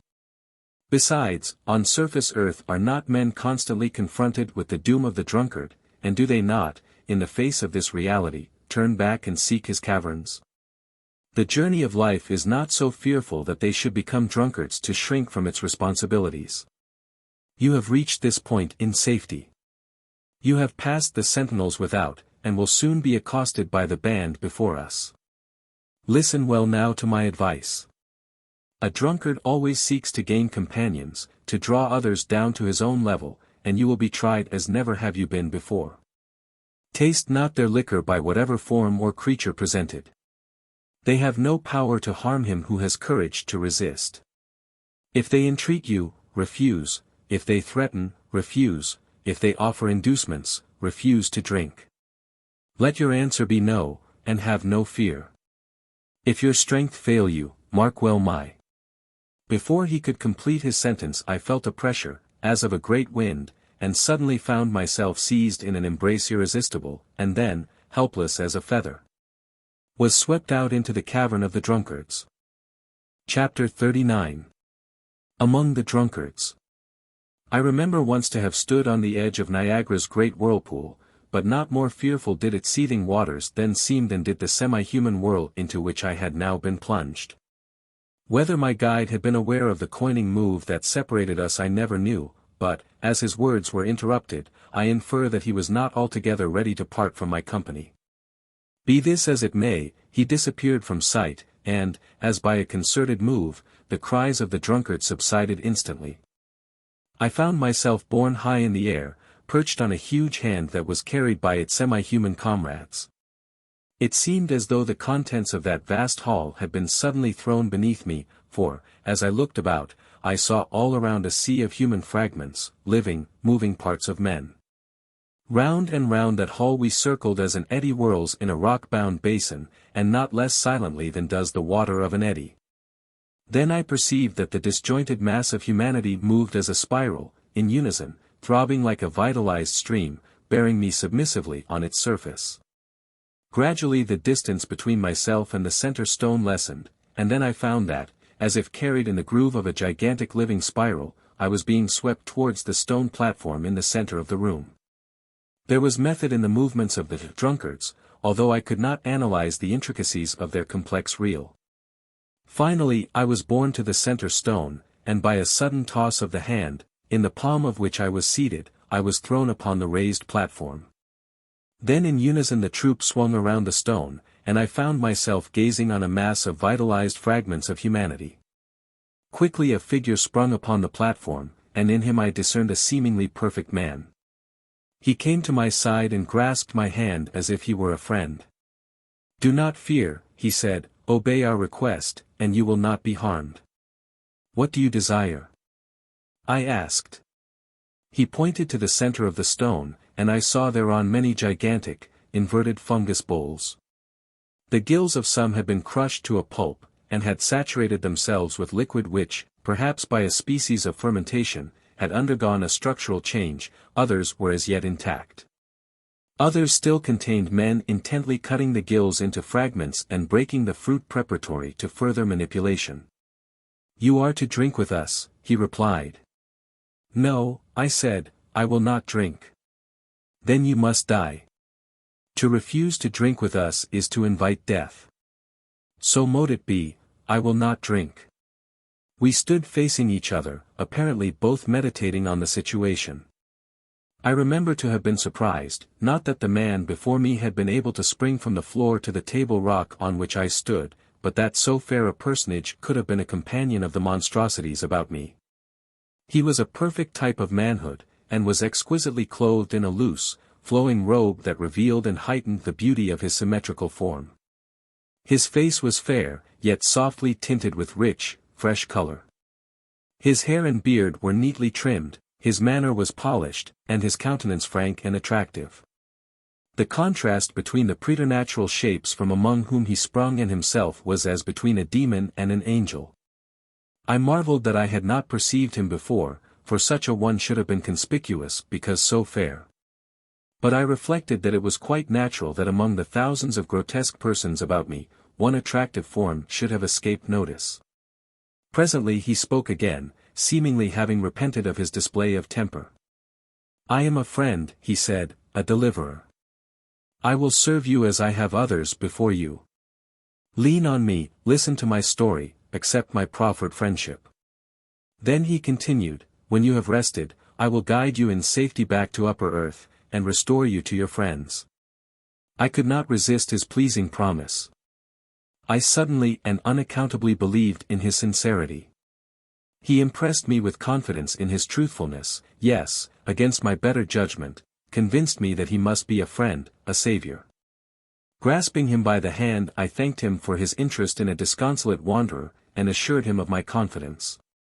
"I am in your hands," I said, "I will obey you implicitly. I thank you, my deliverer. Lead me back to surface earth and receive the gratitude of a despairing mortal. This I will surely do, he said, rest your case in my hands, do not concern yourself in the least about your future. Before acquiescing in your desire, however, I will explain part of the experiences through which you have recently passed. You have been in the control of an evil spirit, and have been deceived. The grotesque figures, the abnormal beings about you, exist only in your disordered imagination. They are not real. These persons are happy and free from care or pain. They live in bliss inexpressible. They have a life within a life, and the outward expression that you have perceived is as the uncouth hide and figure that encloses the calm, peaceful eye of a toad. Look at their eyes, not at their seemingly distorted forms. I turned to the throng and beheld a multitude of upturned faces mildly beaming upon me.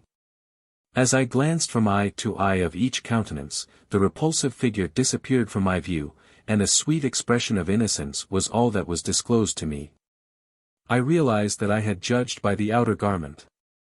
I had wronged these fellow beings. A sense of remorse came over me, a desire to atone for my short-sightedness. What can I offer as a retribution? I asked. I have injured these people. Listen, was the reply. These serene intelligences are happy. They are as a band of brothers. They seek to do you a kindness, to save you from disaster. 1 hour of experience such as they enjoy is worth 100 years of the pleasures known to you. This delicious favor, an hour of bliss, they freely offer you, and after you have partaken of their exquisite joy, I will conduct you back to earth's surface whenever you desire to leave us. He emphasized the word, desire. I am ready, I replied. Give me this promised delight. The genial allurer turned to the table rock behind us, and continued. In these fungus bowls we foment the extract of life. The precious cordial is as a union of the quintessential spirits of joy, peace, tranquility, happiness, and delight. Could man abstract from ecstasy the thing that underlies the sense that gives that word a meaning, his product would not approach the power of the potent liquids in these vessels. Of what are they composed? I asked. Of derivatives of the rarest species of the fungus family, he answered. They are made by formulae that are the result of thousands of years of experimentation. Come, let us not delay longer the hour of bliss. Taking me by the hand, my graceful comrade led me to the nearest bowl.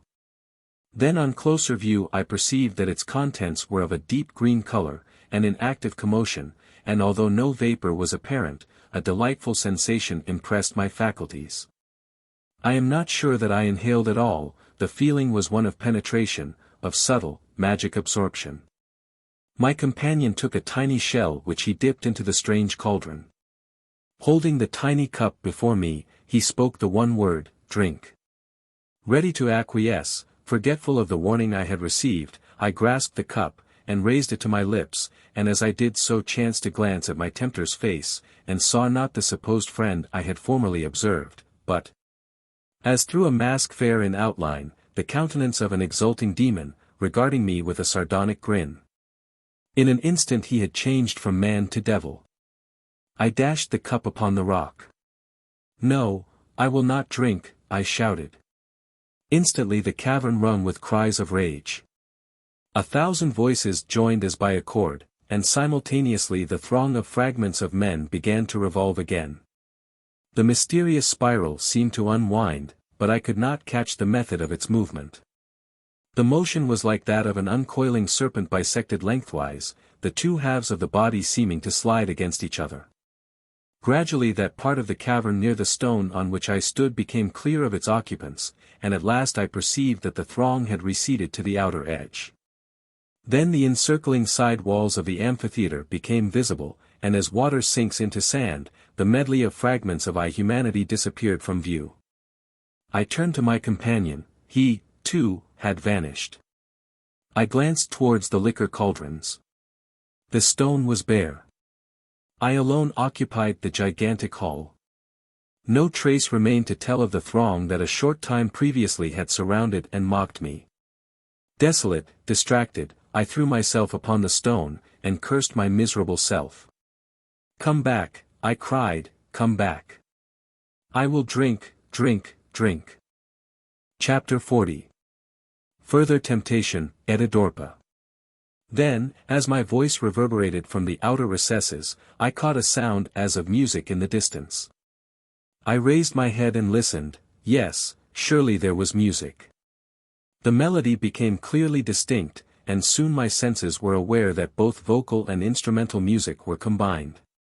The airs which came floating were sweet, simple, and beautiful. The voices and accompanying strains approached, but I could distinguish no words.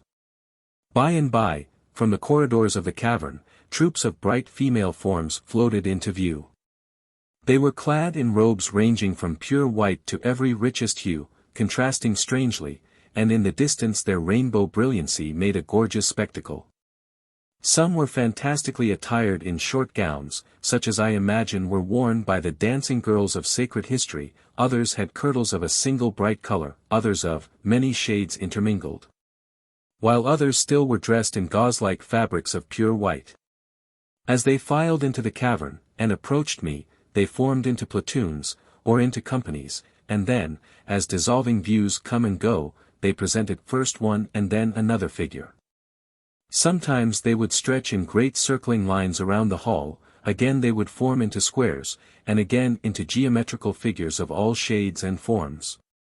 But I observed that with every change they drew nearer to the stone on which I rested. They were now so near that their features could be distinguished, and never before had I seen such loveliness in human mold. Every face was as perfect as a master's picture of the Madonna, and yet no two seemed to possess the same type of beauty. Some were of dark complexion with glossy, raven hair, others were fair with hair ranging from light brown to golden. The style of head dress, as a rule, was of the simplest description.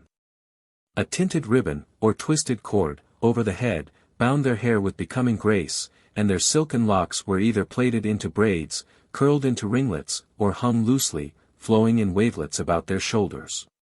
Some held curious musical instruments, others beautiful wands, and altogether they produced a scenic effect of rare beauty that the most extravagant dream of fairyland could not surpass. Thus it was that I became again the center of a throng, not of repulsive monsters, but of marvelously lovely beings. They were as different from those preceding as darkness is from daylight. Could any man from the data of my past experiences have predicted such a scene? Never before had the semblance of a woman appeared, never before had an intimation been given that the gentle sex existed in these silent chambers. Now, from the grotesque figures and horrible cries of the former occupants of this same cavern, the scene had changed to a conception of the beautiful and artistic, such as a poetic spirit might evolve in an extravagant dream of higher fairyland. I glanced above. The great hall was clothed in brilliant colors, the bare rocks had disappeared, the dome of that vast arch reaching to an immeasurable height, was decorated in all the colors of the rainbow. Flags and streamers fluttered in breezes that also moved the garments of the angelic throng about me, but which I could not sense. Profiles of enchanting faces pervaded the glimmering space beyond. I alone was but an onlooker, not a participant of the joys about me. The movements of the seraph-like figures continued, innumerable forms and figures followed forms and figures innumerable, and music indescribable blended with the poetry of notion. I was rapt, the past disappeared, my former mind was blotted from existence, the world vanished, and I became a thrill of joy, a sensation of absolute delight. The band of spirits or fairy forms reached the rock at my feet, but I did not know how long a time they consumed in doing this. It may have been a second, and it may have been an eternity. Neither did I care. A single moment of existence such as I experienced, seemed worth an age of any other pleasure. Circling about me, these ethereal creatures paused from their motions, and, as the music ceased, I stood above them, and yet in their midst, and gazed out into a distance illimitable. But not less beautiful in the expanse than was the adjacent part. The cavern had altogether disappeared, and in the depths about me as far as the eye could reach, seemingly into the broad expanse of heaven, I saw the exquisite forms that I have so imperfectly described. Then a single band from the throng lightly sprung upon the stony terrace where I stood, and sung and danced before me. Every motion was perfect as imagination could depict, every sound was concentrated extract of melody. This band retired to be replaced by another, which in turn gave way to another, and still another, until, as in space we have no standard, time vanished, and numbers ceased to be numbers. No two of the band of dancers were clothed alike, no two songs were similar, though all were inexpressibly enchanting. The first group seemed perfect, and yet the second was better, and each succeeding band sung sweeter songs, were more beautiful, and richer in dress than those preceding. I became enveloped in the aesthetic atmosphere, my spirit seemed to be loosened from the body, it was apparently upon the point of escaping from its mortal frame.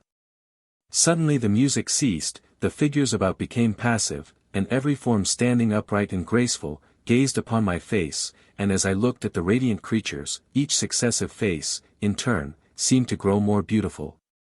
Each form more exquisite than those about. Then, in the distance, I observed the phalanx divide, forming into two divisions, separated by a broad aisle, stretching from my feet to the limit of space without, and down this aisle I observed a single figure advancing toward me. As she approached, the phalanx closed in behind her, and when at last she reached the stone on which I stood, she stepped, or was wafted to my side, and the phalanx behind moved together and was complete again. My name is Etidorhpa. In me you behold the spirit that elevates man, and subdues the most violent of passions. In history, so far back in the dim ages as to be known now as legendary mythology, have I ruled and blessed the world. Unclasp my power over man and beast, and while heaven dissolves, the charms of paradise will perish. I know no master. The universe bows to my authority. Stars and suns enamored pulsate and throb in space and kiss each other in waves of light. Atoms cold embrace and cling together, structures inanimate affiliate with and attract inanimate structures, bodies dead to other noble passions are not dead to love. The savage beast, under my enchantment, creeps to her lair, and gently purrs over her offspring. Even man becomes less violent, and sheaths his weapon and smothers his hatred as I soothe his passions beside the loved ones in the privacy of his home. Etidorhpa. I have been known under many titles, and have comforted many peoples. Strike my name from time's record, and the lovely daughters of Zeus and Dion would disappear, and with them would vanish the grace and beauty of woman, the sweet conception of the froth child of the Cypress sea would be lost. Venus, the goddess of love, would have no place in song, and love herself, the holiest conception of the poet, man's superlative conception of heaven's most precious charms, would be buried with the myrtle and the rose. My name is Etidorhpa. Interpret it rightly, and you have what has been to humanity the essence of love, the mother of all that ennobles. He who loves a wife worships me, she, who in turn makes a home happy, is typical of me. I am Etidorhpa, the beginning and the end of earth. Behold in me the antithesis of envy, the opposite of malice, the enemy of sorrow, the mistress of life, the queen of immortal bliss. Do you know, she continued, and her voice, soft and sweet, carried with it a pleasurable sense of truthfulness indescribable, do you know that man's idea of heaven, places me, Etidorhpa, on the highest throne? With the charm of maiden pure, I combine the devotion of wife and the holiness of mother. Take from the life of man the treasures I embody, and he will be homeless, childless, loveless. The thought of heaven will in such a case be as the dismal conception of a dreary platitude. A life in such a heaven devoid of love, and this the scriptures teach, is one of endless torment. Love, by whatever name the conception is designated, rules the world. Divest the cold man of science, of the bond that binds him to his life thought, and his work is ended. Strike from the master in music the chord that links his soul to the voice he breathes, and his songs will be hushed. Deaden the sense of love which the artist bores his art, and as the spirit that underlies his thought scenes vanishes, his touch becomes chilled, and his brush inexpressive. The soldier thinks of his home and country, and without a murmur sheds his life blood. And yet there are debasing phases of love, for as love of country builds a nation, so love of pillage may destroy it. Love of the holy and the beautiful stands in human life opposed to love of the debasing and vicious, and I, Etidorhpa, am typical of the highest love of man. As the same force binds the molecules of the rose and the violet as well as those of noxious drugs, so the same soul conception may serve the love of good or the love of evil. Love may guide a tyrant or actuate a saint, may make man torture his fellow, or strive to ease his pain. Thus, man's propensity to serve his holy or his evil passion may each be called a degree in love, and in the serving of that passion the love of one heart may express itself as the antithesis of love in another. As bitter is to some men's taste more pleasant than sweet, and sour is yet more grateful to others, so one man may love the beautiful, another delight in the grotesque, and a third may love to see his neighbor suffer. Amid these, the phase of love that ennobles, brings the greatest degree of pleasure and comfort to mankind, but the love that degrades is love nevertheless, by whatever name the expression of the passion may be called. Love rules the world, and typical of man's intensest, holiest love, I, Etidorhpa, stand the soul of love supreme. She hesitated. Go on. I have already said, and in saying this have told the truth, I come from beyond the empty shell of a materialistic gold and silver conception of heaven. Go with me, and in my home you will find man's sole devotion, regardless of material surroundings. I have said, and truly, the corridors of the heaven mansion, enriched by precious stones and metals fine, but destitute of my smiles and graces, are deserted.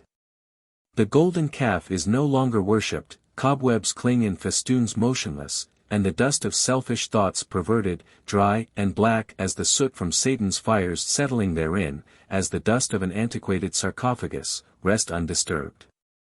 Place on one side the heaven of which gold-bound misers sing, and on the other Etidorhpa and the treasures that come with me to man and woman, for without me neither wife, child, nor father could exist. And from any other heaven mankind will turn away. The noblest gift of heaven to humanity is the highest sense of love, and I, Etidorhpa, am the soul of love. She ceased speaking, and as I looked at the form beside me I forgot myself in the rapture of that gaze. Crush the colors of the rainbow into a single hue possessed of the attributes of all the others, and multiply that entity to infinity, and you have less richness than rested in any of the complex colors shown in the trimming of her raiment. Lighten the softness of eiderdown 1,000 times, and yet maintain its sense of substance, and you have not conceived of the softness of the gauze that decked her simple, flowing garments. Gather the shadows cast by a troop of radiant angels, then sprinkle the resultant shade with star dust, and color therewith a garment brighter than satin, softer than silk, and more ethereal than light itself. And you have less beauty than reposed in the modest dress that enveloped her figure. Abstract the perfume from the sweetest oriental grasses, and combine with it the essential spirit of the wild rose, then add thereto the soul of ambergris, and the quintessential extracts of the finest aromatics of the East. And you have not approached the exquisite fragrance that penetrated my very being at her approach. She stood before me, slender, lithe, symmetrical, radiant. Her hair was more beautiful than pen can depict. It was colorless because it cannot be described by colors known to mortals. Her face paled the beauty of all who had preceded her. She could not be a fairy, for no conception of a fairy can approach such loveliness. She was not a spirit, for surely material substance was a part of her form. She was not an angel, for no abnormal, irrational wing protruded from her shoulder to blemish her seraphic figure. No, I said musingly, she is a creature of other climes, the scriptures tell of no such being. She is neither human nor angelic, but... But what? She said. I do not know, I answered. Then I will tell you, she replied. Yes, I will tell you of myself and of my companions. I will show you our home, carrying you through the shadows of heaven to exhibit that fair land, for heaven without Etidorhpa casts a shadow in comparison therewith. See, she said, as with her dainty fingers she removed from her garment a fragment of transparent film that I had not previously observed. See, this is a cobweb that clung to my skirt, as, on my way to meet you, I passed through the dismal corridors of the materialist's loveless heaven. She dropped it on the floor, and I stooped to pick it up, but vainly, my fingers passed through it as through a mist. "You must be an angel," I stammered. She smiled. "Come," she said, "do not consume your time with thoughts of materialistic heaven, come with me to that brighter land beyond, and in those indescribable scenes we, you and I, will wander together forever." She held out her hand. I hesitatingly touched it, and then raised it to my lips. She made no resistance. I dropped upon my knees. "Are you to be mine?" I cried. "Mine forever?" "Yes," she answered, "if you will it, for he who loves will be loved in turn." "I will do it," I said, "I give myself to you, be you what you may, be your home where it may, I give up the earth behind me, and the hope of heaven before me, the here and the hereafter I will sacrifice." "Let us hasten," I said, for she made no movement. She shook her head. "You must yet be tempted as never before, and you must resist the tempter. You cannot pass into the land of Etidorhpa until you have suffered as only the damned can suffer, until you have withstood the pangs of thirst, and have experienced heat and cold indescribable. Remember the warning of your former guide, mark well the words of Etidorhpa, you must not yield. T was to serve you that I came before you now, T was to preserve you from the drunkard's cavern, that I have given you this vision of the land beyond the end of earth where, if you will serve yourself, we will meet again." She held aloft 2 tiny cups, I sprung to my feet and grasped one of them, and as I glanced at the throng in front of me, every radiant figure held aloft in the left hand a similar cup. All were gazing in my face. I looked at the transparent cup in my hand, it appeared to be partly filled with a green liquid. I looked at her cup and saw that it contained a similar fluid. Forgetting the warning she had so recently given, I raised the cup to my lips, and just before touching it glanced again at her face. The fair creature stood with bowed head, her face covered with her hand. Her very form and attitude spoke of sorrow and disappointment, and she trembled in distress. She held one hand as though to thrust back a form that seemed about to force itself beyond her figure, for peering exultingly from behind, leered the same satanic face that met my gaze on the preceding occasion. When in the presence of the troop of demons, I had been tempted by the perfect man.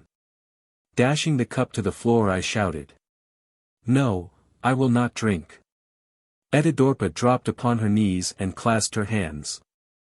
The satanic figure disappeared from sight. Realizing that we had triumphed over the tempter, I also fell upon my knees in thankfulness. Chapter 41. Misery. As all the bubbles in a glass shrink and vanish when the first collapses, so the troop of fairy-like forms before me disintegrated, and were gone. The delicate being, whose hand I held, fluttered as does a mist in the first gust of a sudden gale, and then dissolved into transparency. The gaily decked amphitheater disappeared, the very earth cavern passed from existence, and I found myself standing solitary and alone in a boundless desert. I turned towards every point of the compass only to find that no visible object appeared to break the monotony. I stood upon a floor of pure white sand which stretched to the horizon in gentle wave-like undulations as if the swell of the ocean had been caught, transformed to sand, and fixed.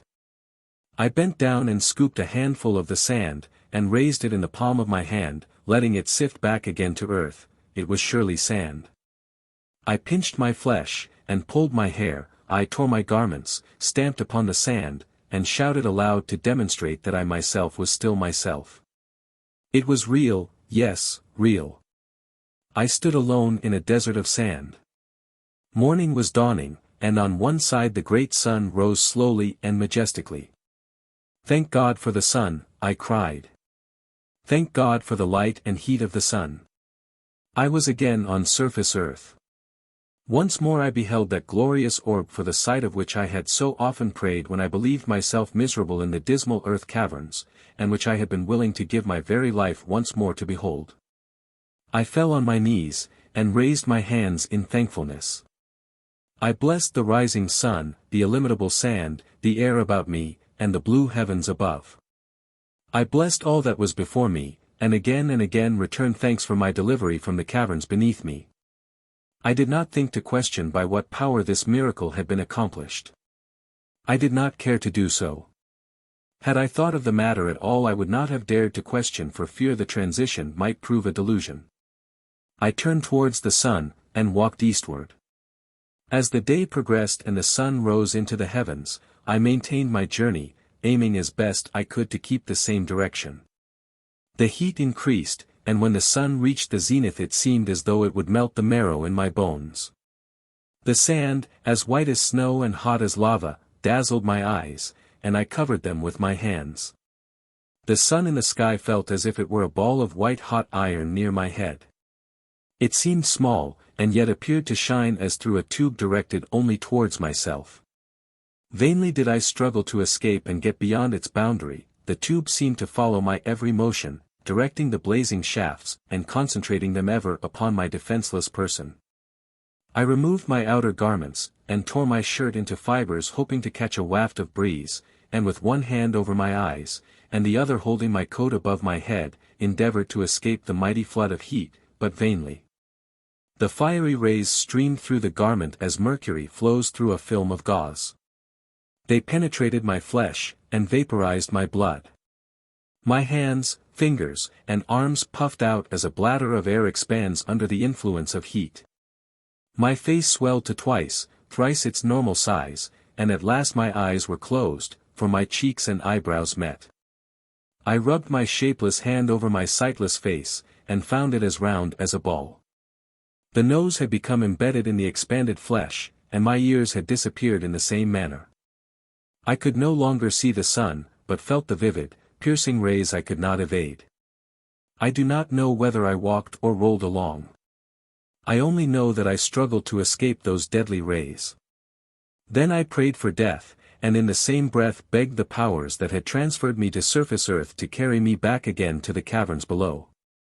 The recollection of their cool, refreshing atmosphere was as the thought of heaven must be to a lost spirit. I experienced the agony of a damned soul, and now, in contradistinction to former times, considered as my idea of perfect happiness the dismal earth caverns of other days. I thought of the day I had stood at the mouth of the Kentucky cave, and waded into the water with my guide.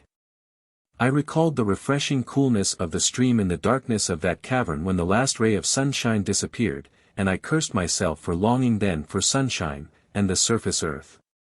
Fool that man is, I mentally cried, not to be contented with that which is, however he may be situated, and wherever he may be placed. This is but a retribution, I am being cursed for my discontented mind, this is hell, and in comparison with this hell all else on or in earth is happiness. Then I damned the sun, the earth, the very God of all, and in my frenzy cursed everything that existed. I felt my puffed limbs, and prayed that I might become lean again. I asked to shrink to a skeleton, for seemingly my misery came with my expanded form, but I prayed and cursed in vain. So I struggled on in agony, every moment seemingly covering a multitude of years. Struggled along like a lost soul plodding in an endless expanse of ever-increasing, ever-concentrating hell. At last, however, the day declined, the heat decreased, and as it did so my distorted body gradually regained its normal size, my eyesight returned, and finally I stood in that wilderness of sand watching the great red sun sink into the earth. As in the morning I had watched it rise. But between the sunrise and the sunset there had been an eternity of suffering, and then, as if released from a spell, I dropped exhausted upon the sand, and seemed to sleep. I dreamed of the sun, and that an angel stood before me, and asked why I was miserable, and in reply I pointed to the sun. "See," I said, "the author of the misery of man." Said the angel, "Were there no sun there would be no men, but were there no men there would still be misery." "Misery of what?" I asked. "Misery of mind," replied the angel. "Misery is a thing, misery is not a conception, pain is real, pain is not an impression. Misery and pain would still exist and prey upon mind's substance were there no men, for mind also is real, and not a mere conception. The pain you have suffered has not been the pain of matter, but the pain of spirit. Matter cannot stiffer. Were it matter that suffered, the heated sand would writhe in agony. No. It is only mind and spirit that experience pain, or pleasure, and neither mind nor spirit can evade its destiny, even if it escape from the body. Then I awoke and saw once more the great red sun rise from the sand edge of my desolate world, and I became aware of a new pain, for now I perceived the fact that I experienced the sense of thirst. The conception of the impression drew my mind to the subject, and instantly intense thirst, the most acute of bodily sufferings, possessed me. When vitalized tissue craves water, other physical wants are unfelt. When man parches to death, all other method of torture are disregarded. I thought no longer of the rising sun, I remembered no more the burning sand of yesterday, I felt only the pain of thirst. Water, water, water, I cried, and then in the distance, as if in answer to my cry, I beheld a lake of water. Instantly every nerve was strained, every muscle stretched, and I fled over the sands towards the welcome pool. On and on I ran, and as I did so, the sun rising higher and higher, again began to burn the sands beneath my feet, and roast the flesh upon my bones. Once more I experienced that intolerable sense of pain, the pain of living flesh disintegrating by fire, and now with thirst gnawing at my vitals, and fire drying up the residue of my evaporated blood. I struggled in agony towards a lake that vanished before my gaze, to reappear just beyond. This day was more horrible than the preceding, and yet it was the reverse so far as the action of the sun on my flesh was concerned. My prayer of yesterday had been fearfully answered, and the curses of the day preceding were being visited upon my very self.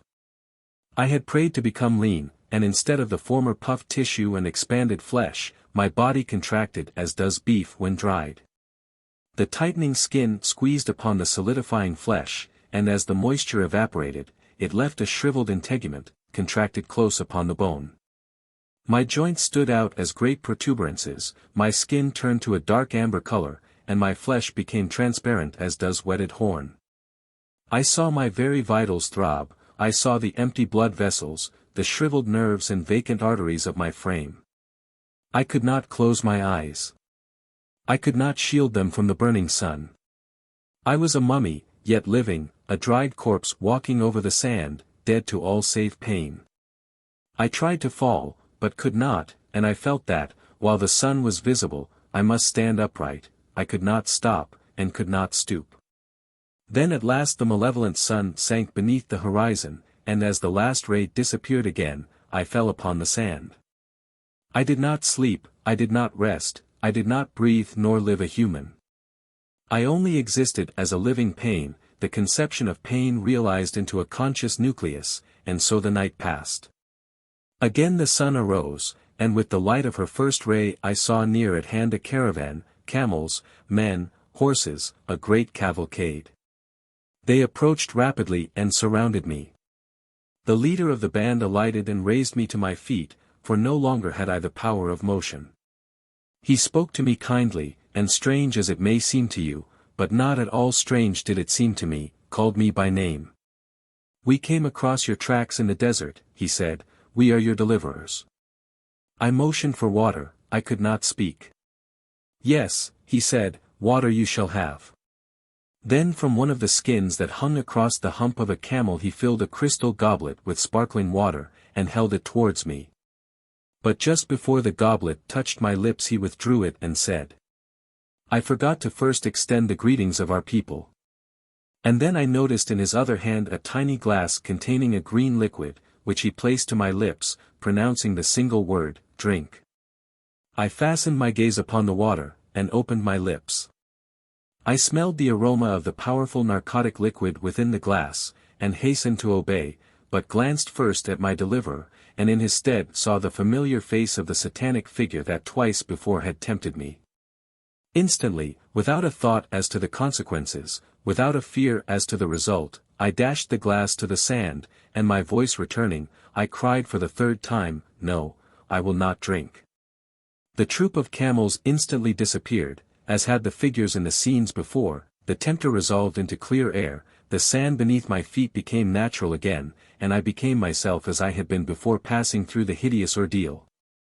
The fact of my deliverance from the earth caverns had, I now realized, been followed by temporary aberration of my mind, but at last I saw clearly again, the painful fancy had passed, the delirium was over.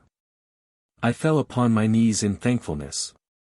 The misery through which I had passed had proven to be illusory, the earth caverns were beneath me, the mirage and temptations were not real, the horrors I had experienced were imaginary, thank God for all this, and that the sand was really sand. Solitary, alone, I kneeled in the desert barren, from horizon to horizon desolation only surrounded, and yet the scene of that illimitable waste, a fearful reality, it is true, was sweet in comparison with the misery of body and soul about which I had dreamed so vividly. Is no wonder, I said to myself, that in the moment of transition from the underground caverns to the sunshine above, the shock should have disturbed my mental equilibrium. And in the moment of reaction I should have dreamed fantastic and horrible imaginings.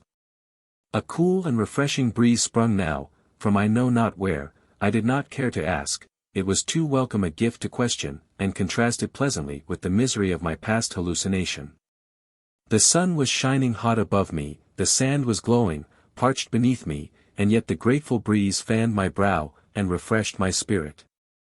Thank God, I cried, for the breeze, for the coolness that it brings. Only those who have experienced the silence of the cavern solitudes through which I have passed, and added thereto, have sensed the horrors of the more recent nightmare scenes, can appreciate the delights of a gust of air. The incongruity of surrounding conditions, as connected with affairs rational, did not appeal at all to my questioning senses, it seemed as though the cool breeze, coining from out the illimitable desolation of a heated waste was natural. I arose and walked on, refreshed. From out that breeze my physical self drew refreshment and strength. Is the cold, I said, the blessed antithesis of heat, that supports life. Heat enervates, cold stimulates, heat depresses, cold animates. Thank God for breezes, winds, waters, cold. I turned and faced the gladsome breeze. Is the source of life, I will trace it to its origin, I will leave the accursed desert, the hateful sunshine, and seek the blissful regions that give birth to cool breezes. I walked rapidly, and the breeze became more energetic and cooler. With each increase of momentum on my part, corresponding strength seemed to be added to the breeze, both strength and coolness. Is not this delightful? I murmured, my God at last has come to be a just God. Knowing what I wanted, he sent the breeze, in answer to my prayer the cool, refreshing breeze arose. Damn the heat, I cried aloud, as I thought of the horrid day before. Blessed be the cold, and as though in answer to my cry the breeze stiffened and the cold strengthened itself, and I again returned thanks to my Creator. With ragged coat wrapped about my form I faced the breeze and strode onward towards the home of the gelid wind that now dashed in gusts against my person. Then I heard my footstep crunch, and perceived that the sand was hard beneath my feet. I stooped over to examine it and found it frozen. Strange, I reflected, strange that dry sand can freeze, and then I noticed, for the first time, that spurts of snow surrounded me. Was a sleety mixture upon which I trod, a crust of snow and sand. A sense of dread came suddenly over me, and instinctively I turned, affrighted, and ran away from the wind, towards the desert behind me, towards the sun, which, cold and bleak, low in the horizon, was sinking. The sense of dread grew upon me, and I shivered as I ran. With my back towards the breeze I had blessed, I now fled towards the sinking sun I had cursed. I stretched out my arms in supplication towards that orb, for from behind overhanging blackness spread, and about me roared a fearful hurricane. Vainly. As I thought in mockery the heartless sun disappeared before my gaze, the hurricane surrounded me, and the wind about me became intensely cold, and raved furiously. It seemed as though the sun had fled from my presence, and with the disappearance of that orb, the outline of the earth was blotted from existence. It was an awful blackness, and the universe was now to me a blank. The cold strengthened and froze my body to the marrow of my bones. First came the sting of frost, then the pain of cold, then insensibility of flesh. My feet were benumbed, my limbs motionless. I stood a statue, quiescent in the midst of the roaring tempest. The earth, the sun, the heavens themselves, my very person now had disappeared. Dead to the sense of pain or touch, sightless, amid a blank, only the noise of the raging winds was to me a reality. And as the creaking frost reached my brain and congealed it, the sound of the tempest ceased, and then devoid of physical senses, my quickened intellect, enslaved, remained imprisoned in the frozen form it could not leave. And yet could no longer control. Reflection after reflection passed through that incarcerated thought entity, and as I meditated, the heinous mistakes I had committed in the life that had passed, arose to torment. God had answered my supplications, successively I had experienced the hollowness of earthly pleasures, and had left each lesson unheeded. Had I not alternately begged for and then cursed each gift of God? Had I not prayed for heat, cold, light, and darkness, and anathematized each? Had I not, when in perfect silence, prayed for sound, in sheltered caverns, prayed for winds and storms? In the very corridors of heaven, and in the presence of Etidorhpa, had I not sought for joys beyond? Had I not found each pleasure of life a mockery, and notwithstanding each bitter lesson, still pursued my headstrong course, alternately blessing and cursing my Creator, and then myself, until now, amid a howling waste, in perfect darkness? My conscious intellect was bound to the frozen, rigid semblance of a body. All about me was dead and dark, all within was still and cold, only my quickened intellect remained as in every corpse the self-conscious intellect must remain, while the body has a mortal form. For death of body is not attended by the immediate liberation of mind. The consciousness of the dead man is still acute, and he who thinks the dead are mindless, will realize his fearful error when devoid of motion he lies a corpse, conscious of all that passes on around him, waiting the liberation that can only come by disintegration and destruction of the flesh. So, unconscious of pain, unconscious of any physical sense, I existed on and on, enthralled, age after age passed and piled upon one another, for time was to me unchangeable, no more an entity. I now prayed for change of any kind, and envied the very devils in hell their pleasures, for were they not gifted with the power of motion, could they not hear, and see, and realize the pains they suffered? I prayed for death, death absolute, death eternal. Then, at last, the darkness seemed to lessen, and I saw the frozen earth beneath, the monstrous crags of ice above, the raging tempest about, for I now had learned by reflection to perceive by pure intellect, to see by the light within. My body, solid as stone, was fixed and preserved in a waste of ice. The world was frozen. I perceived that the sun, and moon, and stars, nearly stilled, dim and motionless, had paled in the cold depths of space. The universe itself was freezing, and amid the desolation only my deserted intellect remained. Age after age had passed, eons of ages had fled, nation after nation had grown and perished, and in the uncounted epochs behind, humanity had disappeared. Unable to free itself from the frozen body, my own intellect remained the solitary spectator of the dead silence about. At last, beneath my vision, the moon disappeared, the stars faded one by one, and then I watched the sun grow dim, until at length only a milky, gauze-like film remained to indicate her face, and then, vacancy. I had lived the universe away.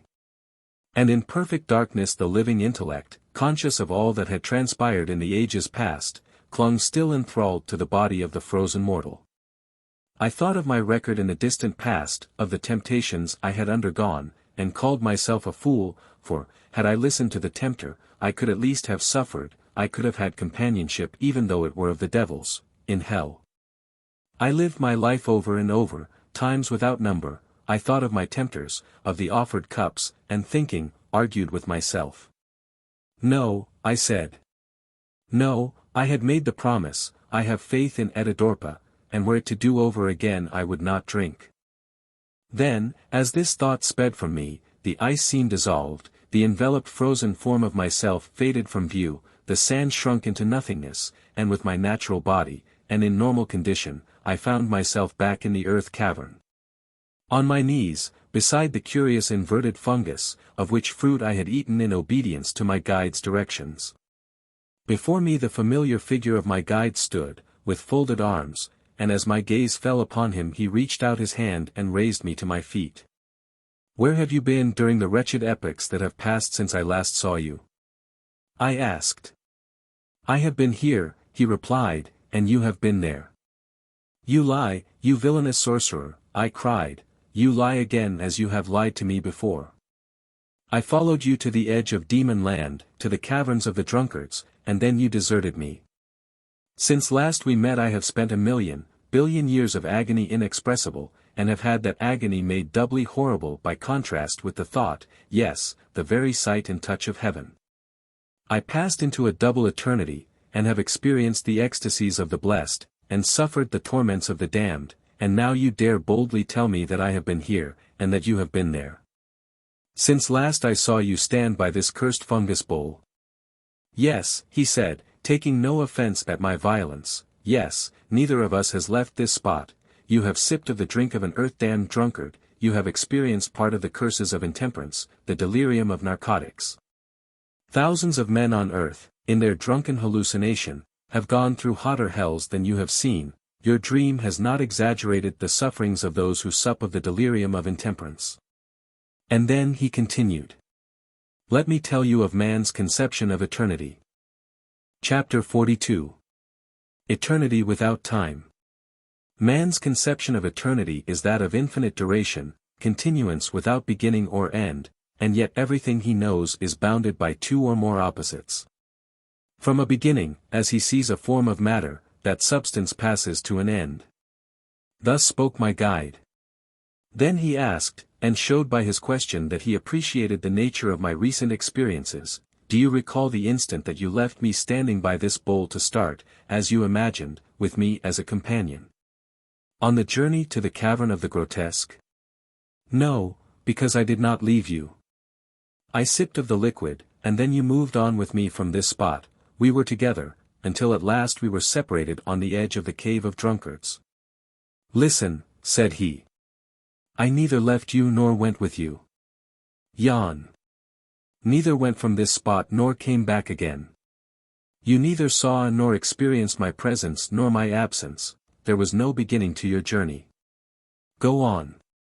You ate of the narcotic fungus. You have been intoxicated. I have not, I retorted. I have been through your accursed caverns, and into hell beyond. I have been consumed by eternal damnation in the journey, have experienced a heaven of delight, and also an eternity of misery. Upon the contrary, the time that has passed since you drank the liquid contents of that fungus fruit has only been that which permitted you to fall upon your knees. You swallowed the liquor when I handed you the shell cup. You dropped upon your knees, and then instantly awoke. See, he said, in corroboration of my assertion the shell of the fungus fruit at your feet is still dripping with the liquid you did not drink.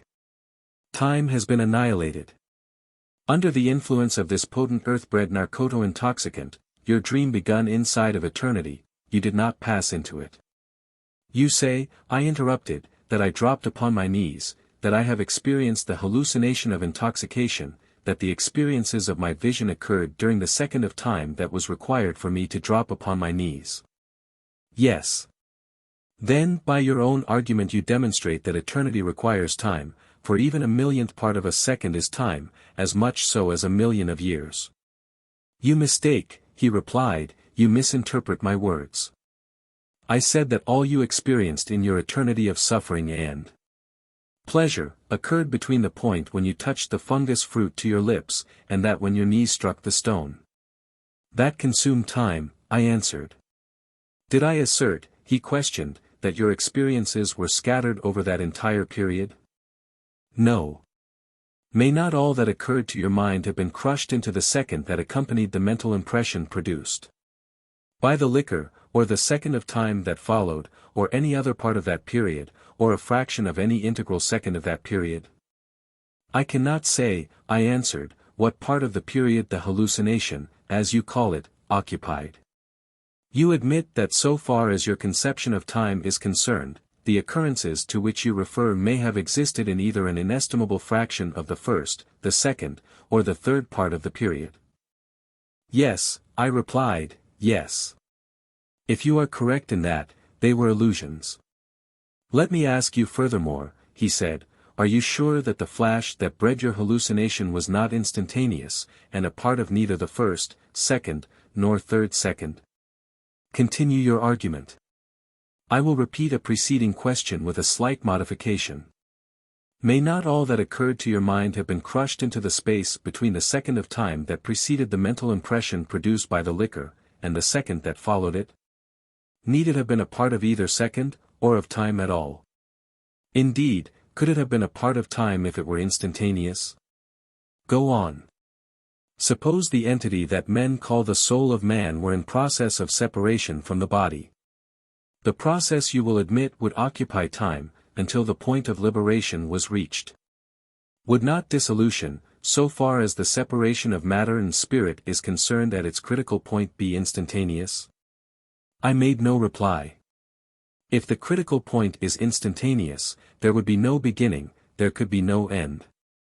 Therein rests an eternity greater than man can otherwise conceive of, for as there is neither beginning nor end, time and space are annihilated. The line that separates the soul that is in the body from the soul that is out of the body is outside of all things. It is a between, neither a part of the nether side nor of the upper side, it is outside the here and the hereafter. Let us carry this thought a little further, said he.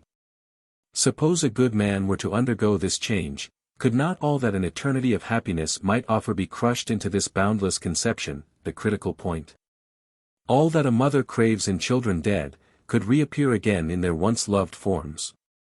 All that a good life earns, would rest in the soul's experience in that eternity, but not as an illusion, although no mental pleasure, no physical pain is equal to that of hallucinations. Suppose that a vicious life were ended, could it escape the inevitable critical point? Would not that life in its previous journey create its own sad eternity? You have seen the working of an eternity with an end but not a beginning to it, for you cannot sense the commencement of your vision. You have been in the cavern of the grotesque, the realms of the beautiful, and have walked over the boundless sands that bring misery to the soul, and have, as a statue, seen the frozen universe dissolve. You are thankful that it was all an illusion as you deem it now. What would you think had only the heavenly part been spread before yon? I would have cursed the man who dispelled the illusion, I answered. Then, he said, you are willing to admit that men who so live as to gain such an eternity, be it mental illusion, hallucination or real, make no mistake in life. I do, I replied. But you confound me when you argue in so cool a manner that eternity may be everlasting to the soul, and yet without the conception of time. Did I not teach you in the beginning of this journey, he interjected, that time is not as men conceive it? Men cannot grasp an idea of eternity and retain their sun-bred, morning and evening, conception of time. Therein lies their error. As the tip of the whiplash passes with the lash, so through life the soul of man proceeds with the body. As there is a point just when the tip of the whiplash is on the edge of its return, where all motion of the line that bounds the tip ends, so there is a motionless point when the soul starts onward from the body of man. As the tip of the whiplash sends its cry through space, not while it is in motion either way, but from the point where motion ceases, the spaceless, timeless point that lies between the backward and the forward. So the soul of man leaves a cry, eternity, at the critical point. It is the death echo, and thus each snap of the life thread throws an eternity, its own eternity, into eternity's seas, and each eternity is made up of the entities thus cast from the critical point. With the end of each soul's earth journey, a new eternity springs into existence, occupying no space, consuming no time, and not conflicting with any other, each being exactly what the soul-earth record makes it, an eternity of joy, heaven. Or an eternity of anguish, hell. There can be no neutral ground. Then he continued. The drunkard is destined to suffer in the drunkard's eternity, as you have suffered. The enticement of drink is evanescent, the agony to follow is eternal. You have seen that the sub-regions of earth supply an intoxicant. Taste not again of any intoxicant, let your recent lesson be your last. Any stimulant is an enemy to man, any narcotic is a fiend. It destroys its victim, and corrupts the mind, entices it into pastures grotesque, and even pleasant at first, but destined to eternal misery in the end. Beware of the eternity that follows the snapping of the life thread of a drunkard. Come, he abruptly said, we will pursue our journey. Note that morphine, belladonna, hyoscyamus and cannabis indica are narcotics, and yet each differs in its action from the others. Alcohol and methyl alcohol are intoxicants. Ether, chloroform, and chloral are anesthetics, and yet no two are possessed of the same qualities. Is there any good reason to doubt that combinations of the elements as yet hidden from man cannot cause hallucinations that combine and intensify the most virulent of narcotics, intoxicants, and anesthetics? And pall the effects of hashish or of opium? If, in the course of experimentation, a chemist should strike upon a compound that in traces only would subject his mind and drive his pen to record such seemingly extravagant ideas as are found in the hallucinations herein pictured, would it not be his duty to bury the discovery from others, to cover from mankind the existence of such a noxious fruit of the chemist's or pharmaceutist's art? Introduce such an intoxicant, and start it to ferment in humanity's blood, and before the world were advised of its possible results, might not the ever-increasing potency gain such headway as to destroy, or debase, our civilization? And even to exterminate mankind? J.U.L. Chapter 43. The Last Contest. Interlude. I, Llewyllyn Drury, had been so absorbed in the fantastic story the old man read so fluently from the execrably written manuscript, and in the metaphysical argument which followed his account of the vision he had introduced so artfully as to lead me to think it was a part of his narrative, that I scarcely noted the passage of time. Upon seeing him suspend his reading, fold the manuscript, and place it in his pocket, I reverted to material things, and glancing at the clock, perceived that the hands pointed to bedtime. "Tomorrow evening," said he, "I will return at 9 o'clock. In the interim, if you still question any part of the story, or wish further information on any subject connected with my journey, I will be prepared to answer your queries. Since, however, that will be your last opportunity, I suggest that you make notes of all subjects that you wish to discuss." Then, in his usual self-possessed, exquisitely polite manner, he bowed himself out.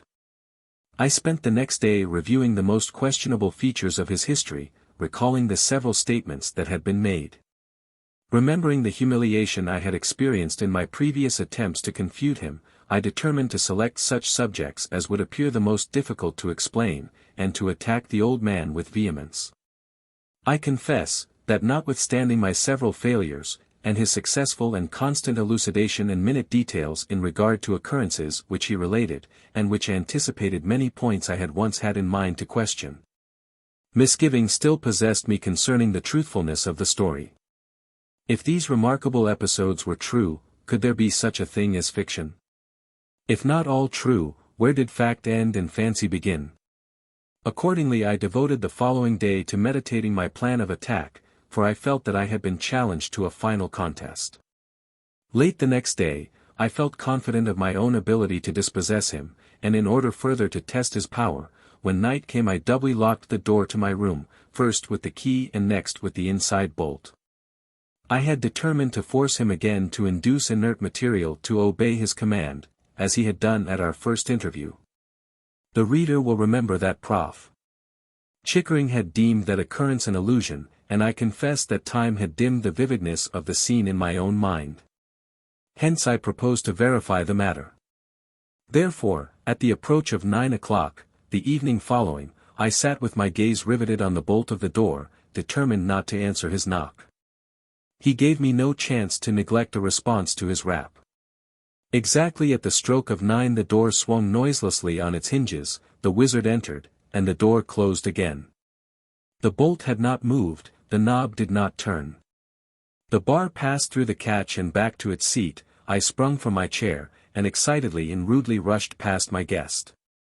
I grasped the knob, wrenched it with all my might. Vainly, the door was locked, the bolt was fastened. Then I turned to my visitor. He was quietly seated in his accustomed place, and apparently failed to notice my discomposure, although he must have realized that he had withstood my first test. This pronounced defeat, at the very beginning of our proposed contest, produced a depressing effect, nevertheless I made an effort at self-control, and seating myself opposite, looked my antagonist in the face.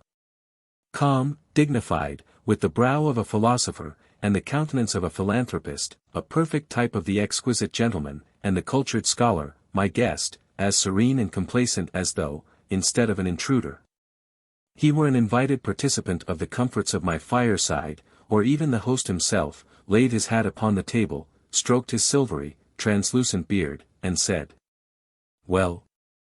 I accepted the challenge, for the word, as he emphasized it, was a challenge, and hurled at him, in hopes to catch him unprepared. The following abrupt sentence. I doubt the possibility of the existence of a great cavern such as you have described. The superincumbent mass of earth would crush the strongest metal.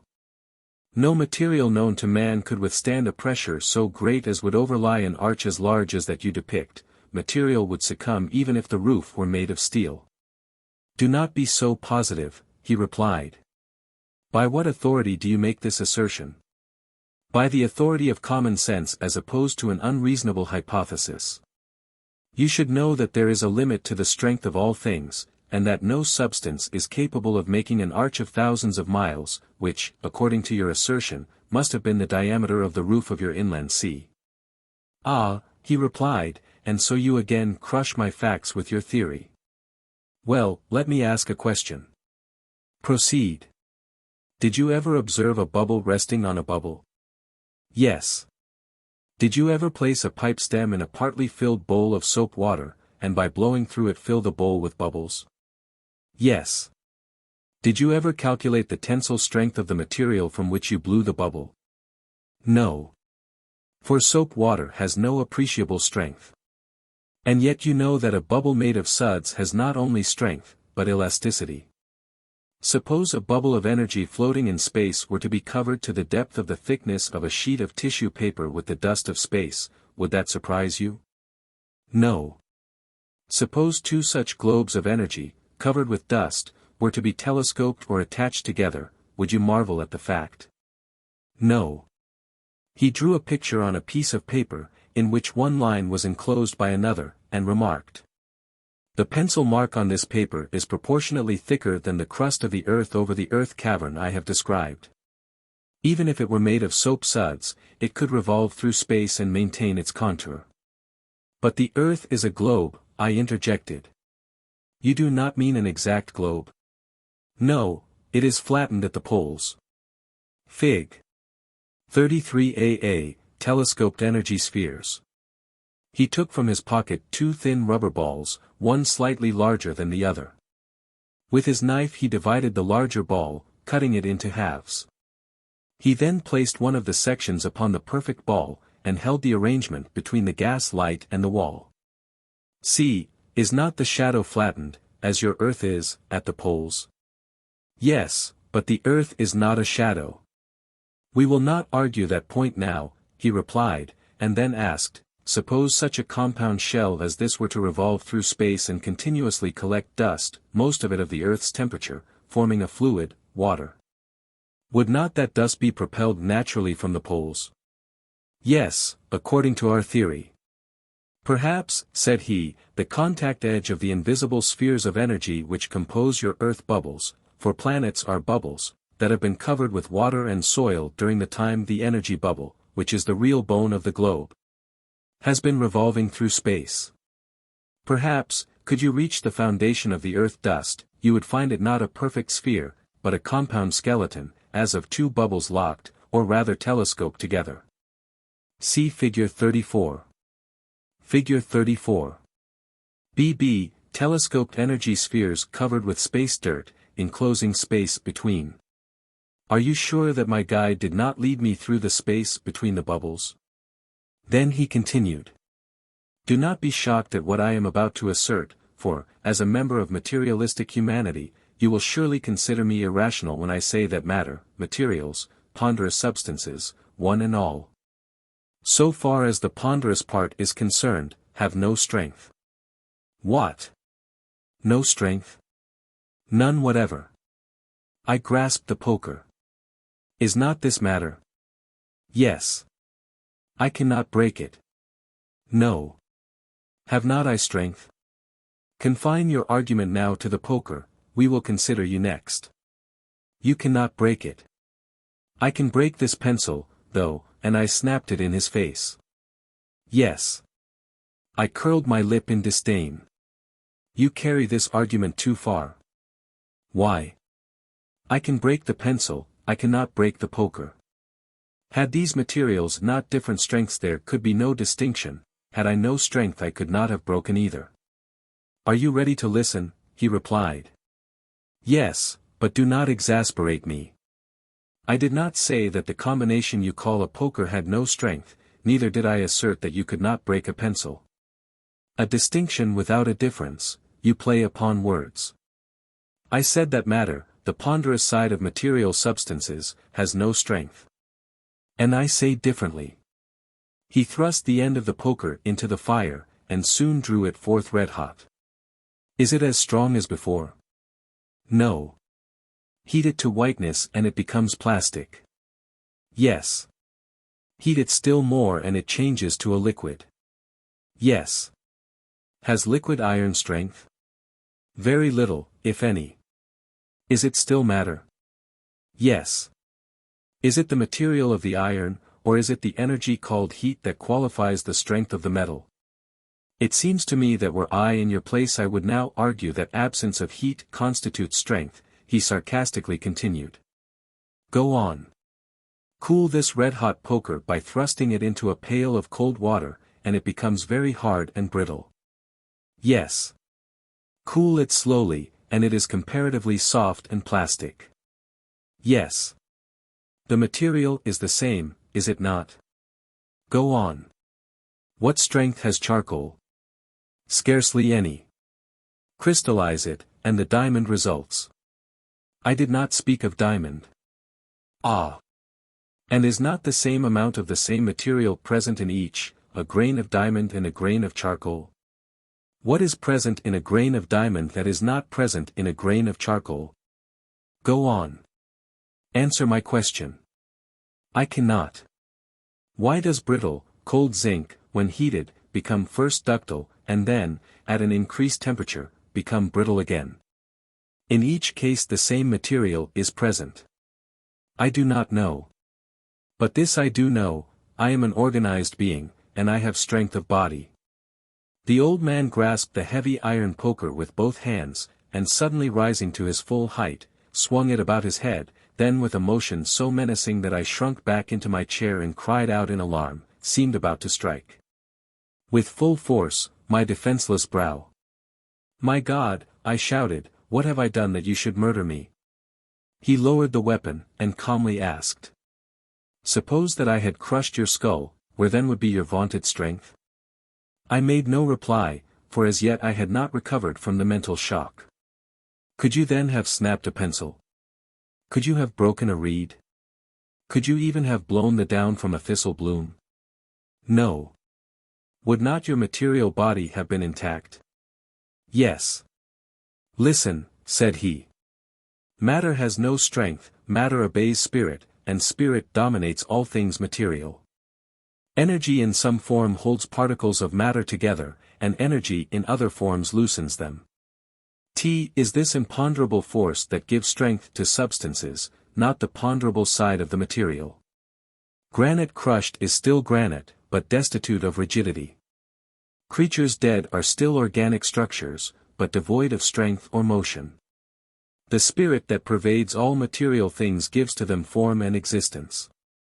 Take from your earth its vital spirit, the energy that subjects matter, and your so-called adamantine rocks would disintegrate, and sift as dust into the interstices of space. Your so-called rigid globe, a shell of space dust, would dissolve, collapse, and as the spray of a burst bubble, its ponderous side would vanish in the depths of force.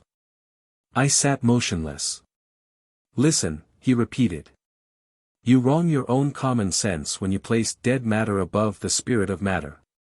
Atoms come and go in their ceaseless transmigrations, worlds move, universes circulate, not because they are material bodies, but because as points of matter, in a flood of force, they obey the spirit that can blot out a sun, or dissolve the earth, as easily as it can unlink two atoms.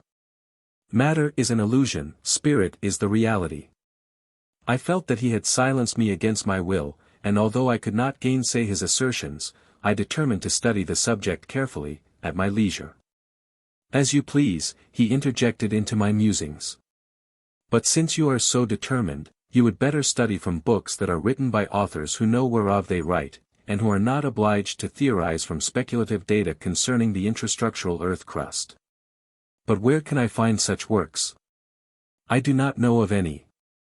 Then, said he, perhaps it would be better to cease doubting the word of one who has acquired the knowledge to write such a book, and who has no object in misleading you. Still other questions arise, I said. Well, I consider the account of the intra-earth fungus intoxicant beyond the realm of fact. In what respect? The perfect loss of self that resulted immediately, in an instant, after swallowing the juice of the fungus fruit, so that you could not distinguish between the real guide at your side and the phantom that sprung into existence, is incredible. An element of time is a factor in the operation of nerve impressions. 11. Have you investigated all possible anesthetics? He asked. Of course not. Or all possible narcotics? No. How long does it require for pure prussic acid to produce its physiological action? I do not know. He ignored my reply, and continued. Since there exists a relative difference between the time that is required for ether and chloroform to produce insensibility, and between the actions and resultant effects of all known anesthetics, intoxicants, and narcotics, I think you are hypercritical. Some nerve excitants known to you act slowly, others quickly, why not others still instantaneously? If you can rest your assertion on any good basis, I will gladly meet your questions, but I do not accept such evidence as you now introduce, and, I do not care to argue for both parties. Again I was becoming irritated, for I was not satisfied with the manner in which I upheld my part of the argument, and naturally, as is usually the case with the defeated party, became incensed at my invincible antagonist. Well, I said, I criticize your credulity. The drunkards of the Drunkards' Cavern were beyond all credence. I cannot conceive of such abnormal creations, even in illusion. Had I met with your experiences I would not have supposed, for an instant, that the fantastic shapes could have been aught but a dream, or the result of hallucination, while, without a question, you considered them real. You are certainly pressed for subjects about which to complain when you resort to criticizing the possibilities and creations of a mind under the influence of a more powerful intoxicant than is known to surface earth, he remarked. However, I will show you that nature fashions animals in forms more fantastic than I saw, and that even these figures were not overdrawn. Without heeding his remark, I interrupted his discourse, determined to have my say. And I furthermore question the uncouth personage you describe as your guide. Would you have me believe that such a being has an existence outside an abnormal thought creation? Ah, he replied, you have done well to ask these two questions in succession, for you permit me to answer both at once. Listen, the monkey, of all animals, seems to approach closest to man in figure, the siamang gibbon of Asia, the bald-headed saki of South America, with its stub of a tail, being nearest. From these types we have great deviations as in the wanderer of India, with its whiskered face, and the black macaque of the island of Celebes, with its hairy topknot, and hairless stub of a tail, or the well-known squirrel monkey, with its long supple tail, and the thumbless spider monkey, of South America. Between these types we have among monkeys, nearly every conceivable shape of limb and figure, and in color of their faces and bodies, all the shades of the rainbow. Some squirrels jump and then sail through the air. The sloth can barely move on the earth. Anteaters have no teeth at all, while the grizzly bear can crush a gun barrel with its molars. The duck-billed platypus of South Australia has the body of a mole, the tail of a raccoon, the flat bill of a duck, and the flipper of a seal, combined with the feet of a rat. It lays eggs as birds do, but suckles its young as do other mammalia. The opossum has a prehensile tail, as have some monkeys, and in addition a living bag or pouch in which the female carries her tiny young. The young of a kind of tree frog of the genus Hylodes, breathe through a special organ in their tails. The young of the pupa, a great South American toad, burrow into the skin of the mother, and still another from Chile, as soon as hatched, creep down the throat of the father frog, and find below the jaw an opening into a false membrane covering the entire abdomen, in which they repose in safety. 3 species of frogs and toads have no tongue at all, while in all the others the tongue is attached by its tip to the end of the mouth, and is free behind. The ordinary bullfrog has conspicuous great legs, while a relative, the coecilia, and others as well, have a head reminding of the frog, but neither tail nor legs, the body being elongated as if it were a worm. The long, slender fingers of a bat are united by means of a membrane that enables it to fly like a bird, while as a contrast, the fingers of a mole, its near cousin, are short and stubby, and massive as compared with its frame.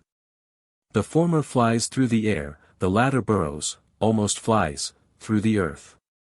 The great anteater has a curved head which is drawn out into a slender snout, no teeth, a long, slender tongue, a great bushy tail, and claws that neither allow the creature to burrow in the earth nor climb into trees, but which are admirably adapted to tear an anthill into fragments. Its close relatives, the apar and armadillo, have a round body covered with bony plates, and a short, horny, curved tail, while another relative, the long-tailed pangolin, has a great alligator-like tail which, together with its body, is covered with horny, overlapping scales.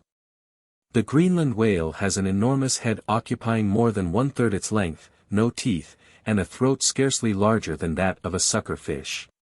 The golden mole has a body so nearly symmetrical that, were it not for the snout, it would be difficult to determine the location of the head without close inspection, and it has legs so short that, were it not for the powerful claws, they would not be observed at all. The narwhal has a straight, twisted tusk. Hold, I interrupted, do you think that I am concerned in these well-known contrasts in animal structure? Did you not question the possibility of the description I gave of my grotesque drunkards, and of the form of my subterranean guide? My guest retorted. Yes, but I spoke of men, you describe animals.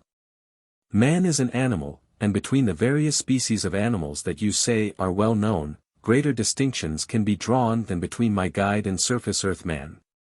Besides, had you allowed me to proceed to a description of animal life beneath the surface of the earth, I would have shown you that my guide partook of their attributes. Of the creatures described, one only was of the intra-earth origin, the mole, and like my guide, it is practically eyeless. Go on, I said, tea is useless for me to resist. And yet what? And yet I have other subjects to discuss. Proceed. I do not like the way in which you constantly criticize science, especially in referring thereto the responsibilities of the crazed anatomist. 12 It seems to me that he was a monomaniac, gifted, but crazed, and that science was unfortunate in being burdened with such an incubus. True, and yet science advances largely by the work of such apparently heartless creatures. Were it not for investigators who overstep the bounds of established methods, and thus criticize their predecessors, science would rust and disintegrate. Besides, why should not science be judged by the rules she applies to others? What do you mean? Who is more free to criticize religion than the materialistic man of science? But a religious man is not cruel. Have you not read history? Have you not shuddered at the crimes recorded in the name of the religions of man? Yes, but these cruelties were committed by misguided men under the cloak of the church, or of false religions, during the Dark Ages. Do not blame religion, but the men who abused the cause. Yes, he added, you are right, they were fanatics, crazed beings, men, yes, even communities, raving mad. Crazed leaders can infuse the minds of the people with their fallacies, and thus become leaders of crazed nations. Not, as I have depicted in my Scientific Enthusiast, one man alone in the privacy of his home torturing a single child, but whole nations pillaging, burning, torturing, and destroying. But this is foreign to our subject. Beware, I reiterate, of the science of human biology. The man who enters the field cannot foresee the end, the man who studies the science of life, and records his experiments, cannot know the extremes to which a fanatical follower may carry the thought current of his leader. I have not overdrawn the lesson.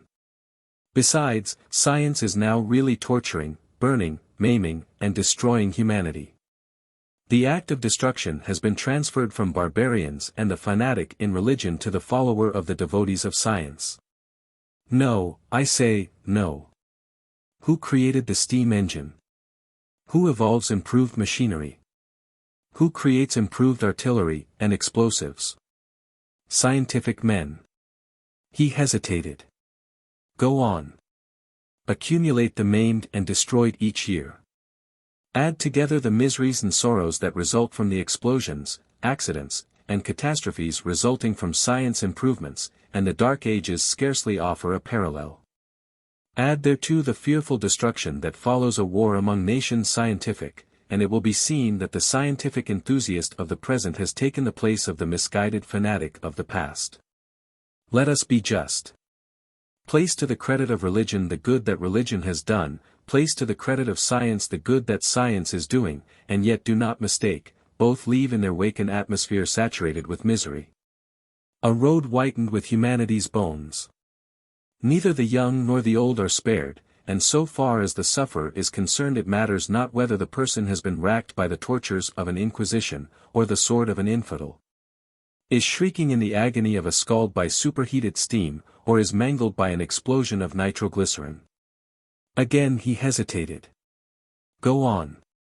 One of science's most serious responsibilities, from which religion has nearly escaped, is that of supplying thought food to fanatics, and from this science cannot escape.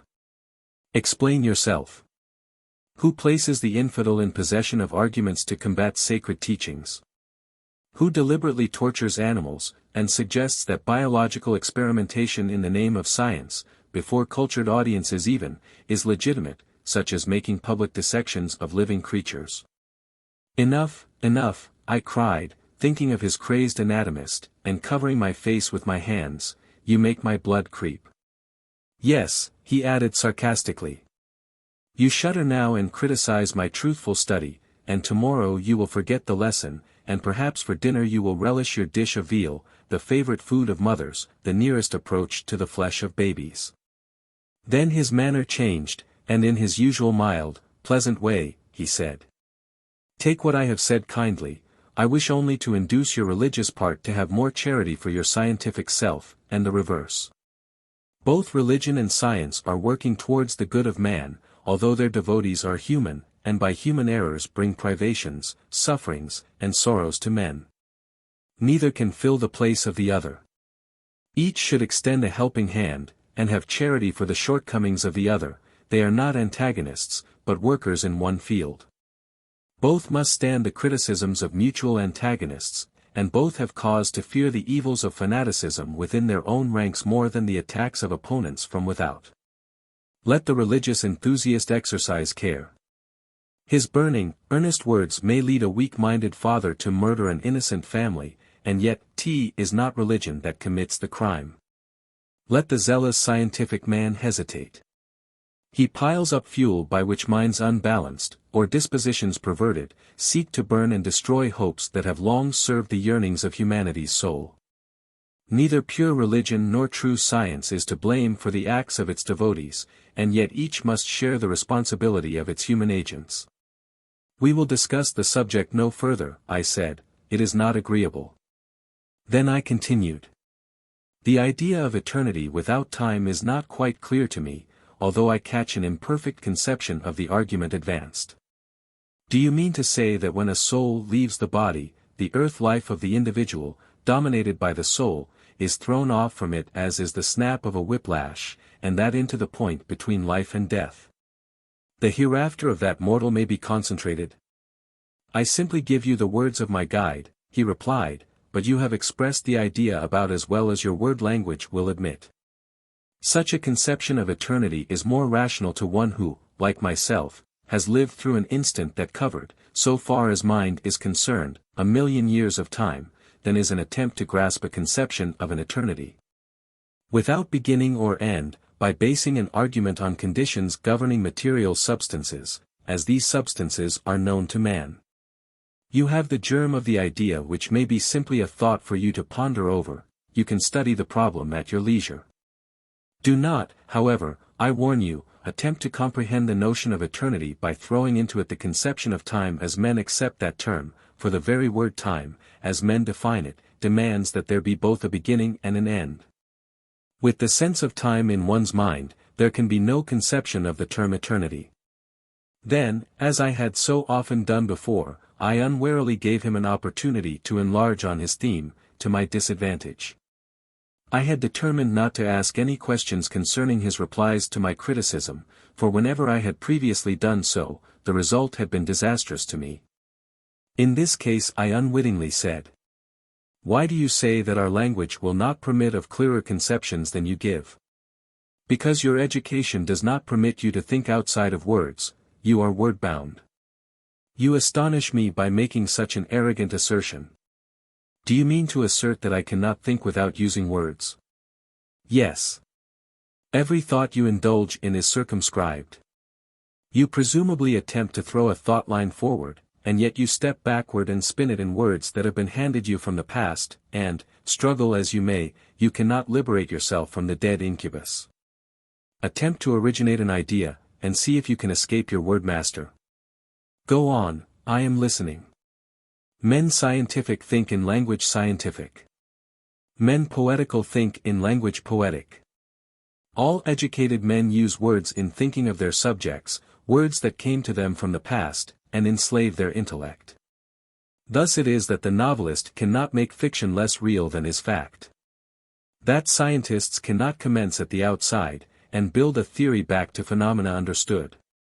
In each case the foundation of a thought is a word that in the very beginning carries to the mind a meaning, a something from the past.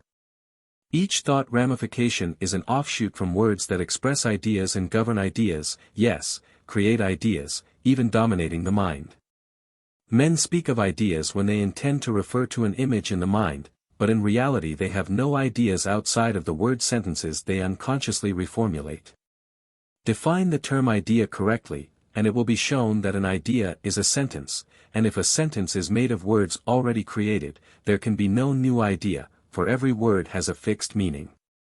Hence, when men think, they only rearrange words that carry with themselves networks of ideas, and thus play upon their several established meanings. How can men so circumscribed construct a new idea or teach a new science? New words are being created. Language is slowly progressing, but no new word adds itself to a language, it is linked to thought chains that precede. In order to create a word, as a rule, roots are used that are as established in philology as are building materials in architecture. When a new sound is thrust into a language, its intent must be introduced by words already known, after which it conveys a meaning derived from the past, and becomes a part of mind sentences already constructed, as it does of spoken language.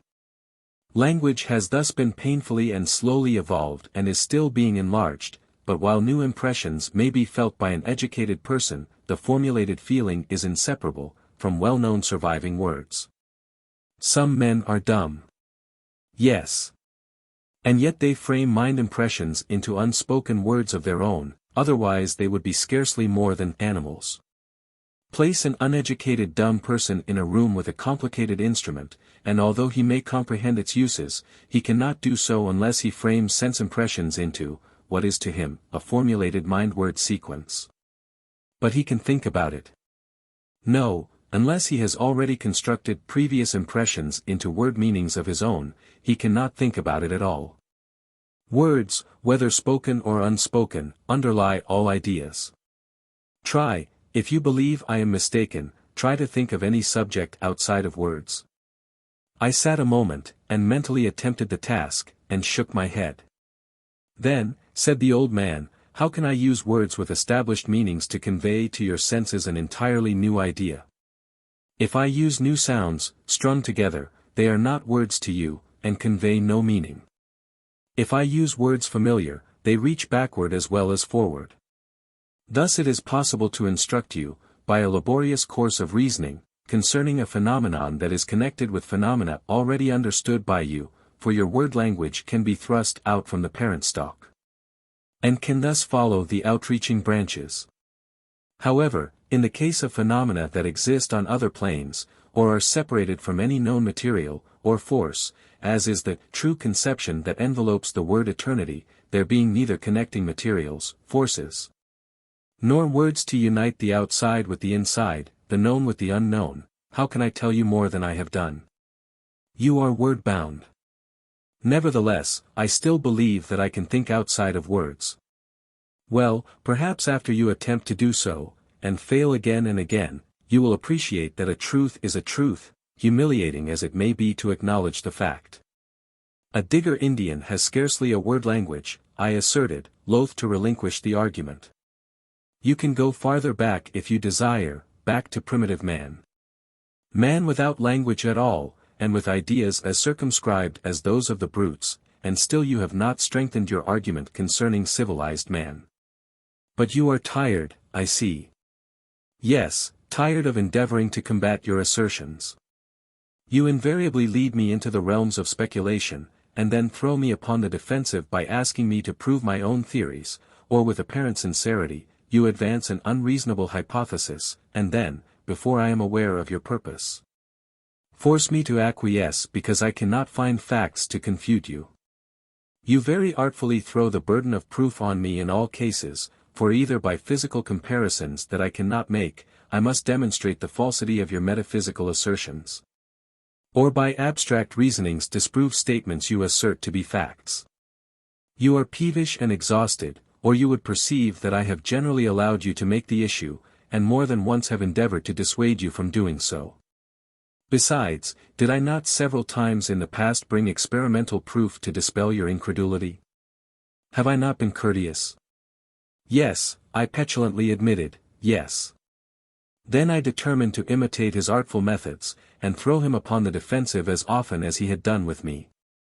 I had finally become familiar with his process of arguing a question, for, instead of coming immediately to his subject, he invariably led by circuitous route to the matter under discussion.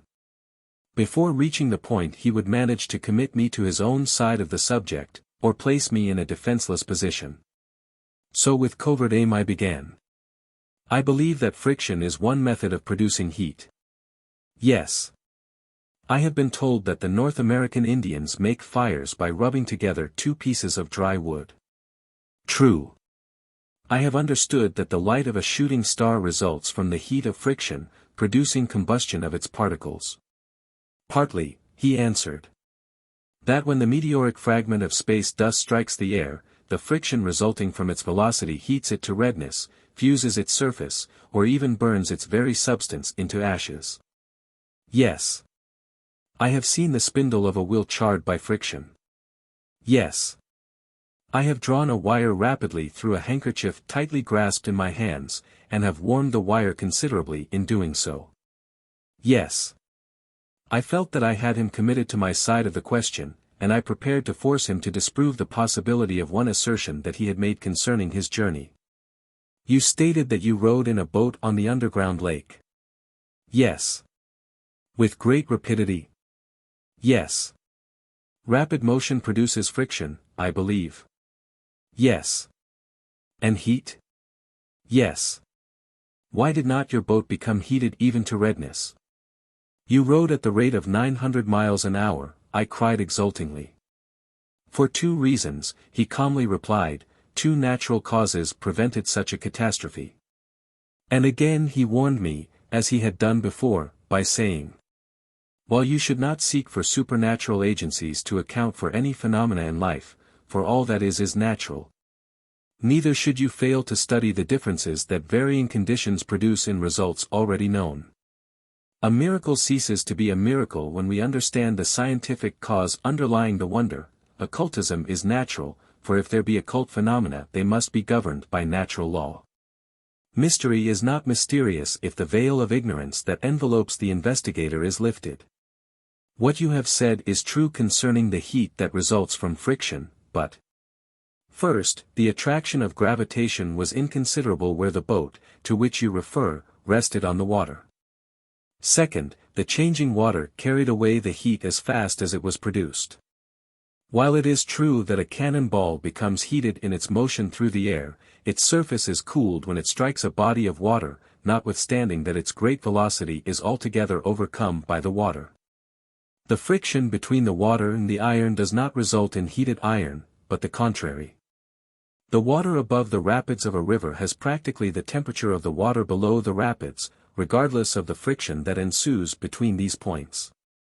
Admit, however, that heat is liberated as the result of the friction of solids with water, and still it does not follow that this heat will perceptibly affect the solid.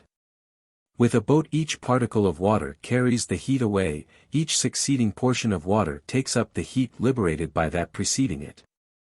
Thus the great body of water, over which our boat sped, in obedience to the ordinary law, became slightly warmed, but its effect upon the boat was scarcely perceptible. Your comparison of the motion of a meteor, with that of our boat, was unhappy. We moved rapidly, it is true, in comparison with the motion of vessels such as you know, but comparison cannot be easily drawn between the velocity of a boat and that of a meteor. While we moved at the rate of many miles a minute, a meteor moves many times faster, perhaps as many miles in a second. Then you must remember that the force of gravitation was so slight in our position that— Enough, I interrupted. We will pass the subject. It seems that you draw upon science for knowledge to support your arguments, however irrational they may be, and then you sneer at this same method of argument when I employ it. He replied to my peevish complaint with the utmost respect by calling to my attention the fact that my own forced argument had led to the answer, and that he had simply replied to my attacks. Said he, "If I am wrong in my philosophy, based on your science thought, I am right in my facts, and science thought is thus in the wrong, for facts overbalance theory. I ask you only to give me the attention that my statements merit. I am sincere, and aim to serve your interests.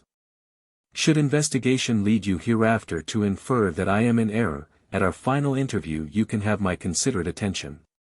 Be more charitable, please." Then he added, "Is there any other subject you wish to argue?" "Yes," I answered, and again my combativeness arose, "yes. One of the truly edifying features of your narrative is that of the intelligent guide," and I emphasized the word intelligent, and curled up my lip in a sarcastic manner. "Proceed." He was verily a wonderful being. An eyeless creature, and yet possessed of sight and perception beyond that of mortal man, a creature who had been locked in the earth, and yet was more familiar with its surface than a philosopher. A cavern-bred monstrosity, and yet possessed of the mind of a sage, he was a scientific expert, a naturalist, a metaphysical reasoner, a critic of religion, and a prophet. He could see in absolute darkness as well as in daylight. Without a compass he could guide a boat over a trackless sea, and could accomplish feats that throw Gulliver and Munchausen into disrepute. In perfect composure my aged guest listened to my cynical, and almost insulting tirade. He made no effort to restrain my impetuous sentences, and when I had finished replied in the polished language of a scholarly gentleman. "You state truly, construe my words properly, as well as understand correctly." Then he continued musingly, as though speaking to himself. "I would be at fault and deserve censure did I permit doubts to be thrown upon so clear a subject, or discredit on so magnanimous a person." Turning to me he continued, "Certainly I did not intend to mislead or to be misunderstood, and am pleased to find you so earnest a scholar." And then in his soft, mild manner, he commenced his detailed reply, pouring oil upon the waters of my troubled soul, his sweet, melodious voice being so in contrast to my rash harangue. He began with his expressive and often repeated word, "Listen. We passed through caverns filled with creeping reptiles. Listen. You are right, my guide was a being wonderful to mortals. He was eyeless, but as I have shown you before, and now swear to the fact, was not sightless. Surely," he said, "surely you have not forgotten that long ago I considered the phenomenal instinct at length. He predicted the future by means of his knowledge of the past, there is nothing wonderful in that. Cannot a civil engineer continue a line into the beyond, and predict where the projection of that line will strike? can he not also calculate the effect that a curve will have on his line's destiny? Why should a being conversant with the lines and curves of humanity's journey for ages past not be able to indicate the lines that men must follow in the future? Of course he could guide the boat, in what was to me a trackless waste of water, but you err in asserting that I had said he did not have a guide, even if it were not a compass. Many details concerning this journey have not been explained to you. Indeed, I have acquainted you with but little that I experienced. Near surface earth we passed through caverns filled with creeping reptiles, through others we were surrounded by flying creatures, neither beast nor bird. We passed through passages of ooze and labyrinths of apparently interminable intra-earth structures. To have disported on such features of my journey would have been impracticable. From time to time I experienced strains of melody, such as never before had I conceived, seemingly choruses of angels were singing in and to my very soul. From empty space about me, from out the crevices beyond and behind me, from the depths of my spirit within me, came these strains in notes clear and distinct, but yet indescribable. Did I fancy, or was it real? I will not pretend to say. Flowers and structures beautiful, insects gorgeous and inexplicable were spread before me.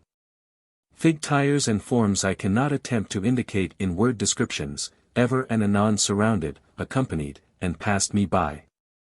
The canvas conceptions of earth-bred artists bring to mind no forms so strange and weird and yet so beautiful as were these compound beings. Restful beyond description was it to drink in the indescribable strains of poetry of motion that I appreciated in the movements of fair creatures I have not mentioned.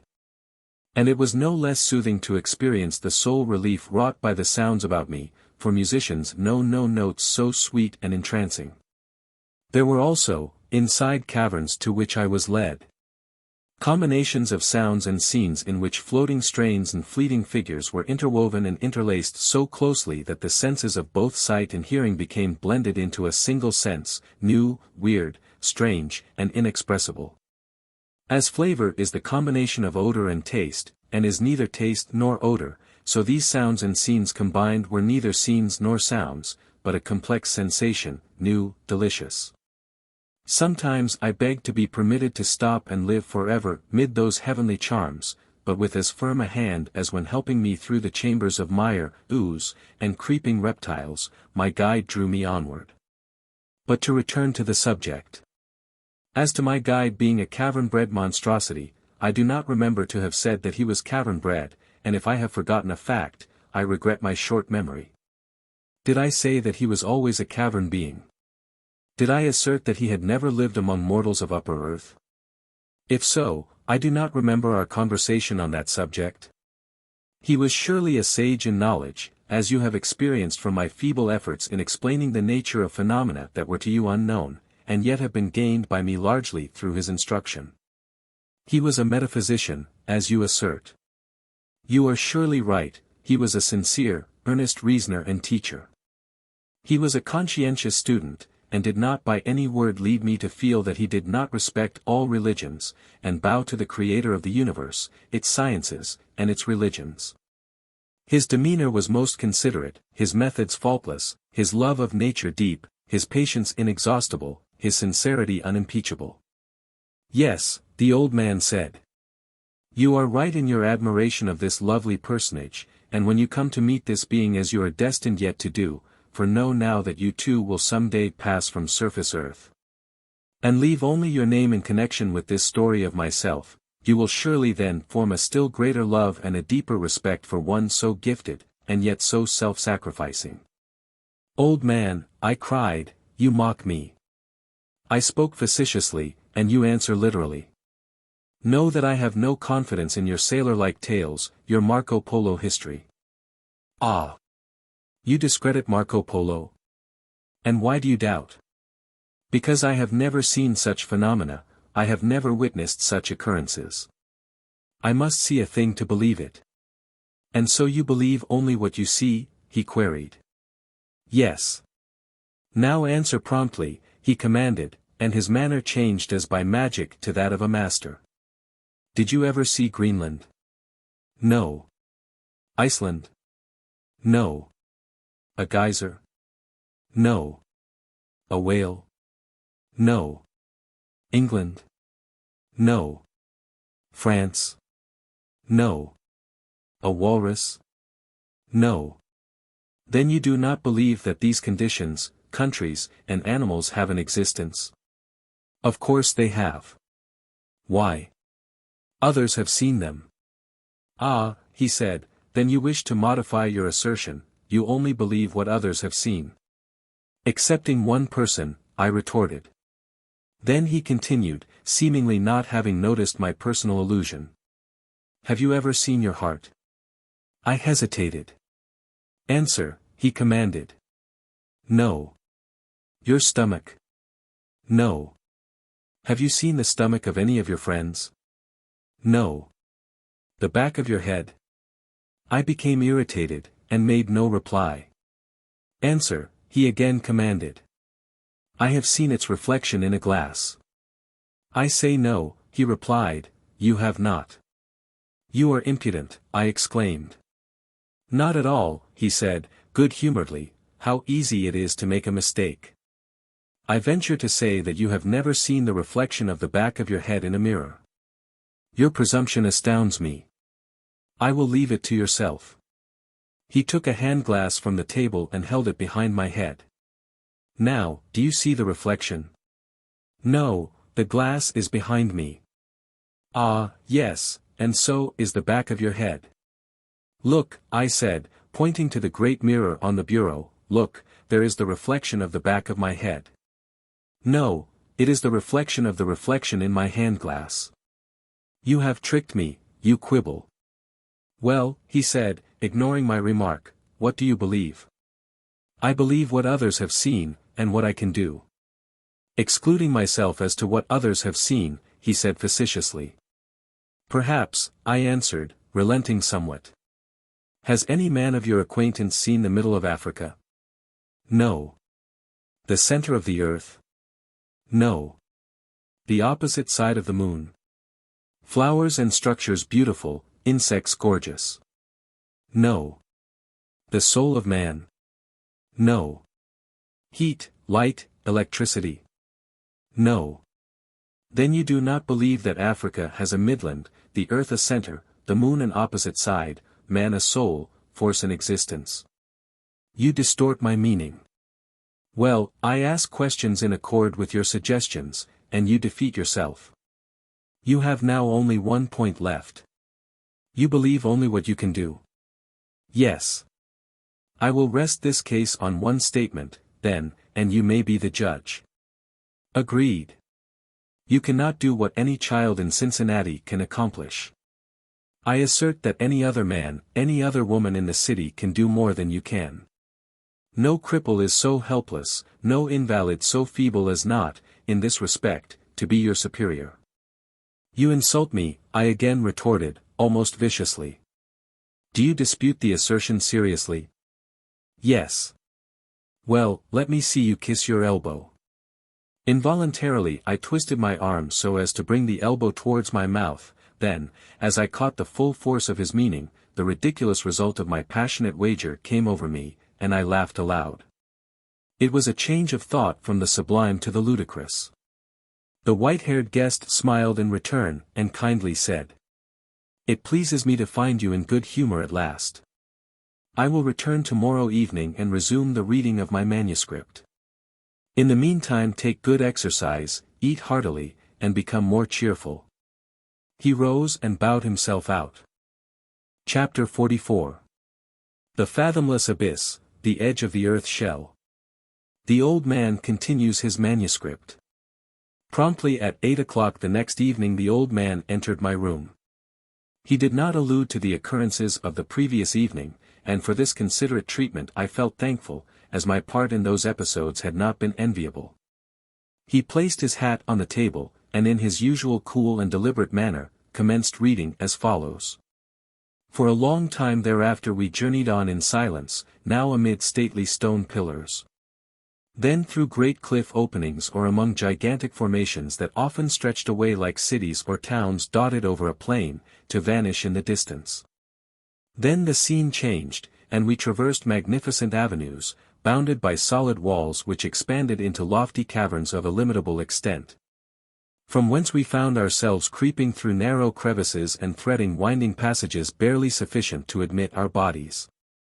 For a considerable period I had noted the absence of water, and as we passed from grotto to temple reared without hands, it occurred to me that I could not now observe evidence of water erosion in the stony surface over which we trod, and which had been so abundant before we reached the lake.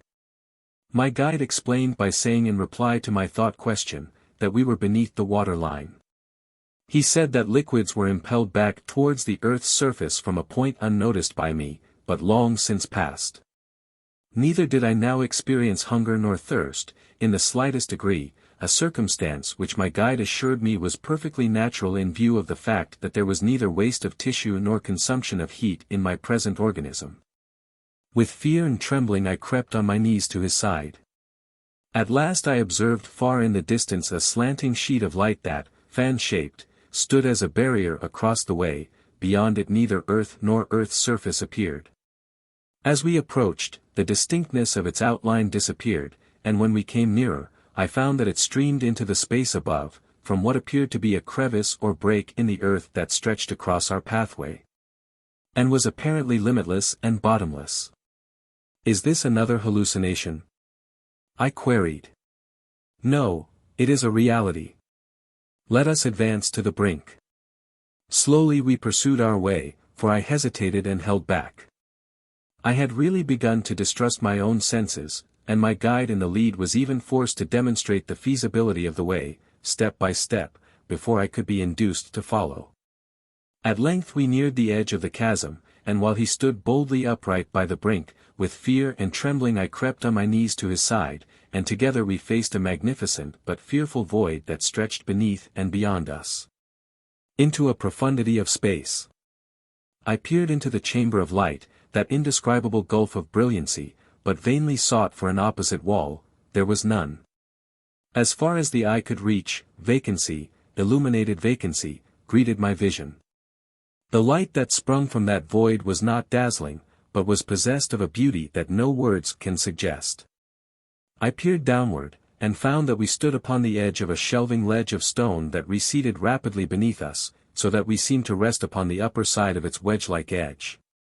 I strained my vision to catch a glimpse of the bottom of this chasm, but although I realized that my eyes were glancing into miles and miles of space, there was no evidence of earthly material other than the brink upon which we stood.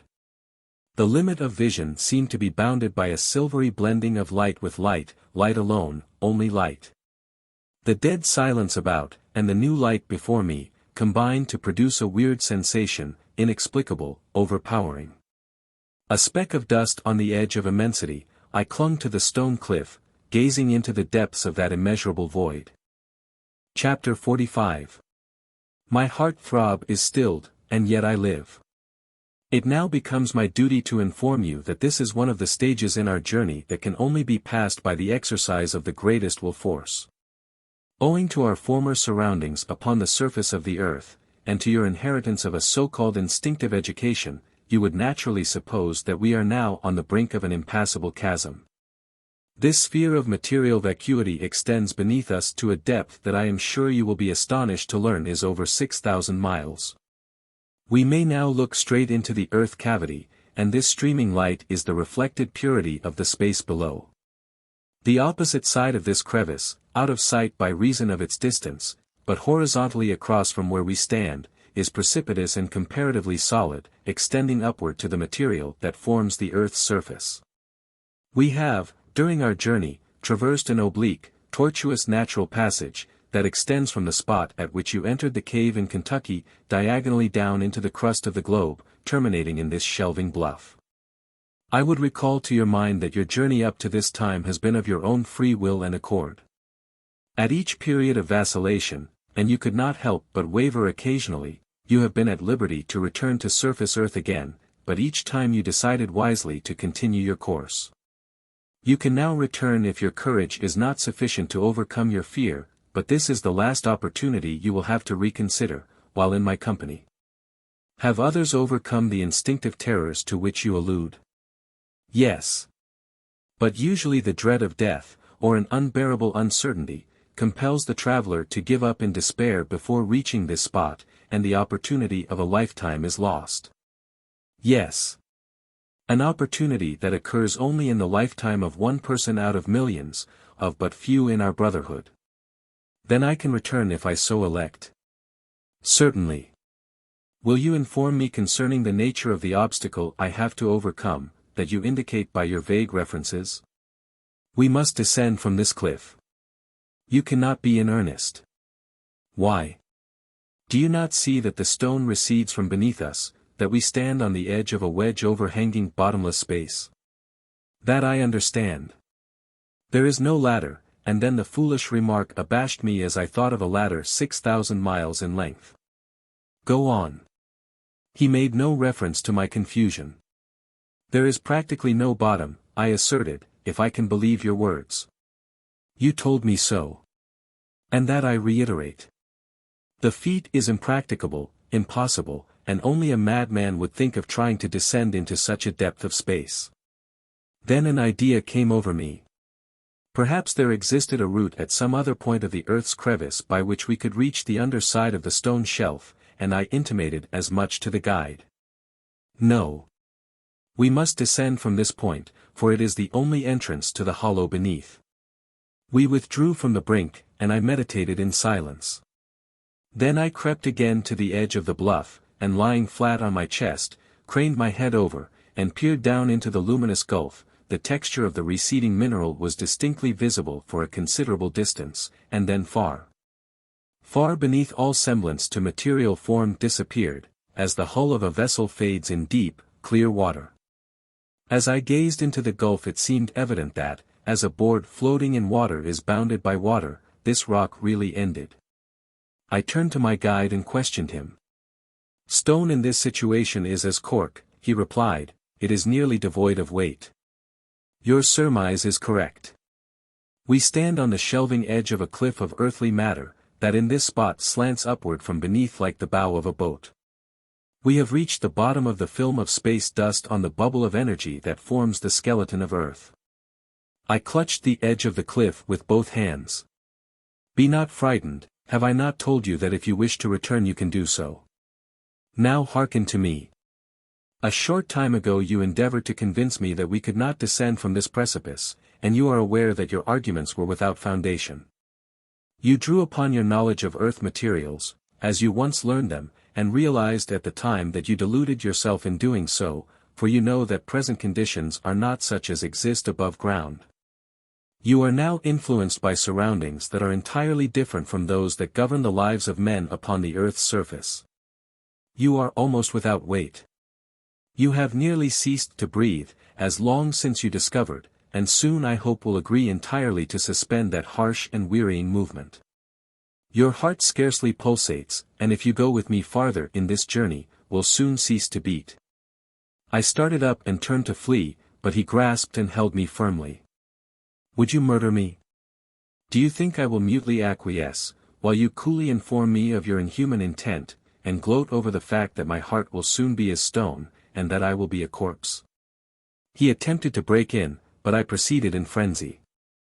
I will return to upper earth, to sunshine and humanity.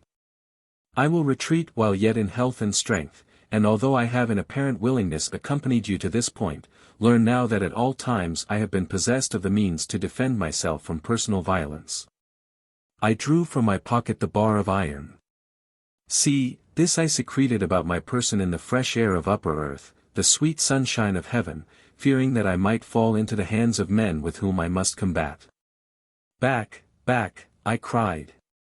He released his hold of my person, and folded his arms upon his breast, then quietly faced me, standing directly between myself and the passage we had trod, while I stood on the brink, my back to that fearful chasm. By a single push he could thrust me into the fathomless gulf below, and with the realization of that fact, I felt that it was now a life and death struggle. With every muscle strained to its utmost tension, with my soul on fire, my brain frenzied, I drew back the bar of iron to smite the apparently defenseless being in the forehead, but he moved not, and as I made the motion, he calmly remarked, "Do you remember the history of Hiram Abiff?" I drew back the bar of iron to smite the apparently defenseless being in the forehead. The hand that held the weapon dropped as if stricken by paralysis, and a flood of recollections concerning my lost home overcame me. I had raised my hand against a brother, the only being of my kind who could aid me, or assist me either to advance or recede. How could I, unaided, recross that glassy lake, and pass through the grotesque forests of fungi and the labyrinth of crystal grottos of the salt bed? How could I find my way in the utter darkness that existed in the damp, soppy, dripping upper caverns that I must retrace before I could hope to reach the surface of the earth? "Forgive me," I sobbed, and sunk at his feet. "Forgive me, my friend, my brother, I have been wild, mad, and crazed." He made no reply, but pointed over my shoulder into the space beyond. I turned, and in the direction indicated, saw, in amazement, floating in the distant space a snow and ice-clad vessel in full sail. She was headed diagonally from us, and was moving rapidly across the field of vision. Every spar and sail was clearly defined, and on her deck, and in the rigging I beheld sailors clad in winter garments pursuing their various duties. As I gazed, enraptured, she disappeared in the distance. "A phantom vessel," I murmured. "No," he replied, "the abstraction of a vessel sailing on the ocean above us. Every object on earth is the second to an imprint in another place. There is an apparent reproduction of matter in so-called vacancy, and on unseen pages a recording of all events. As that ship sailed over the ocean above us, she disturbed a current of energy, and it left its impress as an outline on a certain zone beneath, which is parallel with that upon which we now chance to stand." "I cannot comprehend," I muttered.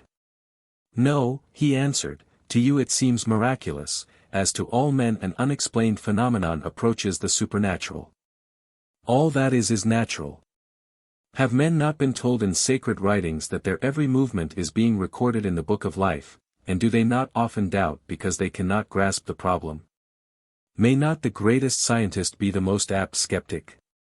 "Yes," I replied.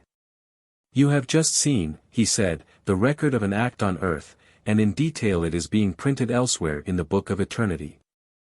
If you should return to earth's surface you could not by stating these facts convince even the persons on that same ship, of your sanity. You could not make them believe that hundreds of miles beneath, both their vessel and its crew had been reproduced in fac-simile, could you? No. Were you to return to earth you could not convince men that you had existed without breath, with a heart dead within you. If you should try to impress on mankind the facts that you have learned in this journey, what would be the result? I would probably be considered mentally deranged, this I have before admitted. Would it not be better then, he continued, to go with me, by your own free will, into the unknown future, which you need fearless than a return to the scoffing multitude amid the storms of upper earth? You know that I have not at any time deceived you. I have, as yet, only opened before you a part of one rare page out of the boundless book of nature. You have tasted of the sweets of which few persons in the flesh have sipped, and I now promise you a further store of knowledge that is rich beyond conception, if you wish to continue your journey. What if I decide to return? I will retrace my footsteps and liberate you upon the surface of the earth, as I have others, for few persons have courage enough to pass this spot. Binding me to an oath of secrecy? No, he answered. For if you relate these events men will consider you a madman, and the more clearly you attempt to explain the facts that you have witnessed, the less they will listen to you, such has been the fate of others. It is, indeed, better for me to go with you, I said musingly, to that effect my mind is now made up, my course is clear, I am ready. With a motion so quick in conception, and rapid in execution that I was taken altogether by surprise, with a grasp so powerful that I could not have repelled him, had I expected the movement and tried to protect myself, the strange man, or being beside me, threw his arms around my body.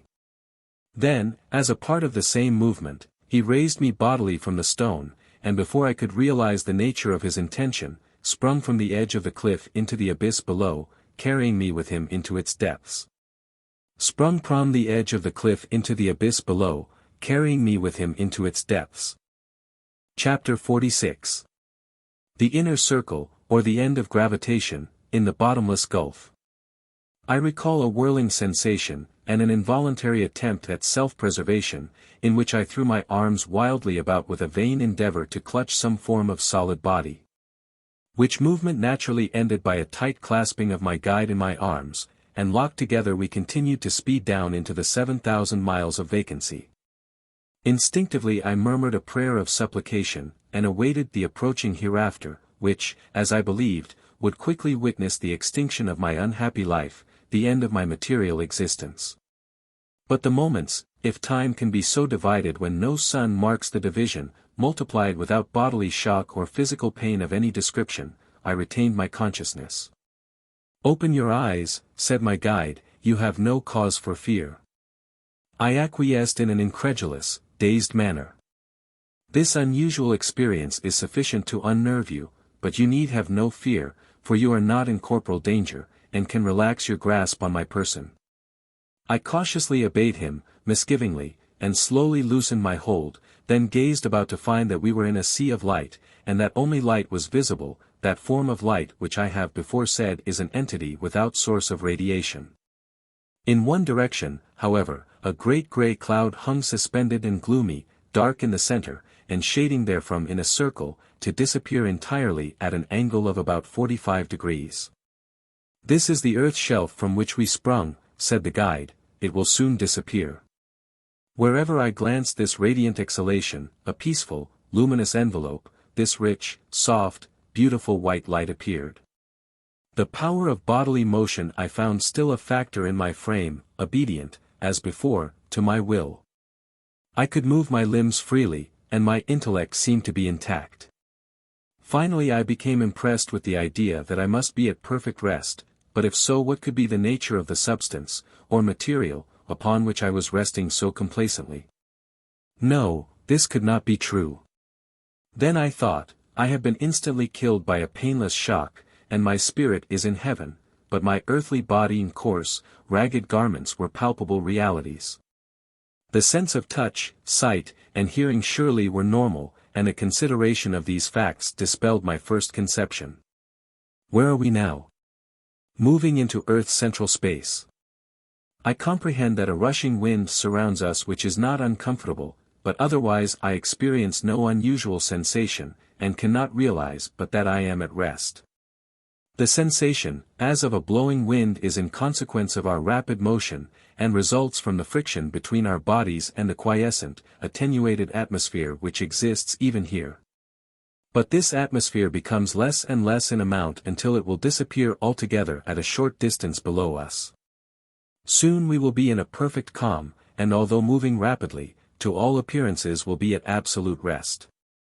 Naturally, perhaps, my mind attempted, as it so often had done, to urge objections to his statements, and at first it occurred to me that I did not experience the peculiar sinking away sensation in the chest that I remembered follows, on earth, the downward motion of a person falling from a great height, or moving rapidly in a swing, and I questioned him on the absence of that phenomenon. "The explanation is simple," he said. "On the surface of the earth a sudden motion, either upward or downward, disturbs the equilibrium of the organs of respiration, and of the heart, and interferes with the circulation of the blood. This produces a change in blood pressure within the brain, and the sinking sensation in the chest, or the dizziness of the head of a person moving rapidly, or it may even result in unconsciousness, and complete suspension of respiration. Effects which sometimes follow rapid movements, as in a person falling from a considerable height. Here circumstances are entirely different. The heart is quiet, the lungs in a comatose condition, and the blood stagnant. Mental sensations, therefore, that result from a disturbed condition of these organs are wanting, and, although we are experiencing rapid motion, we are in the full possession of our physical selves, and maintain our mental faculties unimpaired." Again I interposed an objection. "If, as you say, we are really passing through an attenuated atmosphere with increasing velocity, according to the law that governs falling bodies that are acted upon by gravity which continually accelerates their motion, the friction between ourselves and the air will ultimately become so intense as to wear away our bodies. Upon the contrary," said he, "this attenuated atmosphere is decreasing in density more rapidly than our velocity increases, and before long it will have altogether disappeared. You can perceive that the wind, as you call it, is blowing less violently than formerly. Soon it will entirely cease, as I have already predicted, and at that period, regardless of our motion, we will appear to be stationary. Pondering over the final result of this strange experience, I became again alarmed, for accepting the facts to be as he stated, such motion would ultimately carry us against the opposite crust of the earth. And without a doubt the shock would end our existence. I inquired about this, to me, self-evident fact, and he replied, "Long before we reach the opposite crust of the earth, our motion will be arrested." I had begun now to feel a self-confidence that is surprising as I recall that remarkable position in connection with my narrow experience in true science, and can say that instead of despondency, I really enjoyed an elated sensation. A curious exhilaration, a feeling of delight, which I have no words to describe. Life disturbances and mental worry seemed to have completely vanished, and it appeared as if, with mental perception lucid, I were under the influence of a powerful soporific. The cares of mortals had disappeared. After a while the wind ceased to blow, as my guide had predicted, and with the suspension of that factor, all that remained to remind me of earth phenomena had vanished. There was no motion of material, nothing to mar or disturb the most perfect peace imaginable. I was so exquisitely happy that I now actually feared some change might occur to interrupt that quiescent existence. It was as a deep, sweet sleep in which, with faculties alive, unconsciousness was self-conscious, peaceful, restful, blissful. I listlessly turned my eyes, searching space in all directions, to meet vacancy everywhere, absolute vacancy. I took from my pocket, into which I had hastily thrust it, the bar of iron, and released it. The metal remained motionless beside me. "Traveling through this expanse with the rapidity of ourselves," said my guide. I closed my eyes and endeavored to convince myself that I was dreaming, vainly, however. I opened my eyes, and endeavored to convince myself that I was moving, equally in vain. I became oblivious to everything save the delicious sensation of absolute rest that enveloped and pervaded my being. "I am neither alive nor dead," I murmured, "neither asleep nor awake. Neither moving nor at rest, and neither standing, reclining, nor sitting. If I exist I cannot bring evidence to prove that fact, neither can I prove that I am dead." "Can any man prove either of these premises?" said the guide. "I have never questioned the matter," said I, "it is a self-evident fact." "Know then," said he, "that existence is a theory, and that man is incapable of demonstrating that he has a being. All evidences of mortal life are only as the phantasms of hallucination. As a moment in dreamland may span a life of time, the dreamer altogether unconscious that it is a dream, so may life itself be a shadow, the vision of a distempered fancy, the illusion of a floating thought. Are pain, pleasure, and living, imaginary creations? I ask facetiously. Is there a madman who does not imagine, as facts, what others agree upon as hallucinations peculiar to himself? Is it not impossible to distinguish between different gradations of illusions, and is it not, therefore, possible that even self-existence is an illusion? What evidence can any man produce to prove that his idea of life is not a madman's dream? Proceed, I said. At another time, perhaps, he remarked, we have reached the inner circle, the sphere of rest, the line of gravity, and now our bodies have no weight. At this point we begin to move with decreased speed, we will soon come to a quiescent condition, a state of rest, and then start back on our rebound.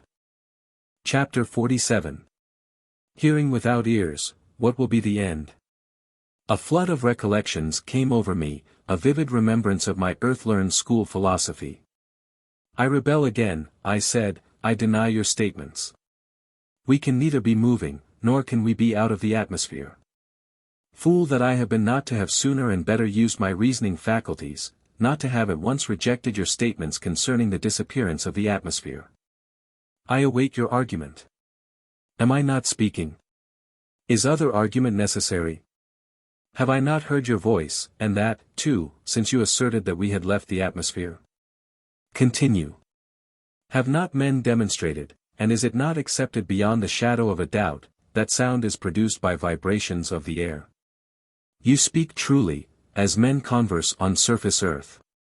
This medium, the air, in wave vibrations, strikes upon the drum of the ear, and thus impresses the brain, I continued. I agree that such is the teachings of your philosophy, go on. It is unnecessary.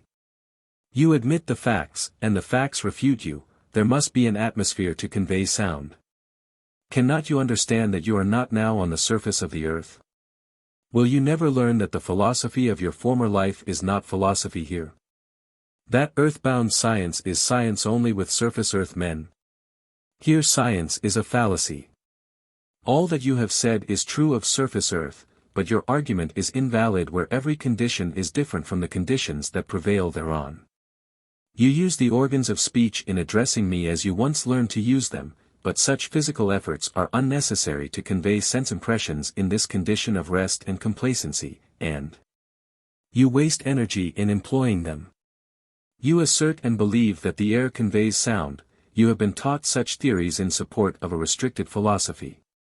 But may I ask you if a bar of iron, a stick of wood, a stream of water, indeed any substance known to you placed against the ear will not do the same, and many substances even better than the atmosphere? This I admit. Will you tell me how the vibration of any of these bodies impresses the seat of hearing? It moves the atmosphere which strikes upon the tympanum of the ear. You have not explained the phenomenon. How does that tympanic membrane communicate with the brain? By vibrations, I understand, I answered, and then I began to feel that this assertion was a simple statement, and not sufficient to explain how matter acts upon mind, whatever mind may be, and I hesitated. Pray do not stop, he said. How is it that a delicate vibrating film of animal membrane can receive and convey sound to a pulpy organic mass that is destitute of elasticity, and which consists mostly of water, for the brain is such in structure? And vibrations like those you mention, cannot, by your own theory, pass through it as vibrations through a sonorous material, or even reach from the tympanum of the ear to the nearest convolution of the brain. I cannot explain this, I admit, was my reply. Pass that feature, then, and concede that this tympanic membrane is capable of materially affecting brain tissue by its tiny vibrations. How can that slimy, pulpy formation mostly made up of water, communicate with the soul of man? For you do not claim, I hope, that brain material is either mind, conscience, or soul. I confessed my inability to answer or even to theorize on the subject, and recognizing my humiliation, I begged him to open the door to such knowledge. The vibration of the atmosphere is necessary to man, as earthy man is situated, he said. The coarser attributes known as matter formations are the crudities of nature, dust swept from space. Man's organism is made up of the roughest and lowest kind of space materials. He is surrounded by a turbulent medium, the air, and these various conditions obscure or destroy the finer attributes of his ethereal nature, and prevent a higher spiritual evolution. His spiritual self is enveloped in earth, and everywhere thwarted by earthy materials. He is insensible to the finer influences of surrounding media by reason of the overwhelming necessity of a war for existence with the grossly antagonistic materialistic confusion that everywhere confronts, surrounds, and pervades him. Such a conflict with extraneous matter is necessary in order that he may retain his earthy being, for, to remain immortal, he must work to keep body and soul together.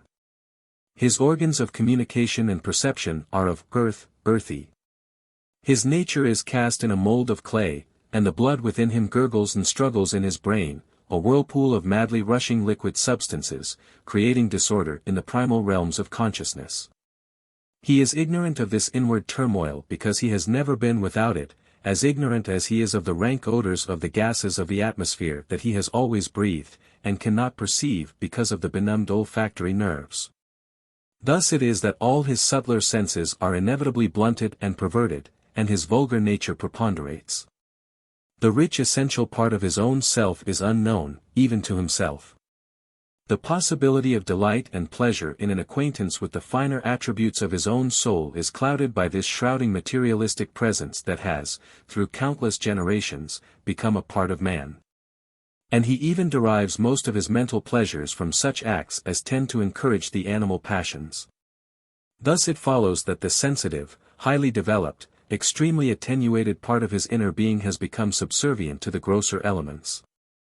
The baser part of his nature has become dominant.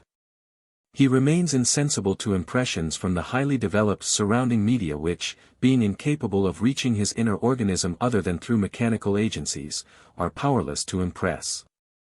Alas, only the coarser conditions of celestial phenomena can affect him, and the finer expressions of the universe of life and force are lost to his spiritual apprehension. Would you have me view the soul of man as I would a material being? Surely, he answered, it exists practically as does the more gross forms of matter, and in exact accord with natural laws. Associated with lower forms of matter, the soul of man is a temporary slave to the enveloping substance.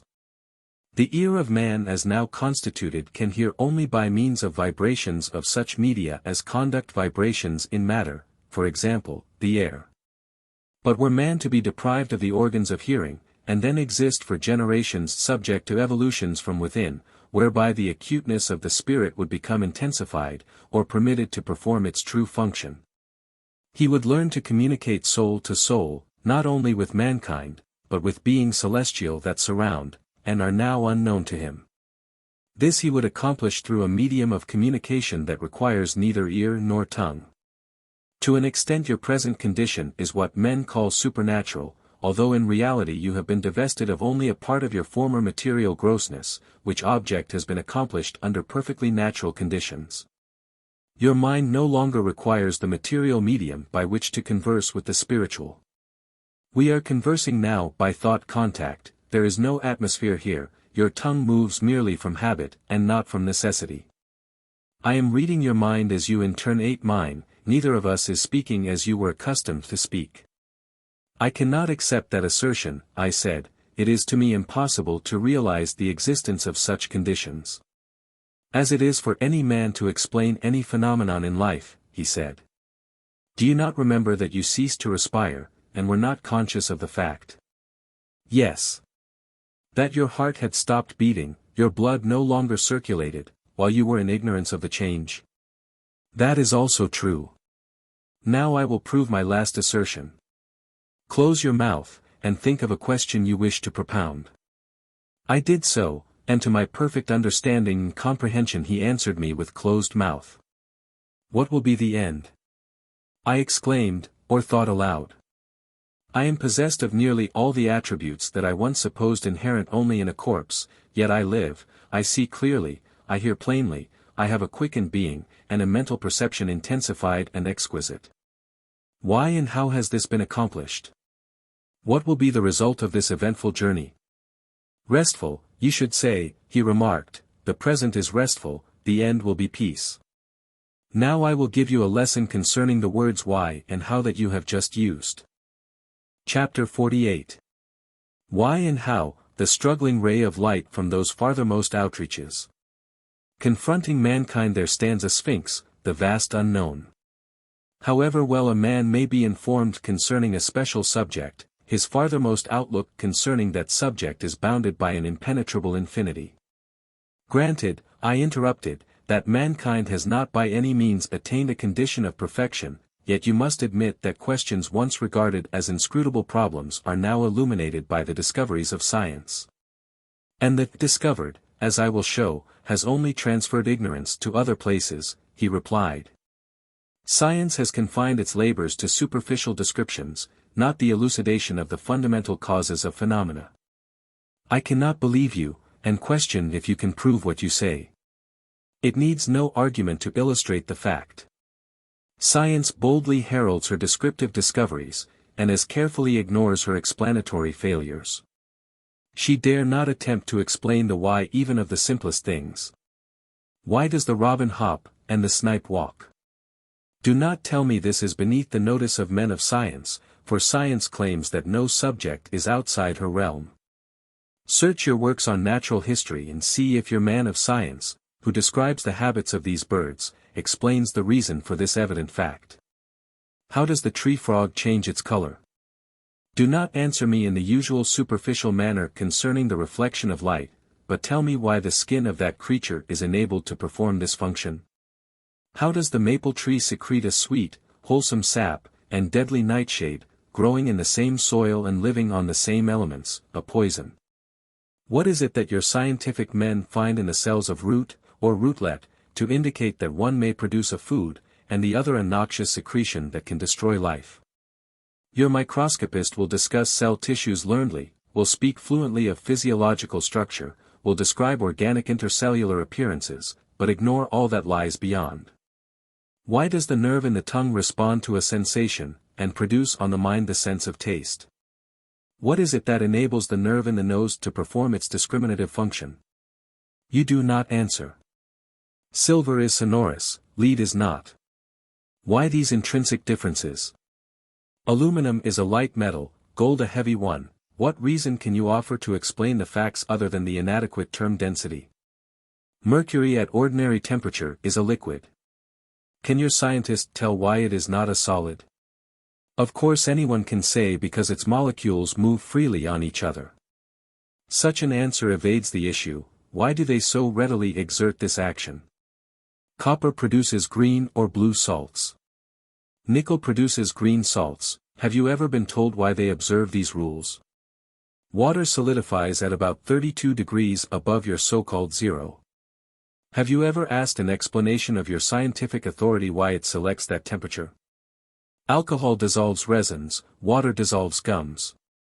Have you any explanation to offer why either liquid should dissolve anything, much less exercise a preference?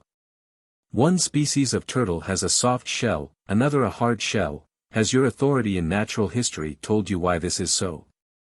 The albumin of the egg of the hen hardens at 180 degrees Fahrenheit. The albumin of the eggs of some turtles cannot be easily coagulated by boiling the egg in pure water. Why these differences? Iceland spar and dogtooth spar are identical, both are crystallized carbonate of lime. Has your mineralogist explained why this one substance selects these different forms of crystallization, or why any crystal of any substance is ever produced? Why is common salt white and charcoal black? Why does the dog lap and the calf drink? One child has black hair, another brown, a third red. Why? Search your physiology for the answer and see if your learned authority can tell you why the life current makes these distinctions. Why do the cells of the liver secrete bile, and those of the mouth saliva? Why does any cell secrete anything? A parrot can speak. What has your anatomist found in the structure of the brain, tongue, or larynx of that bird to explain why this accomplishment is not as much the birthright of the turkey? The elements that form morphine and strychnine also make bread, one a food, the other a poison. Can your chemist offer any reason for the fact that morphine and bread possess such opposite characters? The Earth has one satellite, Saturn is encompassed by a ring. It is not sufficient to attempt to refer to these familiar facts. Tell me, does your earthbound astronomer explain why the ring of Saturn was selected for that planet? Why are the salts of aluminum astringent, the salts of magnesium cathartic, and the salts of arsenicum deadly poison? Ask your toxicologist, and silence will be your answer. Why will some substances absorb moisture from the air, and liquefy, while others become as dry as dust under like conditions? Why does the vapor of sulfuric ether inflame, while the vapor of chloroform is not combustible, under ordinary conditions? Oil of turpentine, oil of lemon, and oil of bergamot differ in odor, yet they are composed of the same elements, united in the same proportion. Why should they possess such distinctive, individual characteristics? Further search of the chemist will explain only to shove the word why into another space, as ripples play with and toss a cork about. Why does the newly born babe cry for food before its intellect has a chance for worldly education? Why? Stop, I interrupted, these questions are absurd. So some of your scientific experts would assert, he replied, perhaps they would even become indignant at my presumption in asking them, and call them childish. Nevertheless these men cannot satisfy their own cravings in attempting to search the illimitable, and in humiliation, or irritation, they must ignore the word why. That word why to man dominates the universe. It covers all phenomena, and thrusts inquiry back from every depth. Science may trace a line of thought into the infinitely little, down, beyond that which is tangible, and at last in that far distant intermicroscopical infinity, monstrous by reason of its very minuteness. Must rest its labors against the word why. Man may carry his superficial investigation into the immeasurably great, beyond our sun and his family of satellites, into the outer depths of the solar system, of which our sun is a part, past his sister stars. And out again into the depths of the cold space channels beyond. Into other systems and out again, until at last the nebulae shrink and disappear in the gloom of thought conjecture, and as the straggling ray of light from those farthermost outreaches, too feeble to tell of its origin, or carry a story of nativity, enters his eye, he covers his face and rests his intellect against the word why.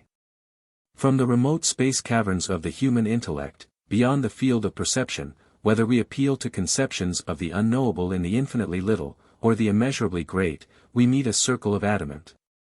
As impenetrable as the frozen cliffs of the Antarctic, that incomprehensible word, why? Why did the light wave spring into his field of perception by reflection from the microscopic speck in the depths of littleness, on the one hand? And how did this sliver of the sun's ray originate in the depths of interstellar space, on the other? I bowed my head. Description of journey from K, Kentucky, to P. The end of Earth. A, B, diameter of Earth, 8,000 miles. A, D, thickness of Earth crust, 800 miles. C, D, distance from inner Earth crust to energy sphere, 2 miles. E, underground lake. E, F, distance from surface of lake to Earth's surface. G, inner circle, the unknown country. H, middle circle, sphere of energy, or circle of rest. L to M, height of atmosphere, 200 miles. K, entrance to cavern in Kentucky. L, outer circle, Earth's surface. MTE, Mount Apomeo in Italy. N, North Pole. O, rock shelf from which the leap was made into the intra-Earth space. P, junction of Earth crust with circle of rest. Point where I am the man stepped onward and upward, in the unknown country. S, South Pole. Chapter 49. Oscillating through space, Earth's shell above me. Continued my companion. We have just now crossed the line of gravitation.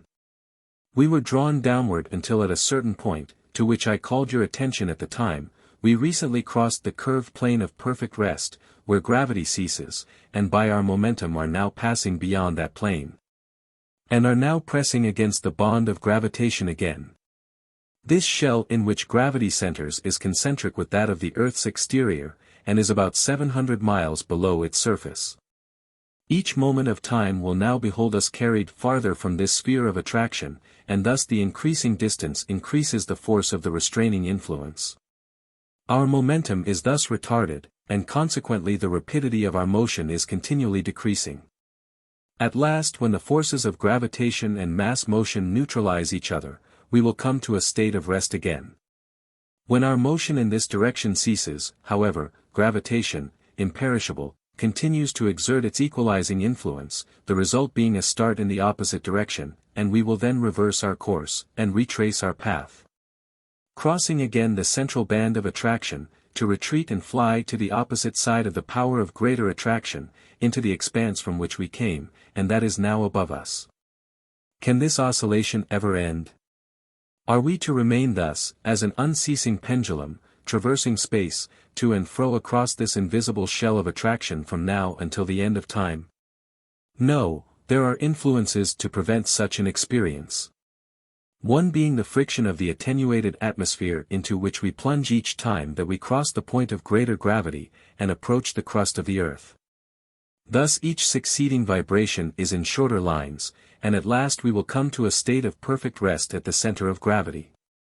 I can only acquiesce in meek submission, powerless even to argue, for I perceive that the foundations for my arguments must be based on those observed conditions of natural laws formerly known to me, and that do not encompass us here.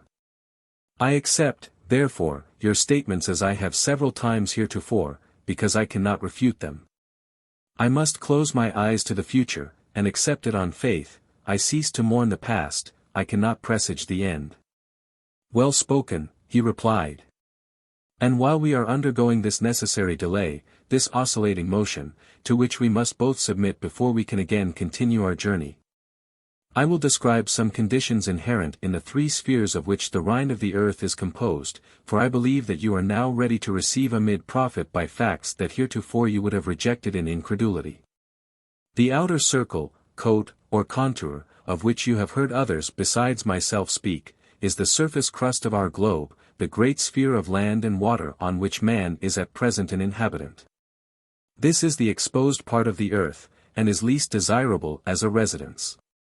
It is affected by grievous atmospheric changes, and restless physical conditions, such as men, in order to exist in, must fortify against at the expense of much bodily and mental energy, which leads them, necessarily, to encourage the animal at the expense of the ethereal.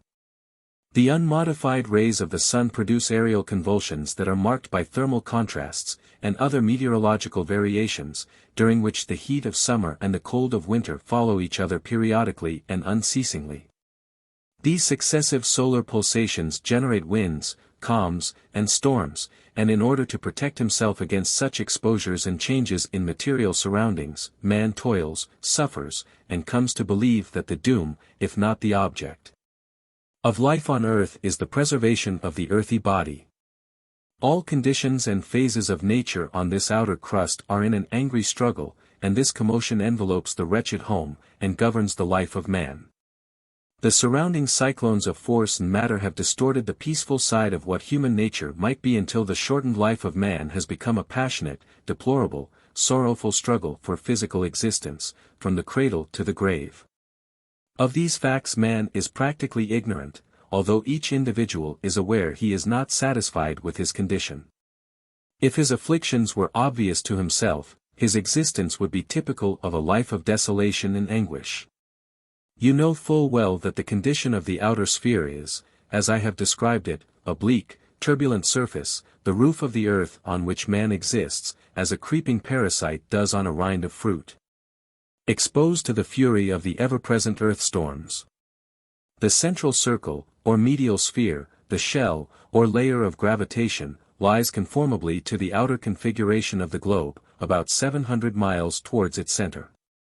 It stretches beneath the outer circle, sphere, as a transparent sheet, a shell of energy, the center of gravitation. The material crust of the earth rests on this placid sphere of vigor, excepting in a few places, where, as in the crevice we have entered, gaps, or crevices, in matter exist. Beginning from near the outer surface and extending diagonally through the medial and inner spheres into the intra-earth space beyond.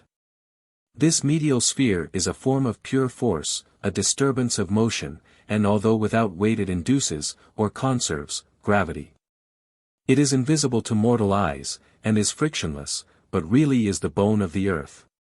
On it matter, the retarded energy of space dust, has arranged itself as dust collects on a bubble of water. This we call matter.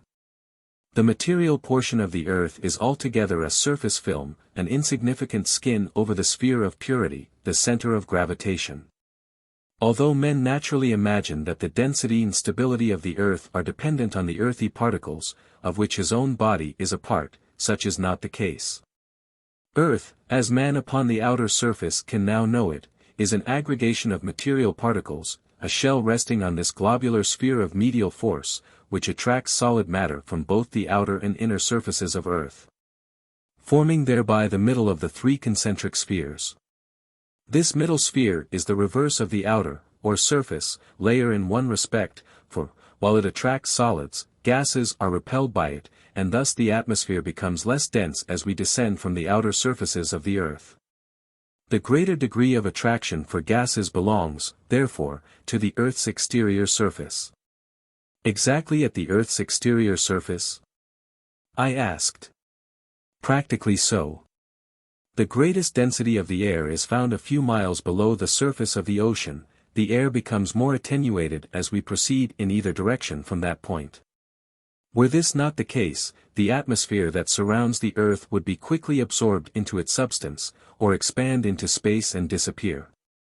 Scientific men claim that the atmosphere is 45 geographical miles in depth over the Earth's surface, I said. The Earth and its atmosphere. The space between the inner and the outer lines represents the atmosphere upon the Earth. The depth to which man has penetrated the Earth is less than the thickness of either line, as compared with the diameter of the inner circle. If the Earth is 8,000 miles in diameter, how long would such an atmosphere, a skin only, over a great ball, resist such attraction, and remain above the globe? Were it really attracted towards its center, it would disappear as a film of water sinks into a sponge.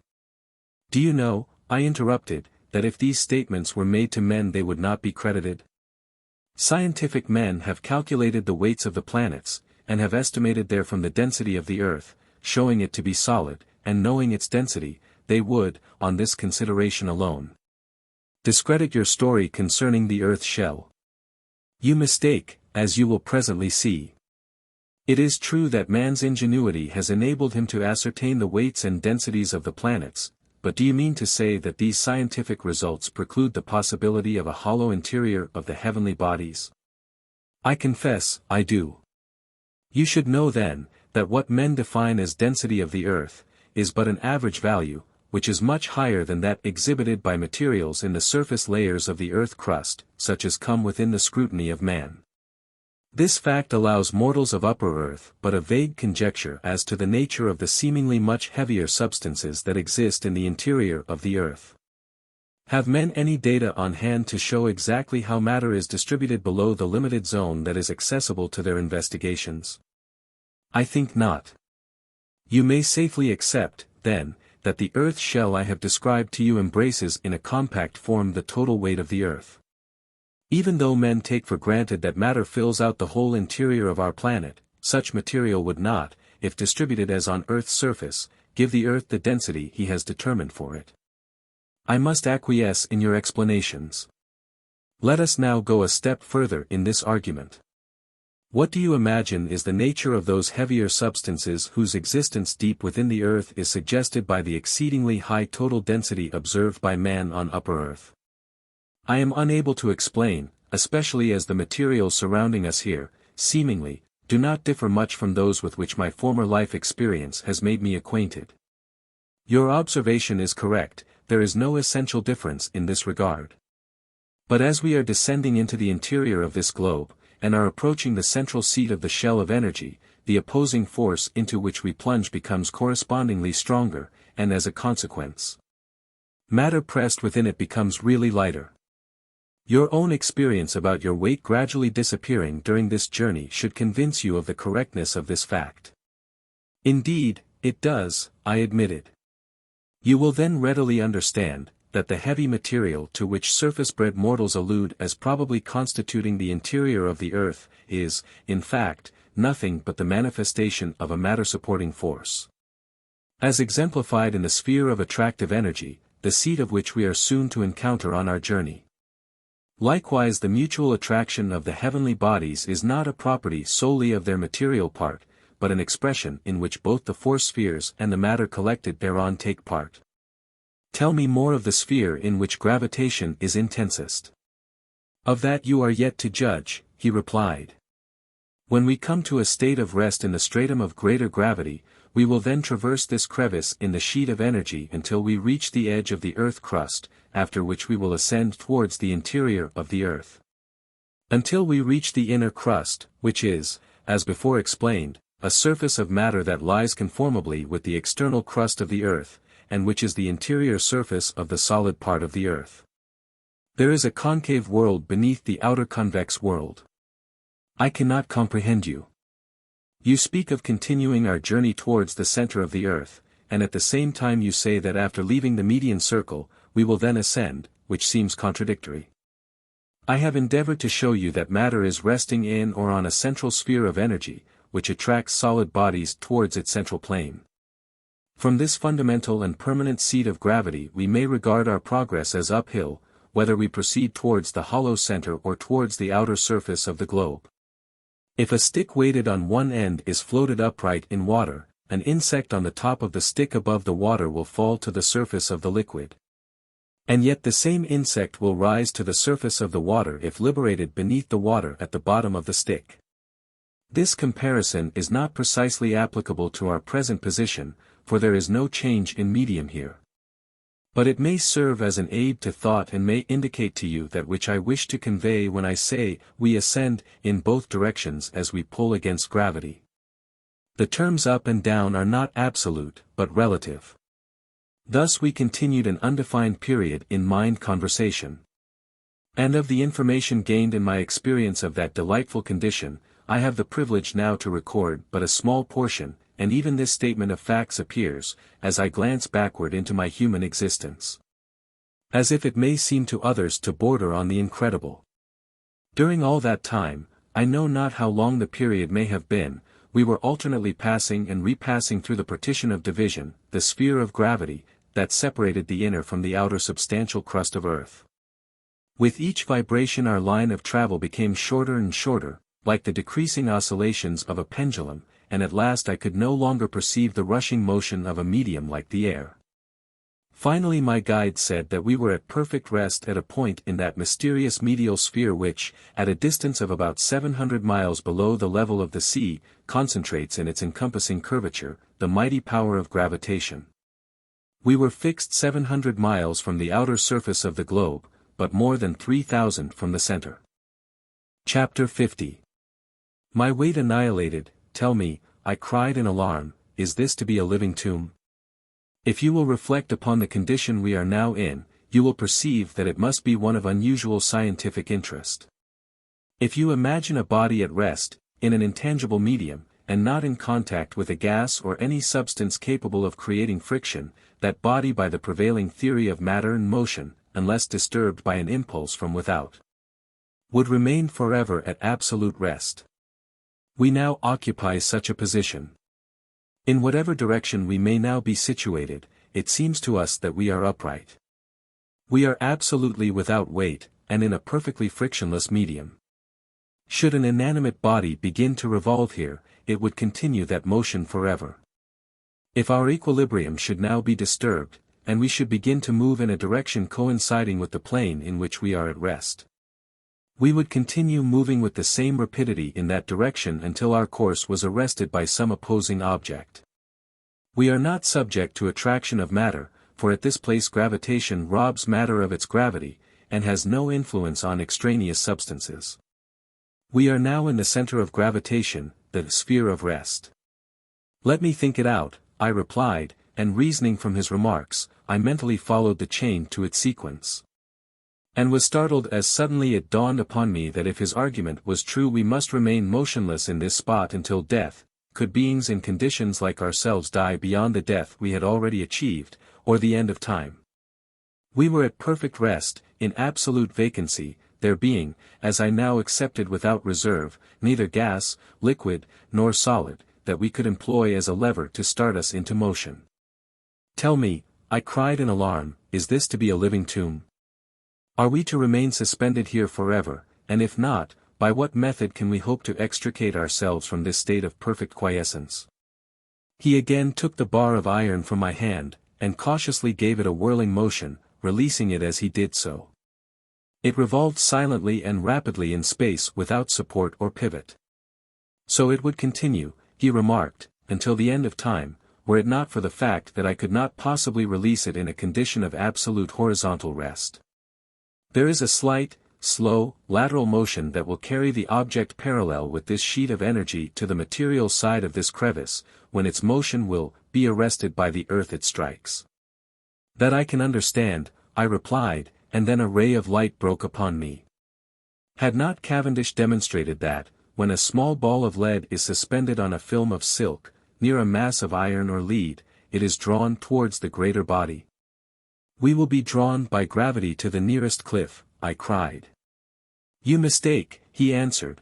Cavendish performed his experiments on the surface of the earth, and their gravity is always ready to start an object into motion. Here objects have no weight, and neither attract nor repel each other. The force of cohesion holds together substances that are in contact, but as gravitation cannot now affect matter out of molecular contact with other forms of matter, because of the equilibrium of all objects, so it may be likewise said that bodies out of contact have at this point no attraction for one another. If they possessed this attribute, long ago we would have been drawn towards the earth cliff with inconceivable velocity. However, if by any method our bodies should receive an impulse sufficient to start them into motion, even so gently though it be, we in like manner would continue to move in this frictionless medium, until we would strike the material boundary of this crevice. I interrupted. Yes, but can you conceive of any method by which such voluntary motion can now be acquired? No. Does it not seem to you, he continued, that when skillful mechanics on the earth's surface are able to adjust balances so delicately that in the face of friction of metal, friction of air, inertia of mass, the 1,000th part of a grain can produce motion of the great beams and pans of such balances, we, in this location where there is no friction and no opposing medium, none at all, should be able to induce mass motion? I cannot imagine how it is possible, unless we shove each other apart. There is no other object to push against, but why do you continue to hold me so tightly? I interrupted myself to ask, for he was clasping me firmly again. In order that you may not leave me, he replied. Come, you trifle, I said somewhat irritated, you have just argued that we are immovably suspended in a frictionless medium, and fixed in our present position. You ask me to suggest some method by which we can create motion, and I fail to devise it, and almost in the same sentence you say that you fear that I will leave you. Cease your incongruities, and advise with me rationally. Where is the bar of iron? He asked. I turned towards its former location. It had disappeared. Have you not occasionally felt, he asked, that in your former life your mind was a slave in an earthly prison? Have you never, especially in your dreams, experienced a sensation of mental confinement? Yes. Know then, he replied, that there is a connection between the mind and the body of mortal beings, in which matter confines mind, and yet mind governs matter. How else could the will of men and animals impart voluntary motion to earthy bodies? With beings situated as are the animals on the surface of the earth, mind alone cannot overcome the friction of matter. A person could suspend himself accurately on a string, or balance himself on a pivot, and wish with the entire force of his mind that his body would revolve, and still he would remain at perfect rest. Certainly. A man would be considered crazy who attempted it, I answered. Notwithstanding your opinion, in time to come, human beings on the surface of the earth will investigate in this very direction, he replied, and in the proper time mental evolution will, by experimentation, prove the fact of this mind and matter connection, and demonstrate that even extraneous matter may be made subservient to mind influences. On earth, mind acts on the matter of one's body to produce motion of matter, and the spirit within, which is a slave to matter, moves with it. Contraries rule here. Mind force acts on pure space motion, moving itself and matter with it, and that, too, without any exertion of the material body which now is a nonentity, mind here being the master. How can I believe you? I replied. Know, then, he said, that we are in motion now, propelled by my will power. Prove it. You may prove it yourself, he said, but be careful, or we will separate forever. Releasing his grasp, he directed me to wish that I were moving directly to the right. I did so, the distance widened between us. Wish intensely that you would move in a circle about me. I acquiesced, and at once my body began to circle around him. Call for the bar of iron. I did as directed, and soon it came floating out of space into my very hand. I am amazed, I ejaculated. Yes, more surprised at these phenomena than at anything that has preceded. You need not be, you move now under the influences of natural laws that are no more obscure or wonderful than those under which you have always existed. Instead of exercising its influence on a brain, and thence indirectly on a material body, your mind force is exerting its action through energy on matter itself. Matter is here subservient. It is nearly the same as vacuity, mind being a comprehensive reality. The positions we have heretofore occupied have been reversed, and mind now dominates. Know, that as your body is now absolutely without weight, and is suspended in a frictionless medium, the most delicate balance of a chemist cannot approach in sensitiveness the adjustment herein exemplified. Your body does not weigh the fraction of the millionth part of a grain, and where there is neither material weight nor possible friction. Even the attrition that on surface Earth results from a needle point that rests on an agate plate is immeasurably greater in comparison. Pure mind energy is capable of disturbing the equilibrium of matter in our situation, as you have seen exemplified by our movements and extraneous materials. Dead matter obeys the spiritual.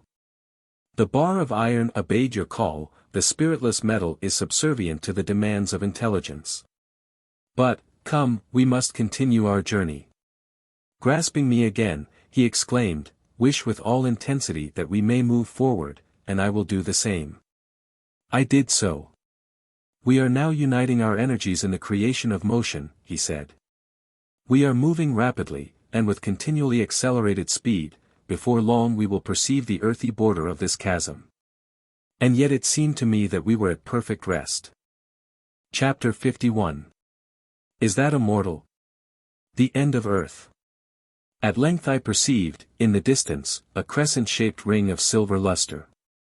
It grew broader, expanding beneath my gaze, and appeared to approach rapidly. Hold. Cease your desire for onward motion, said the guide, we approach too rapidly. Quick, wish with all your mind that you were motionless.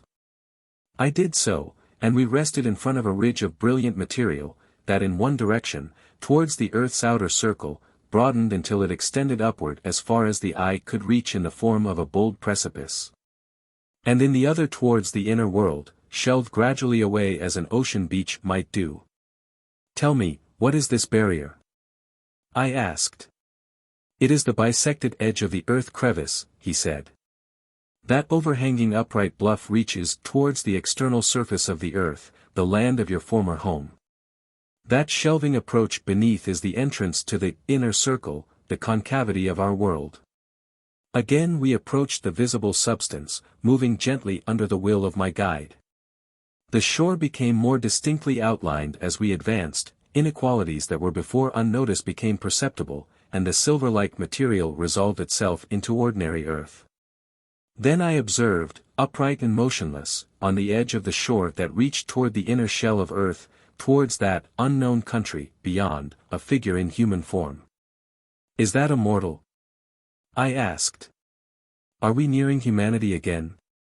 It is a being of mortal build, a messenger who awaits our coming, and who is to take charge of your person and conduct you farther, he replied. It has been my duty to crush, to overcome by successive lessons your obedience to your dogmatic, materialistic earth philosophy, and bring your mind to comprehend that life on earth's surface is only a step towards a brighter existence, which may, when selfishness is conquered, in a time to come, be gained by mortal man, and while he is in the flesh. The vicissitudes through which you have recently passed should be to you an impressive lesson, but the future holds for you a lesson far more important, the knowledge of spiritual, or mental evolution which men may yet approach.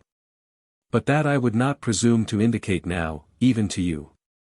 Your earthly body has become a useless shell, and when you lay it aside, as you soon can do, as I may say you are destined to do, you will feel a relief as if an abnormal excrescence had been removed, but you cannot now comprehend such a condition. That change will not occur until you have been further educated in the purely occult secrets for which I have partly prepared you, and the material part of your organism will at any time thereafter come and go at command of your will. On that adjacent shore, the person you have observed, your next teacher, awaits you. Am I to leave you? I cried in despair, for suddenly the remembrance of home came into my mind, and the thought, as by a flash, that this being alone could guide me back to earth. Recall your words, do not desert me now after leading me beyond even alchemistic imaginings into this subterranean existence, the result of what you call your natural, or pure, ethereal lessons. He shook his head. I beg of you, I implore of you, not to abandon me now. Have you no compassion, no feeling? You are the one tie that binds me to earth proper, the only intelligence that I know to be related to a human in all this great, bright blank. Again he shook his head. Hearken to my pleadings.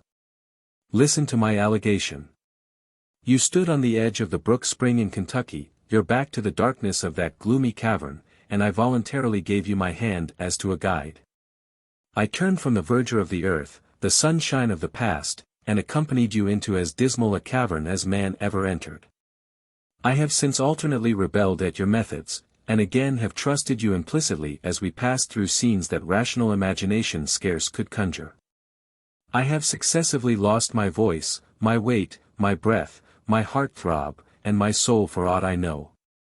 Now an unknown future awaits me on the one hand, in which you say my body is to disappear, and on the other you are standing, the only link between earth and my self-existence, a semi-mortal it may be, to speak mildly. For God only knows your true rank in life's scale. Be you man or not, you brought me here, and are responsible for my future safety. I plead and beg of you either to go on with me into the forthcoming uncertainty, within the unknown country, to which you allude, or carry me back to upper earth. Suspended in vacancy, he seemed to float. He shook his head again, and motioned me onward, and his powerful will overcoming my feeble resistance, impelled me towards that mysterious shore. I floated helpless, as a fragment of camphor whirls and spins on a surface of clear, warm water, spinning and whirling aimlessly about, but moving onward. My feet rested on solid earth, and I awkwardly struggled a short distance onward and upward, and then stepped upon the slope that reached, as he had said, inward and upward towards the unrevealed, inner circle. I had entered now that mysterious third circle or sphere, and I stood on the very edge of the wonderful land I was destined to explore, the unknown country. The strange, peaceful being whom I had observed on the shore, stepped to my side, and clasped both my hands, and the guide of former days waved me in adieu. I sank upon my knees and imploringly raised my arms in supplication, but the comrade of my journey turned about, and began to retrace his course. Suspended in vacancy, he seemed to float as a spirit would if it were wafted diagonally into the heavens, and acquiring momentum rapidly, became quickly a bright speck, seemingly a silver mote in the occult earth shine of that central sphere. And soon vanished from view. In all my past eventful history there was nothing similar to or approaching in keenness the agony that I suffered at this moment. And I question if shipwrecked sailor or entombed miner ever experienced the sense of utter desolation that now possessed and overcame me. Light everywhere about me, ever-present light, but darkness within, darkness indescribable, and mental distress unutterable. I fell upon my face in agony, and thought of other times, and those remembrances of my once happy upper earth life became excruciatingly painful, for when a person is in misery, pleasant recollections, by contrast, increase the pain. Let my soul die now as my body has done, I moaned, for even mental life, all I now possess, is a burden. The past to me is a painful, melancholy recollection, the future is. I shuddered, for who could foretell my future? I glanced at the immovable being with the sweet, mild countenance, who stood silent on the strand beside me, and whom I shall not now attempt to describe. He replied. The future is operative and speculative.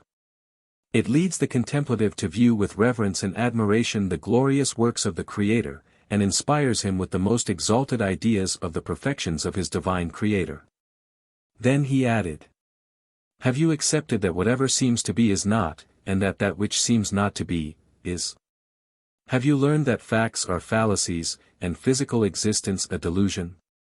Do you accept that material bliss is impossible, and that while humanity is working towards the undiscovered land, man is not, cannot be satisfied? Yes, I said, I admit anything, everything. I do not know that I am here or that you are there. I do not know that I have ever been, or that any form of matter has ever had an existence. Perhaps material things are not, perhaps vacuity only is tangible. Are you willing to relinquish your former associations, to cease to concern yourself in the affairs of men? Do you? He hesitated, seemed to consider a point that I could not grasp. Then, without completing his sentence, or waiting for me to answer, added. Come, my friend, let us enter the expanses of the unknown country. You will soon behold the original of your vision, the hope of humanity, and will rest in the land of Etidorhpa. Come, my friend, let us hasten. Arm in arm we passed into that domain of peace and tranquility, and as I stepped onward and upward perfect rest came over my troubled spirit. All thoughts of former times vanished. The cares of life faded. Misery, distress, hatred, envy, jealousy, and unholy passions, were blotted from existence. Excepting my love for dear ones still earth-enthralled, and the strand of sorrow that, stretching from soul to soul, linked us together, the past became a blank. I had reached the land of Etidorhpa. The end of earth. Chapter 52. The Last Farewell. Interlude. My mysterious guest, he of the silver, flowing beard, read the last word of the foregoing manuscript, and then laid the sheet of paper on the table, and rested his head upon his hand, gazing thoughtfully at the open fire. Thus he sat for a considerable period in silence. Then he said, "You have heard part of my story, that portion which I am commanded to make known now, and you have learned how, by natural methods, I passed by successive steps while in the body, to the door that death only, as yet, opens to humanity. You understand also that, although of human form, I am not as other men, for with me matter is subservient to mind, and as you have promised, so you must act, and do my bidding concerning the manuscript. But there is surely more to follow. You will tell me of what you saw and experienced beyond the end of earth, within the possessions of Etidorhpa. Tell me of that unknown country." "No," he answered, "this is the end, at least so far as my connection with you is concerned. You still question certain portions of my narrative, I perceive, notwithstanding the provings I have given you, and yet as time passes investigation will show that every word I have read or uttered is true, historically, philosophically, and spiritually, which you now doubt, and men will yet readily understand how the seemingly profound, unfathomable phenomena I have encountered may be verified. I have studied and learned by bitter experience in a school that teaches from the outgoings of a deeper philosophy than human science has reached, especially modern materialistic science which, however, step by step it is destined to reach. And yet I have recorded but a small part of the experiences that I have undergone. What I have related is only a foretaste of the inexhaustible feast which, in the wisdom expanse of the future, will yet be spread before man, and which tempts him onward and upward. This narrative, which rests against the beginning of my real story, the unknown country and its possibilities should therefore incite to renewed exertions, both mental and experimental, those permitted to review it. I have carried my history to the point at which I can say to you, very soon afterward I gave up my body temporarily, by a perfectly natural process, a method that man can yet employ, and passed as a spiritual being into the ethereal spaces. Through those many mansions which I am not permitted to describe at this time, and from which I have been forced unwillingly to return and take up the semblance of my body, in order to meet you and record these events. I must await the development and expansion of mind that will permit men to accept this faithful record of my history before completing the narrative, for men are yet unprepared. Men must seriously consider those truths which, under inflexible natural laws, govern the destiny of man, but which, if mentioned at this day can only be viewed as the hallucinations of a disordered mind.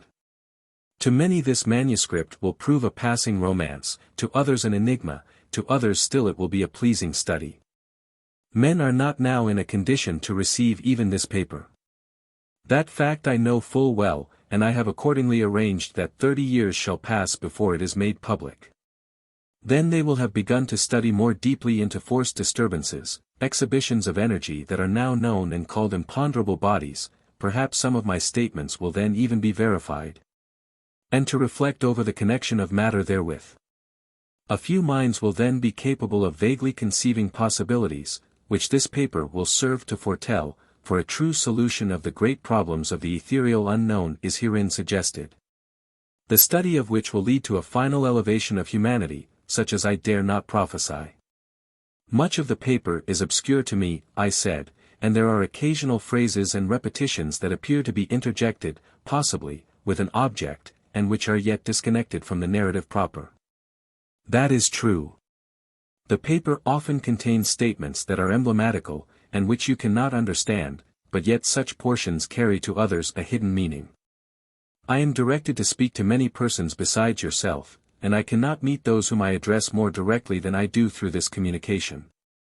These pages will serve to instruct many people people whom you will never know, to whom I have brought messages that will in secret be read between the lines. Why not give it to such persons? Because I am directed to bring it to you, he replied, and you are required.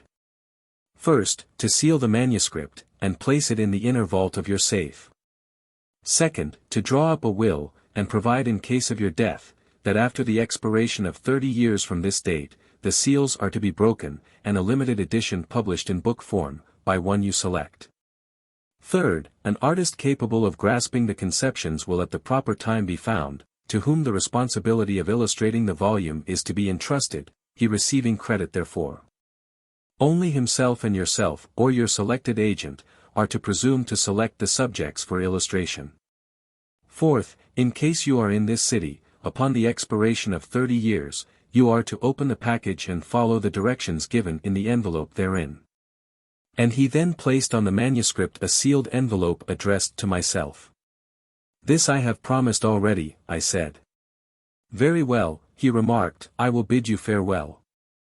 Wait a moment, it is unjust to leave the narrative thus uncompleted.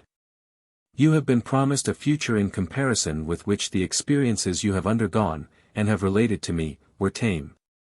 You had just met on the edge of the inner circle that mysterious being concerning whom I am deeply interested, as I am in the continuation of your personal narrative, and you have evidently more to relate. For you must have passed into that unknown country. You claim to have done so, but you break the thread in the most attractive part by leaving the future to conjecture. It must be so. This is a history of man on earth, the continuation will be a history of man within the unknown country. And I am not to receive the remainder of your story?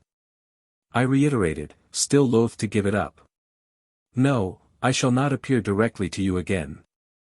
Your part in this work will have ended when, after 30 years, you carry out the directions given in the sealed letter which, with this manuscript, I entrust to your care. I must return now to the shore that separated me from my former guide, and having again laid down this semblance of a body, go once more into.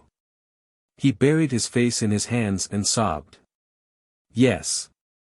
This strange, cynical being whom I had at first considered an impertinent fanatic, and then, more than once afterward, had been induced to view as a cunning impostor, or to fear as a cold, semi-mortal, sobbed like a child. It is too much, he said, seemingly speaking to himself, too much to require of one not yet immortal, for the good of his race. I am again with men, nearly a human, and I long to go back once more to my old home, my wife, my children. Why am I forbidden? The sweets of paradise cannot comfort the mortal who must give up his home and family, and yet carry his earth thought beyond. Man cannot possess unalloyed joys, and blessings spiritual, and retain one backward longing for mundane subjects, and I now yearn again for my earth love, my material family. Having tasted of semi-celestial pleasures in one of the mansions of that complacent, pure, and restful sphere, now exist in the borderland, but my earth home is not relinquished, I cling as a mortal to former scenes. And crave to meet my lost loved ones.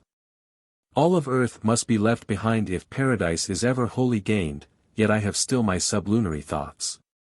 Etidorhpa. Etidorhpa, he pleaded, turning his eyes as if towards one I could not see, Etidorhpa, my old home calls. Thou knowest that the beginning of man on earth is a cry born of love, and the end of man on earth is a cry for love. Love is a gift of Etidorhpa, and thou, Etidorhpa, the soul of love, shouldst have compassion on a pleading mortal. He raised his hands in supplication. Have mercy on me, Etidorhpa, as I would on you if you were I and I were Etidorhpa. Then with upturned face he stood long and silent, listening.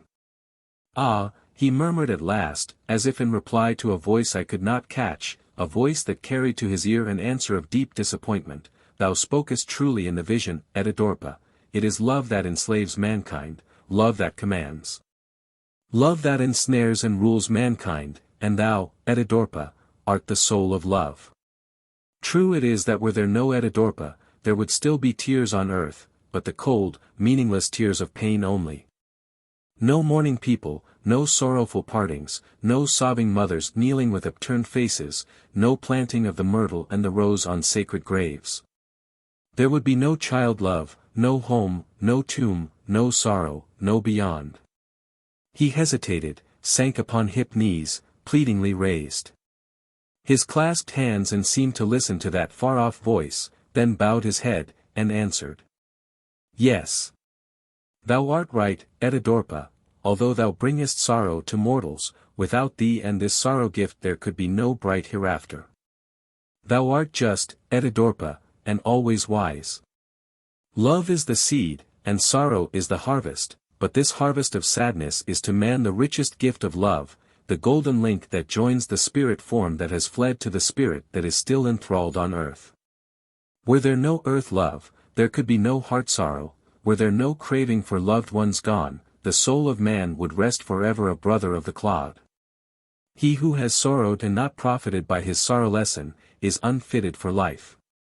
He who heeds best his sorrow teacher is in closest touch with humanity, and nearest to Etidorhpa. She who has drunk most deeply of sorrow's cup has best fitted herself for woman's sphere in life, and a final home of immortal bliss. I will return to thy realms, Etidorhpa, and this silken strand of sorrow wrapped around my heart, reaching from earth to paradise and back to earth, will guide at last my loved ones to the realms beyond, the home of Etidorhpa. Rising, turning to me, and subduing his emotion, ignoring this outburst, he said.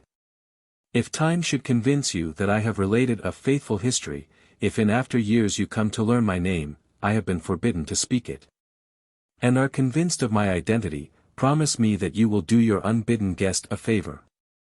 I stood alone in my room holding the mysterious manuscript. This I will surely do. What shall it be? I left a wife, a little babe, and a 2-year-old child when I was taken away, abducted in the manner that I have faithfully recorded. In my subsequent experience I have not been able to cast them from my memory. I know that through my error they have been lost to me, and will be until they change to the spirit, after which we will meet again in one of the waiting mansions of the great beyond. I beg you to ascertain, if possible, if either my children, or my children's children live, and should they be in want, present them with a substantial testimonial. Now, farewell. He held out his hand, I grasped it, and as I did so, his form became indistinct, and gradually disappeared from my gaze. The fingers of my hand met the palm in vacancy, and with extended arms I stood alone in my room, holding the mysterious manuscript, on the back of which I find plainly engrossed. There are more things in heaven and earth, Horatio, than are dreamt of in your philosophy. Epilogue. Letter accompanying the mysterious manuscript. The allotted 30 years have passed, and as directed, Llewyllyn Drury, now break the seals, and open the envelope accompanying the mysterious package which was left in my hand. And read as follows. Herein find the epilogue to your manuscript. Also a picture of your unwelcome guest, I am, the man, which you are directed to have engraved, and to use as a frontispiece to the volume. There are men yet living to bear witness to my identity, who will need but this picture to convince them of the authenticity of the statements in the manuscript, as it is the face of one they knew when he was a young man, and will recognize now that he is in age. Do not concern yourself about the reception of the work, for you are in no wise responsible for its statements. Interested persons, if living, will not care to appear in public in connection therewith, and those who grasp and appreciate, who can see the pertinence of its truths, who can read between the lines and have the key to connected conditions, will assuredly keep their knowledge of these facts locked in their own bosoms, or insidiously oppose them, and by their silence or their attacks cover from men outside the fraternity, their connection with the unfortunate author. They dare not speak. Revise the sentences. Secure the services of an editor if you desire, and induce another to publish the book if you shrink from the responsibility, but in your revision do not in any way alter the meaning of the statements made in the manuscript. Have it copied for the printer, and take no part in comments that may arise among men concerning its reception.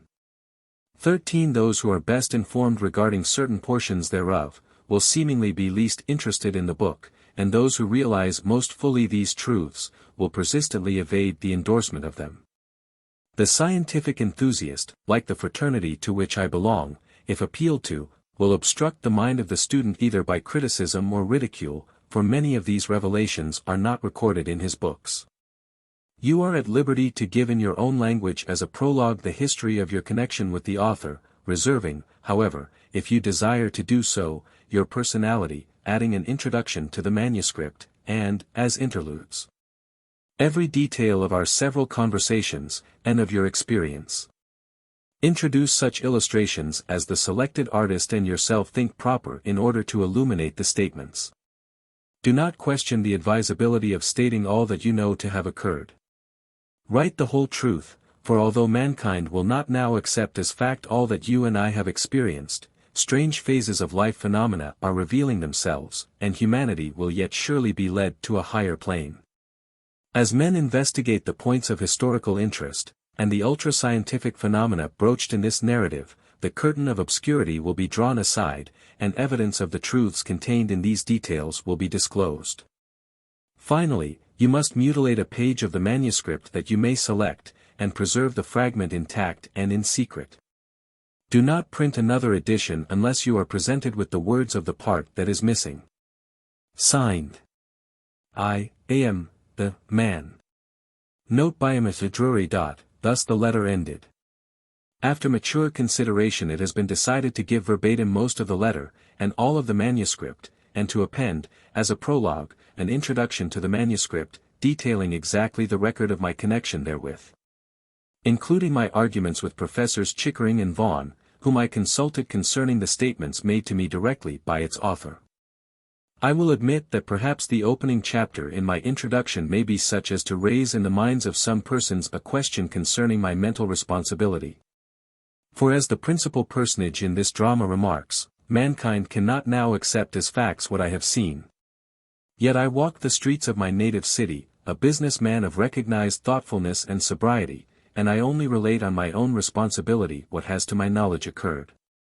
It has never been intimated that I am mentally irresponsible, or speculative, and even were this the case, the material proof that I hold, and have not mentioned as yet, and may not, concerning my relations with this remarkable being, effectually disproves the idea of mental aberration, or spectral delusion.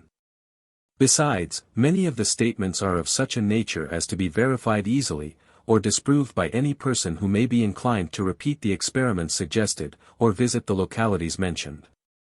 The part of the whole production that will seem the most improbable to the majority of persons, is that to which I can testify from my own knowledge, as related in the first portion and the closing chapter.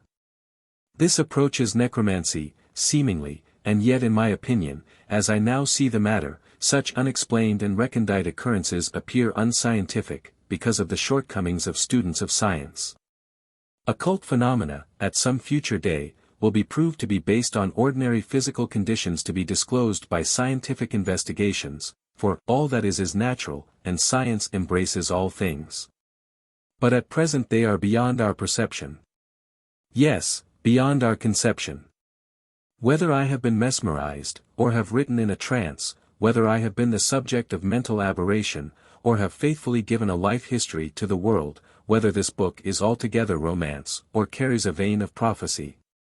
Whether it sets in motion a train of wild speculations, or combines playful arguments, science problems, and metaphysical reasonings, useful as well as entertaining, remains for the reader to determine. So far as I, Llewyllyn Drury, am concerned, this is the end. Had the above communication and the missing fragment of manuscript been withheld, it is needless to say that this second edition of Etidorhpa would not have appeared. On behalf of the undersigned, who is being most liberally scolded by friends and acquaintances who cannot get a copy of the first edition, and on behalf of these same scolding mortals, the undersigned extends to I am the man the collective thanks of those who scold and the scolded. J.U.L.